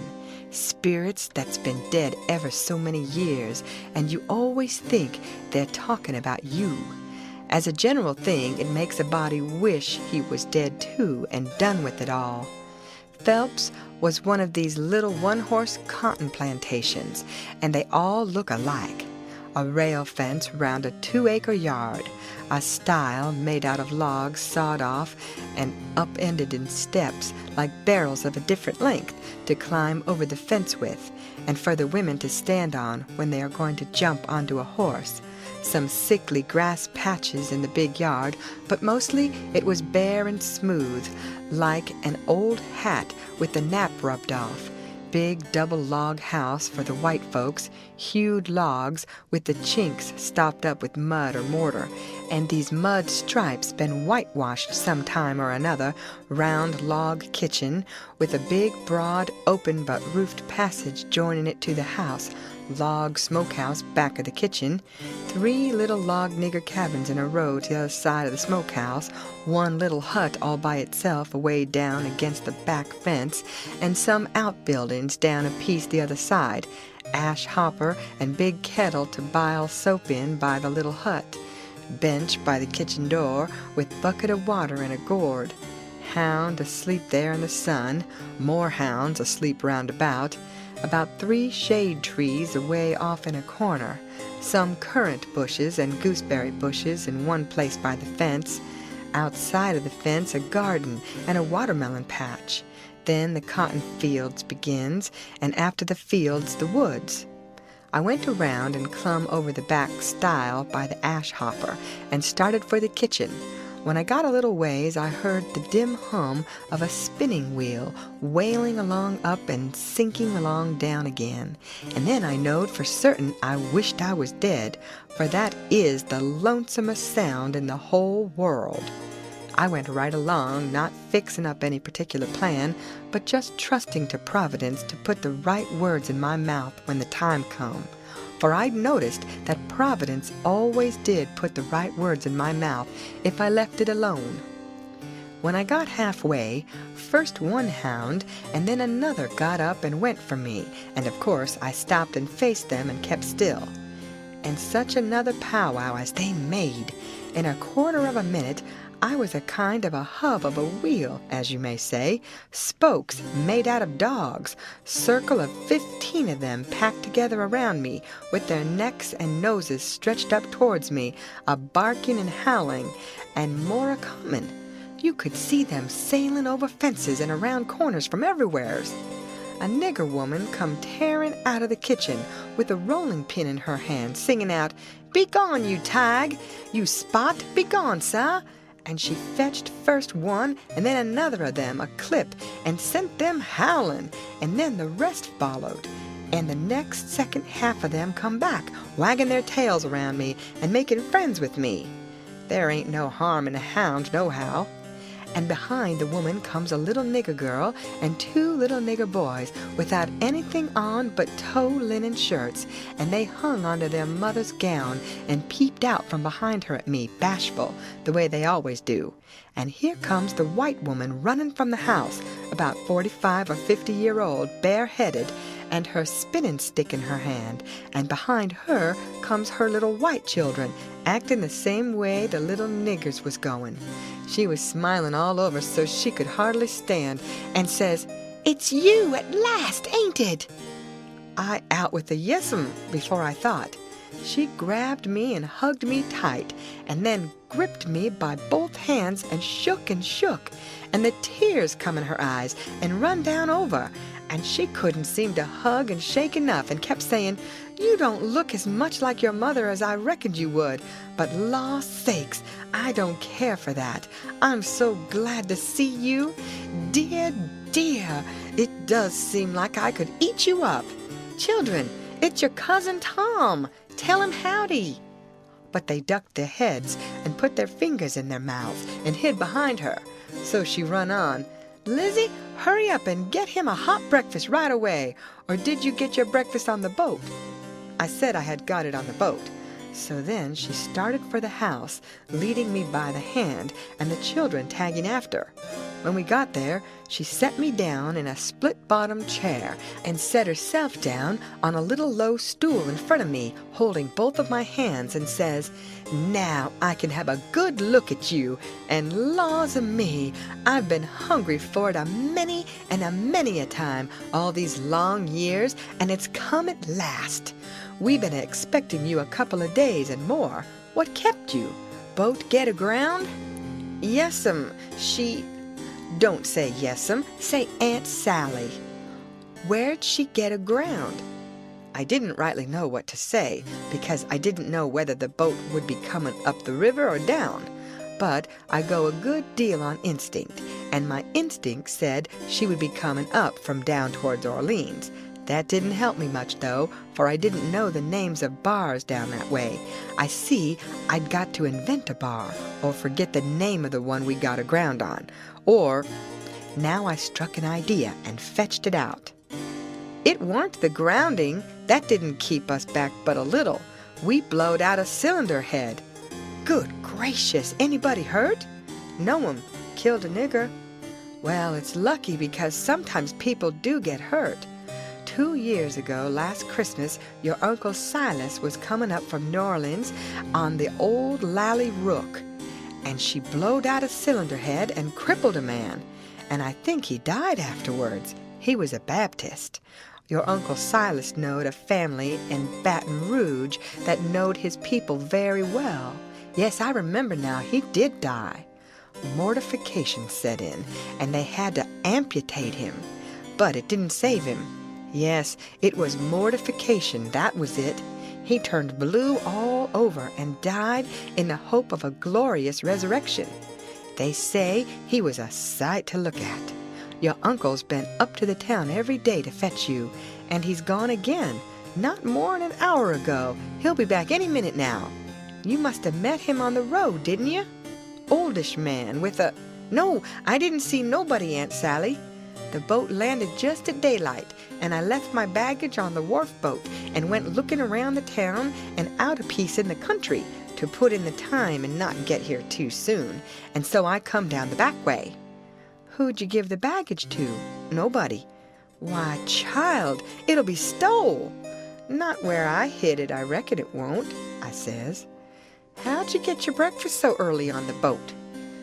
"It was kind of thin ice, but," I says, "the captain see me standing around and told me I better have something to eat before I went ashore, so he took me into Texas to the officers' lunch and give me all I wanted."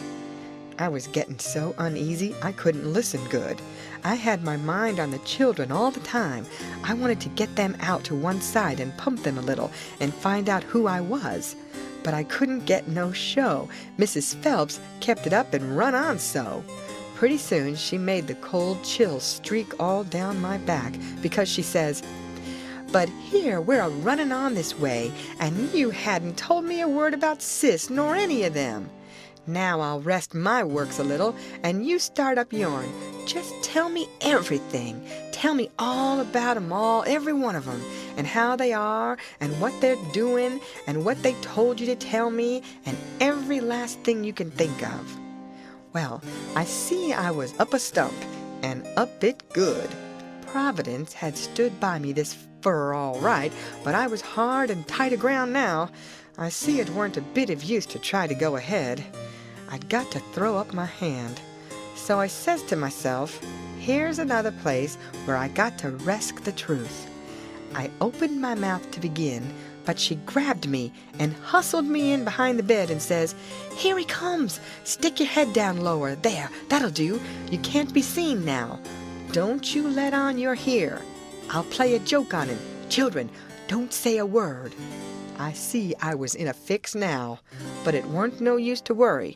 There weren't nothing to do but just hold still and try and be ready to stand from under where the lightning struck.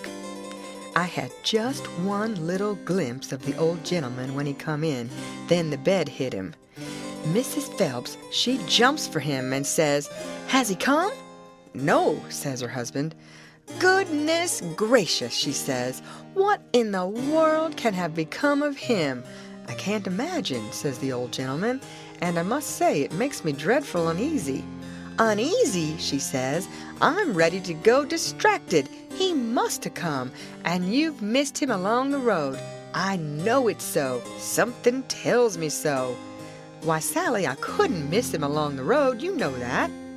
"But oh dear, dear, what will Sis say? He must have come. You must have missed him. Oh, don't distress me any more, and I'm already distressed. I don't know what in the world to make of it. I'm at my wit's end, and I don't mind acknowledging it. I'm right down scared. But there's no hope that he's come, for he couldn't come, and me miss him. Sally, it's terrible, just terrible. Something's happened to the boat, sure." "Why, Silas, look yonder, up the road. Ain't that somebody coming?" He sprung to the window at the head of the bed, and that give Mrs. Phelps the chance she wanted. She stooped down quick at the foot of the bed and give me a pull, and out I come, and when he turned back from the window, there she stood, a-beaming and a-smiling like a house afire, and I standing pretty meek and sweaty alongside. The old gentleman stared and says, "Why, who's that?" "Who do you reckon 'tis?" "I hain't no idea. Who is it?" "It's Tom Sawyer." By jings, I most slumped through the floor. But there weren't no time to swap knives. The old man grabbed me by the hand and shook and kept on shaking. And all the time how the woman did dance around and laugh and cry. And then how they both did fire off questions about Sid and Mary and the rest of the tribe. But if they was joyful, it weren't nothing to what I was, for it was like being born again. I was so glad to find out who I was. Well, they froze to me for 2 hours, and at last, when my chin was so tired it couldn't hardly go any more, I had told them more about my family, I mean the Sawyer family, than ever happened to any 6 Sawyer families. And I explained all about how we blowed out a cylinder head at the mouth of White River, and it took us 3 days to fix it, which was all right, and worked first rate because they didn't know but what it would take 3 days to fix it. If I'd have called it a bolt head, it would have done just as well. Now I was feeling pretty comfortable all down one side and pretty uncomfortable all up the other. Being Tom Sawyer was easy and comfortable, and it stayed easy and comfortable till by and by I hear a steamboat coughing along down the river. Then I says to myself, suppose Tom Sawyer comes down on that boat, and suppose he steps in here any minute and sings out my name before I can throw him a wink to keep quiet. Well, I couldn't have it that way. It wouldn't do at all. I must go up the road and waylay him. So I told the folks I reckoned I would go up to the town and fetch down my baggage. The old gentleman was for going along with me, but I said no. I could drive the horse myself, and I'd rather he wouldn't take no trouble about me. End of chapter. Read by Lorraine Montgomery for Lit to Go on the web at fcit.usf.edu.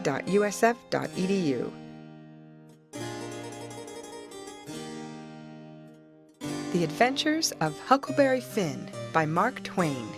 Chapter 33. So I started for town in the wagon, and when I was halfway, I see a wagon coming, and sure enough, it was Tom Sawyer, and I stopped and waited till he come along. I says, "Hold on," and it stopped alongside, and his mouth opened up like a trunk and stayed so, and he swallowed 2 or 3 times like a person that's got a dry throat, and then says, "I hain't ever done you no harm, you know that, so then what you want to come back and haunt me for?" I says, "I hain't come back. I hain't been gone." When he heard my voice, it righted him up, son, but he weren't quite satisfied yet. He says, "Don't you play nothing on me, because I wouldn't on you. Honest Injun, you ain't a ghost?" "Honest Injun, I ain't," I says. Well, well, that ought to settle it, of course, but I can't somehow seem to understand it no way. Looky here, weren't you ever murdered at all?" "No, I weren't ever murdered at all. I played it on them."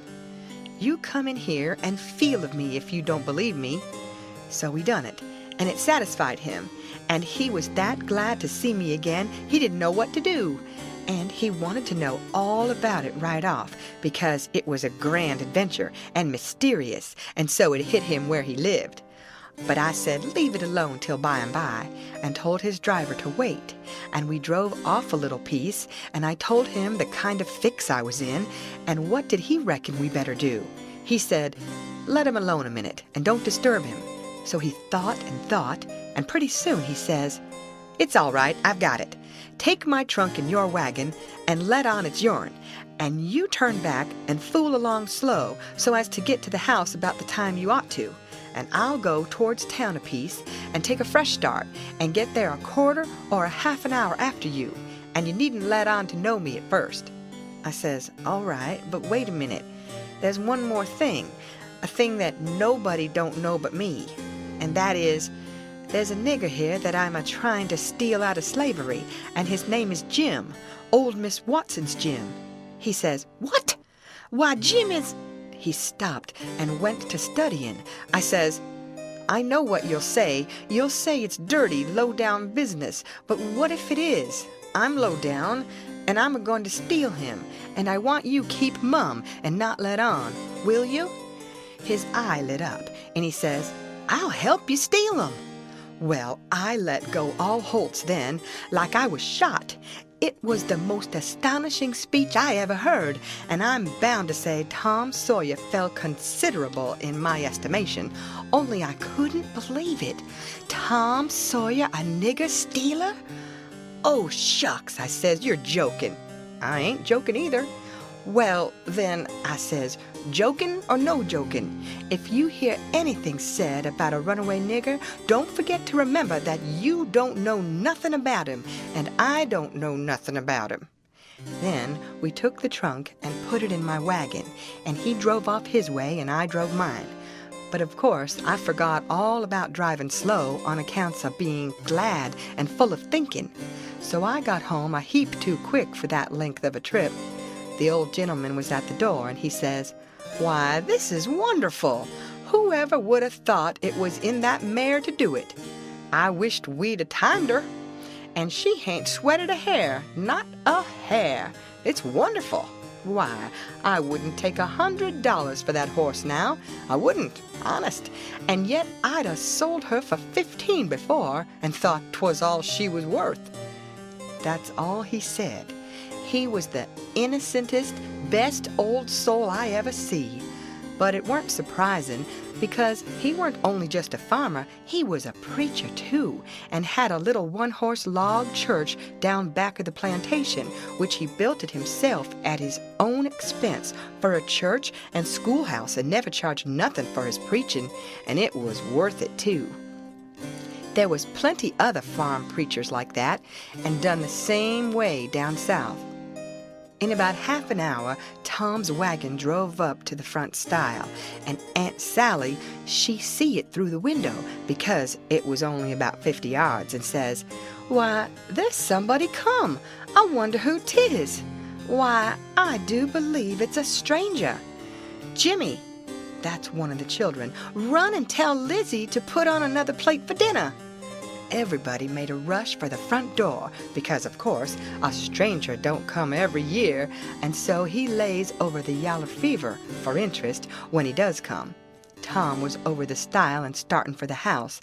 The wagon was spinning up the road for the village, and we was all bunched in the front door.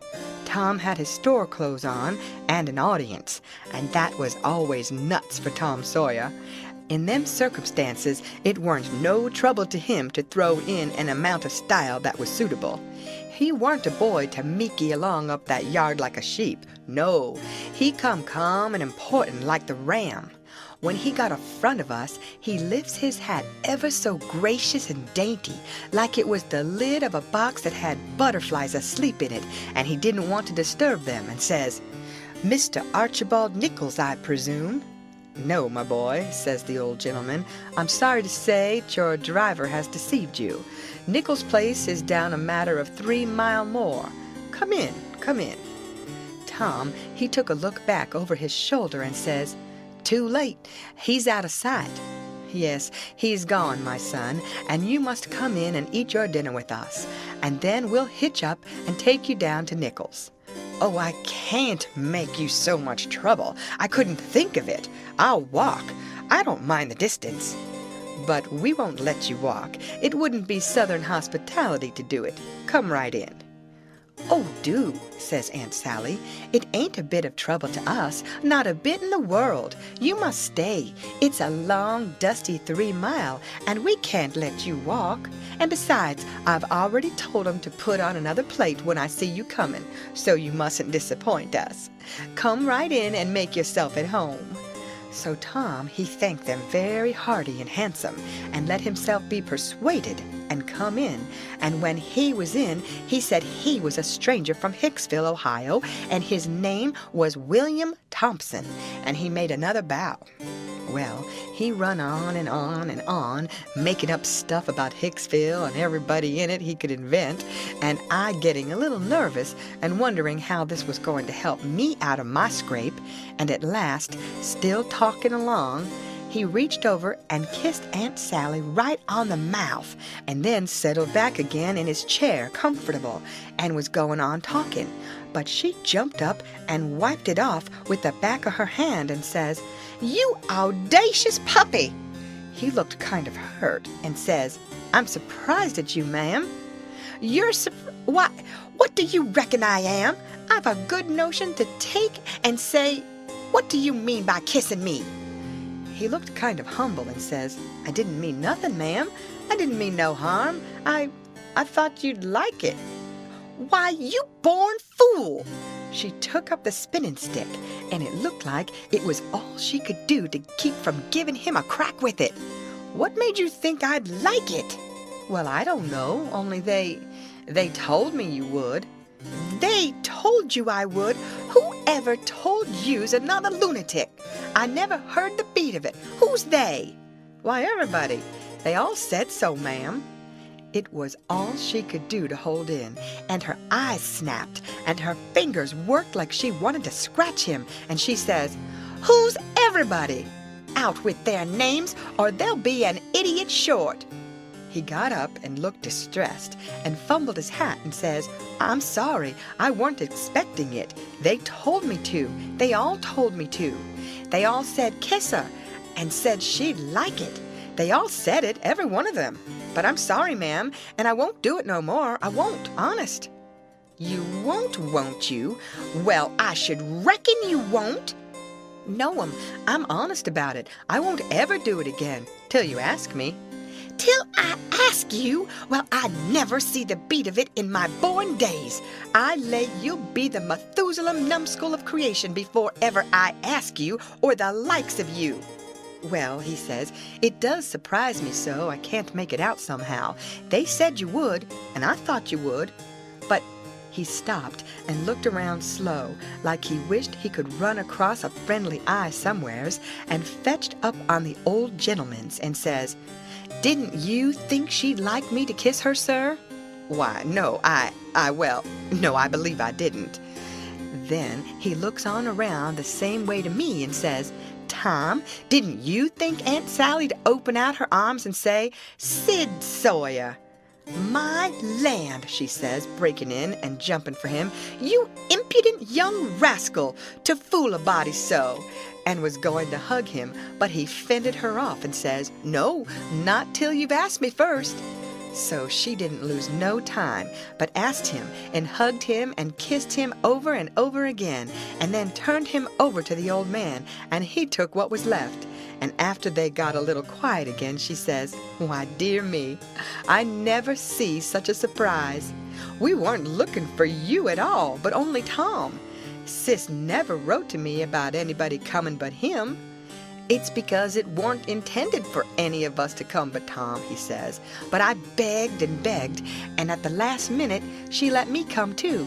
So coming down the river, me and Tom thought it would be a first-rate surprise for him to come here to the house first, and for me to by and by tag along and drop in and let on to be a stranger. But it was a mistake, Aunt Sally. This ain't no healthy place for a stranger to come." No, not impudent whelps, Sid. You ought to had your jaws boxed. I hadn't been so put out since I don't know when. But I don't care. I don't mind the terms. I'd be willing to stand 1,000 such jokes to have you hear. Well, to think of that performance! I don't deny it. I was most putrefied with astonishment when you give me that smack. We had dinner out in that broad open passage betwixt the house and the kitchen, and there was things enough on that table for 7 families, and all hot, too. None of your flabby, tough meat that's laid in a cupboard in a damp cellar all night and tastes like a hunk of old cold cannibal in the morning. Uncle Silas, he asked a pretty long blessing over it, but it was worth it, and it didn't cool it a bit neither, the way I've seen them kind of interruptions do lots of times. There was a considerable good deal of talk all the afternoon, and me and Tom was on the lookout all the time, but it weren't no use. They didn't happen to say nothing about any runaway nigger, and we was afraid to try to work up to it. But at supper at night, one of the little boys says, "Pa, mayn't Tom and Sid and me go to the show?" "No," says the old man, "I reckon there ain't going to be any, and you couldn't go if there was, because the runaway nigger told Burton and me all about that scandalous show, and Burton said he would tell the people, so I reckon they've drove the audacious loafers out of town before this time." So there it was, but I couldn't help it. Tom and me was to sleep in the same room and bed, so being tired, we bid good night and went up to bed right after supper and clumb out of the window and down the lightning rod and shoved for the town, for I didn't believe anybody was going to give the king and the duke a hint, and so if I didn't hurry up and give them one, they'd get into trouble sure. On the road, Tom, he told me all about how it was reckoned I was murdered, and how Pap disappeared pretty soon and didn't come back no more, and what a stir there was when Jim run away. And I told Tom all about our royal none-such rapscallions, and as much of the raft voyage as I had time to. And as we struck into the town and up through here comes a raging rush of people with torches, and an awful whooping and yelling and banging tin pans and blowing horns, and we jumped to one side to let them go by. And as they went by, I see they had the king and the duke a-straddle of a rail. That is, I knowed it was the king and the duke, though they was all over tar and feathers and didn't look like nothing in the world that was human, just looked like a couple of monstrous big soldier plumes. Well, it made me sick to see it, and I was sorry for them, poor pitiful rascals. It seemed like I couldn't ever feel any hardness against them any more in the world. It was a dreadful thing to see. Human beings can be awful cruel to one another. We see we was too late, couldn't do no good. We asked some stragglers about it, and they said everybody went to the show looking very innocent, and laid low and kept dark till the poor old king was in the middle of his cavortings on the stage. Then somebody give a signal, and the house rose up and went for them. So we poked along back home, and I weren't feeling so brash as I was before, but kind of ornery and humble, and to blame somehow, though I hadn't done nothing. But that's always the way. It don't make no difference whether you do right or wrong. A person's conscience ain't got no sense, and just goes for 'em anyway. If I had a yaller dog that didn't know no more than a person's conscience does, I would pison him. It takes up more room than all the rest of a person's insides, and yet ain't no good nohow. Tom Sawyer, he says the same. End of chapter. Read by Lorraine Montgomery for Lit to Go on the web at fcit.usf.edu.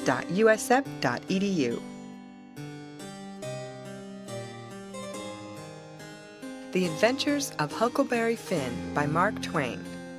Chapter 34. We stopped talking and got to thinking. By and by, Tom says, "Looky here, Huck. What fools we are to not think of it before. I bet I know where Jim is." "No, where?" "In that hut down by the ash hopper." "Why, looky here. When we was at dinner, didn't you see a nigger man go in there with some victuals?" "Yes." "What did you think the victuals was for?" "For a dog." "So did I." "Well, it wasn't for a dog." "Why?" because part of it was watermelon. So it was. I noticed it. Well, it does beat all that I never thought about a dog not eating watermelon. It shows how a body can see and don't see at the same time. Well, the nigger unlocked the padlock when he went in, and he locked it again when he came out. He fetched Uncle a key about the time we got up from table. Same key, I bet. Watermelon shows man, lock shows prisoner, and it ain't likely there's two prisoners on such a little plantation, and where the people's all so kind and good. Jim's the prisoner. All right, I'm glad we found it out detective fashion.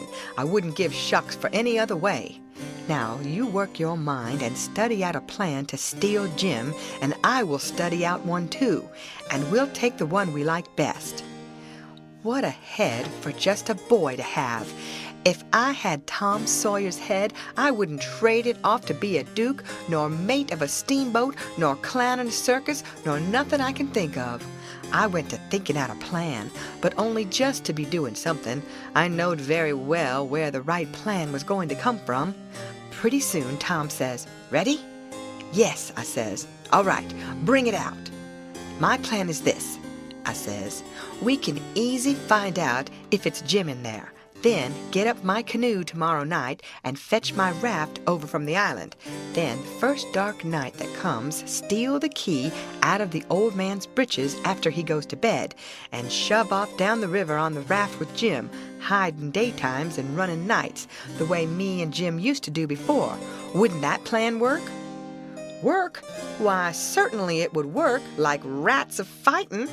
But it's too blame simple. There ain't nothing to it. What's the good of a plan that ain't no more trouble than that? It's as mild as goose milk. Why, Huck, it wouldn't make no more talk than breaking into a soap factory." I never said nothing, because I weren't expecting nothing different. But I knowed mighty well that whenever he got his plan ready, it wouldn't have none of them objections to it. And it didn't. He told me what it was, and I see in a minute it was worth 15 of mine for style, and would make Jim just as free a man as mine would, and maybe get us all killed besides. So I was satisfied, and said we would waltz in on it. I needn't tell what it was here, because I knowed it wouldn't stay the way it was. I knowed he would be changing it around every which way as we went along, and heaving in new bullinesses wherever he got a chance. And that is what he done.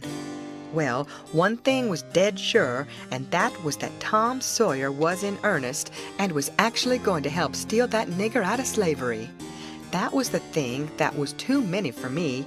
Here was a boy that was respectable and well brung up, and had a character to lose, and folks at home that had characters, and he was bright and not leather-headed, and knowing and not ignorant, and not mean but kind.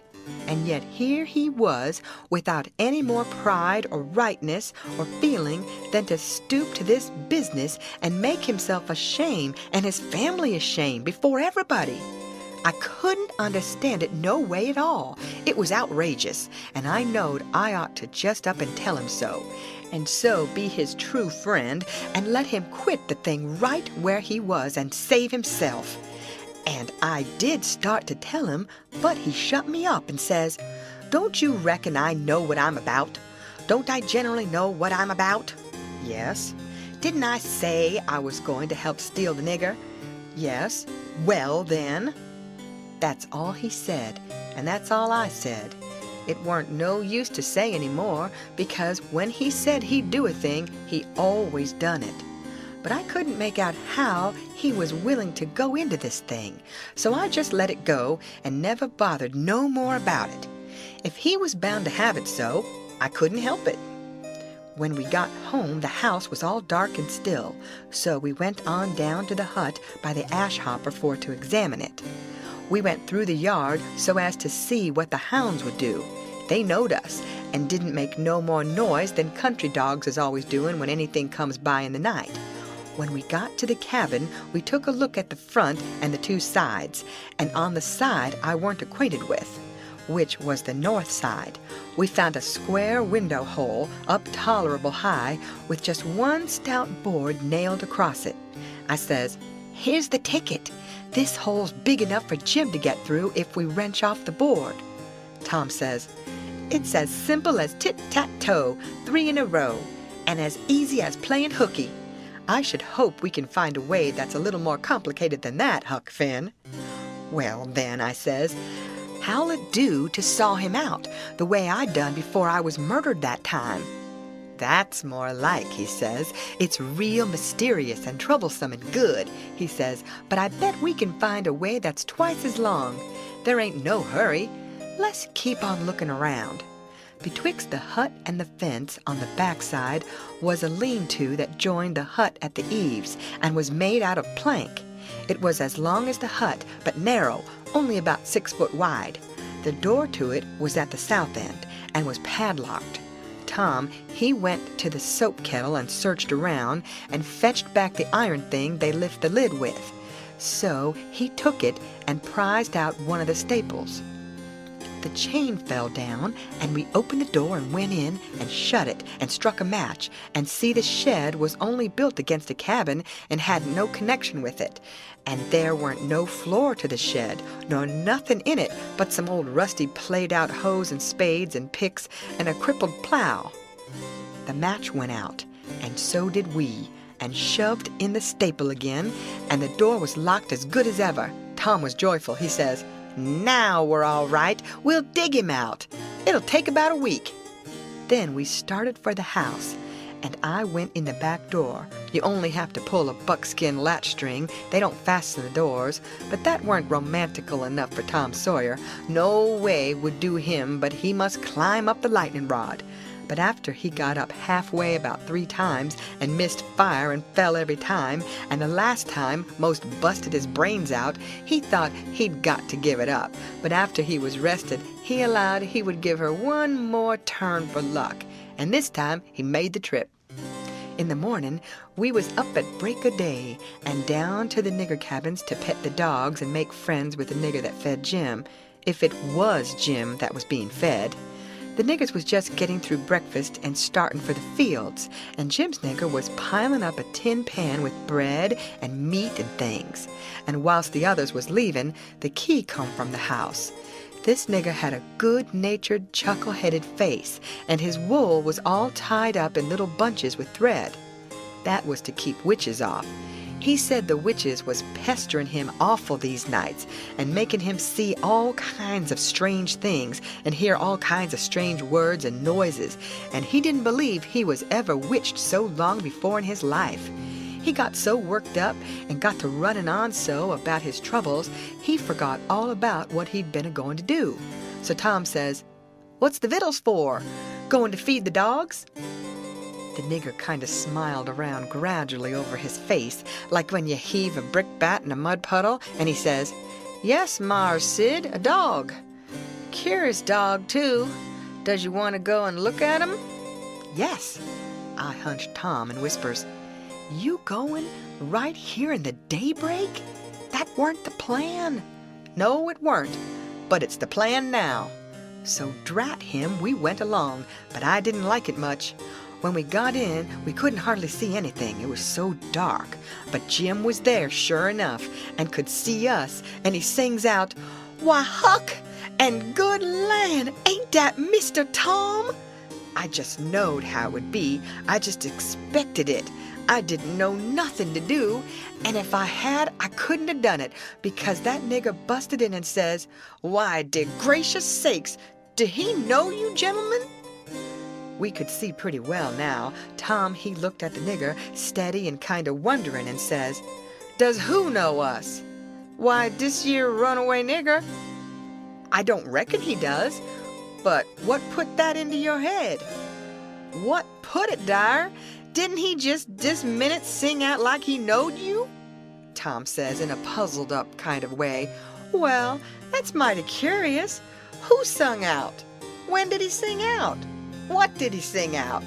And turns to me, perfectly calm, and says, "Did you hear anybody sing out?"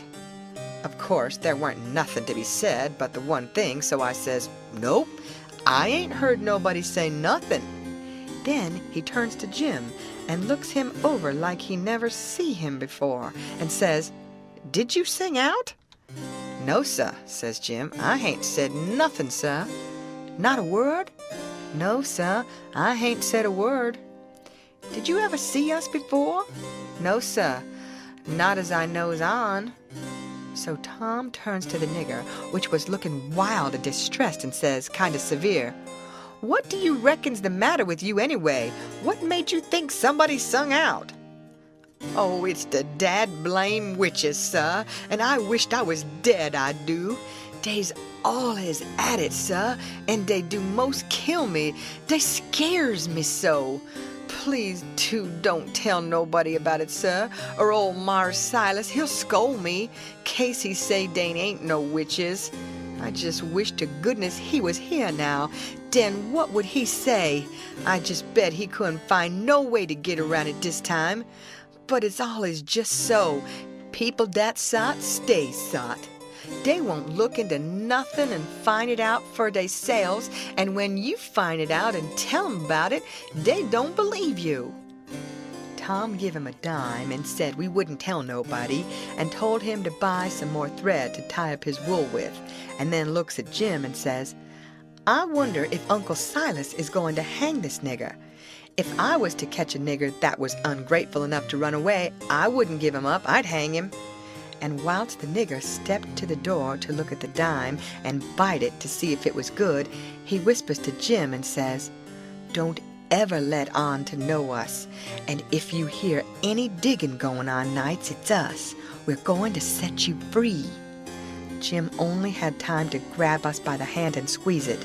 Then the nigger come back, and we said we'd come again sometime if the nigger wanted us to, and he said he would, more particular if it was dark, because the witches went for him mostly in the dark, and it was good to have folks around then. End of chapter. Read by Lorraine Montgomery for Lit to Go on the web at fcit.usf.edu.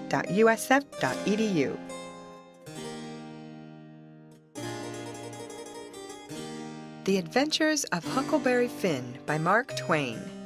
Chapter 35. It would be most an hour yet till breakfast, so we left and struck down into the woods, because Tom said we got to have some light to see how to dig by, and a lantern makes too much, and might get us into trouble. What we must have was a lot of them rotten chunks that's called foxfire, and just makes a soft kind of glow when you lay them in a dark place. We fetched an armful and hid it in the weeds, and set down to rest, and Tom says, kind of dissatisfied, "Blame it, this whole thing is just as easy and awkward as it can be, and so it makes it so rotten difficult to get up a difficult plan. There ain't no watchman to be drugged. Now there ought to be a watchman. There ain't even a dog to give a sleeping mixture to, and there's Jim chained by one leg with a 10-foot chain to the leg of his bed. Why, all you got to do is to lift up the bedstead and slip off the chain. And Uncle Silas, he trusts everybody, sends the keys to the pumpkin-headed nigger, and don't send nobody to watch the nigger. Jim could have got out of that window hole before this, only there wouldn't be no use trying to travel with a 10-foot chain on his leg. Why, drat it, Huck, it's the stupidest arrangement I ever see. You got to invent all the difficulties. Well, we can't help it. We got to do the best we can with the materials we've got. Anyhow, there's one thing. There's more honor in getting him out through a lot of difficulties and dangers where there weren't one of them furnished to you by the people who it was their duty to furnish them, and you had to contrive them all out of your own head. Now look at just that one thing of the lantern. When you come down to the cold facts, we simply got to let on that a lantern's resky. Why, we could work with a torchlight procession if we wanted to, I believe. Now, whilst I think of it, we got to hunt up something to make a saw out of the first chance we get. What do we want of a saw?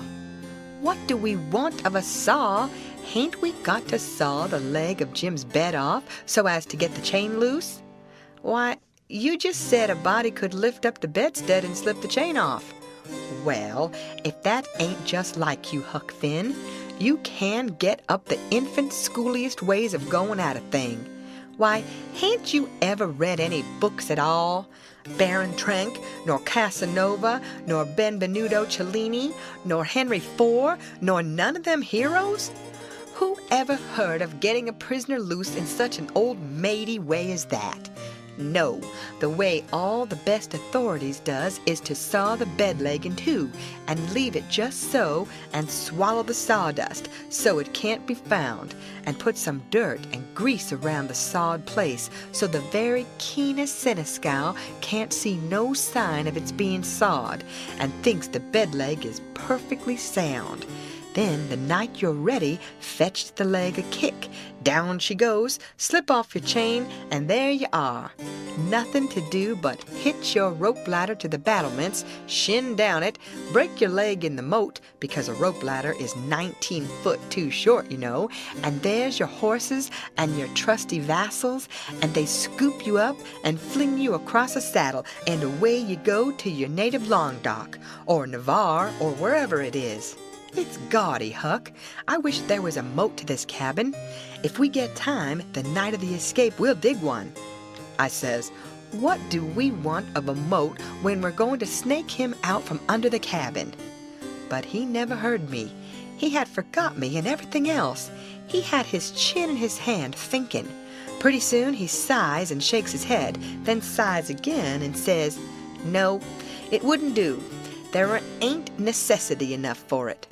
For what? I says. Why, to saw Jim's leg off, he says. Good land, I says. Why, there ain't no necessity for it. And what would you want to saw his leg off for anyway? Well, some of the best authorities has done it. They couldn't get the chain off, so they just cut their hand off and shoved. And a leg would be better still. But we got to let that go. There ain't necessity enough in this case, and besides, Jim's a nigger and wouldn't understand the reasons for it and how it's the custom in Europe, so we'll let it go. But there's one thing, he can have a rope ladder. We can tear up our sheets and make him a rope ladder easy enough, and we can send it to him in a pie. It's mostly done that way, and I've et worse pies. Why, Tom Sawyer, how you talk, I says. Jim ain't got no use for a rope ladder. He has got use for it. How you talk. You better say you don't know nothing about it. He's got to have a rope ladder. They all do. What in the nation can he do with it? Do with it? He can hide it in his bed, can't he? That's what they all do. And he's got to too, Huck. You don't ever seem to want to do anything that's regular. You want to be starting something fresh all the time. Suppose he don't do nothing with it. Ain't it there in his bed for a clue after he's gone? And don't you reckon they'll want clues? Of course they will. And you wouldn't leave them any? That would be a pretty howdy-do, wouldn't it? I never heard of such a thing. Well, I says, if it's in the regulations and he's got to have it, all right, let him have it, because I don't wish to go back on no regulations. But there's one thing, Tom Sawyer. If we go to tearing up our sheets to make Jim a rope ladder, we're going to get into trouble with Aunt Sally just as sure as you're born. Now, the way I look at it, a hickory bark ladder don't cost nothing and don't waste nothing, and is just as good to load up a pie with and hide in a straw tick as any rag ladder you can start. And as for Jim, he ain't had no experience, and so he don't care what kind of a... Oh, shucks, Huck Finn. If I was as ignorant as you, I'd keep still. That's what I'd do. Who ever heard of a state prisoner escaping by a hickory bark ladder? Why, it's perfectly ridiculous. Well, all right, Tom, fix it your own way. But if you'll take my advice, you'll let me borrow a sheet off of the clothesline. He said that would do, and that gave him another idea, and he says, borrow a shirt, too. What do we want of a shirt, Tom?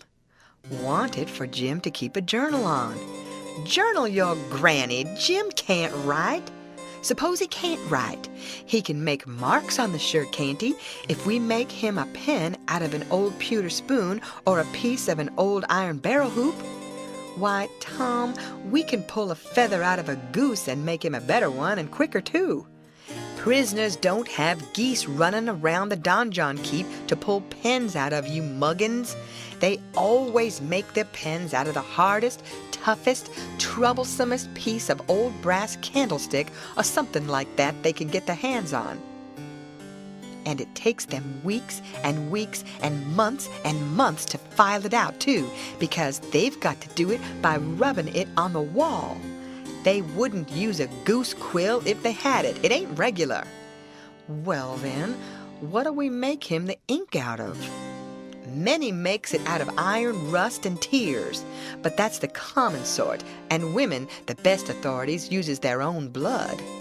Jim can do that, and when he wants to send any little common, ordinary, mysterious message to let the world know where he's captivated, he can write it on the bottom of a tin plate with a fork and throw it out of the window. The Iron Mask always done that, and it's a blame good way, too. Jim ain't got no tin plates. They feed him in a pan. That ain't nothing. We can get him some. Can't nobody read his plates. That ain't got anything to do with it, Huck Finn. All he's got to do is to write on the plate and throw it out. You don't have to be able to read it. Why, half the time you can't read anything a prisoner writes on a tin plate or anywhere else. Well then, what's the sense in wasting the plates? Why, blame it all, it ain't the prisoner's plates. But it's somebody's plates, ain't it? Well, supposing it is, what does the prisoner care whose? He broke off there because we heard the breakfast horn blowing, so we cleared out for the house. Along during the morning I borrowed a sheet and a white shirt off of the clothesline, and I found an old sack and put them in it. And we went down and got the foxfire and put that in too. I called it borrowing because that was what Pap always called it. But Tom said it weren't borrowing, it was stealing. He said we was representing prisoners, and prisoners don't care how they get a thing, so they get it, and nobody don't blame them for it either. It ain't no crime in a prisoner to steal the thing he needs to get away with, Tom said. It's his right. And so, as long as we was representing a prisoner, we had a perfect right to steal anything on this place we had the least use for to get ourselves out of prison with. He said if we weren't prisoners, it would be a very different thing, and nobody but a mean, ornery person would steal when he weren't a prisoner. So we allowed we would steal everything that there was that come handy. And yet, he made a mighty fuss one day after that when I stole a watermelon out of the nigger patch and eat it. And he made me go and give the niggers a dime without telling them what it was for. Tom said that what he meant was we could steal anything we needed. Well, I says I needed the watermelon, but he said I didn't need it to get out of prison with. There's where the difference was. He said if I'd a wanted it to hide a knife in and smuggle it to Jim to kill the seneschal with, it would have been all right. So I let it go at that, though I couldn't see no advantage in my representing a prisoner if I got to set down and chaw over a lot of gold leaf distinctions like that every time I see a chance to hog a watermelon. Well, as I was saying, we waited that morning till everybody was settled down to business and nobody in sight around the yard. Then Tom, he carried the sack into the lean-to whilst I stood off a piece to keep watch. By and by he come out, and we went and set down on the woodpile to talk. He says, everything's all right now except tools, and that's easy fixed. Tools? I says. Yes. Tools for what? Why, to dig with. We ain't a-going to gnaw him out, are we? Ain't them old crippled picks and things in there good enough to dig a nigger out with? I says. He turns on me, looking pitying enough to make a body cry, and says, Huck Finn, did you ever hear of a prisoner having picks and shovels and all the modern conveniences in his wardrobe to dig himself out with? Now, I want to ask you, if you got any reasonableness in you at all, what kind of a show would that give him to be a hero? Why, they might as well lend him the key and done with it. Picks and shovels, why, they wouldn't furnish him to a king. Well, then, I says, if we don't want the picks and shovels, what do we want? A couple of case knives. to dig the foundations out from under the cabin with? Yes. Confound it, it's foolish, Tom. It don't make no difference how foolish it is. It's the right way, and it's the regular way. And there ain't no other way that ever I heard of, and I've read all the books that gives any information about these things. They always dig out with a case knife, and not through dirt, mind you.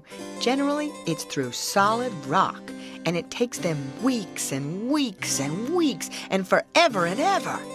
Why, look at one of them prisoners in the bottom dungeon of the Castle Deep in the harbor of Marseille that dug himself out that way. How long was he at it, you reckon? I don't know. Well, guess. I don't know, a month and a half? 37 years, and he come out in China. That's the kind. I wish the bottom of this fortress was solid rock. Jim don't know nobody in China. What's that got to do with it? Neither did that other fellow. But you're always a wandering off on a side issue. Why can't you stick to the main point? All right, I don't care where he comes out, so he comes out. And Jim don't either, I reckon.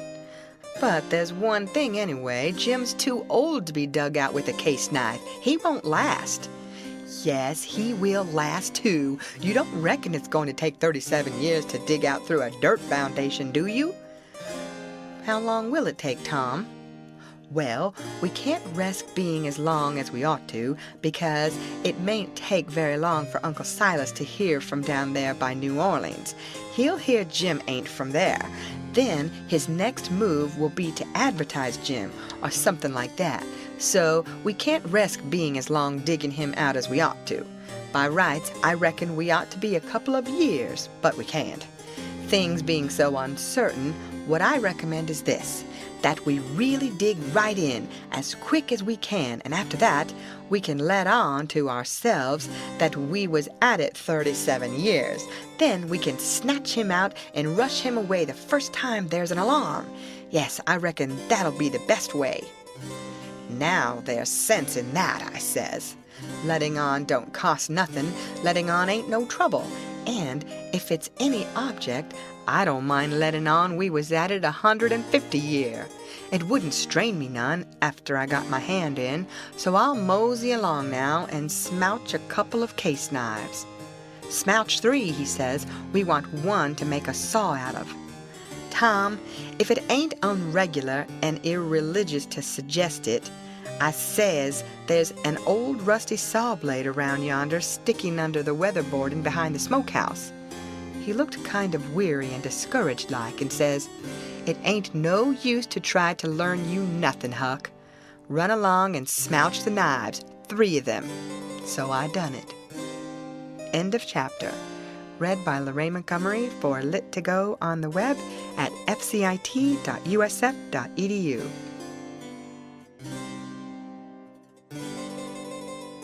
The Adventures of Huckleberry Finn by Mark Twain.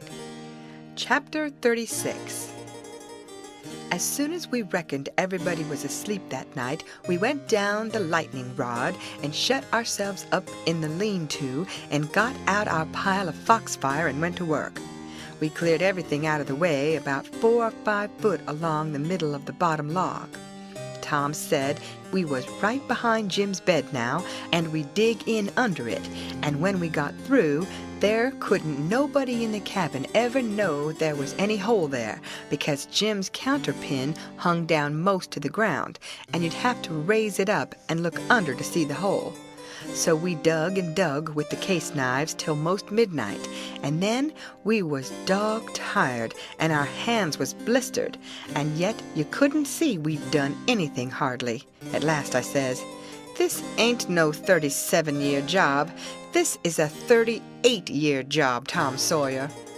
He never said nothing, but he sighed, and pretty soon he stopped digging, and then for a good little while I knowed that he was thinking. Then he says, "It ain't no use, Huck. It ain't a-going to work. If we was prisoners it would, because then we'd have as many years as we wanted and no hurry, and we wouldn't get but a few minutes to dig every day while they was changing watches, and so our hands wouldn't get blistered, and we could get it up right along, year in and year out, and do it right and the way it ought to be done. But we can't fool along. We got to rush. We ain't got no time to spare. If we was to put in another night this way, we'd have to knock off for a week to let our hands get well. Couldn't touch a case knife with them sooner. Well then, what are we gonna do, Tom? I'll tell you. It ain't right, and it ain't moral, and I wouldn't like it to get out. But there ain't only just the one way. We got to dig him out with the picks and let on it's case knives. Now you're talking, I says. Your head gets leveler and leveler all the time, Tom Sawyer, I says. Picks is the thing, moral or no moral, and as for me, I don't care shucks for the morality of it nohow. When I start in to steal a nigger, or a watermelon, or a Sunday school book, I ain't no ways particular how it's done, so it's done.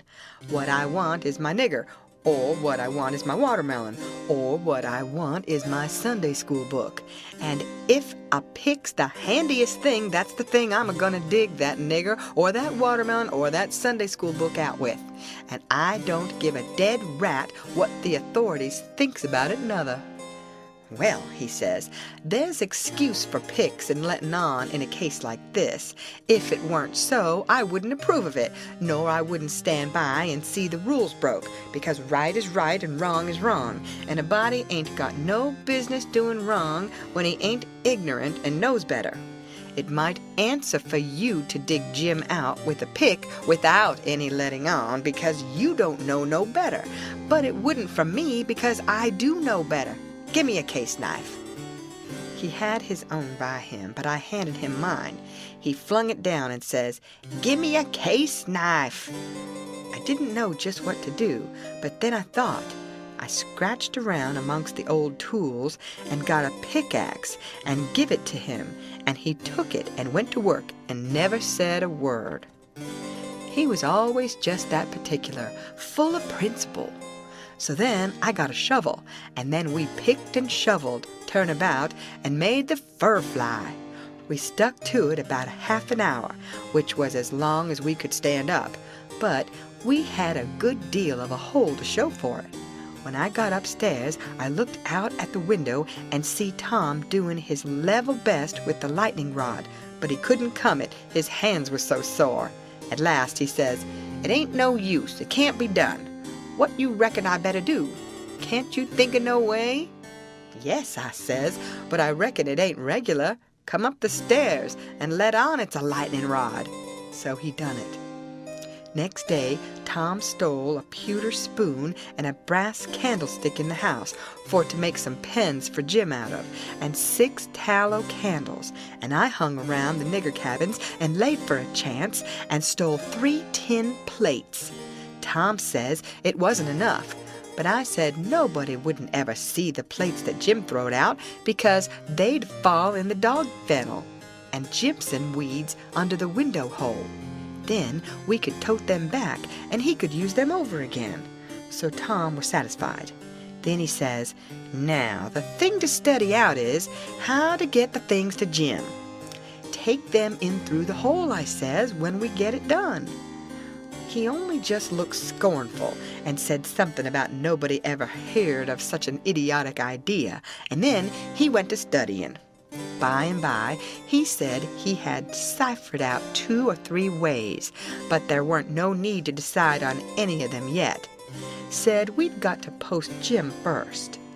That night, we went down the lightning rod a little after 10, and took one of the candles along and listened under the window hole and heard Jim snoring. So we pitched it in, and it didn't wake him.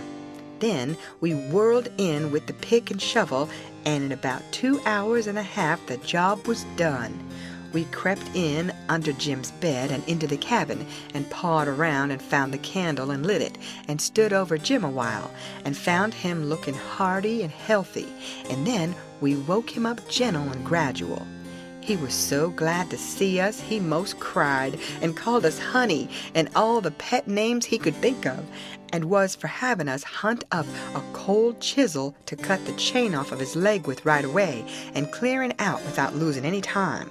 But Tom, he showed him how unregular it would be, and sat down and told him all about our plans, and how we could alter them in a minute any time there was an alarm, and not to be the least afraid, because we would see he got away sure. So Jim, he said it was all right, and we sat there and talked over old times a while, and then Tom asked a lot of questions, and when Jim told Uncle Silas come in every day or two to pray with him, and Aunt Sally come in to see if he was comfortable and had plenty to eat, and both of them was kind as they could be, Tom says, "Now I know how to fix it. We'll send you some things by them." I said, "Don't do nothing of the kind. It's one of the most jackass ideas I ever struck." But he never paid no attention to me, went right on. It was his way when he'd got his plans set. So he told Jim how we'd have to smuggle in the rope ladder pie and other large things by Nat, the nigger that fed him, and he must be on the lookout and not be surprised and not let Nat see him open them. And when we would put small things in Uncle's coat pockets, and he must steal them out. And we would tie things to Aunt's apron strings, or put them in her apron pocket if we got a chance, and told him what they would be and what they was for, and told him how to keep a journal on the shirt with his blood and all that. He told him everything. Jim, he couldn't see no sense in the most of it, but he allowed we was white folks and knowed better than him, so he was satisfied, and said he would do it all just as Tom said. Jim had plenty corncob pipes and tobacco, so we had a right down good sociable time. Then we crawled out through the hole, and so home to bed, with hands that looked like they'd been chawed. Tom was in high spirits. He said it was the best fun he ever had in his life, and the most intellectual, and said if he could only see his way to it, we would keep it up all the rest of our lives, and leave Jim to our children to get out. For he believed Jim would come to like it better and better the more he got used to it. He said that in that way it could be strung out to as much as 80 year, and would be the best time on record. And he said it would make us all celebrated that had a hand in it. In the morning, we went out to the woodpile and chopped up the brass candlestick into handy sizes, and Tom put them and the pewter spoon in his pocket. Then he went to the nigger cabins, and while I got Nat's notice off, Tom shoved a piece of candlestick into the middle of a corn pone that was in Jim's pan, and we went along with Nat to see how it would work, and it just worked noble. When Jim bit into it, it most mashed all his teeth out, and there weren't ever anything could have worked better. Tom said so himself. Jim, he never let on, but what it was only just a piece of rock or something like that that's always getting into bread, you know. But after that, he never bit into nothing but what he jabbed his fork into in 3 or 4 places first. And whilst we was a-standing there in the dimmish light, here comes a couple of the hounds bulging in from under Jim's bed, and they kept on piling in till there was 11 of them, and there weren't hardly room in there to get your breath. By jings, we forgot to fasten that lean-to door. The nigger Nat, he only just hollered witches once, and keeled over onto the floor amongst the dogs, and begun to groan like he was dying. Tom jerked the door open and flung out a slab of Jim's meat, and the dogs went for it, and in 2 seconds he was out himself and back again and shut the door, and I knowed he'd fix the other door too. Then he went to work on the nigger, coaxing him and petting him and asking him if he'd been imagining he saw something again. He raised up and blinked his eyes around and says, "Mars Sid, you'll say I was a fool, but if I didn't believe I seen most 1,000,000 dogs or devils or something, I wished I may die right here in these tracks. I did most surely. Mars Sid, I felt 'em. I felt 'em, sir.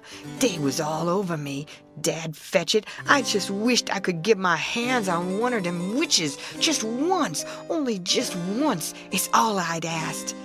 But mostly I wished they'd let me alone, I does. Tom says, well, I tell you what I think. What makes them come here just at this runaway nigger's breakfast time? It's because they're hungry, that's the reason. You make them a witch pie, that's the thing for you to do. But my land, Mars Sid, how's I going to make 'em a witch pie? I don't know how to make it. I hain't ever hearn of such a thing before. Well then, I'll have to make it myself. Will you do it, honey, will you? I'll wash up the ground and your foot I will. All right, I'll do it, seeing it's you, and you've been good to us and showed us the runaway nigger. But you've got to be mighty careful. When we come around, you turn your back, and then whatever we've put in the pan, don't let on you see it at all. And don't you look when Jim unloads the pan. Something might happen. I don't know what. And above all, don't you handle the witch things. Handle them, Marsid? What is you a-talking about? I wouldn't lay the weight of my finger on 'em. Not for $1,000 billion I wouldn't. End of chapter. Read by Lorraine Montgomery for Lit2Go on the web at fcit.usf.edu.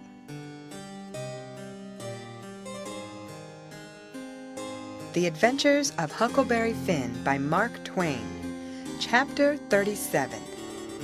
That was all fixed, so then we went away and went to the rubbish pile in the backyard where they keep the old boots and rags and pieces of bottles and wore-out tin things and all such truck, and scratched around and found an old tin washpan and stopped up the holes as well as we could to bake the pie in, and took it down cellar and stole it full of flour and started for breakfast, and found a couple of shingle nails that Tom said would be handy for a prisoner to scrabble his name and sorrows on the dungeon walls with, and dropped one of them in Aunt Sally's apron pocket, which was hanging on a chair, and the other we stuck in the band of Uncle Silas's hat, which was on the bureau, because we heard the children say their pa and ma was going to the runaway nigger's house this morning, and then went to breakfast, and Tom dropped the pewter spoon in Uncle Silas's coat pocket, and Aunt Sally wasn't come yet, so we had to wait a little while.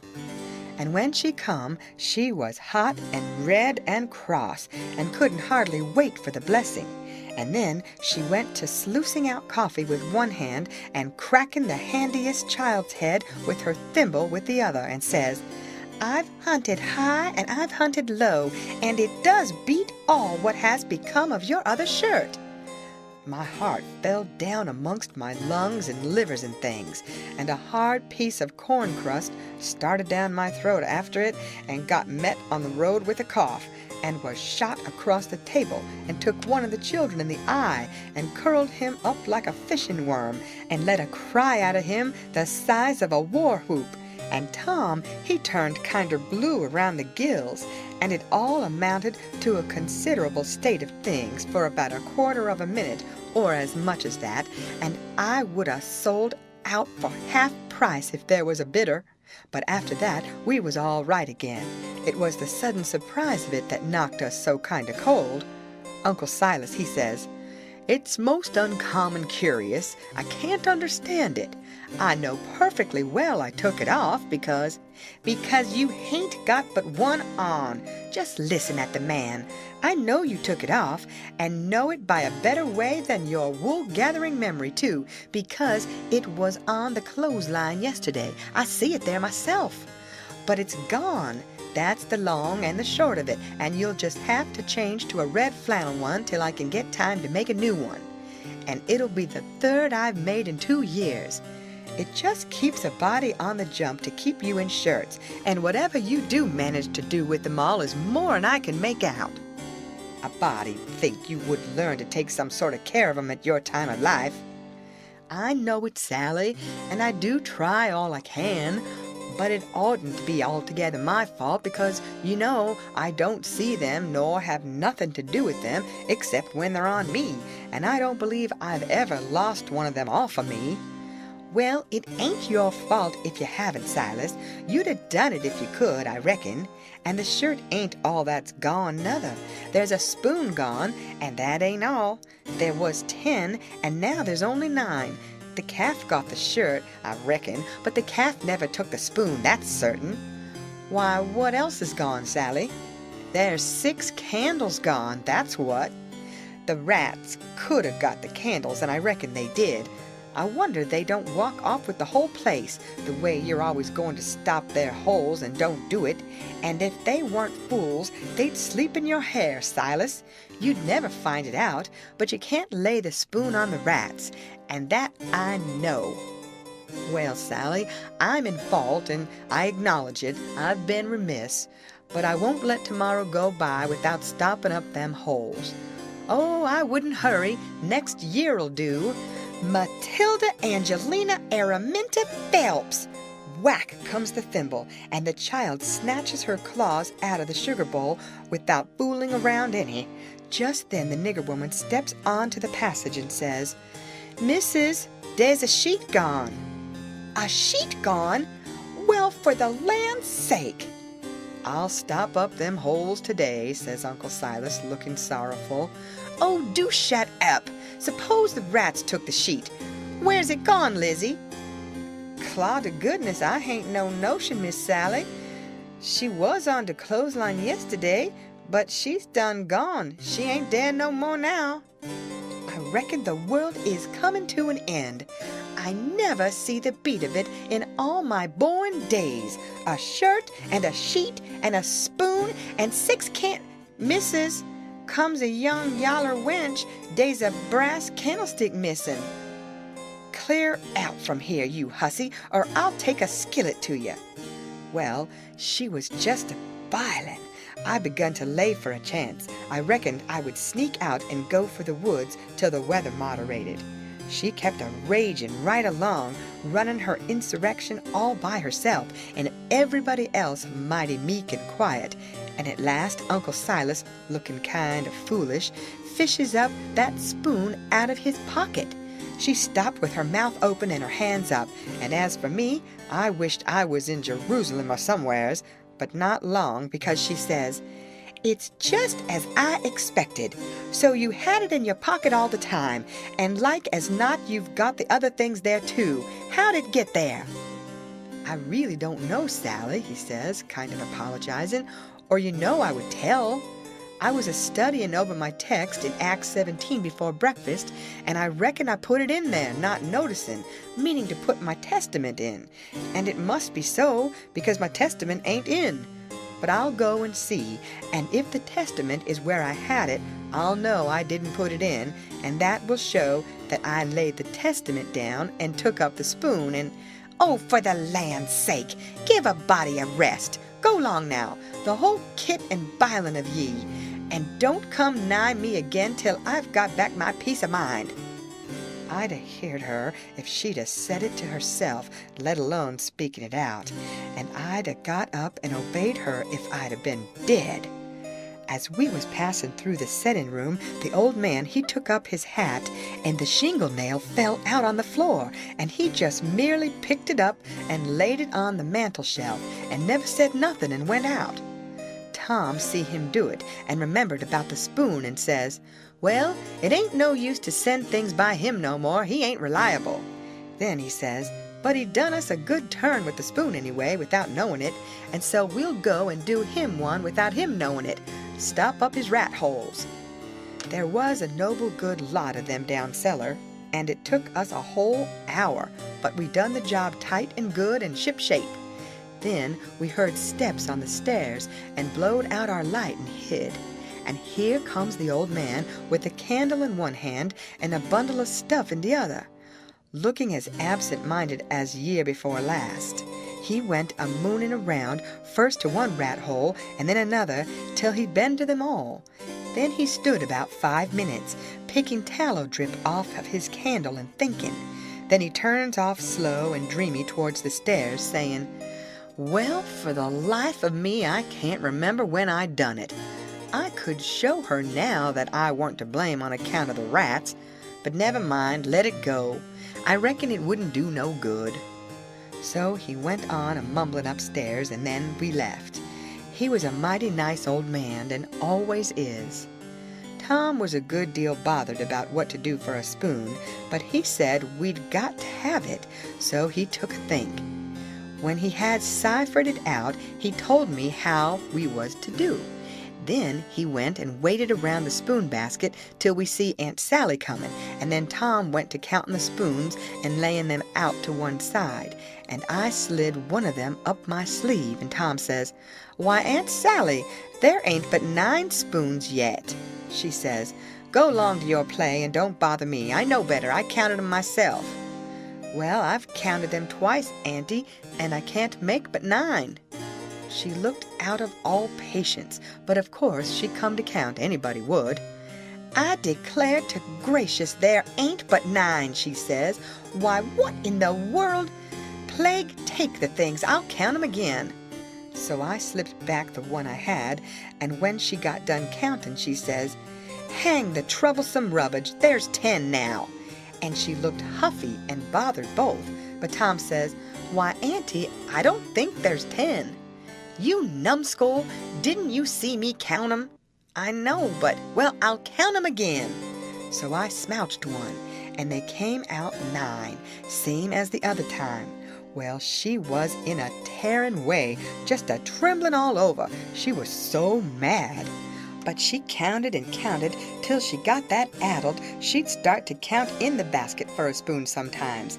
And so 3 times they come out right, and 3 times they come out wrong. Then she grabbed up the basket and slammed it across the house and knocked the cat galley west. And she said cleared out and let her have some peace, and if we come bothering around her again betwixt that and dinner, she'd skin us. So we had the odd spoon and dropped it in her apron pocket while she was a-giving us our sailing orders, and Jim got it all right, along with her shingle nail, before noon. We was very well satisfied with this business, and Tom allowed it was worth twice the trouble it took, because he said now she couldn't ever count them spoons twice alike again to save her life, and wouldn't believe she'd counted them right if she did, and said that after she'd about counted her head off for the next 3 days, he judged she'd give it up and offer to kill anybody that wanted her to ever count them any more. So we put the sheet back on the line that night and stole one out of her closet, and kept on putting it back and stealing it again for a couple of days till she didn't know how many sheets she had anymore, and she didn't care, and weren't a-going to bullyrag the rest of her soul out about it, and wouldn't count them again, not to save her life. She'd druther die first. So we was all right now, as to the shirt and the sheet and the spoon and the candles, by the help of the calf and the rats and the mixed-up counting. And as to the candlestick, it warn't no consequence. It would blow over by and by. But that pie was a job. We had no end of trouble with that pie. We fixed it up away down in the woods and cooked it there. And we got it done at last, and very satisfactory too, but not all in one day, and we had to use up 3 washpans full of flour before we got through, and we got burnt pretty much all over in places, and eyes put out with the smoke. Because, you see, we didn't want nothing but a crust, and we couldn't prop it up right, and she would always cave in. But of course we thought of the right way at last, which was to cook the latter too in the pie. So then we laid in with Jim the second night and tore up the sheet all in little strings and twisted them together, and long before daylight we had a lovely rope that you could 'a' hung a person with. We let on it took 9 months to make it. And in the forenoon we took it down to the woods, but it wouldn't go into the pie. Being made of a whole sheet that way, there was rope enough for 40 pies if we'd 'a' wanted them, and plenty left over for soup or sausage or anything you choose. We could 'a' had a whole dinner. But we didn't need it. All we needed was just enough for the pie, and so we throwed the rest away. We didn't cook none of the pies in the washpan, afraid the solder would melt. But Uncle Silas, he had a noble brass warming pan which he thought considerable of, because it belonged to one of his ancestors, with a long wooden handle that come over from England with William the Conqueror in the Mayflower, or one of them early ships, and was hid away up garret with a lot of other old pots and things that was valuable, not on account of being any account, because they weren't, but on account of them being relics, you know, and we snaked her out private and took her down there, but she failed on the first pies because we didn't know how, but she come up smiling on the last one. We took and lined her with dough and set her in the coals and loaded her up with rag rope and put on a dough roof and shut down the lid and put hot embers on top and stood off 5 foot with the long handle cool and comfortable, and in 15 minutes she turned out a pie that was a satisfaction to look at. But the person that ate it would want to fetch a couple of cags of toothpicks along, for if that rope ladder wouldn't cramp him down to business, I don't know nothing what I'm talking about, and lay him in enough stomachache to last him till next time, too. Nat didn't look when we put the witch pie in Jim's pan, and we put the 3 tin plates in the bottom of the pan under the victuals, and so Jim got everything all right, and as soon as he was by himself, he busted into the pie and hid the rope ladder inside of his straw tick, and scratched some marks on a tin plate and throwed it out of the window hole. End of chapter. Read by Lorraine Montgomery for Lit to Go on the web at fcit.usf.edu.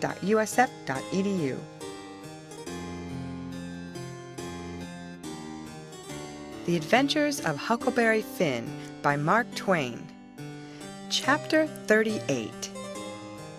Making them pens was a distressed tough job, and so was the saw, and Jim allowed the inscription was going to be the toughest of all.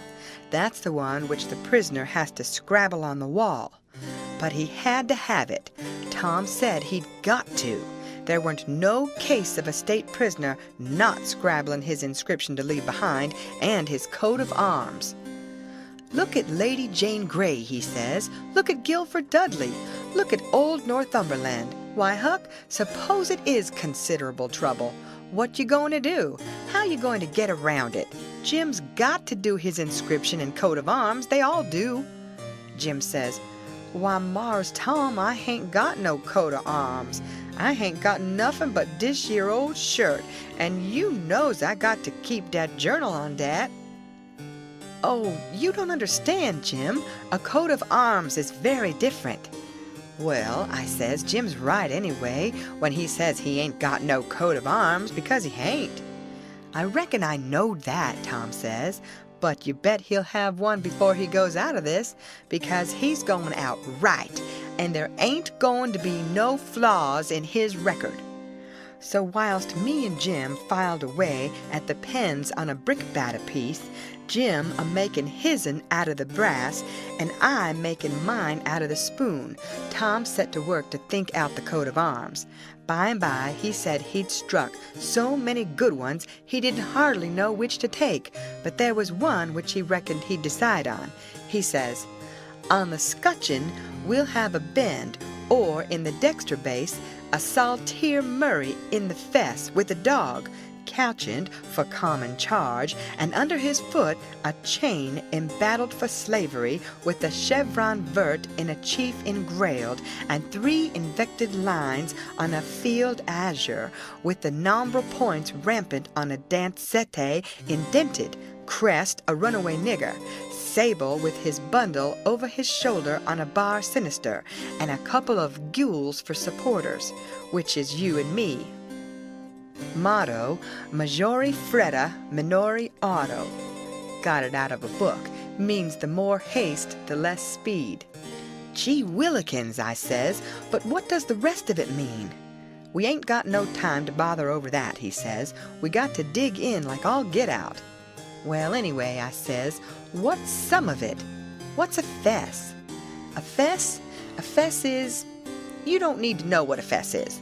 I'll show him how to make it when he gets to it. Shucks, Tom, I says, I think you might tell a person. What's a bar sinister?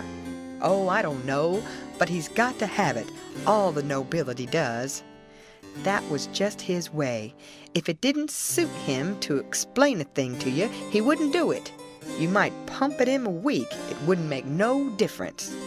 He's got all that coat of arms business fixed, so now he started in to finish up the rest of that part of the work, which was to plan out a mournful inscription. Said Jim got to have one, like they all done. He made up a lot and wrote them out on a paper and read them off, so: 1. Here a captive heart busted. 2. Here a poor prisoner, forsook by the world and friends, fretted his sorrowful life. 3. Here a lonely heart broke, and a worn spirit went to its rest after 37 years of solitary captivity. 4. Here, homeless and friendless, after 37 years of bitter captivity, perished a noble stranger, natural son of Louis XIV. Tom's voice trembled whilst he was reading them, and he most broke down. When he got done, he couldn't no way make up his mind which one for Jim to scrabble onto the wall. They was all so good. But at last he allowed he would let him scrabble them all on. Jim said it would take him a year to scrabble such a lot of truck onto the logs with a nail, and he didn't know how to make letters besides. But Tom said he would block them out for him, and then he wouldn't have nothing to do but just follow the lines. Then, pretty soon, he says, "Come to think, the logs ain't a-going to do. They don't have log walls in a dungeon. We got to dig the inscriptions into a rock. We'll fetch a rock." Jim said the rock was worse than the logs. He said it would take him such a pison long time to dig them into a rock he wouldn't ever get out. But Tom said he would let me help him do it. Then he took a look to see how me and Jim was getting along with the pens. It was most pesky tedious hard work and slow, and didn't give my hands no show to get well of the sores, and we didn't seem to make no headway hardly. So Tom says, "I know how to fix it. We got to have a rock for the coat of arms and mournful inscriptions, and we can kill 2 birds with that same rock. There's a gaudy big grindstone down at the mill, and we'll smooch it and carve the things on it and file out the pens and the saw on it too." It weren't no slouch of an idea, and it weren't no slouch of a grindstone nuther, but we allowed we'd tackle it. It weren't quite midnight yet, so we cleared out for the mill, leaving Jim at work. We smouched the grindstone and set out to roll her home, but it was a most nation-tough job. Sometimes, do what we couldn't keep her from falling over, and she might come mighty near mashing us every time. Tom said she was going to get one of us sure before we got through. We got her halfway, and then we was plumb played out, and most drownded with sweat. We see it weren't no use. We got to go and fetch Jim, so he raised up his bed and slid the chain off of the bed leg and wrapped it round and round his neck. And we crawled out through our hole and down there, and Jim and me laid into that grindstone and walked her along like nothing, and Tom superintended. He could out-superintend any boy I ever see. He knowed how to do everything. Our hole was pretty big, but it weren't big enough to get the grindstone through. But Jim, he took the pick and soon made it big enough. Then Tom marked out them things on it with a nail and set Jim to work on them, with the nail for a chisel and an iron bolt from the rubbish in the lean-to for a hammer, and told him to work till the rest of his candle quit on him, and then he could go to bed and hide the grindstone under his straw tick and sleep on it. Then we helped him fix his chain back on the bed leg and was ready for bed ourselves. But Tom thought of something and says, "You got any spiders in here, Jim?" "No, sir, thanks to goodness I ain't, Mars Tom." "All right, we'll get you some." "But bless you, honey, I don't want none. I's afeard of 'em. I'd just soon have rattlesnakes around." Tom thought a minute or two and says, "It's a good idea, and I reckon it's been done. It must have been done. It stands to reason. Yes, it's a prime good idea. Where could you keep it?" "Keep what, Mars Tom?" "Why, a rattlesnake." "De goodness gracious alive, Mars Tom! Why, if dey was a rattlesnake to come in here, I'd take and bust right out through dat log wall, I would, with my head. Why, Jim, you wouldn't be afraid of it after a little. You could tame it. Tame it? Yes, easy enough. Every animal is grateful for kindness and petting, and they wouldn't think of hurting a person that pets them. Any book will tell you that. You try, that's all I ask. Just try for 2 or 3 days. Why, you can get him so in a little while that he'll love you and sleep with you and won't stay away from you a minute, and will let you wrap him round your neck and put his head in your mouth. Please, Mars Tom, don't talk so. I can't stand it. He'd let me shove his head in my mouth for a favor, hain't it? I lay he'd wait a powerful long time for I asked him, and more'n dat, I don't want him to sleep with me. Jim, don't act so foolish. A prisoner's got to have some kind of a dumb pet, and if a rattlesnake hain't ever been tried, why, there's more glory to be gained in your being the first to ever try it than any other way you could ever think of to save your life. Why, Mars Tom, I don't want no sich glory. Snake take and bite Jim's chin off, then why's the glory? No, sir, I don't want no such doings. Blame it, can't you try? I only want you to try. You needn't keep it up if it don't work. But the trouble all done if the snake bite me while I's a-tryin' him. Mars Tom, I's willin' to tackle most anything 'at ain't unreasonable. But if you and Huck fetches a rattlesnake in here for me to tame, I's goin' to leave, that's sure. Well then, let it go. Let it go. If you're so bull-headed about it, we can get you some garter snakes, and you can tie some buttons on their tails and let on they're rattlesnakes, and I reckon that'll have to do. I can stand them, Mars Tom, but blame if I couldn't get along without 'em. I tell you dat, I never know before 'twas so much bother and trouble to be a prisoner. Well, it always is when it's done right. You got any rats around here? No, sir, I hain't seed none. Well, we'll get you some rats. Why, Mars Tom, I don't want no rats. Dey's the dad-blamedest creature to stir a body and rustle round over him and bite his feet when he's trying to sleep I ever see. No, sir, gimme garter snakes, if I's got to have 'em, but don't gimme no rats. I hain't got no use for 'em, scasely. But, Jim, you got to have 'em, they all do. So don't make no more fuss about it. Prisoners ain't ever without rats. There ain't no instance of it. And they train them and pet them and learn them tricks. And they get to be as sociable as flies. But you got to play music to them. You got anything to play music on?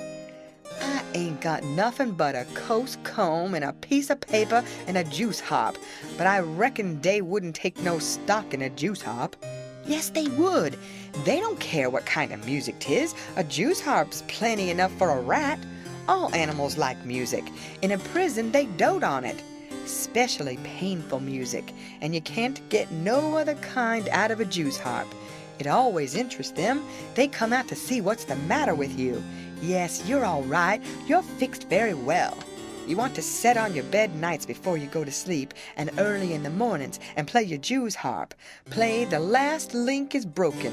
That's the thing that'll scoop a rat quicker than anything else. And when you've played about 2 minutes, you'll see all the rats and the snakes and spiders and things begin to feel worried about you and come. And they'll just fairly swarm over you and have a noble good time. Yes, dey will, I reckon, Mars Tom. But what kind of time is Jim having? Blessed if I can see the pint.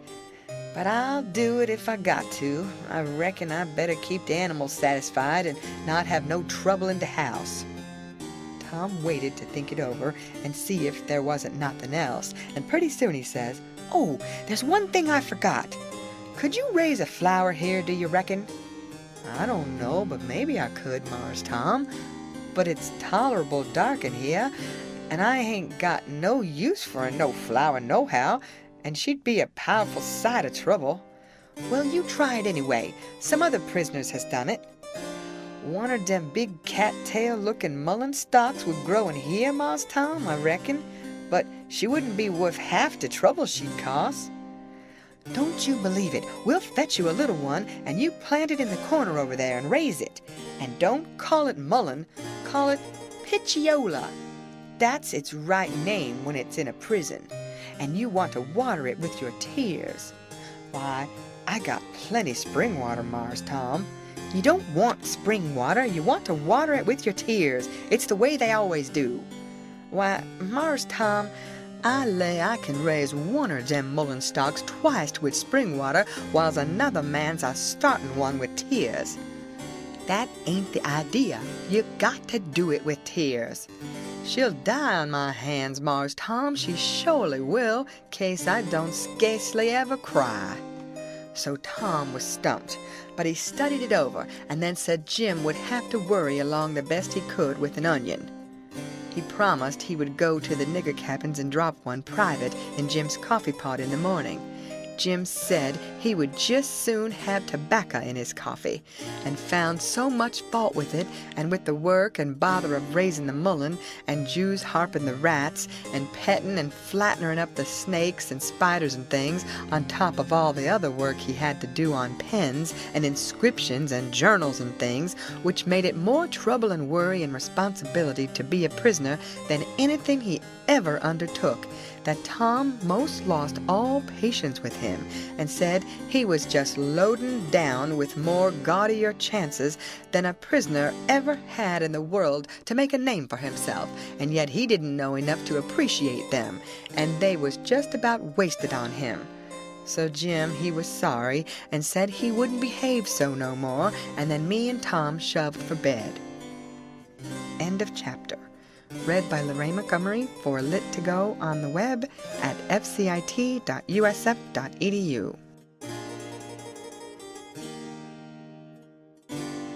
The Adventures of Huckleberry Finn by Mark Twain. Chapter 39. In the morning we went up to the village and bought a wire rat trap and fetched it down and unstopped the best rat hole, and in about an hour we had 15 of the bulliest kind of ones, and then we took it and put it in a safe place under Aunt Sally's bed. But while we was gone for spiders, little Thomas Franklin Benjamin Jefferson Alexander Phelps found it there, and opened the door of it to see if the rats would come out, and they did. And Aunt Sally, she come in, and when we got back, she was a-standing on top of the bed raising Cain, and the rats was doing what they could to keep off the dull times for her. So she took and dusted us both with a hickory, and we was as much as 2 hours catching another 15 or 16, drat that meddlesome cub, and they weren't the likeliest nother, because the first haul was the pick of the flock. I never see a likelier lot of rats than what that first haul was. We got a splendid stock of sorted spiders and bugs and frogs and caterpillars and one thing or another, and we liked to got a hornet's nest, but we didn't. The family was at home. We didn't give it right up, but stayed with them as long as we could, because we allowed we'd tire them out, or they'd got to tire us out, and they done it. Then we got alicampagne and rubbed on the places, and was pretty near all right again, but couldn't set down convenient. And so we went for the snakes, and grabbed a couple of dozen garters and house snakes, and put them in a bag, and put it in our room, and by that time it was supper time, and a rattling good honest day's work. And hungry? Oh, no, I reckon not. And there weren't a blessed snake up there when we went back. We didn't half tie the sack, and they worked out somehow and left. But it didn't matter much, because they was still on the premises somewheres, so we judged we could get some of them again. No, there weren't no real scarcity of snakes about the house for a considerable spell. You'd see them dripping from the rafters and places every now and then, and they generally landed in your plate or down the back of your neck, and most of the time where you didn't want them. Well, they was handsome and striped, and there weren't no harm in a million of them, but that never made no difference to Aunt Sally. She despised snakes, be the breed what they might, and she couldn't stand them no way you could fix it, and every time one of them flopped down on her, it didn't make no difference what she was doing, she would just lay that work down and light out. I never see such a woman, and you could hear her whoop to Jericho. You couldn't get her to take a hold of one of them with the tongs. And if she turned over and found one in bed, she would scramble out and lift a howl that you would think the house was afire. She disturbed the old man so that he said he could most wish there hadn't ever been no snakes created. Why, after every last snake had been gone clear out of the house for as much as a week, Aunt Sally weren't over it yet. She weren't near over it. When she was settin' thinking about something, you could touch her on the back of her neck with a feather, and she would jump right out of her stockings. It was very curious. But Tom said all women was just so. He said they was made that way for some reason or other. We got a licking every time one of our snakes come in her way, and she allowed these lickings weren't nothing to what she would do if we ever loaded up the place again with them. I didn't mind the lickings, because they didn't amount to nothing, but I minded the trouble we had to lay in another lot. But we got them laid in, and all the other things, and you never see a cabin as blithesome as Jim's was when they'd all swarm out for music and go for him. Jim didn't like the spiders, and the spiders didn't like Jim. And so they'd lay for him and make it mighty warm for him. And he said that between the rats and the snakes and the grindstone, there weren't no room in bed for him. Scarcely. And when there was, a body couldn't sleep. It was so lively, and it was always lively, he said, because they never all slept at one time, but took turnabout. So when the snakes was asleep, the rats was on deck, and when the rats turned in, the snakes come on watch. So he always had one gang under him in his way, and the other gang having a circus over him. And if he got up to hunt a new place, the spiders would take a chance at him as he crossed over. He said if he ever got out this time, he wouldn't ever be a prisoner again, not for a salary. Well, by the end of 3 weeks, everything was in pretty good shape.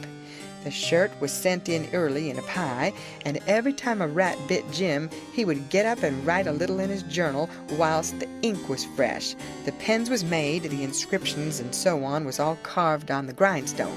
The bed leg was sawed in two, and we had et up the sawdust, and it give us a most amazing stomachache. We reckoned we was all going to die, but didn't.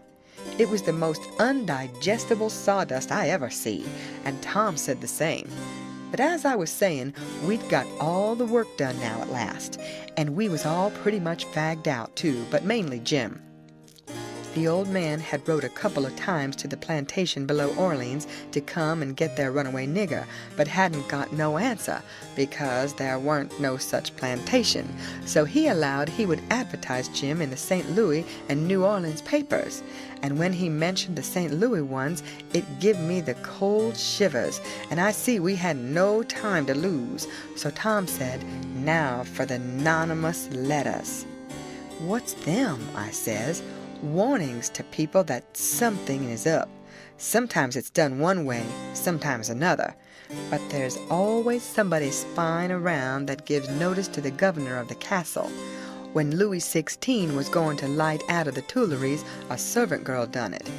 It's a very good way, and so is the anonymous letters.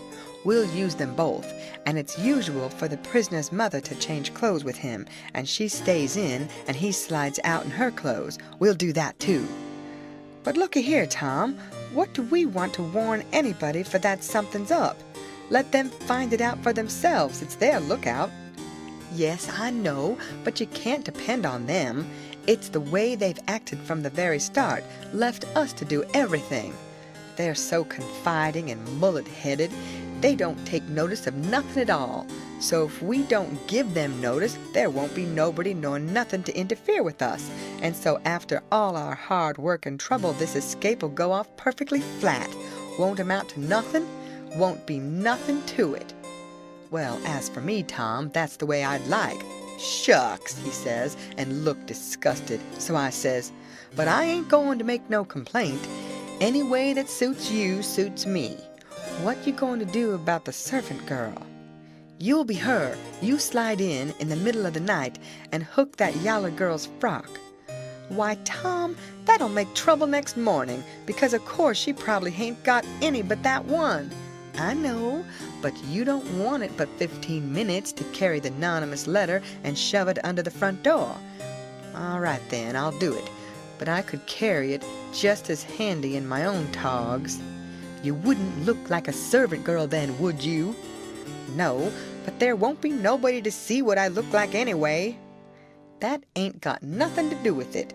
The thing for us to do is just to do our duty and not worry about whether anybody sees us do it or not.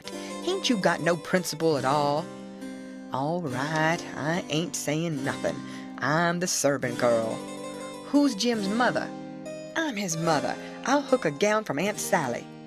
"Well, then, you'll have to stay in the cabin when me and Jim leaves." "Not much. I'll stuff Jim's clothes full of straw and lay it on his bed to represent his mother in disguise, and Jim will take the nigger woman's gown off of me and wear it, and we'll all evade together." When a prisoner of style escapes, it's called an evasion. It's also called so when a king escapes, for instance. And the same with a king's son. It don't make no difference whether he's a natural one or an unnatural one. So Tom, he wrote the anonymous letter, and I smooshed the yaller wench's frock that night and put it on, and shoved it under the front door, the way Tom told me to. It said, "Beware, trouble is brewing. Keep a sharp lookout. Unknown friend." Next night we stuck a picture, which Tom drawed in blood, of a skull and crossbones on the front door, and next night another one of a coffin on the back door. I never see a family in such a sweat. They couldn't have been worse scared if the place had a been full of ghosts laying for them behind everything and under the beds and shivering through the air. If a door banged, Aunt Sally, she jumped and said, "Ouch!" If anything fell, she jumped and said, "Ouch!" If you happened to touch her when she weren't noticing, she done the same. She couldn't face no way and be satisfied because she allowed there was something behind her every time. So she was always a-whirling around sudden and saying, "Ouch!" And before she'd got 2/3 around, she'd whirl back again and say it again. And she was afraid to go to bed, but she doesn't sit up.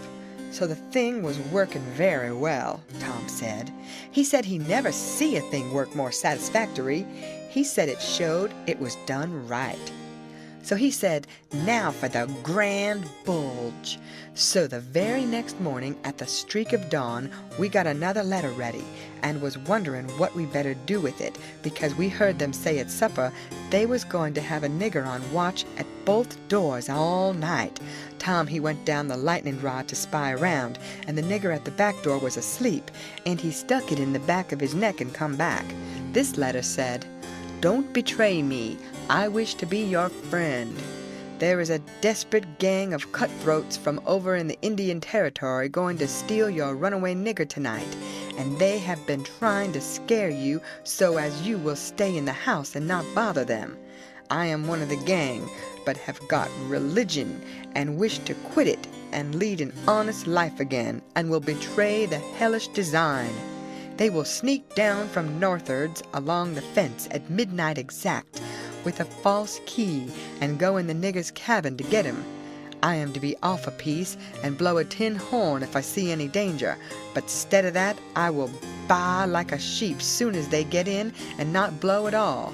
Then whilst they are getting his chains loose, you slip there and lock them in, and can kill them at your leisure. Don't do anything but just the way I am telling you. If you do, they will suspicion something and raise whoop jamboree hoo. I do not wish any reward but to know I have done the right thing. Unknown friend." End of chapter. Read by Lorraine Montgomery for Lit to Go on the web at fcit.usf.edu.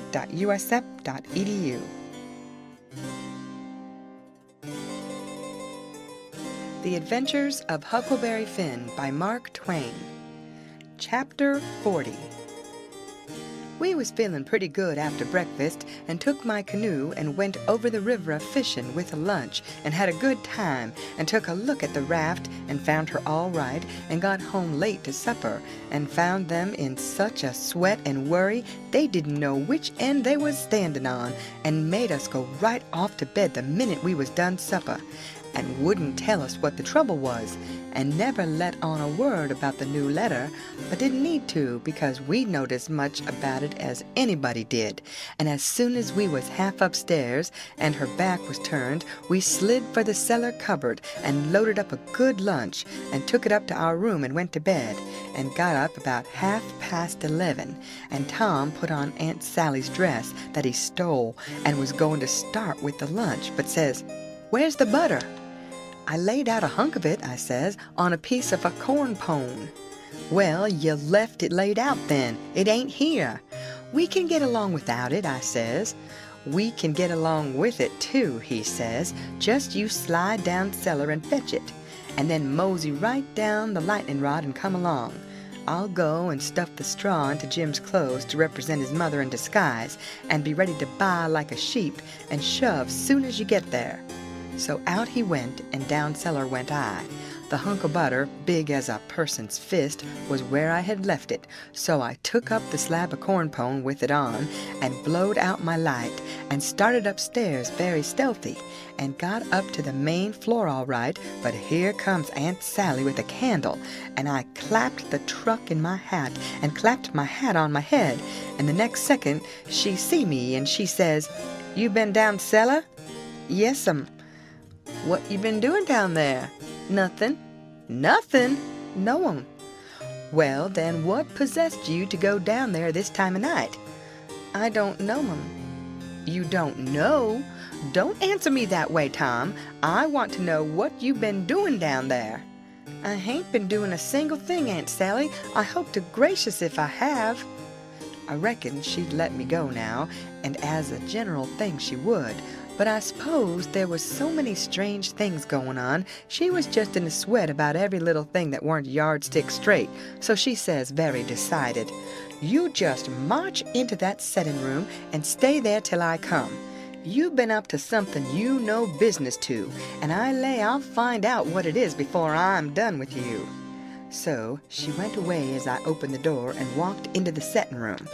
My, but there was a crowd there. 15 farmers, and every one of them had a gun. I was most powerful sick, and slunk to a chair and sat down. They was setting around, some of them talking a little in a low voice, and all of 'em fidgety and uneasy, but trying to look like they weren't, but I knowed they was, because they was always taking off their hats and putting them on, and scratching their heads, and changing their seats, and fumbling with their buttons. I weren't easy myself, but I didn't take my hat off all the same. I did wish Aunt Sally would come and get done with me and lick me if she wanted to, and let me get away and tell Tom how we'd overdone this thing, and what a thundering hornet's nest we'd got ourselves into, so we could stop fooling around straight off and clear out with Jim before these rips got out of patience and come for us. At last she come and begun to ask me questions, but I couldn't answer them straight. I didn't know which end of me was up, because these men was in such a fidget now that some was wanting to start right now and lay for them desperadoes, and saying it weren't but a few minutes to midnight, and others was trying to get them to hold on and wait for the sheep signal. And here was Auntie pegging away at the questions, and me a-shaking all over and ready to sink down in my tracks, I was that scared. And the place getting hotter and hotter, and the butter beginning to melt and run down my neck and behind my ears. And pretty soon, when one of them says, "I'm for going and getting in the cabin first, and right now, and catching them when they come," I most dropped, and a streak of butter come a-trickling down my forehead, and Aunt Sally, she see it, and turns white as a sheet, and says, "For the land's sake, what is the matter with the child? He's got the brain fever as sure as you're born, and they're oozing out."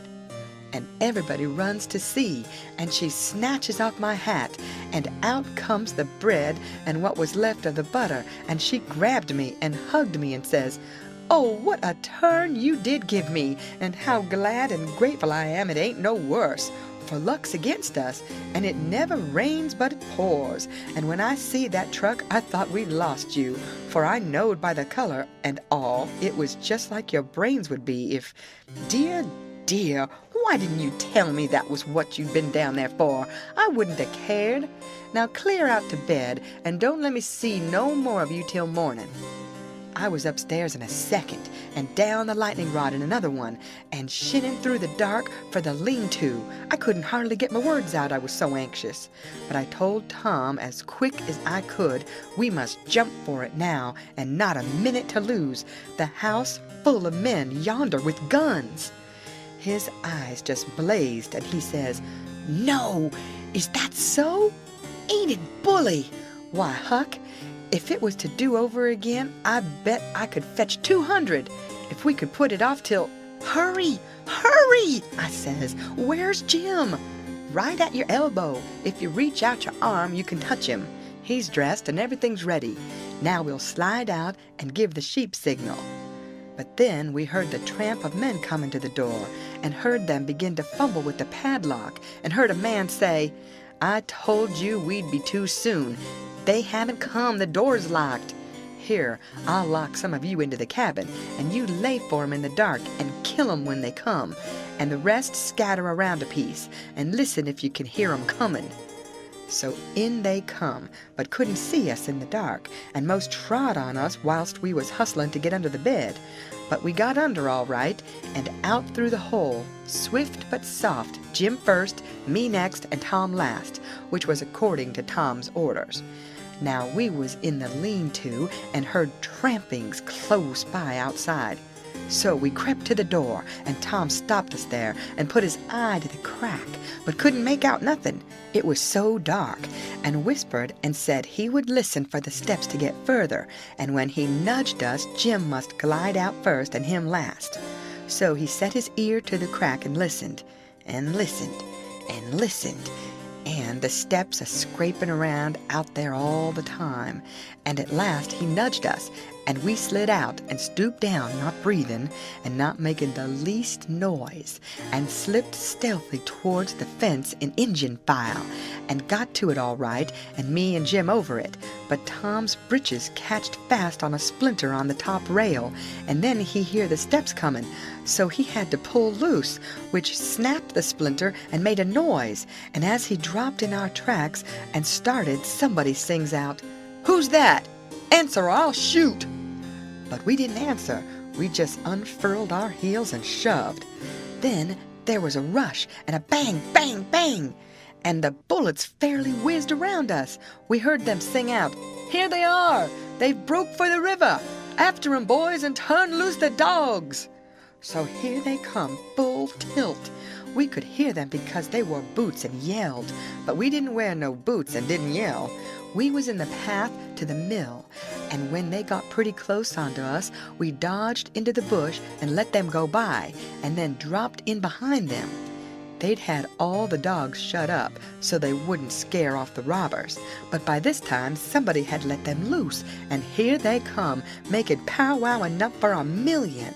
But they was our dogs, so we stopped in our tracks till they catched up, and when they see it weren't nobody but us, and no excitement to offer them, they only just said howdy, and tore right ahead towards the shouting and clattering. And then we up steam again, and whizzed along after them till we was nearly to the mill, and then struck up through the bush to where my canoe was tied, and hopped in and pulled for dear life towards the middle of the river, but didn't make no more noise than we was obliged to. Then we struck out, easy and comfortable, for the island where my raft was, and we could hear them yelling and barking at each other all up and down the bank till we was so far away the sounds got dim and died out. And when we stepped onto the raft, I says, "Now, old Jim, you're a free man again, and I bet you won't ever be a slave no more." And a mighty good job it was, too, Huck. It was planned beautiful, and it is done beautiful, and they ain't nobody can get up a plan that's more mixed up and splendid than what that one was. We was all glad as we could be, but Tom was the gladdest of all, because he had a bullet in the calf of his leg. When me and Jim heard that, we didn't feel so brash as what we did before. It was hurting him considerable and bleeding. So we laid him in the wigwam and tore up one of the Duke's shirts for to bandage him. But he says, "Gimme the rags, I can do it myself.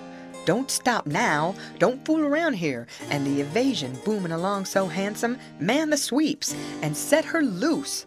Boys, we done it elegant, 'deed we did. I wish we'd had the handling of Louis XVI. There wouldn't have been no son of St. Louis ascend to heaven. Wrote down in his biography, no sir, we'd have whooped him over the border. That's what we'd have done with him, and done it just as slick as nothing at all, too. Man the sweeps, man the sweeps. But me and Jim was consulting and thinking, and after we'd thought a minute, I says, "Say it, Jim." So he says, "Well, den, dis is the way it looked to me, Huck. If it was him that is being sot free, and one of the boys was to get shot, would he say, 'Go on and save me, never mind about a doctor for to save this one'? Is dat like Mars Tom Sawyer? Would he say dat? You bet he wouldn't. Well den, is Jim going to say it? No, sir. I don't budge a step out of this place without a doctor, not if it's 40 year." I knowed he was white inside, and I reckoned he'd say what he did say, so it was all right now, and I told Tom I was a-going for a doctor. He raised considerable row about it, but me and Jim stuck to it and wouldn't budge. So he was for crawling out and setting the raft loose himself, but he wouldn't let him. Then he give us a piece of his mind, but it didn't do no good. So when he sees me getting the canoe ready, he says, "Well, then, if you're bound to go, I'll tell you the way to do when you get to the village. Shut the door and blindfold the doctor tight and fast, and make him swear to be silent as the grave, and put a purse full of gold in his hand, and then take and lead him all around the back alleys and everywheres in the dark, and then fetch him here in the canoe, in a roundabout way amongst the islands, and search him, and take his chalk away from him, and don't give it back to him till you get him back to the village, or else he will chalk this raft so he can find it again. It's the way they all do." So I said I would and left, and Jim was to hide in the woods when he sees the doctor coming till he was gone again. End of chapter. Read by Lorraine Montgomery for Lit to Go on the web at fcit.usf.edu.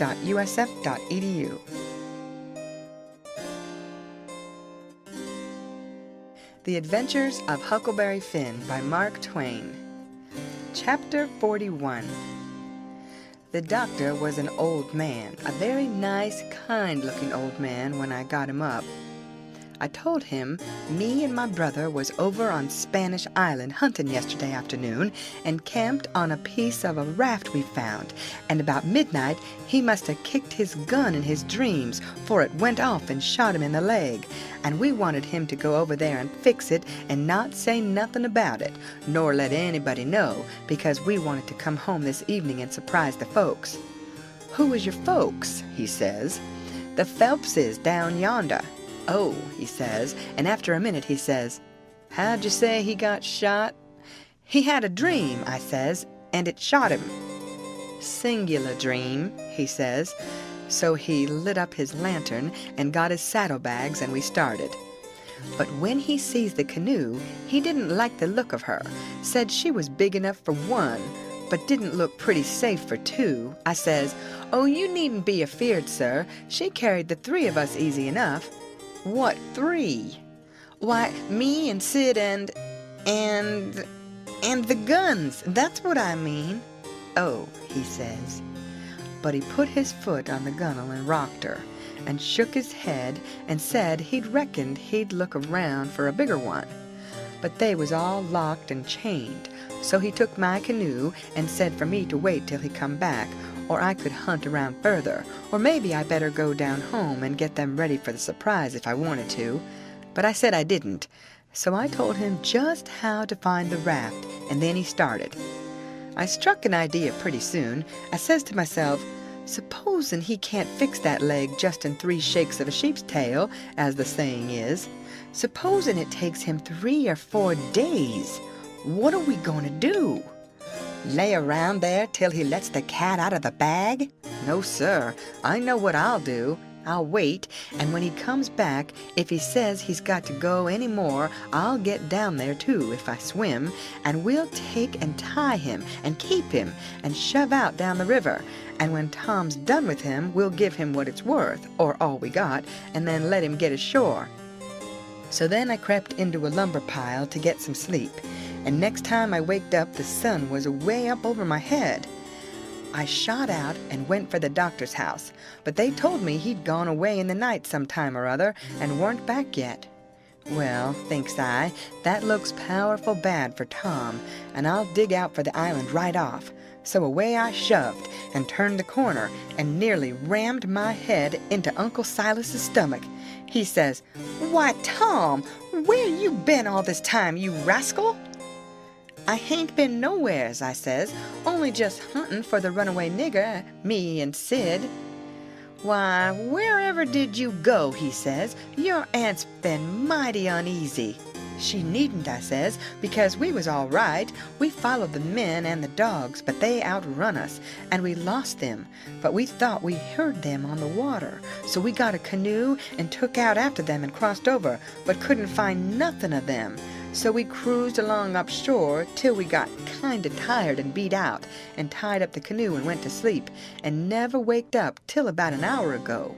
Then we paddled over here to hear the news, and Sid's at the post office to see what he can hear, and I'm a-branching out to get something to eat for us, and then we're going home." So then we went to the post office to get Sid, but just as I suspicioned, he weren't there. So the old man, he got a letter out of the office, and we waited a while longer, but Sid didn't come. So the old man said, "Come along, let Sid foot it home, or canoe it," when he got done fooling around. But we would ride.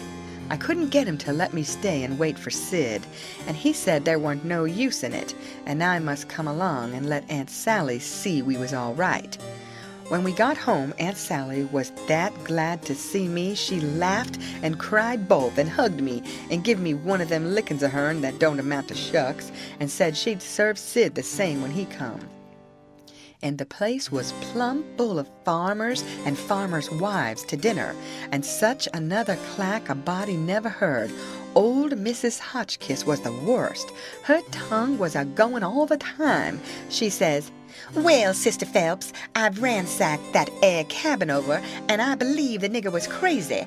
I says to Sister Damrell, didn't I, Sister Damrell? Sell, he's crazy. Sell, them's the very words I said. You all hearn me. He's crazy, Sell. Everything shows it. Sell, look at that air grindstone. Sell, want to tell me 'tinny creature 'tis in his right mind's going to scrabble all them crazy things onto a grindstone. Sell, here's sich and sich a person busted his heart, and here's so-and-so pegged along for 37 year and all that, natural son of Louis, somebody, and sich everlasting rubbage. He's plumb crazy, Sell. It's what I says in the first place. It's what I says in the middle, and it's what I says last and all the time. The nigger's crazy. Crazy's Nebuchadnezzar, Sell.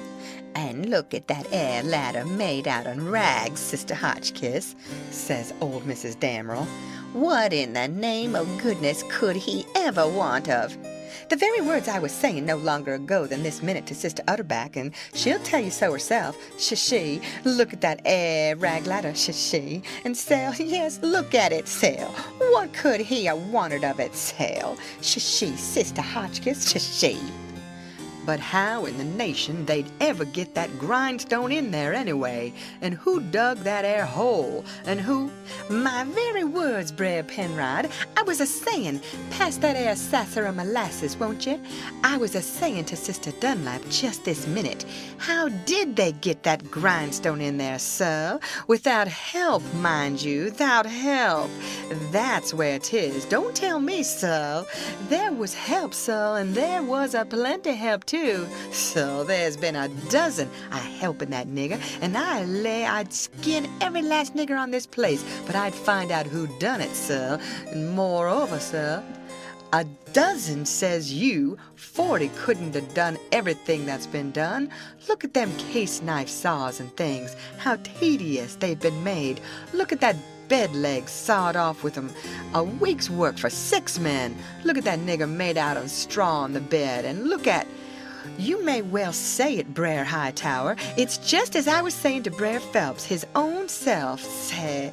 What do you think of it, Sister Hotchkiss, say? Think of what, Brer Phelps, so? Think of that bed leg sawed off that-a-way, say. Think of it, so. I lay it never sawed itself off so. Somebody sawed it so. That's my opinion, take it or leave it. It mayn't be no count so, but such as 'tis, it's my opinion so. And if anybody can start a better one, so let him do it. So that's all. I says to Sister Dunlap, so. Why, dog my cats, they must have been a house full of niggers in there every night for 4 weeks to have done all that work, Sister Phelps. Look at that shirt, every last inch of it covered over with secret African writing done with blood. Must have been a raft of 'em right along all the time almost.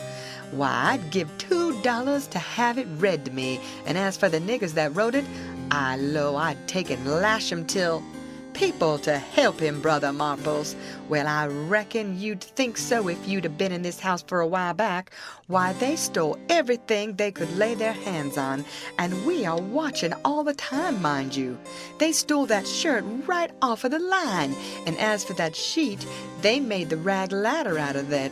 Ain't no telling how many times they didn't steal that, and flour, and candles, and candlesticks, and spoons, and the old warming pan, and most 1,000 things that I disremember now, and my new calico dress, and me and Silas and my Sid and Tom on the constant watch day and night, as I was a-telling you, and not a one of us could catch hide, nor hair, nor sight, nor sound of them, and here at the last minute, lo and behold, they slides right in under our noses and fools us, and not only fools us, but the Injun Territory robbers too, and actually gets away with that nigger safe and sound, and that with 16 men and 22 dogs right on their very heels at that very time. I tell you, it just bangs anything I ever heard of.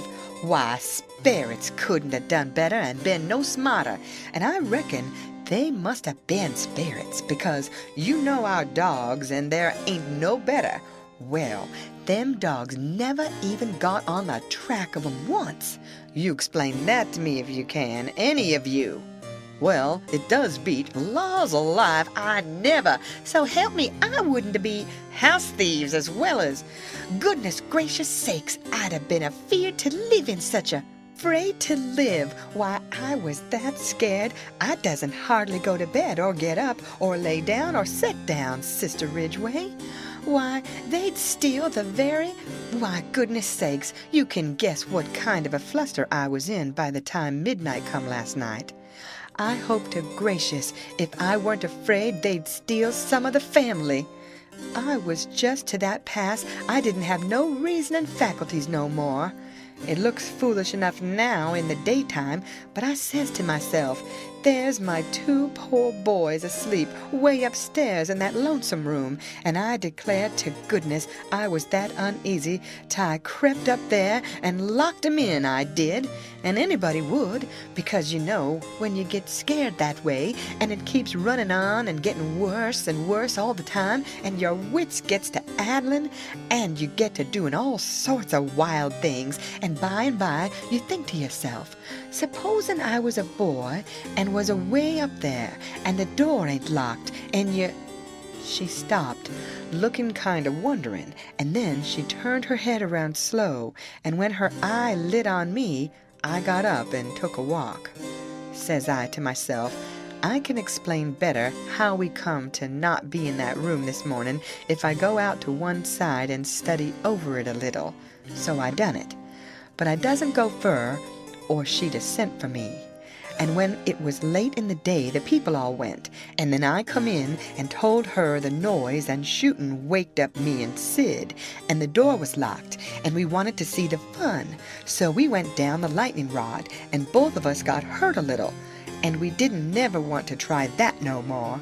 And then I went on and told her all what I told Uncle Silas before, And then she said she'd forgive us, and maybe it was all right enough anyway, and about what a body might expect of boys, for all boys was a pretty harum-scarum lot as far as she could see, and so, as long as no harm hadn't come of it, she judged she better put in her time being grateful we was alive and well, and she had us still, 'stead of fretting over what was past and done. So then she kissed me and patted me on the head and dropped into a kind of a brown study, and pretty soon jumps up and says, "Why, laws a mercy, it's most night, and Sid not come yet. What has become of that boy?" I see my chance, so I skips up and says, "I'll run right up to town and get him," I says. "No, you won't," she says. "You'll stay right where you are. One's enough to be lost at a time. If he ain't here to supper, your uncle'll go."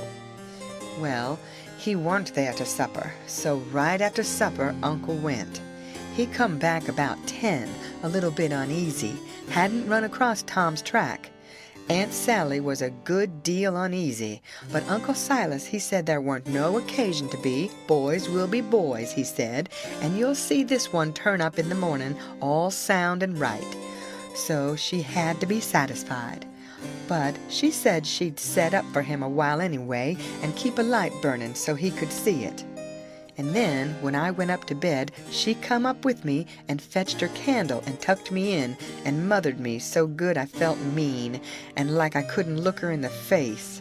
And she sat down on the bed and talked with me a long time and said what a splendid boy Sid was, and didn't seem to want to ever stop talking about him, and kept asking me every now and then if I reckoned he could got lost or hurt or maybe drownded, and might be laying at this minute somewhere suffering or dead, and she not by him to help him, and so the tears would drip down silent, and I would tell her that Sid was all right and would be home in the morning sure, and she would squeeze my hand or maybe kiss me and tell me to say it again and keep on saying it because it done her good, and she was in so much trouble. And when she was going away, she looked down in my eyes so steady and gentle and says, "The door ain't going to be locked, Tom, and there's the window and the rod, but you'll be good, won't you? And you won't go for my sake?" Laws knows I wanted to go bad enough to see about Tom, and was all intending to go, but after that I wouldn't have went, not for kingdoms. But she was on my mind, and Tom was on my mind, so I slept very restless. And twice I went down the rod away in the night and slipped around front and see her settin' there by her candle in the window with her eyes towards the road and the tears in them, and I wished I could do something for her, but I couldn't, only to swear that I wouldn't never do nothing to grieve her any more. And the third time I waked up at dawn and slid down, and she was there yet, and her candle was most out, and her old gray head was resting on her hand, and she was asleep. End of chapter. Read by Lorraine Montgomery for Lit to Go on the web at fcit.usf.edu.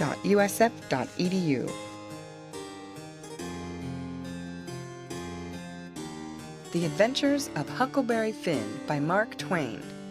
Chapter 42. The old man was uptown again before breakfast, but couldn't get no track of Tom, and both of them sat at the table thinking, and not saying nothing, and looking mournful, and their coffee getting cold, and not eating anything. And by the old man says, "Did I give you the letter?" "What letter?" "The one I got yesterday out of the post office." "No, you didn't give me no letter." "Well, I must have forgot it." So he rummaged his pockets and then went off somewheres where he had laid it down and fetched it and give it to her. She says, "Why, it's from St. Petersburg. It's from Sis."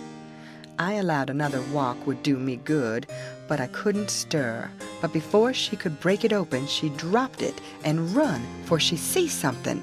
And so did I. It was Tom Sawyer on a mattress, and that old doctor, and Jim in her calico dress with his hands tied behind him, and a lot of people. I hid the letter behind the first thing that come handy and rushed. She flung herself at Tom, crying, and says, "Oh, he's dead! He's dead! I know he's dead!" and Tom, he turned his head a little and muttered something or other, which showed he weren't in his right mind. Then she flung up her hands and says, "He's alive! Thank God! And that's enough!" And she snatched a kiss of him and flew for the house to get the bed ready, and scattering orders right and left at the niggers and everybody else, as fast as her tongue could go, every jump of the way.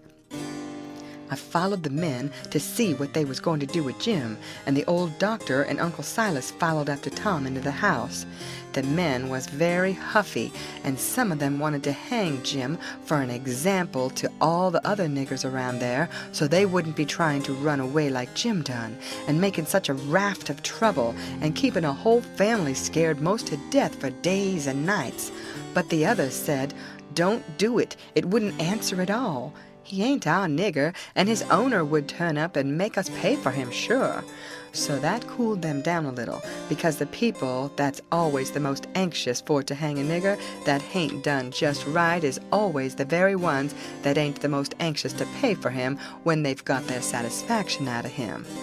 They cussed Jim considerable, though, and give him a cuff or two side of the head once in a while, but Jim never said nothing, and he never let on to know me, and they took him to the same cabin and put his own clothes on him and chained him again, and not to no bed leg this time, but to a big staple drove into the bottom log, and chained his hands too and both legs, and said he warn't to have nothing but bread and water to eat after this till his owner come, or he was sold at auction because he didn't come in a certain length of time, and filled up our hole, and said a couple of farmers with guns must stand watch around about the cabin every night, and a bulldog tied to the door in the daytime.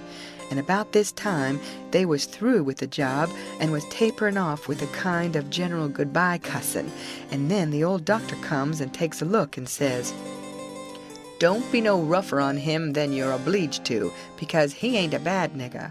When I got to where I found the boy, I see I couldn't cut the bullet out without some help, and he warn't in no condition for me to leave to go and get help. And he got a little worse and a little worse, and after a long time he went out of his head and wouldn't let me come a-nigh him any more, and said if I chalked his raft he'd kill me, and no end of wild foolishness like that. And I see I couldn't do anything at all with him, so I says, I got to have help somehow. And the minute I says it, out crawls this nigger from somewheres and says he'll help, and he done it too, and done it very well. Of course I judged he must be a runaway nigger, and there I was, and there I had to stick right straight along all the rest of the day and all night. It was a fix, I tell you. I had a couple of patients with the chills, and of course I'd have liked to run up to town and see them, but I doesn't, because the nigger might get away, and then I'd be to blame, and yet never a skiff come close enough for me to hail. So there I had to stick plumb until daylight this morning, and I never see a nigger that was a better nuss or faithfuler, and yet he was risking his freedom to do it, and was all tired out too, and I see plain enough he'd been worked main hard lately. I like the nigger for that, I tell you, gentlemen. A nigger like that is worth $1,000, and kind treatment too. I had everything I needed, and the boy was doing as well there as he would have done at home. Better, maybe, because it was so quiet. But there I was, with both of 'em on my hands, and there I had to stick till about dawn this morning. Then some men in a skiff come by, and as good luck would have it, the nigger was setting by the pallet with his head propped on his knees sound asleep. So I motioned them in quiet, and they slipped up on him and grabbed him and tied him before he knowed what he was about, and we never had no trouble. And the boy, being in a kind of a flighty sleep too, we muffled the oars and hitched the raft on and towed her over very nice and quiet, and the nigger never made the least row nor said a word from the start. He ain't no bad nigger, gentlemen. That's what I think about him. Somebody says, "Well, it sounds very good, Doctor, I'm obleeged to say." Then the others softened up a little too, And I was mighty thankful to that old doctor for doing Jim that good turn, and I was glad it was according to my judgment of him, too, because I thought he had a good heart in him, and was a good man the first time I seen him. Then they all agreed that Jim had acted very well, and was deserving to have some notice took of it, and reward. So every one of them promised, right out and hearty, that they wouldn't cuss him no more. Then they come out and locked him up. I hoped they was going to say he could have 1 or 2 of the chains took off, because they was rotten heavy, or could have meat and greens with his bread and water. But they didn't think of it, and I reckoned it weren't best for me to mix in, but I judged I'd get the doctor's yarn to Aunt Sally somehow or other as soon as I'd got through the breakers that was laying just ahead of me. Explanations, I mean, of how I forgot to mention about Sid being shot when I was telling how him and me put in that dratted night paddling around hunting the runaway nigger. But I had plenty time. Aunt Sally, she stuck to the sick room all day and all night, and every time I see Uncle Silas mooning around, I dodged him. Next morning, I heard Tom was a good deal better, and they said Aunt Sally was gone to get a nap. So I slips to the sick room, and if I found him awake, I reckoned we could put up a yarn for the family that would wash. But he was sleeping, and sleeping very peaceful too, and pale, not fire-faced the way he was when he come. So I set down and laid for him to wake. In about half an hour, Aunt Sally comes gliding in, and there I was, up a stump again. She motioned me to be still, and sat down by me and begun to whisper, and said we could all be joyful now, because all the symptoms was first rate, and he'd been sleeping like that for ever so long, and looking better and peacefuler all the time, and 10 to 1 he'd wake up in his right mind. So we set there watching, and by he stirs a bit, and opened his eyes very natural, and takes a look and says, "Hello! Why, I'm home! How's that? Where's the raft?" "It's all right," I says. "And Jim?" "The same," I says, but couldn't say it pretty brash. But he never noticed, but says, "Good! Splendid! Now we're all right and safe. Did you tell Auntie?" I was going to say yes, but she chipped in and says, "About what, Sid?" "Why, about the way the whole thing was done." "What whole thing?" "Why, the whole thing. There ain't but one. How we set the runaway nigger free, me and Tom." "Good land! Set the What is the child talking about? Dear, dear, out of his head again." "No, I ain't out of my head. I know all what I'm talking about. We did set him free, me and Tom. We laid out to do it, and we done it. And we done it elegant, too. He'd got a start, and she never checked him up, just set and stared, and let him clip along, and I see it weren't no use for me to put in. Why, Auntie, it cost us a power of work, weeks of it, hours and hours every night, whilst you was all asleep. And we had to steal candles, and the sheet, and the shirt, and your dress, and spoons, and tin plates, and case knives, and the warming pan, and the grindstone, and flour, and just no end of things. And you can't think what work it was to make the saws, and pens, and inscriptions, and one thing or another. And you can't think half the fun it was.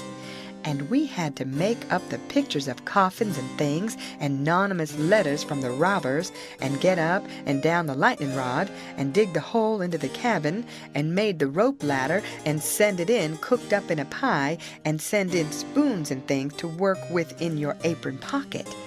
Mercy sakes! And load up the cabin with rats and snakes and so on for company for Jim. And then you kept Tom here so long with the butter in his hat that you come near spilling the whole business, because the men come before we was out of the cabin, and we had to rush, and they heard us and let drive at us. And I got my share, and we dodged out of the path and let them go by. And when the dogs come, they weren't interested in us, but went for the most noise. And we got our canoe and made for the raft, and was all safe, and Jim was a free man, and we done it all by ourselves. And wasn't it bully, Auntie? Well, I never heard the likes of it in all my born days. So it was you little rapscallions, that's been making all this trouble and turned everybody's wits clean inside out and scared us almost to death. I've as good a notion as ever I had in my life to take it out of you this very minute. To think here I've been night after night. You just get well once, you young scamp, and I lay I'll tan the old Harry out of both of ye. But Tom, he was so proud and joyful, he just couldn't hold in, and his tongue just went it, she a-chipping in and spitting fire all along, and both of them going it at once, like a cat convention. And she says, "Well, you'll get all the enjoyment you can out of it now, for mind I tell you, if I catch you meddling with him again—" "Meddling with who?" Tom says, dropping his smile and looking surprised. "With who? Why, the runaway nigger, of course. Who'd you reckon?" Tom looks at me very grave and says, "Tom, didn't you just tell me he was all right? Hasn't he got away?" "Him?" says Aunt Sally. "The runaway nigger? 'Deed he hasn't. They've got him back safe and sound, and he's in that cabin again on bread and water and loaded down with chains till he's claimed or sold." Tom rose square up in bed with his eye hot and his nostrils opening and shutting like gills, and sings out to me, "They hain't no right to shut him up. Shove! And don't you lose a minute. Turn him loose. He ain't no slave. He's as free as any creature that walks this earth." What does the child mean? "I mean every word I say, Aunt Sally, and if somebody don't go, I'll go. I've known him all his life, and so has Tom there. Old Miss Watson died 2 months ago, and she was ashamed she ever was going to sell him down the river, and said so, and she set him free in her will." "Then what on earth did you want to set him free for, seeing he was already free?" "Well, that is a question, I must say, and just like women. Why, I wanted the adventure of it, and I'd a waded neck deep in blood to—" "Goodness alive! Aunt Polly!" If she weren't standing right there, just inside the door, looking as sweet and contented as an angel half full of pie, I wish I may never. Aunt Sally jumped for her and most hugged the head off of her and cried over her, and I found a good enough place for me under the bed, for it was getting pretty sultry for us, seemed to me, and I peeped out, and in a little while Tom's Aunt Polly shook herself loose and stood there looking across at Tom over her spectacles, kind of grinding him into the earth, you know, and then she says, "Yes, you better turn your head away. I would if I was you, Tom." "Oh, dearie me," says Aunt Sally. "Is he changed so? Why, that ain't Tom, it's Sid. Tom's, why, where is Tom? He was here a minute ago." "You mean, where's Huck Finn? That's what you mean. I reckon I hain't raised such a scamp as my Tom all these years not to know him when I see him." "That would be a pretty howdy-do. Come out from under that bed, Huck Finn." So I done it, but not feeling brash. Aunt Sally, she was one of the mixed-uppest looking persons I ever see, except one, and that was Uncle Silas, when he come in and they told it all to him. It kind of made him drunk, as you may say, and he didn't know nothing at all the rest of the day, and preached a prayer-meeting sermon that night that gave him a rattling reputation, because the oldest man in the world couldn't have understood it. So Tom's Aunt Polly, she told all about who I was and what, and I had to up and tell how I was in such a tight place that when Mrs. Phelps took me for Tom Sawyer, she chipped in and says, "Oh, go on and call me Aunt Sally. I'm used to it now, and 'tain't no need to change." That when Aunt Sally took me for Tom Sawyer, I had to stand it. There weren't no other way, and I knowed he wouldn't mind, because it would be nuts for him, being a mystery, and he'd make an adventure out of it, and be perfectly satisfied. And so it turned out, and he let on to be Sid, and made things as soft as he could for me. And his Aunt Polly, she said Tom was right about old Miss Watson setting Jim free in her will, and so sure enough, Tom Sawyer had gone and took all that trouble and bother to set a free nigger free. And I couldn't ever understand before until that minute and that talk how he could help a body set a nigger free with his bringing up.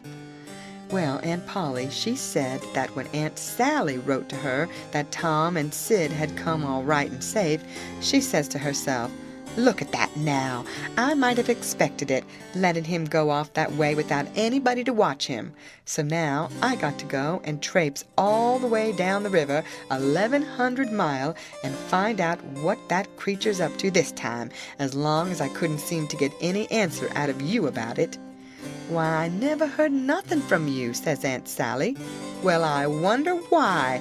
I wrote you twice to ask you what you could mean by Sid being here." "Well, I never got him, sis." Aunt Polly, she turns around slow and severe and says, "You, Tom." "Well, what?" he says, kind of pettish. "Don't you what me, you impudent thing. Hand out them letters." "What letters?" "Them letters. I be bound. If I have to take a hold of you, they're in the trunk. There, now. And they're just the same as they was when I got them out of the office. I hain't looked into them. I hain't touched them. But I knowed they'd make trouble, and I thought if you weren't no hurry, I'd—" "Well, you do need skinning there, ain't no mistake about it. And I wrote another one to tell you I was coming, and I suppose No, it come yesterday. I hain't read it yet. But it's all right. I've got that one." I wanted to offer to bet $2 she hadn't, but I reckoned maybe it was just as safe to not to. So I never said nothing. End of chapter. Read by Lorraine Montgomery for Lit2Go on the web at fcit.usf.edu.